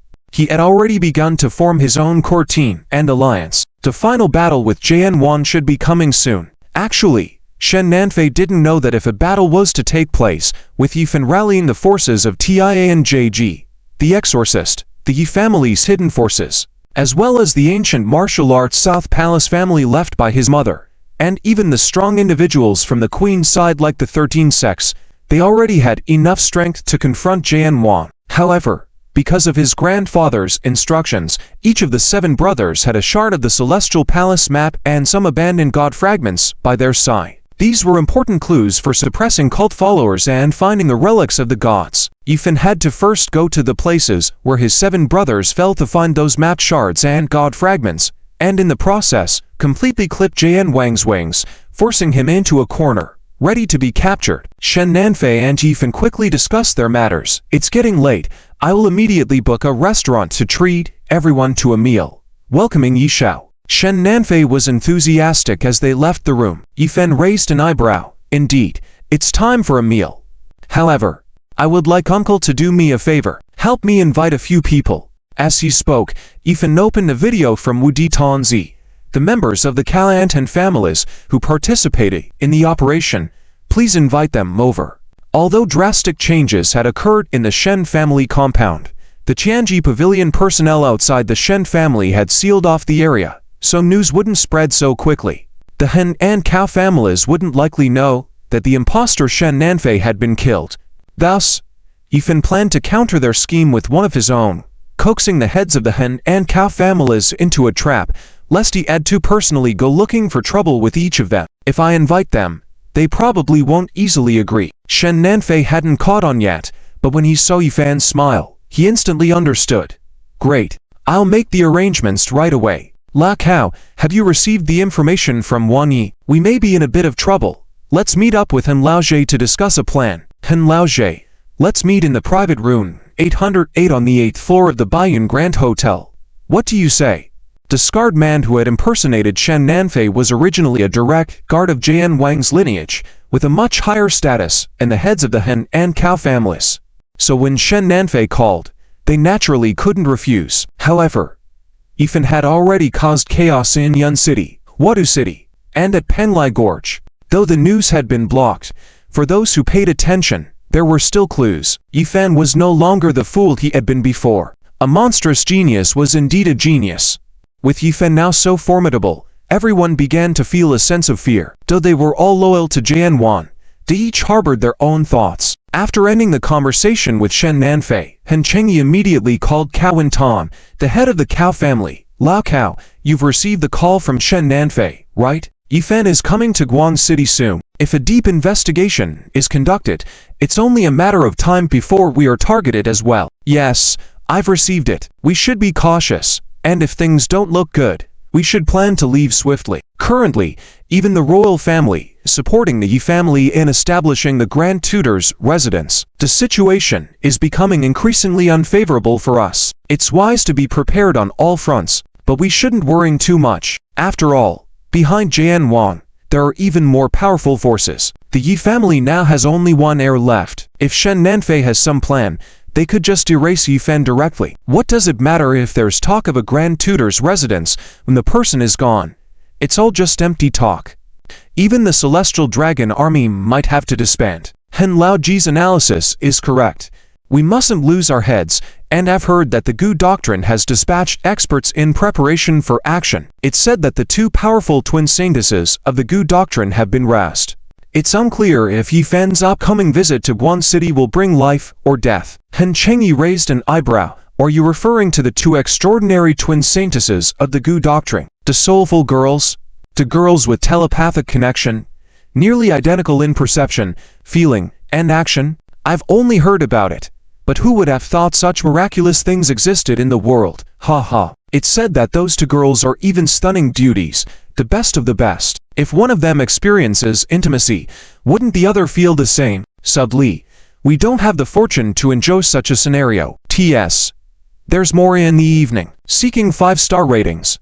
In the deep mountains of the Miao frontier, inside the main hall of the Gu sect, the leader Zhuan Baifan solemnly advised the two stunning beauties below. Dai, Xiaoyaya, you must be careful during the operation in Guancheng this time. That little brat Yefan is very difficult to deal with. Zhuang Chao died at his hands. Although you have unique constitutions, you still must not be careless. Yes, leader. Under the main hall, the two stunning beauties dressed in green long skirts responded in unison. They had slender figures, alluring curves, but they were all covered with white veils, masks, even their wrists were wrapped tightly. However, even so, their irresistible charm couldn't be hidden.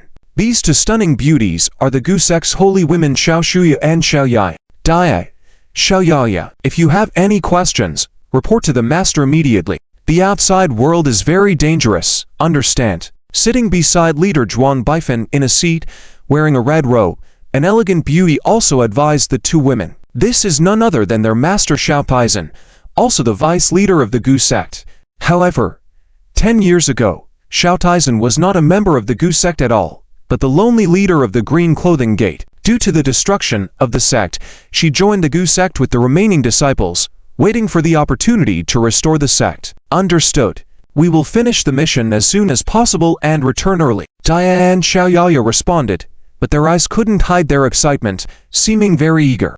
As the holy women of the Gu sect, they had executed missions before, but always under the guidance of the master or the leader. Each time, they had to hide for a long time, never having the chance for free movement. But this time, the master and leader were preoccupied with other matters. Yefan had already arrived in Guancheng. The opportunity was rare. So Daya and Xiaoyaya were allowed to act alone. This was a rare chance for them to move freely. So the two women were very excited, especially Xiaoyaya, whose eyes were rolling around, constantly fidgeting with her fingers. However, because Xiaoyaya was too excited, Daya's fingers also moved along.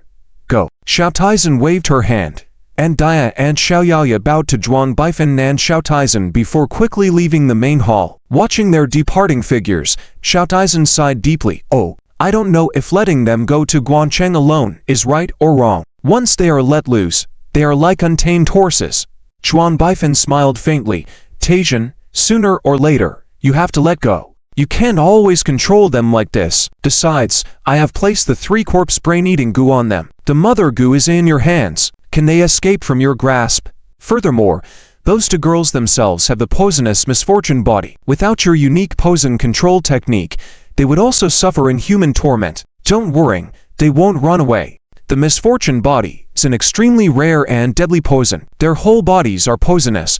A touch can cause fainting or even death. If their sweat, saliva, or blood contaminates others, it could be fatal. When Xiao Shui and Xiao Yaya were born, the speed of their poison wiped out the entire village. Xiao Taizhen, on her escape, discovered their special constitution, so she took them in and raised them, claiming them as disciples, but they were actually the 2 killers by her side. While Zhuan Baifan was speaking, he handed over a cup of water to drink, but his tongue couldn't help but start licking again. Seeing Zhuan Baifan licking the water in the cup, splashing water droplets around, Xiao Taizhen frowned.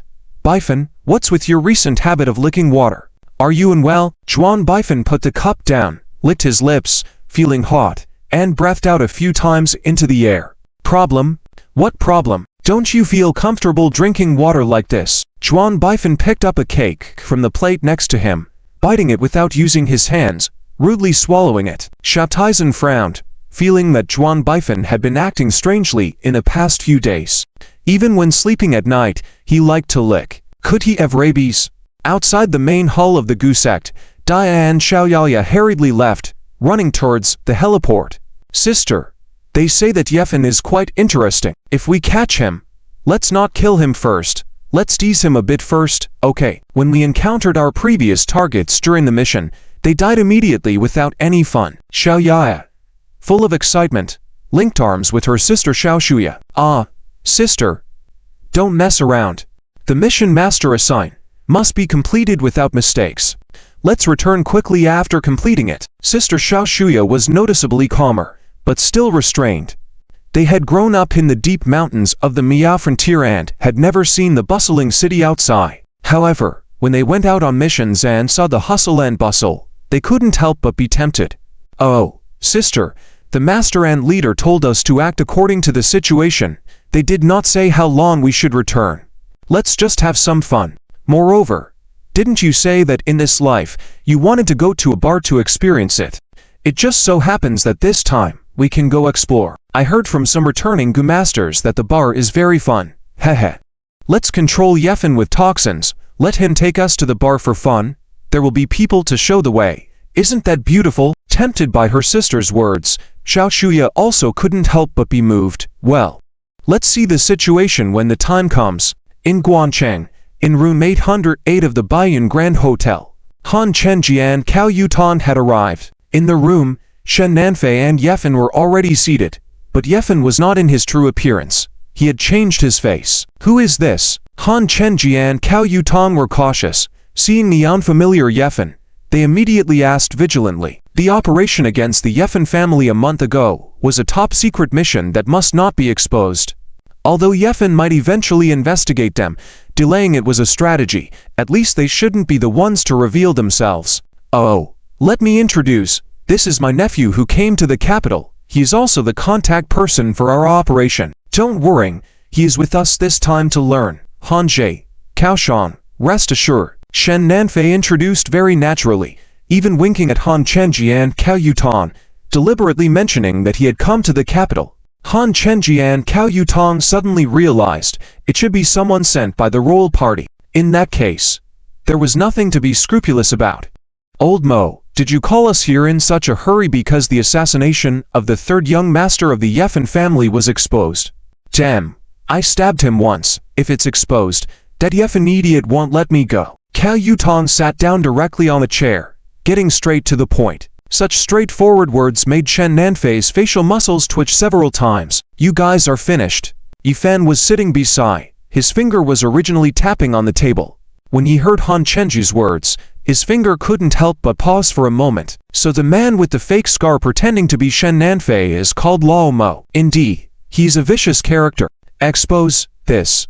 Shen Nanfei only heard Yifan say that he called them over, but after they were called over, Yifan didn't say much about his plan to Shen Nanfei, so Shen Nanfei didn't know how to speak. After seeing Yifan shake his head slightly, Shen Nanfei continued, there will definitely be no exposure. It's just that Shen Mingju went home first, and had some unpleasantness with me, insisting on marrying that guy Yifan. Moreover, Shen Mingju has started to doubt my identity. I came to find you two to discuss what approach we should take. Shen Nanfei threw the question to Han Chenji and Cao Yutan. From the video, Shen Nanfei also saw the two of them attacking Yi Lingyu. The previous Lao Mo impersonating himself and pretending to be Shen Mingju's father must have caused Shen Mingju a lot of grievances. Shen Nanfei also wanted to know how those bastards from before would treat his daughter. Scared me. I thought Yifan had already caught up to us. Cao Yutan patted his chest. Yesterday, the prince specifically called to remind me to pay attention to Yifan. I said things shouldn't happen so quickly. As for Shen Mingju, head. Lao Mo, you don't need to pretend anymore. Such a beautiful international star. Why let others benefit? Ha ha. Anyway, you're just impersonating Shen Nanfei. Just directly conquer her by yourself, right? If you can't conquer her, just like dealing with Shen Nanfei, imprison her. What can Yifan do when he comes to Guancheng and can't find anyone? In this way, the impact caused by Shen Mingju's announcement to marry Yifan can be almost eliminated. When things ease up a bit, we can find someone from the Gu sect to control her with poison, let her marry a beggar, a wanderer, or even marry a wild dog. This is the greatest help to the prince. Cao Yutan's eyes lit up as he spoke, while Han Chenji beside him also had a mischievous smile. Lao Mo, are you unable to bear it? Will you really raise that whore as your own daughter? If you can't bear it, leave it to the brothers to train her, and I guarantee she be obedient. Ha ha. The two of them were engrossed in their conversation, unaware that Shen Nanfei's face had turned extremely dark. You two beasts, are you still human? Shen Nanfei's face turned red with anger, unable to bear it any longer. He picked up 2 cups of water from the table and splashed them fiercely on Han Chenji and Cao Yutan's faces. Ah, damn. Lao Mo, are you crazy? What are you doing? Although Han Chenji and Cao Yutan were both at the level of martial masters, they were caught off guard and too close, so they managed to avoid most of the water, but some still splashed on their skin, turning it red. This little bit of water, even if it splashed on the skin, wouldn't cause much harm to martial masters. But the key was that it was not very harmful, but highly insulting. Lao Mo, what's wrong with you today? I feel like something's not right with you. Are you really Lao Mo, or is this some kind of trap set for us? Cao Yutan looked cunning with his shrewd face. He had already sensed that something was not quite right and kept glancing towards Yifan. Yifan had been sitting there all along, not speaking, but the invisible pressure emanating from him made Cao Yutan nervous. Don't panic, don't panic. Lao Mo is just too excited. This is just a discussion. Keep talking. What other ways should we use to deal with Yifan besides these methods? Yifan, disguised as Shen Nanfei's nephew, spoke to reassure Han Chenji and Cao Yutan, guiding them to speak further. But in reality, Yifan's heart had turned extremely dark. From the video obtained from the Venom sect, Yifan only knew that Han Chenji and Cao Yutan, from the Han and Cao families respectively, were the direct culprits in the attack on his third brother. But he never expected that they would be so ruthless, not only wanting to harm Shen Mingju, but also forcibly marrying her off to a wild dog, such an insult to his wife. One can imagine, if he had not noticed the Shen family's conspiracy, and Shen Mingju had returned to the Shen family alone, what horrific fate would she have faced? Either being defiled by the patriarch, or being forced to marry a wild dog by Lao Mo and Han Chenji. Cao Yutan looked at Yifan's furrowed brows and seemed to understand instantly. Old Han, something's not right. They are not Lao Mo and the contact from the capital. If they were the prince's men, how could they not know such important news? These messages should have been passed on to us by Lao Mo. Who are you? Cao Yutan and Han Chenji stood up in a fluster, their bodies exuding martial energy, and stared vigilantly at Yifan and Shen Nanfei. Yifan snorted coldly and calmly rubbed his face a few times. It's more comfortable with my original appearance. Did you ever think about this day, when you killed my brother? How dare you be so vicious as to want to bully my wife? Ah, damn. It's Yifan. Lao Mo, did you betray us? Damn it. I told you, something's off. Run. Old Han, you take the main entrance, I'll take the window. While Cao Yutan scolded, the martial energy, his body surged to the utmost, rushing madly towards the window. At this moment, Cao Yutan and Han Chenji only wished they had 2 extra legs. As they watched the two trying to escape, Yifan remained calm, still sitting in his chair, and even leisurely picked up a cup of tea. Shen Nanfei, who was next to him, was almost jumping up. Young Master Yi, quick, they're trying to escape. If they leave from here, it will be difficult to catch them again. After this alarming move, Han Chenji and Cao Yutan will surely be extra careful. Don't worry, uncle, let the bullets fly for a while, they'll come back on their own. Huh. Shen Nanfei was still puzzled, as the screams came from the main entrance and the window. My arm, my thigh. Tough, tough.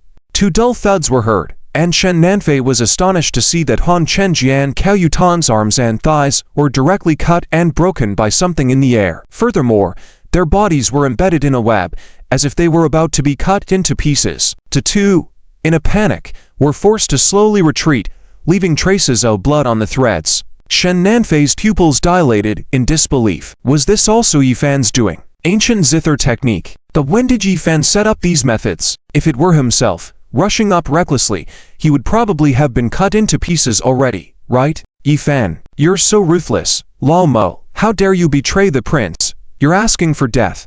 Han Chenji and Cao Yutan each retreated a few steps from the window and doorway, glaring at Yifan and Shen Nanfei with resentment. Shen Nanfei smirked, saying, HMPH. You two scoundrels really think I'm that Lao Mo? Let me tell you, Lao Mo is long dead. I am the real Shen Nanfei. Bastard, how dare you insult my daughter like that? I'll kill you. Shen Nanfei, only at the peak of a grandmaster's strength, hesitated to attack them directly.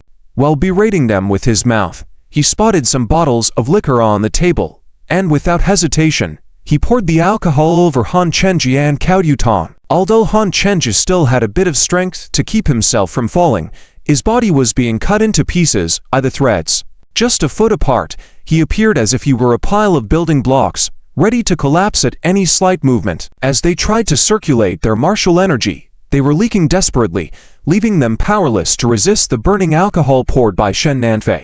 In an instant, the high-proof liquor soaked into their wounds, causing a sharp, stinging pain. Damn it! Oh my god! Oh my god!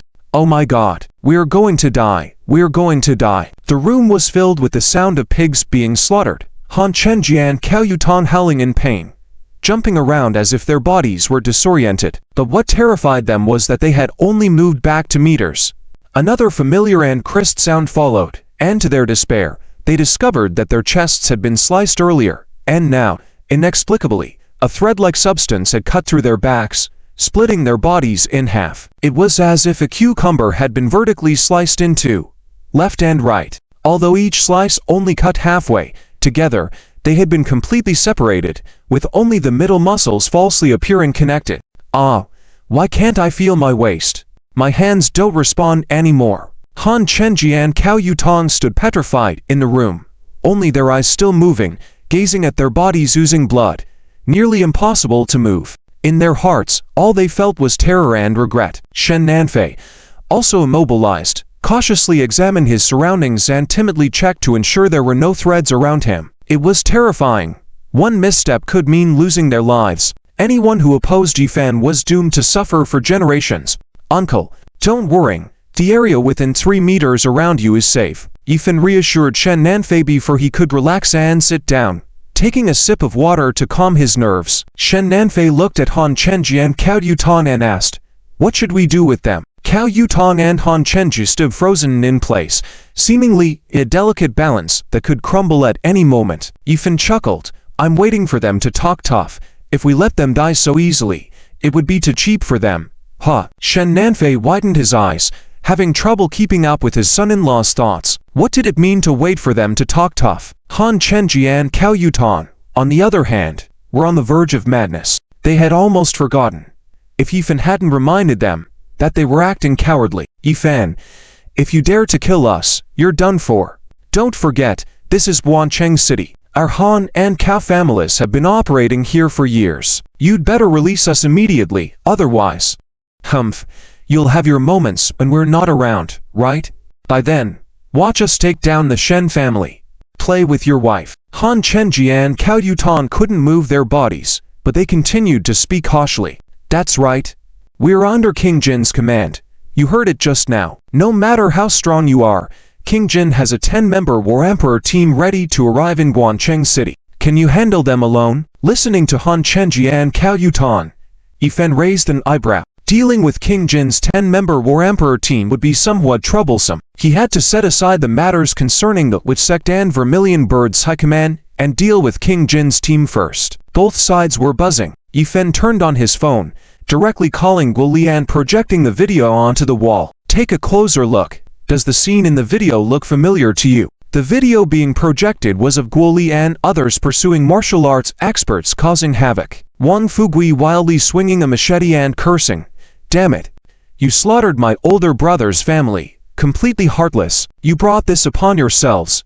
The scene was chaotic, with billowing smoke in an estate where nearly half of it had been leveled by 100 bulldozers advancing rapidly. What does this mean to you? Before Han Chenji could react, he furrowed his brows and asked Yifan. Cao Yutan, on the other hand, was in shock, with his mouth twitching vigorously. Han, brother, isn't that your Han family courtyard? Look, there's your sister-in-law. With Cao Yutan's reminder, Han Chenji suddenly realized, oh damn, Yifan, are you targeting my home? Damn you. The scenes continued to change, showing Han Chenji's secret training base directly blown to pieces by Guo Li. Next was Cao Yutan's Cao family mansion and his security company.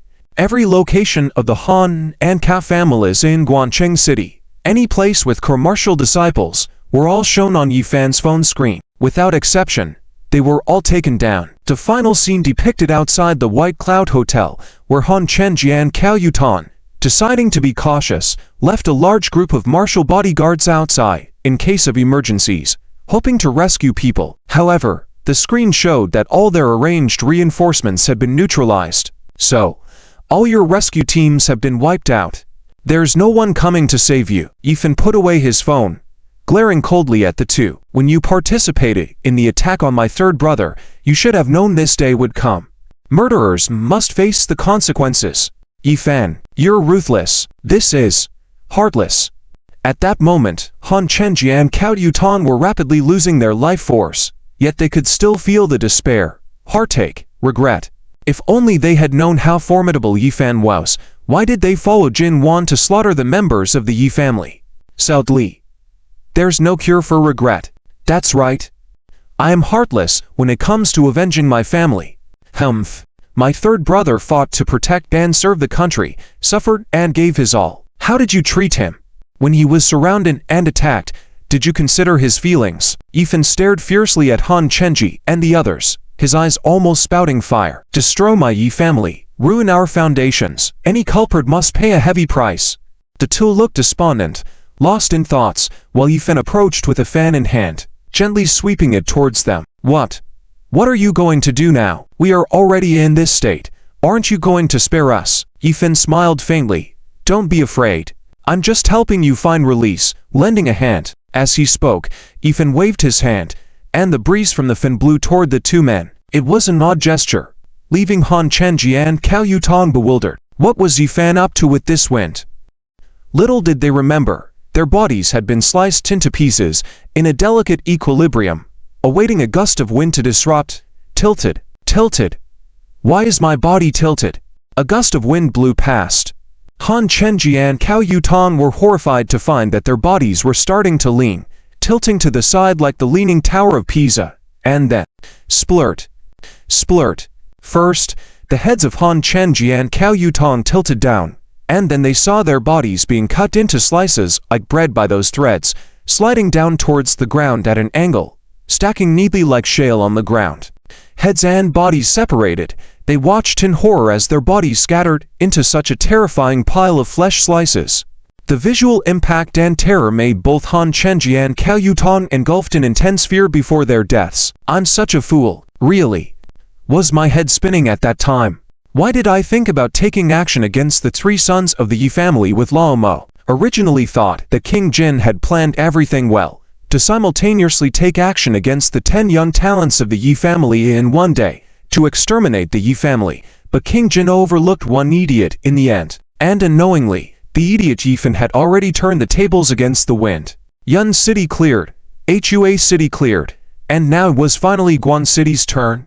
When the last breath dissipated, Han Chenji and Cao Yutan knew that the Han and Cao families had been completely wiped out, and it was done quietly. Maybe even now, King Jin of the capital still doesn't know what happened, right?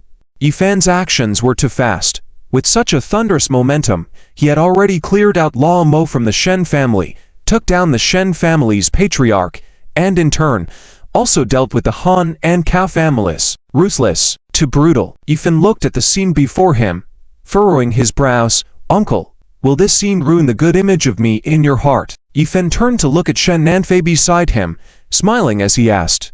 After all, this was his future father-in-law, and Yifan still needed to pay attention to his image. Although Shen Nanfei had also experienced many storms, seeing such a terrifying scene still shocked him. Those mysterious threads in Yifan's hands were simply too terrifying. Invisible killing. But what impressed Shen Nanfei even more was Yifan's thick skin. The killing of the Yi family. Is there still a good image left? Heh. If Yifan were a kind and good person, he would have been crushed to death by King Jin 10,000 times earlier. How could he still be alive now? However, it was precisely because of Yifan's meticulous and terrifying thoughts that the Shen family chose to be deeply linked with the Yi family, enabling the Shen family to have a future. No.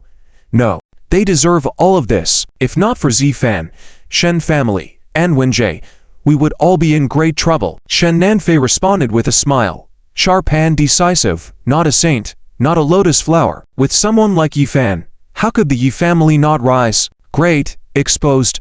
Yifan looked at the pieces on the ground, feeling relieved in his heart. He silently thought, third brother, the one who killed you, your little brother has already taken care of. Rest in peace. Anyone who harmed you, I won't let a single one go. With a thought, the flames of the fire surged, wrapping the bodies of Han Chenjian, Cao Yutong and others. After a wave of heat, everything turned into nothingness. Even the smell of blood in the air was completely burned away. If not seen with his own eyes, Shen Nanfei would never have imagined such a horrifying scene had just taken place here. Let's go. Uncle, Wenjie and the others must be anxious waiting for us. Let's go have a meal. Yifan called out to Shen Nanfei, stepping out of the room and heading towards room 801. Yes, they needed to eat, but room 808 was just a place for Han Chenji and Cao Yutong to meet their demise, while the actual dining place was room 801. Is everything resolved?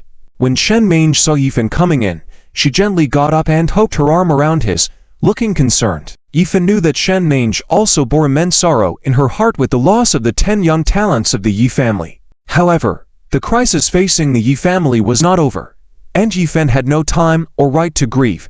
Yes, Yifan gently looked at Shen Mange, feeling a sense of relief in his heart. With these 7 sister-in-law supporting him, it was great. Moreover, Shen Nanfei had just been deceived, and the actual culprit who attacked third brother was sent by King Jin. This wouldn't affect his and Mange's relationship. As everyone sat down and started eating, Shen Mange looked at Yifan with some anticipation and said, Yifan, tomorrow night is the day of the concert. I want to invite you to go on stage with me and sing a few songs, can you? Perhaps Shen Mange had some impulse when she announced she would marry the foolish Yifan. But now, after experiencing so much, Shen Mange had truly accepted Yifan. As an international superstar, Shen Mange had always been virtuous and no scandals about her were known. But in the entertainment industry, there were still many people eyeing her, wanting to take advantage of her. There were even a few who had come to Guang City, reportedly wanting to cause trouble at Shen Mange's concert. Shen Mange also wanted to use this concert to openly publicize her relationship with Yifan, cutting off the thoughts of those people. Although Yifan did not know about Shen Mange's thoughts, he knew that this concert was bound to be eventful. Although Prince Jin's son Zhao Wei was in his hands, King Jin might still have some hesitations about making a move. Besides King Jin, with the establishment of the Yi family's Grand Master's mansion, the interests stirred were not just King Jin's, but also the complex family powers of Dazia. Seeing Yifan's increasing power, they were already feeling pressure to directly deal with Yifan. That Shen Mange and Yifan were a couple, and if they made a stir at Shen Mange's concert, it was entirely possible to provoke a tiger to roar. Great. I will definitely come. Although I'm not that good at singing, I have studied the piano, so I can play along with you. When the meal was almost finished, Yifan got up and left the private room, planning to go to the restroom. As he left the door of the private room, heading towards the restroom at the end of the corridor, he suddenly felt a fragrant breeze passing by. Two slender arms grabbed Yifan's wrist. pulling him into a room. Yifan then felt himself being pushed against the wall by a surge of waves, and a fair hand covered his mouth. In front of Yifan, two incredibly beautiful young women with veils gazed at him intensely, making a hushing gesture. "Don't make a sound. We won't harm you. We just want to ask you something, if you understand. Blink your eyes." The slightly plumper of the two women held a dagger against Yifan's neck, threatening him. Yifan felt puzzled. His cultivation was at the 8th peak of martial emperor, yet he was being captured by two beautiful women. Yifan realized that the strength of the two women was only at the peak of martial sovereign. He could easily take them down with just a flick of his finger. However, Yifan was curious about what these two women wanted, so he nodded in agreement for them to speak. "Do you know if you recognize that villain Yifan? I heard he was having a meal in this restaurant. If you know him, tell us his location, and we will let you go immediately." The slightly smaller woman blinked, the dagger in her hand swaying, threatening Yifan. "If you dare to deceive us, I will castrate you." "What? Yifan, a villain?" Were these two stunningly beautiful women looking for him? As Yifan pondered, he realized that he had no recollection of ever meeting these two women. What was going on? These two beauties are Dahlia and Zia, the two saintesses sent by the leader of the Gu sect, Zhuang Baifan, to kill Yifan. However, they were in such a rush that they forgot Yifan's photo at home. After locating the White Cloud Hotel, they didn't know how to continue searching for Yifan. In desperation, they started randomly grabbing people in the hotel for questioning. Surprisingly, they ended up directly capturing the real target, Yifan himself. Yifan evaluated the two beauties from top to bottom. With a clear look in his eyes, he appeared somewhat foolish. Before Yifan could speak, they heard the loud voice of Wang Fugui from the corridor, complaining about being hungry and craving chicken legs. Yifan immediately had an idea and nodded to Dahlia and Zia. When the two saintesses saw Yifan's reaction, their eyes lit up with joy. "Do you really know him? That's great. Quickly, tell us where that bad person is." Dahlia released Yifan's mouth, allowing him to speak. Yifan smiled faintly. "Yifan is in room 801. I just saw him there." "But why do you think he's a bad person? What do you want from him?" "Our master sent us.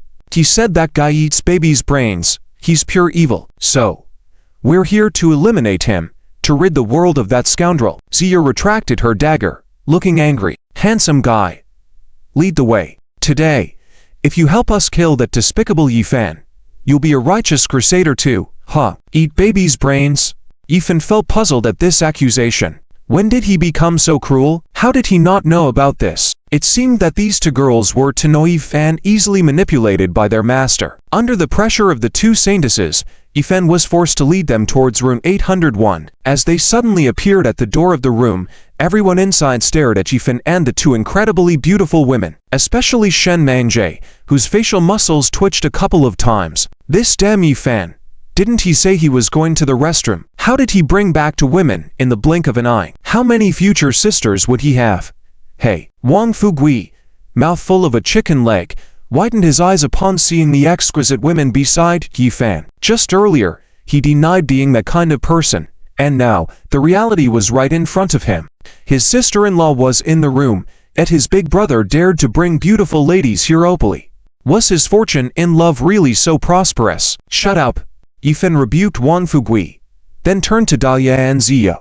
"Look, the person who spoke earlier is the scoundrel Yifan you're looking for." "Huh? What?" Yifan's introduction left everyone present confused. Shen Non-Fei, Guo Li, Wang Fugui, Yamada Keiko, Shen Mangjae, and the leader of the Tianji Pavilion's assassin department, Yukon, all looked bewildered at Yifan. What kind of show was Yifan putting on? Clearly, he was Yifan. Why deny being himself? I. Wang Fugui spread his hands, looking at Yifan with a bitter expression, then at the two beautiful women next to him. Though slow-minded, Wang Fugui suddenly thought of a possibility. Could it be that he had attracted romantic interests outside, couldn't shake them off, and hence was now being framed by Yifan? But he's not clever with words. Shouldn't he be more friendly with old Guo in such a situation? What me? You're Yifan. Insidious lunatic, you even need babies' brains. Truly scum, a scourge to society. Yifan continued to scold, surprising everyone with his words. Wang Fugui eating babies' brains? What nonsense was this? Was Yifan suddenly insane? Wang Fugui couldn't understand Yifan's intentions, but luckily, Guoli beside him seemed to grasp something and pulled on Wang Fugui's clothes. Wang Fugui forced a smile. "Ah, yes, I'm Yifan." As Wang Fugui admitted, Dahlia and Zia immediately rushed forward, holding a blade to Yifan's neck. "You scoundrel, we finally caught you. Today you'll face justice on the spot, serving the public good." While talking, Dahlia used the blade to hold Wang Fugui hostage and briskly headed outside the room, telling the others inside, "You guys carry on with your meal. We're only after Yifan. It's none of your business." Wang Fugui's strength was at the peak of Wuzhen with Xuanwu armor protecting him. Dahlia and Zia couldn't possibly control him, but since Big Brother requested it, Wang Fugui could only cooperate and be forced to act, leaving the room with Dahlia and Zia and exiting the White Cloud Hotel. "Ladies, where are you taking me? Even if I must die, let it be clear," Wang Fugui said, feeling the blade on his neck. Given Wang Fugui's personality, he'd normally have taken down anyone holding a knife to his neck. "Humph, we're taking you somewhere to repent for your sins. How can you, a human, eat babies' brains? Yes, it's said you even twist off others' heads to use as chamber pots. Despicable." While Dahlia and Z angrily scolded, they pointed to the dream bar across the street. "We'll go there, to give you a chance to defend yourself. If you're truly as evil as the master says, you're doomed today. Go to the bar. Repent for sins." Wang Fugui and Yifan, who had come down together, exchanged a puzzled look. What were these two beautiful women thinking? Were they planning to take him to the bar for interrogation? Truly bizarre. In fact, Dahlia and Zia's thoughts were quite simple. On one hand, they were indeed very curious about the bar and wanted to explore it. However, they had heard from the Guseks and Chanters that it was very dangerous for a girl to enter a bar alone. So, they came up with the idea of escorting Yifan into the bar. On the other hand, starting from their notes, they had carried out missions with their master and the sect leader nearly 100 times. Each time, the targets were given by the master and sect leader, labeled as wicked, prompting them to act without giving the targets any chance to speak. They remembered clearly that some targets were actually giving speeches in the slums, trying to help improve the lives of impoverished people. Some were distributing food and clothing in orphanages, but the master and sect leader labeled them as bad, and they were taken out. Despite the continuous emphasis on the targets being bad people, as Dahlia and Zia grew up, they began to doubt the words of their master and sect leader. So this time, instead of killing Yifan immediately, they wanted to see for themselves how bad he really was. Dahlia and Zia, accompanied by Wang Fugui, were planning to walk across the street when they noticed that Yifan was also following them. Unable to help but feel puzzled, Dahlia spoke up. "Why are you still following us? We agreed earlier that once you told us who Yifan is, you could leave, and we wouldn't trouble you." Yifan simply smiled faintly and said, "I happen to have something to do at the bar across the street as well, so it's on my way. You guys go on ahead." Just then, an elderly blind woman with a cane was trying to cross the street. Yifan quickly took 2 steps forward and said, "Mom, take your time. This is the road. Let me help you cross." Patiently, Yifan assisted the old lady in crossing the street, while Dahlia and Zia had not left yet. Zia tilted her head and looked at Yifan, saying, "I didn't expect you to be kind-hearted. How nice." As she spoke, Zia reached out her hand towards Yifan and said, "You are a good person. From now on, you are our friend. If anyone bullies you in the future, just tell me. We will definitely protect you and help you vent your anger." Zia spoke seriously, occasionally showing her little fangs, which added a hint of playfulness to her cute and slender figure filled with sex appeal. Snicker. Wang Fugui was trying hard not to burst out laughing beside them, almost giving himself internal injuries. Oh my. These 2 little girls, despite having the strength of only the martial honor realm and unable to even defeat me, are talking big about protecting their big brother Yifan. Heh. But from the looks of it, are they planning to kill their big brother Yifan? If you knew that the person you were protecting was the person you intended to kill, how would you react? "Oh, thank you for your protection." Yifan reached out and shook hands with Zia. He deliberately squeezed Zia's wrist a bit and said mischievously, "It seems you guys are good people, right?" Chirp. To Yifan's curiosity, Zia didn't have any special reaction, but on the other hand, Dahlia, beside her, twisted a bit, emitted a chirp from her mouth, her face turning red all over. "Huh, what's going on here?" Yifan was curious. He clearly squeezed the wrist of this petite girl. Why did the other girl react? Ding dong. While Yifan was wondering, the intelligence system of the Chanji Pavilion had already transmitted the investigation information to Yifan's eyes. This is the top-quality twin sacred maidens of the Gu sect, with mutual telepathic connection. When Ju Quest Prime Minister Yuanzi became Yifan's woman in Huadu, she handed over the intelligence system of the Chanji Pavilion to Yifan. Technicians from the Chanji Pavilion directly implanted a high-tech retina in Yifan's eyes, which could be used as a camera, transmitting in real time everything Yifan saw to the supercomputer system of the Chanji Pavilion, providing Yifan with the best analysis of the attack route and displaying all the information Yifan needed within his line of sight. So, has the Gu sect started to take action? Did Zhang Baifan really send such two naive sweethearts to kill me? Is the Gu sect out of people now? In fact, Yifan was right to guess that the Gu sect's third elder Ling Yun died at the hands of Yifan. The 5 poisoned children, second only to Zhuang Baifan, died at the hands of Yifan too. Zhuang Baifan's son, Zhuang Chao, also died at the hands of Yifan. Now with fewer and fewer core experts in the Gu sect who can be sent out on missions, Zhuang Baifan wouldn't have sent disciples of Zetaisian to attack Yifan. Twin sacred maidens with telepathic connection. Interesting. Does that mean that if one of the twin sisters experiences intense emotions or actions, the other would feel the same way too? Of course we are good people. Ziya responded solemnly to Yifan. Let's go. Since you are also going to the bar, let's go together. I'll buy you a drink. Daya frowned slightly beside her. Ziya, why not forget it? Master instructed us to complete the mission. Let's not complicate things further. All right. It was clear that Daya was more restrained, with a softer and more cautious temperament. Sister, what are you afraid of? Didn't we agree before we came that this time we would let loose? And haven't you noticed? The thief that our master ordered us to kill looks silly and doesn't seem that bad of a person, right? Later, we can let this good friend help us watch over him. Snicker. Suddenly hearing Ziya's evaluation of him, Wang Fugui, who was just observing, was speechless. I look silly? I admit I may be a bit silly, slow to react, but at least my intelligence is normal, right? But you guys ... clearly even sillier than me, right? To Pop calling the kettle black. Indeed, if it weren't for my big brother's face, I would have beaten you both black and blue, and even your parents wouldn't recognize you. In the Baiyun Grand Hotel, room 801, after Yifan, Wang Fugui, Daya, and Ziya left, the people in the room were stunned for several seconds before reacting. Guo Xiao, do you know what happened exactly? Why do I feel this situation is so bizarre? Shen Nanfei held his forehead, feeling a headache. Yifan is so powerful. Even Shen family's ancestors, Lao Mo and Lao Mu, were taken down without any effort. Just half an hour ago, Shen Nanfei saw Yifan slice Han Chenji and Cao Yutong with silk threads. How could such a mighty man be kidnapped and held hostage by 2 little girls?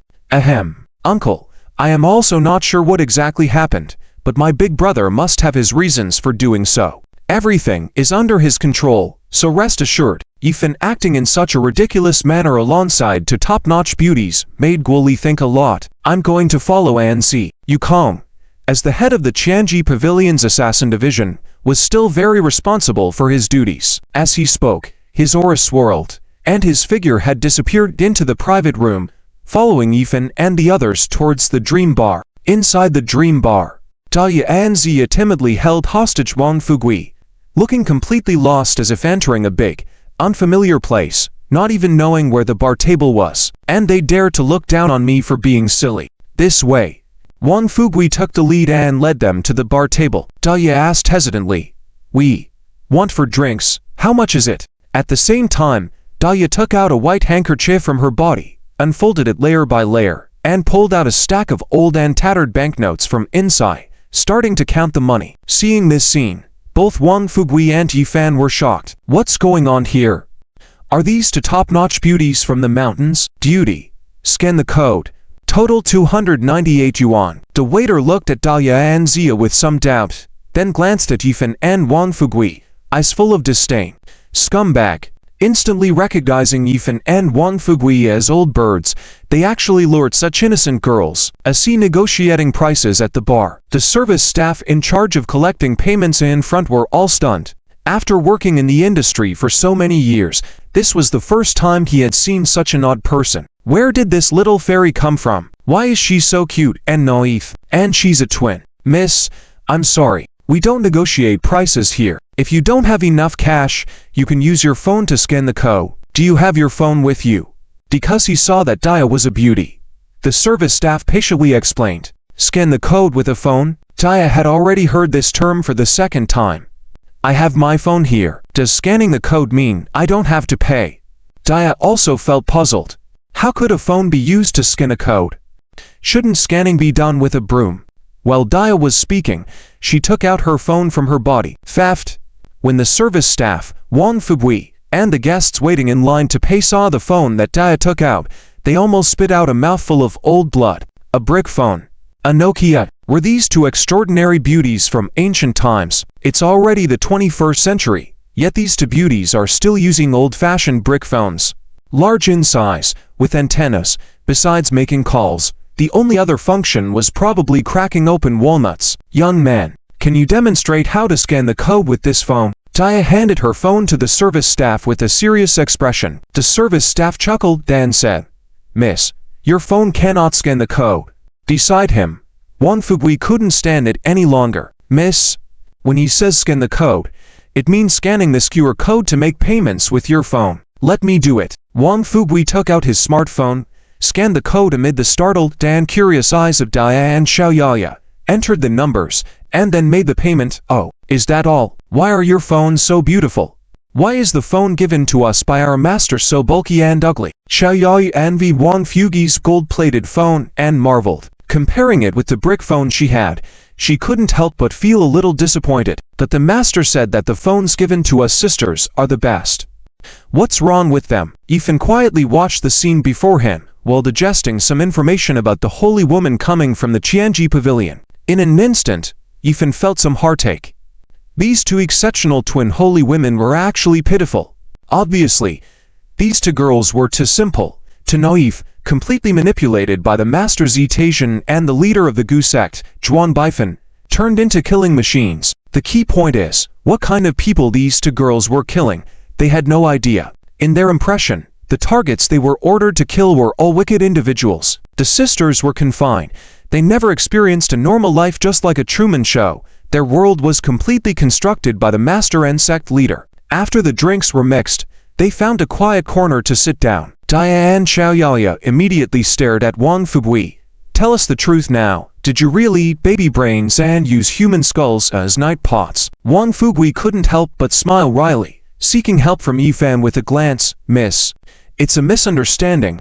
That never happened. Who told you such a cruel thing? Am I that brutal? Besides, you should know that there are legal consequences to murder now. It's a society governed by law. Do you know what a society governed by law means? That's it. In just a few minutes, Wang Fubui felt like his CPU was overheating as he utilized all his knowledge to patiently explain to Daya and Xiaoyaya. So, in a society governed by law, doing things that go against morals and laws, I have been arrested by the police long ago. Where is the evidence that I ate baby brains? Although Wang Fubui was slow-witted, he was just enough to deal with the naive Daya and Xiaoyaya, taking control gradually. No.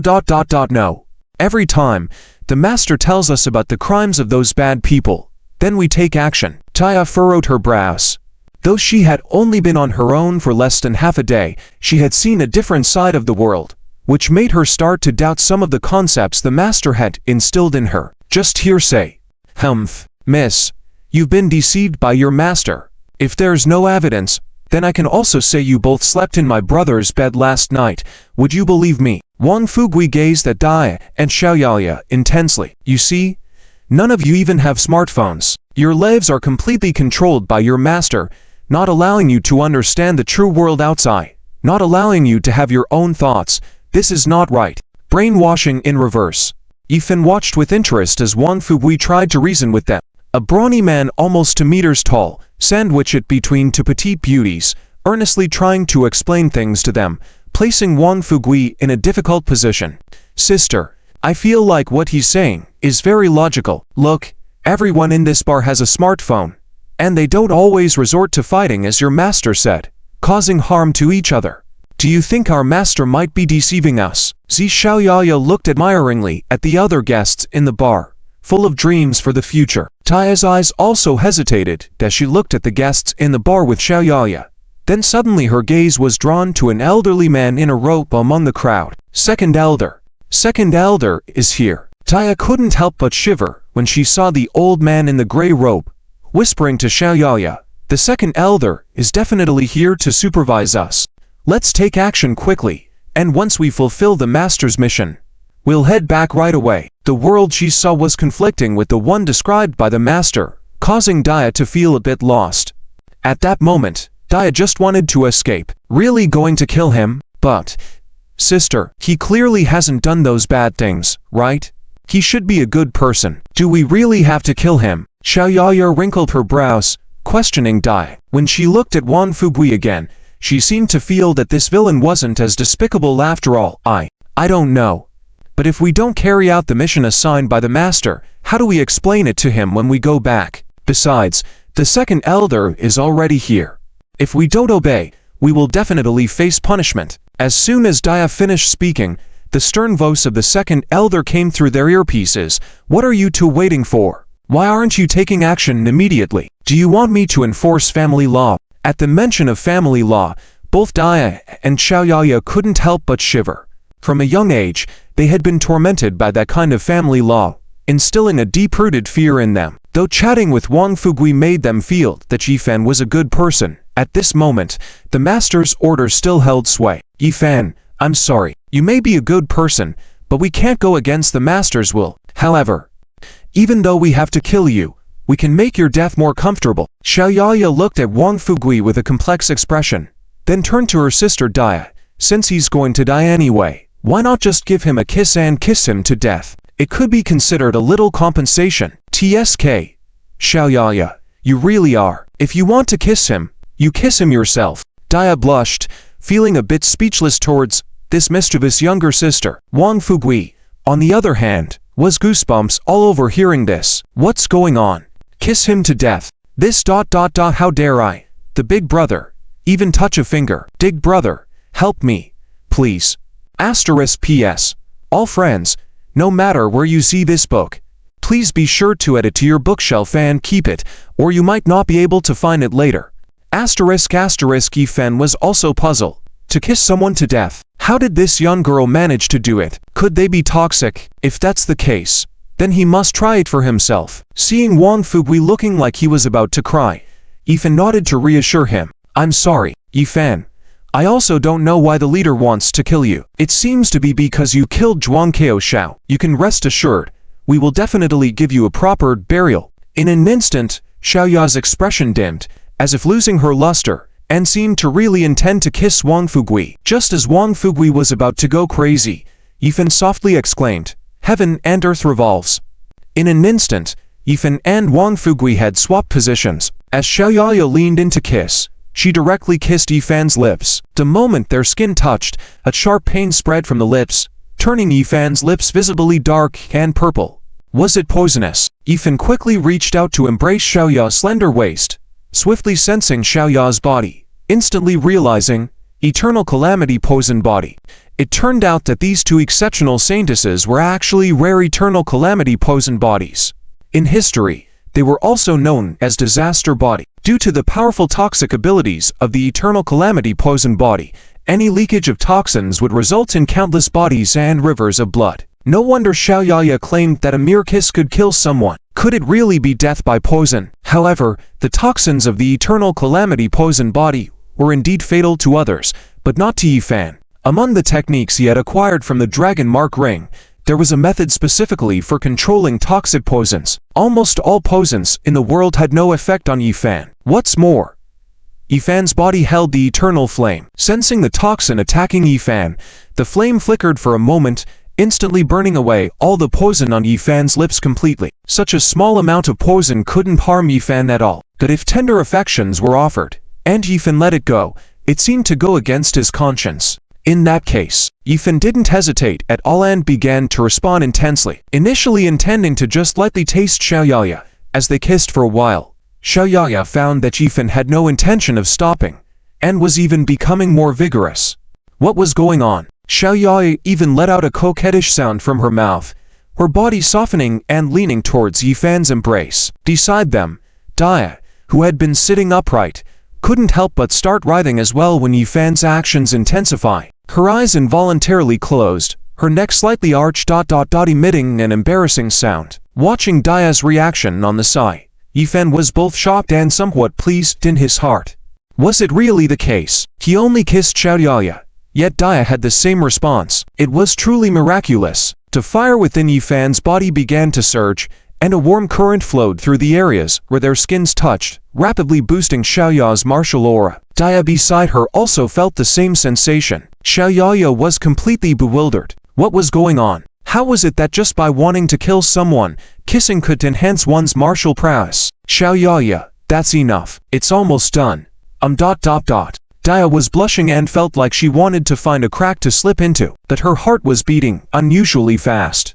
Was this how kissing felt like? For so many years, due to their unique eternal calamity poison bodies, their entire bodies were poisonous. Hence they couldn't engage in love affairs like normal people or have intimate contact with bows. Now Xiaoyaya strangely wanted to use kissing to kill Yifan. But unexpectedly, before Yifan died, he had a different experience, and perhaps her sister had a different kind of experience too. Initially, Yifan was planning to confront Xiaoyaya and Daya directly, but the moment he opened his eyes, he saw the old man in the gray robe not far away. And the Goo King within the 10,000 Goo Cauldron clearly sensed that there were dozens of poisonous goo on the old man's body. Was someone secretly manipulating things? Then the strategy needed to change. With this in mind, Yifan's body suddenly began to convulse violently, white foam spewing from his mouth. He collapsed onto the sofa, his eyes rolling back. Damn. Yifan's reaction stunned Wang Fugui, who had been moving to the opposite side by now. Brother, with such acting, if you don't win an Oscar, it would be a waste. If not for knowing Yifan's skills, Wang Fugui would have thought something really happened to Yifan. But upon reflection, considering how convincingly brother had acted oblivious for so many years, fooling everyone, now dealing with two young girls, wasn't it completely normal? Yifan lay on the sofa. By this time, Xiaoyaya and Daya had also come back to their senses. Upon getting a clear look at Yifan's face, they instantly screamed, "Ah! How come it's you? I kissed the wrong person. Young man, are you okay? What happened?" Xiaoyaya looked at Yifan in front of her, then glanced at Wang Fugui opposite, her pupils dilating, feeling greatly shocked. Something's not right. I just kissed Yifan. How did it turn out to be you? Sister, what do we do now? At this moment, Daya also saw Yifan lying on the sofa, and in their hearts, the Yifan they really wanted to kill was sitting peacefully across them. Hadn't they mistakenly killed an innocent person now? He is our friend, a good person. If he dies, I will feel guilty for the rest of my life. Xiaoyaya was like a child who had made a mistake. After understanding, she was somewhat reluctant to kill Yifan, but it was the master's and the leader's orders, so they had to execute them. The crucial point was that Xiaoyaya found out that every time during a mission, whenever she hesitated in her heart, a violent thought would surface in her mind, urging her to violently act and eliminate the target. This had happened not once or twice before. Xiaoyaya hadn't paid much attention earlier, but this time, when she was about to kill Yifan just now, Xiaoyaya keenly felt it. It seemed that in that moment, her body wasn't under her control at all. Was someone secretly controlling her by some means? Xiaoyaya couldn't help but turn her head to glance at the second elder. But at this moment, the two girls weren't focused on how to question this issue, but on how to solve Yifan's poisoning issue. I'll try to suck out the toxins from his body. Daya shyly spoke up, wiped the foam from Yifan's mouth with a tissue, then quickly leaned in to kiss Yifan's lips. Wang Fugui on the side had his neck stretched long like a duck. Indeed, brother knew how to play. Using a feint, he managed to take control of two exceptional saintesses. Truly genius. Once again, a different kind of sweetness, green and astringent. They just felt that kissing sensation from a distance earlier, but this time, he actually experienced it firsthand, and instantly felt intoxicated. Xion bin Xiue, at this moment, just like her sister, had the same reaction, with dazed eyes, feeling weak and leaning against the sofa. There was a chirping sound coming from her mouth. Wang Fugui didn't understand the mystery behind it, but he clearly saw the two scenes just now, the intimate moment between the sisters, and when the roles were swapped, the same reaction occurred. What on earth was going on? Could it be that the sisters shared a connection, a telepathic link? Sometimes people said Wang Fugui was foolish, but in fact, He wasn't dumb at all, just a bit slow in his reactions. Although he didn't know the truth, Wang Fogu roughly guessed the gist of the situation. In the private room, Day and Wifan kissed again.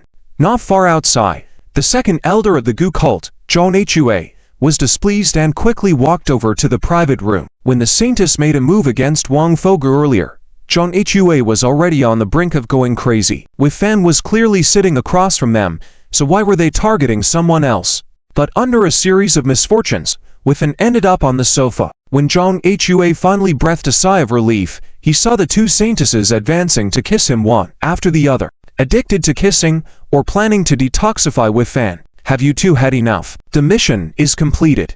If you don't leave, why are you still hanging around here? Zhang Hua walked over to the private room, scolded Day and Xiao directly, interrupting Day's surrender. Day struggled out of Wifan's embrace, looking somewhat fearful as she faced Zhang Hua, second elder. That, we seem to have killed the wrong person. I want to try extracting the toxins from his body to save him. Killed the wrong person. Zhang Hua was puzzled. What do you mean? Didn't the master send you to kill Wifan? Yes, but over there is Wifan. We somehow injured our friend just now. We can't kill innocents indiscriminately. Xiao Shi pointed at Wang Fogu sitting across in the private room and claimed that he was Wifan. Rubbing his head in frustration, Zhang Hua had a headache. These two naive girls, according to Zhang Hua's understanding, should not have been allowed to act alone. You're mistaken. The one lying down is Wifan. That one is apparently called Wang Fogu, just one of Wifan's brothers. As Zhang Hua spoke, he eyed Wang Fogu warily, curious as to why he showed no reaction when his own brother was seemingly killed. How? Not Wifan. Both Day and Xiao were dumbfounded and looked over at Wang Fogu in the private room. Wang Fogu, a big guy of nearly 2 meters, waved to Day and Xiao with a simple smile. Hey, nice to meet you. You're not Wifan. He is. Day and Xiao glared at Wang Fogu, annoyed. That's right. The one lying over there is Wifan, my big brother. Why didn't you say so earlier? Day and Xiao were so angry that their chests heaved. The strange turn of events in the hotel, kidnapping Wifan, entering the bar, and now this confusion, left them with a mix of emotions. Wifan helped an old lady cross the street. He was a good person, their friend. Deep down, they did not wish for Wifan's death. You never asked. You just came up, identified me as Wifan, and then wanted to kill me. What could I have done? Wang Fogu sighed helplessly, thinking to himself that this was all Big Brother's plan, so how was he supposed to know? Humph, it's that damned Wifan. He's deceitful and has caused so much trouble. Infuriating. Serves him right. Xiao angrily hit Wifan on the body. Then, seeing him still motionless on the couch, her eyes filled with complexity. Sister, the toxins in the misfortune poisoned body were extremely potent, difficult to absorb through the mouth, making extracting them very challenging. Did the sucking just now work? Day sadly shook her head. It didn't have much effect. His pulse remains very weak. Enough. What's wrong with you two? Misunderstanding aside, isn't the end result the same? You've already killed Wifan, so why drag it out? Zhang Hua's face showed a hint of satisfaction, taking out his phone to capture a video clip excitedly and send it to the sect leader Zhang Befan. Leader, the two Saintesses have completed the mission by poisoning Wifan. We'll find a way to leave instantly. Let's go. Zhang Hua called the two Saintesses to leave, but Day and Xiao remained in place, showing no intention of moving. Second elder, did we kill the wrong person? Wifan is a good person. We want to save him. Listen to his explanation and understand why he was supposed to kill Zhang Chou. May we? After a brief period of interaction, Day and Xiao trusted Wifan and Wang Fogu as not being bad people. Therefore, they didn't want to see Wifan meet his end like this. Nonsense. Leave immediately. If you don't, I'll have to resort to disciplinary measures. Zhang Hua's expression darkened. Humph, do you think you can escape control by acting on your own? As Zhang Hua spoke, he raised his arm, and several black beetles emerged on his wrist, flapping their wings and emitting a buzzing sound from their mouths. These were the 3 corpses brain god Gu, one of the 10 forbidden Sku curses, capable of controlling a person's soul. In an instant, Day and Xiaoya's faces changed drastically, their heads uncontrollably swaying a bit, their pupils changing color instantly. A strange emotional force seemed to control their minds, making them bend over and in a zombie-like manner walk towards Zhang Hua. Although deep in their eyes, Dae and Shioa wanted to resist, they seemed helpless, as if that emotional control in their heads was overpowering, eventually submitting. Humph, can't resist anymore. Zhang Hua looked somewhat smugly at the obedient Dae and Shioa, with a greedy look in his eyes. If it weren't for the fact that these two exceptional saintesses were filled with toxins, Zhang Hua would have considered giving it a try. They were just too naive and innocent. Seriously? Is that it? Seeing Zhang Hua about to leave with Dae and Shioa, Wan Fogu, feeling as anxious as an ant on a hot pan, had to stand up, grit his teeth, and demand, "You can go, but leave them." Ha! Upon hearing Wan Fogu's words, Zhang Hua smirked. "Naive big guy. What do you plan to do? Hehe. Don't provoke me, you're no match for me. I'll leave you one life to pick up your brother's dead body." With a swift motion, Zhang Hua kicked Yifan's corpse on the couch, sending it crashing to the ground. Dang! Yifan's body slammed onto the ground, emitting a dull sound, turning limp and unresponsive as ever. Wang Fugui was dumbfounded. Damn! Big brother, could it be that you're really in trouble? Poisoned? Big brother, what's wrong with you? Wang Fugui quickly rushed to Yifan's side, helping him up with a worried expression. According to Big Brother's previous arrangement, it was obvious that he was setting up to little girls, but don't end up falling for it yourself in the end. When Zhang Hua saw Yifan's tail face and the life force rapidly dissipating from his body, he couldn't help but burst into laughter. Ha ha. Wasn't everyone saying Yifan was so awesome and powerful? Humph. I guess it's nothing special, right? Didn't he end up dying at the hands of my Gu teaching in the end? Initially planning to leave, Zhang Hua became excited upon seeing Yifan die right in front of him. He turned back, took out his phone, squatted down in front of Yifan, and was about to take a picture with the dead Yifan. No, such a memorable moment must be captured on camera. And, now that I'm sure Yifan is really dead, after taking the photo, I must make sure by cutting his heart and danshan, severing his tendons and veins, only then can I rest assured. Zhang Hua adjusted the angle several times, but found that Wang Fugui was blocking the camera, impatiently scolded him, "Get lost." Along with the scolding, a majestic sword force burst out, directly knocking Wang Fugui over, crashing into the wall of the booth, leaving a hole in the wall. Cough. Wang Fugui struggled to stand up, blood dripping from the corner of his mouth. Despite having the Zhuanwu armor to protect him, the difference in strength made his chest surge with blood, clearly feeling that he was no match for Zhang Hua. However, now that Big Brother's pulse was weakening and he could be hanging by a thread at any moment, Zhang Hua's insult towards Yifan was unacceptable. Thinking of cutting off Big Brother's tendons and destroying his danshan, Wang Fugui wouldn't allow it. "You old bastard, asking for death." As Wang Fugui spoke, he grabbed a chair and crazily smashed it towards Zhang Hua. Zhang Hua just smiled faintly. "Is that all you got? Just a chair? Could it possibly harm even a hair of a martial master's strength?" Zhang Hua easily unleashed a sword force that shattered the chair. But Zhang Hua did not expect that the clueless Wang Fugui was actually playing a diversion tactic, taking advantage of Zhang Hua's distraction with the chair to throw a punch, smashing Zhang Hua's phone in his hand. "Hehe, idiot, I smashed your phone. Now you can't take pictures, can you?" Wang Fugui wiped the blood from the corner of his mouth innocently, looking quite pleased. The harm was not significant, but the insult was strong. Zhang Hua initially just wanted to take a picture for memory's sake, but now that his phone was smashed by Wang Fugui, it became a matter of dignity. "Damn it, you little bastard.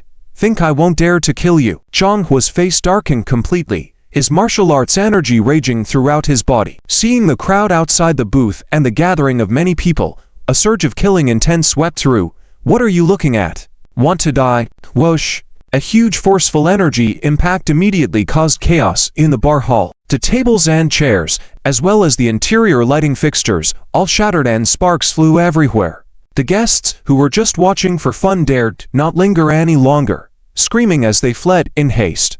At this moment, Wang Fugui had already helped Yifan up, saying, "Big brother, rest assured, I have informed Lao Guo and the others. Today, even if Lao Wan has to go all out, he will bring you back. As long as you have a breath, Thunder God Doctor will definitely find a way." In Wang Fugui's heart, he thought Yifan was truly dead, but as true brothers, when Yifan was foolish in the past, Wang Fugui, with his own toughness, had protected Yifan through many life and death situations. And now, Wang Fugui remained true to his roots. Yifan leaned back on the sofa, watching Wang Fugui's fearless appearance, a smile forming at the corner of his mouth. This life and death brotherhood was priceless. On the other hand, after ordering all the guests to leave, Zhang Hue unleashed his full power, the formidable martial arts energy of a martial emperor second rank reverberating through the entire space, creating visible ripples in the air. Stepping towards Wang Fugui, "You damn bastard, you have ignited my fury." Humph. Zhang Hue coldly stared at Wang Fugui. "I will slowly tear you apart, crush you into fragments, and send you and your big brother to the underworld together. For following behind Yi family, the consequences for your Wang family should have been considered. Originally thought Yifan was smarter than Yi Lingyu, but back then, Yi Lingyu knelt before me and had his eyeballs gouged out by me. Ha! It turns out both of you brothers are equally foolish. A woman kissed, and you die. As well, you are no exception." Zhang Hua's powerful aura controlled the entire scene, looking down on Wang Fugui with nothing but contempt, treating him like an ant. When Zhang Hue made a move against Wang Fugui, to him, it was like playing with a mouse. After a round of verbal intimidation, expecting Wang Fugui to be scared, to cry and beg, but Wang Fugui remained calm, staring coldly at Zhang Hue. This made Zhang Hue feel unfulfilled. "You want it? You think I won't do it for real?" Whoosh! Zhang Hue waved his wrist, mobilizing a powerful energy, intending to stab towards Wang Fugui's heart. A strong resentment filled Wang Fugui's eyes. He was still young, and although he didn't want to die like this, it was for the sake of his brother. He wasn't afraid of death. If today both brothers must die here, continuing as brothers on the journey to the afterlife wouldn't be bad either. However, he felt a bit guilty for not protecting big brother well. Wang Fugui's thoughts raced in his mind, and he turned his head to look at the sofa where Yifan was supposed to be, only to see that Yifan, who was resting on the sofa just a moment ago, had suddenly disappeared. Crack! Zhang Hue thrust his wrist forward, hearing a sound of bone shattering, thinking he had pierced through Wang Fugui's heart. But suddenly, he felt intense pain in his own chest and a chilling sensation spreading throughout his body. Then Zhang Hue discovered with horror that his arm was grabbed by a large hand, bent 180 degrees, stabbed into his own chest, following the path he had described earlier, from bottom to top. Sizzle! The sound of flesh being cut open made the scalp numb, causing Zhang Hua's entire body to break out in goosebumps. His eyes widened in shock, almost bulging out. Who did this? Wang Fugui was still standing in place, clearly having cleared away the surrounding guests by himself. Zhang Hue lifted his head in horror and, after clearly seeing the owner of the big hand, his whole body almost went soft. "Yifan, it's you.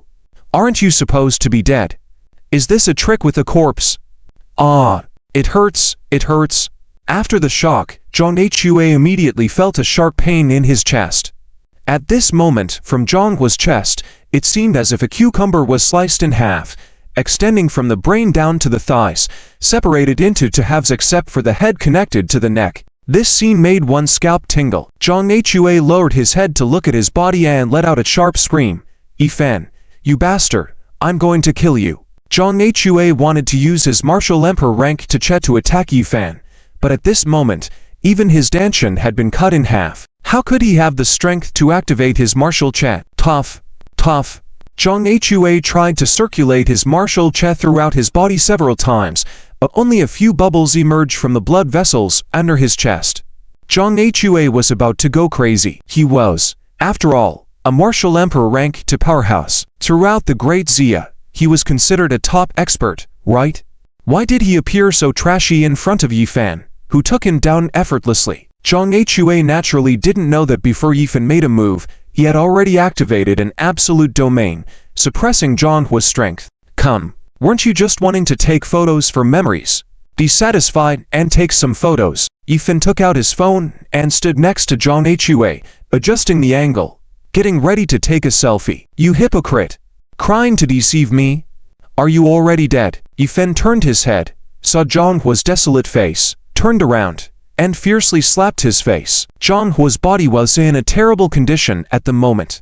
His body was split in half, and with some blood vessels sealed by Yifan's cha, no fresh blood was flowing out. But Zhang Hua dared not move recklessly. If he did, he feared that he wouldn't be able to maintain balance, and his body would split apart completely, leading to a fatal outcome. Yifan, I'm sorry. Please spare me, okay? Today I didn't intend to kill you. It's all a misunderstanding. Zhang Hua endured the severe pain on his face and body, forced himself to smile, and begged Yifan remorsefully. Inside Zhang Hua's heart, he was filled with curiosity. Even with the poison of the calamity body invading Yifan's body, he didn't die. What kind of monster was this guy? Big brother, you're fine. That's great. I was so scared just now. Wang Fugui, seeing Yifan unharmed, became excited and strode over, then turned to scold Zhang Hua. Spare you? Are you kidding me? Humph. You almost gauged out third brother's eyeballs earlier. Do you think I'll let you go today? Damn it. Your attack was so intense. I almost got beaten up by you. Now it's my turn. Wang Fugui grinned evilly, without any hesitation, grabbed Zhang Hua's legs, pulled in opposite directions. Let's do some yoga. With a little force from Wang Fugui, Zhang Hua instantly split into two halves, emitting a desperate scream, and collapsing to the ground. You brought this upon yourself. You wanted to cut me in half earlier.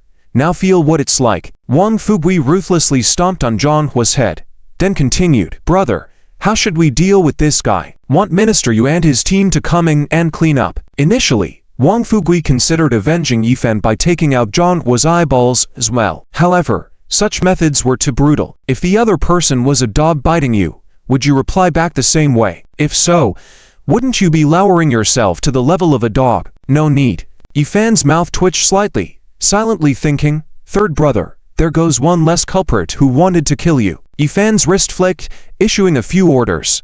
As the 10,000 poison cauldron activated, a group of venomous bugs wriggled out of Zhang Hua's body. Yifan directly burned the other bugs together with Zhang Hua's body, but he singled out Zhang Hua's primary poison bug, Black Spider, and a few brain-eating bugs. Keeping Zhang Hua's primary poison bug was necessary to continue deceiving Zhuan Baifan, while the brain-eating bugs were a part of controlling Dia and Xiaoyaya. Dia and Xiaoyaya still had these brain-eating bugs on them, so Yifan couldn't kill them yet. Go buy those performing monkeys outside. They'll be useful later. Yifan saw a street artist outside, with several monkeys, and instructed Wang Fugui. All right. After Wang Fugui left, Yifan turned to look at Dia and Xiaoyaya. The two sacred maidens at this moment looked vacant, eyes dull. Yifan now understood that they had been mechanically carrying out their mission.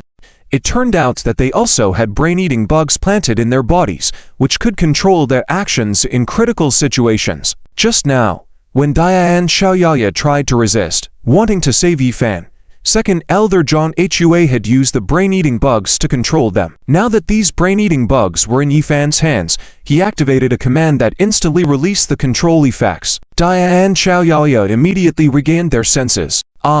Sister, Yifan, he, Xiaoyaya exclaimed in surprise and excitement, but then she reacted. No, Master said that the poison of the calamity body is even more lethal than arsenic. There's hardly any antidote for it. What's going on? Dia, being more composed, carefully looked at Yifan and said, who are you really? We didn't want to kill you, but just now, for some reason, our bodies were momentarily out of control. If you die, don't blame us. Xiaoyaya also huddled with her sister, looking at Yifan uneasily. Yifan smirked. Heh. Both of you have already kissed me, so I'm now your man. How can I not find you? You're mine in life and in death. Speaking, Yifan stepped forward with the intention of embracing them, scaring the two sisters, who then screamed and swung their fists randomly. Don't come near, don't come near. But Xiaoyaya wanted to play a trick, so while covering her eyes and calling out, she discreetly opened a gap between her fingers to observe Yifan. T.S. Seeking 5-star ratings and votes. Thank you, Godfather. 5 guaranteed chapters updated daily. Watching the two sisters' adorable appearance, Yifan kept his distance, and when the time was right, he finally stopped and reached out to pinch each of the sisters' faces, saying, all right, I won't tease you anymore. I'm a living person, with a shadow on the ground. Both Dai and Zia felt the pinch on their faces, sensing warmth, and seeing Yifan's shadow on the ground. They finally began to believe Yifan's words a bit. Are you really alive? The venom from the calamity poisoned body is nearly incurable. We both kissed you. How are you fine? How did you survive? Yifan shrugged. You have a special calamity poison body constitution, and I have the extremely rare 9 Dragons Yawn Pulse.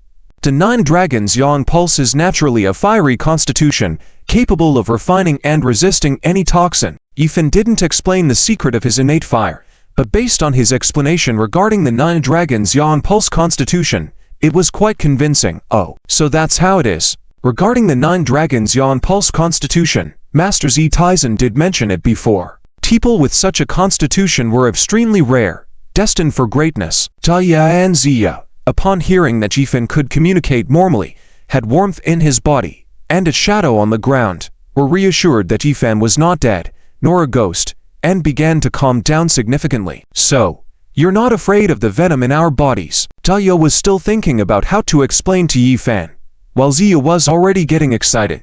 Without a second word, she hugged Yifan's neck and kissed him on the lips again. Squeak. Before Zia could make a sound, Daya sensed the emotional fluctuation and couldn't help but pout, feeling a strange sensation in her body. Zia, wait a moment. Squeak. This cursed constitution. The fact that the younger sister's emotional fluctuations could be sensed by the older sister was truly annoying. Daya could feel that her younger sister was passionate and practically wanted to bury herself in Yifan's chest. After some time, Zia let go of Yifan. Seeing Yifan unharmed, Zia jumped in excitement and said, "Ahaha, great. Finally, there's a man who's not afraid of our constitution. Yifan, you already said it yourself, you are our man. From now on, sister and I are your girlfriends. You have to treat us well. Hehe. You're in luck." Yifan's facial muscles twitched slightly at Zia's excited expression, thinking to himself, who's taking advantage of whom here? However, Yifan didn't mind these two cute, pure saints. He would observe them further before deciding. Zia, you shouldn't be like this. Daya was trying to be more composed and had some social anxiety. While the younger sister was so enthusiastic, sharing emotions was challenging for her. Yifan, I'm sorry. Today might have been a misunderstanding. I can see that you don't seem like someone who eats baby brains. Neither I nor my sister wanted to kill you, but Daya wanted to explain to Yifan. But looking at Daya's flushed face, Yifan interrupted her directly. I understand. Your bodies are uncontrollable. There's a violent emotion driving you to target someone. Whether you want to kill or not, you attack in that moment. Yifan accurately stated the doubts in Daya and Zia's minds, causing them both to widen their eyes in shock. Is this Yifan a deity? How does he know everything? It's because inside your bodies, there's one of the 10 forbidden goo called the 3 corpses brain essence goo. This toxic goo is manipulating your bodies, taking control at that moment. Yifan's face turned serious. Now, I'll help you remove the toxic goo from your bodies. Okay. Brother Fan, you're amazing. Do we need to undress? Zia excitedly asked. Brother Fan, do you know that my sister and I have great figures, very exquisite and top-notch? My sister was complaining that in this life, maybe no man will dare to appreciate our bodies. But now finally you can admire us. While speaking, Zia began untying her waistband, and her white skirt slipped halfway. Instantly, her cleavage was about to be revealed. Fair and full of sophistication. Truly nice. Yifan didn't expect Zia, so young, to have such boldness. If the younger sister was like this, then the older sister must have even more openness. However, at this moment, it was unnecessary to undress to remove the 3 corpses brain essence goo. Moreover, they were in a bar, and even though the staff had temporarily withdrawn, Yifan wasn't sure if someone might suddenly burst in. How could such a beautiful scene be shared? Better to enjoy it alone. No need. No need. ****. We'll talk about the figure matter later. Yifan quickly stopped Zia's actions. If he were a bit slower, this enchantress might have stripped off his underwear in the next moment. With a thought, the red silk spiritual body shot out from his body, dividing into 2 strands that entered Daya's and Zia's bodies respectively. Since he had removed the 3 corpses brain essence goo from Shang Chiechue and others' bodies back in Huadu, this operation was a piece of cake for him. In just a few minutes, the red silk spiritual body withdrew a total of 6 poisonous goo from Daya and Zia's bodies. Though these poisonous goo were also the 3 corpses brain essence goo, they were slightly different from those in Shang Chiechue and others' bodies. Furry, dark, with a hint of blood in their black eyes, clear blue lines were visible on them, entangled in red threads and squirming. If one didn't know that these were the three corpses' brain essence goo, one might actually find them cute. Ah, so cute. Is this the three corpses' brain essence goo? Zia couldn't help but reach out to touch the furry creatures she saw. Whoosh! When Zia's skin touched the creature, it swelled to more than twice its size, looking fierce and threatening. Be careful. Dahlia, seeing that the poisonous goo could enlarge, pulled Zia worriedly and said, Zia, don't touch it randomly. It might harm you. Be careful lest it finds a way to burrow into your body.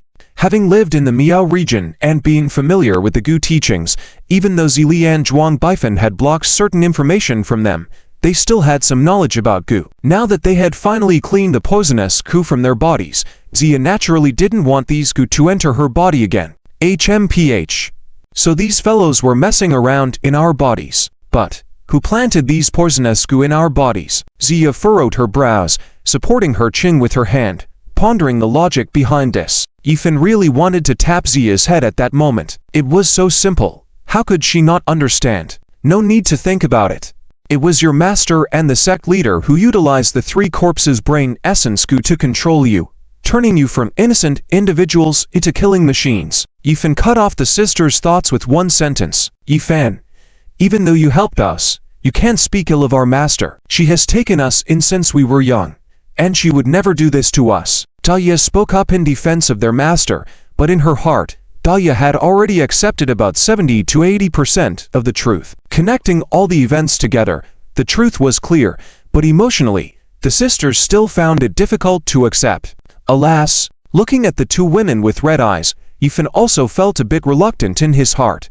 These two girls, due to their own physique since birth, poisoned everyone in the entire village, and the master took them in, raised them, which was already a huge favor. Now the truth is the master is using them. Even if they understand, accepting it still needs conditions. Dig brother, I bought the monkeys. That guy was too cunning. He asked for 30,000 for 3 monkeys. If I hadn't seen he had a broken leg, I would have punched him already. In the bar booth, just as the atmosphere turned a bit serious, Wang Fugui's voice rang out at the door. The imposing figure Wang Fugui actually carried a huge iron cage straight into the bar. The bar door was clearly too narrow to fit it in. The simple and honest Wang Fugui just smashed a huge hole in the door with a punch to clear the way. Dang! Wang Fugui slammed the iron cage heavily on the ground, scaring the monkeys inside to start making panicked noises. Fanjie, why did you bring these monkeys? Dai and Zia looked at Yifan with confusion, not understanding his intentions at all. Yifan flicked his wrist and the red threads pulled the 3 corpse brain goo, as well as the original venomous spider peeled from Zhonghua's body, floating in front of them. I can't completely exterminate these goo right now. If I do, the goo cult will immediately sense it, and your master will suspect you. Maybe your lives will be in danger. So, I need to find a new host for these goo. By putting the goo into the bodies of these monkeys, the goo cult will think the goo are still lurking in your bodies. Like this, Dahlia and Zia nodded as if they understood. Their expressions complicated, unsure of what they were thinking. As Yifan was about to put the goo into the monkeys' bodies, a graceful figure appeared in the bar hall once again. It was Yamada Keiko holding 2 new cell phones. Master, these 2 Huawei phones are already installed with SIM cards.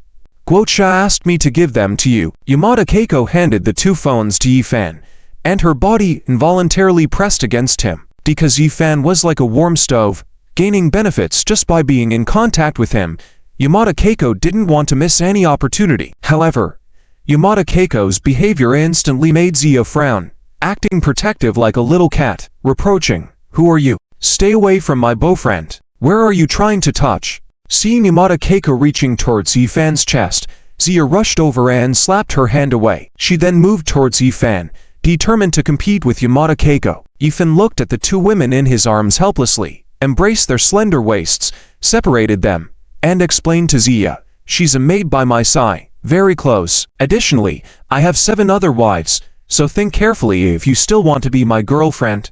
If Dahlia and Zia were to follow him, they would have to know about these things sooner or later, so it was better to clarify beforehand. Both my sister and I know. At the Yi family funeral, the 7 sisters announced their marriage to Fanjie. In the martial world, they are not bound by the rules of the secular world, so there's nothing wrong. I just can't stand her seductive appearance. Zia pouted, glared at Yamada Keiko, jealousy almost permeating the air. Yifen turned to Daya, who looked shy but didn't object, clearly tacitly agreeing. Complicated fate. Alas, ding dong. In Yifen's pupils, the Heavenly Secrets Pavilion Intelligence System, combined with the Cold Moon Intelligence System, had gathered comprehensive investigative video information. It was about the past few years when Daya and Zia carried out missions with the Master, executing 132 targeted individuals, their brief anecdotes, and snippets of their actions. Yifen sighed, knowing that impacting the hearts of the two girls with the harsh reality might seem cruel, but it was a step they had to take to grow. Yifen glanced at the monkeys in the cage beside him.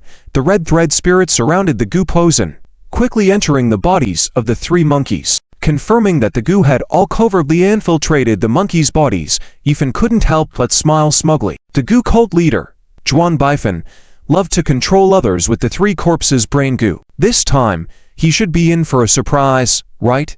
Deep in the Miaojian Mountains, the goo cult headquarters, the Grand Master Zhuan Baifen was walking in the garden with Zitaisian when he suddenly received a message from the second elder, Zhang Hua. Seeing Yifen foaming at the mouth and collapsing to the ground on the screen, along with Zhang Hua's confirmation, Grand Master, this time Yifen is doomed. The poisonous toxins affecting the bodies of the 2 saintly women have deeply penetrated Yifen's body. Not even a divine immortal could save him. Zhuan Baifen watched the message multiple times, confirming it was sent by the second elder and that it was Yifen who had died. He burst into excited laughter. Ha ha. Has that little beast Yifen finally died? Oh. Wow. Squeak. As Zhuan Baifen howled, he suddenly felt extremely itchy all over, unable to resist scratching himself haphazardly. Then he inexplicably felt a special affinity towards the trees in front of him, leaping from one tree trunk to another in excitement. Wow. Oh. Yay. Ha. Zhuan Baifen's excited string of shouts sounded off, but that voice, no matter how you heard it, didn't sound like a normal human. Atavism. Zitaisian stood under the tree, looking at Zhuan Baifen in confusion, wondering what had happened to him recently. First, when drinking water, he always liked to use a large bowl and lick it with his tongue, and when he was with her, he also liked to lick. Now he liked climbing trees. Did Yifen really die? Was it right or wrong to let Daya and Zia go on the mission alone this time? Timon, it's so fun up in the tree. Do you want to come up and play together? Zhuan Baifen hung upside down on the tree branch, looking down at Zitaisian and asking. No, you can play by yourself. Zitaisian sighed, feeling hopeless about Zhuan Baifen. As Zitaisian walked towards the garden outside, she tried calling Daya and Xiaoyao's phones, but after several attempts, she found that she couldn't get through. Huh, what's going on? Didn't Zhang Hua witness Dai and Xiaoyao using the poisonous bodies to kill Yifen?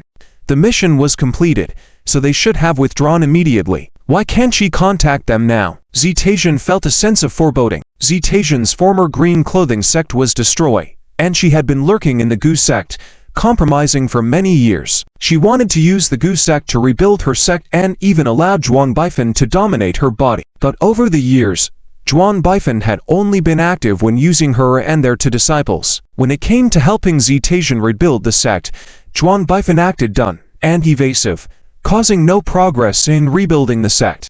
Although Zitaisian and her 2 disciples had helped Zhuan Baifen carry out numerous missions and killed many people together, now seeing Zhuan Baifen colluding with Jing Jinwan, the Black Cloth Society of Japan, and the Dark Court of Western Europe, doing things that seriously threatened the security of the Great Zia, Zitaisian felt disdainful. In their beliefs, cracks had already emerged between the 2. Ding dong. Just when Zitaisian was wondering, she suddenly received a text from Zhang Hua's number. We are being pursued by Yifan subordinates. We need to evade them for a few days. Don't worry. I see. Reading Zhang Hua's text, Zitaisian felt a little relieved. Yifan now had grown powerful wings, and many strong practitioners had gathered around him. The imperial family even established the Grand Teacher's mansion, clearly supporting Yifan. If Yifan were killed at this moment, those martial experts around him would certainly not sit idly by. Daya and Xiaoyaya had peculiar constitutions and should be fine. These 2 silly girls must continue to be controlled, as they would be useful in the future. Guan Cheng, in a booth in the bar, Yamada Keiko guided Daya and Xiaoyaya to watch videos. Most of the videos showed their previous mission targets. When they saw that they had killed their teacher, a representative for poor workers, and a kind person who donated to an orphanage. Daya and Xiaoyaya burst into tears. They had killed so many people, and all of them were good people, especially, and they watched several videos of how the Gu sect leader Zhuan Baifan and their master discussed how to use the sisters to kill those good people, and the reason for killing them was threatening the interests of the Gu sect, obstructing them from making illicit profits. How could this be? Sob. Sister, my heart aches. Xiaoya's eyes were red and swollen, tears streaming down her cheeks, leaving her feeling completely drained. Beside her, Daya also had a dazed look, her gaze vacant. For so many years, their master had been like a mother figure to them, their faith. Now that their faith had collapsed, they felt lost. Fanjie. Xiaoyaya softly called out through tear-filled eyes when she saw Yifan standing nearby. Without hesitation, she tightly embraced him, saying, "I'm so sad." "It's okay. Cry it out. It'll be better after." Yifan gently hugged Xiaoyaya, understanding that this was all part of their growth. Seeing Dai equally devastated, Yifan also opened his arms to embrace her tenderly. Daya hesitated for a moment, her expression twisted with doubt. In her eyes, there seemed to be a question. "Can I trust you?" The two sisters had been deceived by their master for nearly 20 years, making them wary of trusting others. Yifan understood Daya's thoughts and nodded firmly. After hesitating for a moment, Daya also leaned into Yifan's embrace, holding him tighter as her body began to shake violently. Heartbroken. Extremely heartbroken. Seeing the shattered emotions of the two women, Yifan sighed deeply, and with a surge of energy, he entered their bodies, calming their emotions and gradually lulling them to sleep. Sleep now. Sleeping will make it better. Arrange a safe and discreet place for them to stay, and you will be responsible for accompanying them for the next few days. Yifan frowned as he looked at Yamada Keiko, saying, "I have a task for you. Within 2 days, corrupt them." "How? Corrupt them? Master, in what aspect?" Yamada Keiko smiled seductively, her eyes filled with allure. Yifan was speechless. He scolded her lightly on the head. "Don't get any funny ideas. When I say corrupt them, I mean make them less naive, teach them the cunning nature of the world, and not easily fall prey to deception again. Also, when they wake up, give them this booklet, so they can quickly cultivate. This will help control the toxin in their bodies." Yifan took out the poison scripture from his body and handed it to Yamada Keiko. Yamada Keiko left with Dai and Xiaoyaya, while Wang Fugui carried the iron cage, following them out of the bar. "Dig brother, are we going directly to the base next?" Yifan came to Guancheng for 3 reasons. On one hand, he wanted to confirm whether Shen Nanfei's death was related to his eldest brother, which had been mostly resolved now. The second reason was to investigate the real murderer of his third brother and retrieve the location of the Immortal Palace map. The first half had been completed, dealing with the Han family, Ka family, and the senior members of the Gu sect, but there were still a few senior figures from the Vermilion Bird Military Academy and several other participating families to handle. The third reason was to retrieve the mother's runic base left to him. No hurry. Wasn't the Jing King side sending a 10-man martial emperor squad? To take back the Chiakui base, we must first deal with these troubles. Yifan's eyes showed depth. While 1 or 2 martial emperor powerhouses weren't a concern to him, an organized group of martial emperor powerhouses posed a challenge. The ideal approach was to divide and conquer. Moreover, with the 4 major families jointly running the base, getting support from one of them would make his subsequent work much more manageable. "Lao Guo, how is the situation with the investigation?" Yifan came out of the bar, where Guo Li and Yu Kong, along with their men, were waiting outside. "Elder brother, the personnel of the 4 major families have been almost investigated. We just received information that representatives from all 4 major families, as well as many other prominent families in Guancheng, are holding a banquet at the Mingju Hotel today. However, security is exceptionally tight, and our intelligence operatives can't get inside to know what's happening." Representatives from the 4 major families and numerous other families in Guancheng gathered for a banquet today. Is it just a coincidence? Let's go and have a look. In the lobby on the 8th floor of the Mingju Hotel, about 30 people had gathered around 3 tables. Sitting at the head was a young man wearing round sunglasses. The sides of his head were wrapped in gauze, seemingly covering wounds, and upon closer scrutiny, one could see that the young man had no ears. This young man was none other than Pan Shai, the assistant to the Jing King, who had his ears cut off by the Jing King for allowing Da Shan and others to act in your city without permission. All of Pan Shi's anger was directed towards Yi Fan. When he learned that the Jing King and the sunburned Holy Amba planned to join forces with the four major families in Guancheng to deal with Yi Fan, he personally volunteered to come and personally take care of Yi Fan. Everyone, I think General Han and General Cao must have something that kept them from coming. We can't keep Leader Pan waiting for long. Why don't we start the meal? A fat man stood up warmly, welcoming everyone, saying, Leader Pan's presence in Guancheng is an honor. With Leader Pan here, we are certain. Asterisk splurt splurt, asterisk. The fat man's words were cut short as Pan Shi suddenly grabbed the knife and fork on the table, stabbing fiercely at the fat man's chest and throat.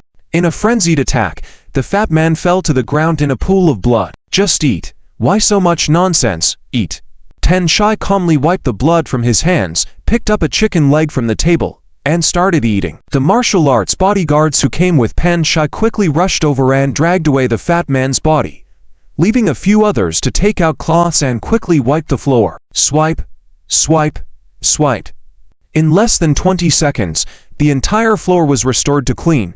Even the air was sprayed with air freshener. If it weren't for seeing it with their own eyes, the family leaders present would never believe that a living person had just died in front of them like that. Meanwhile, the manager next to King Jin remained calm as he continued eating.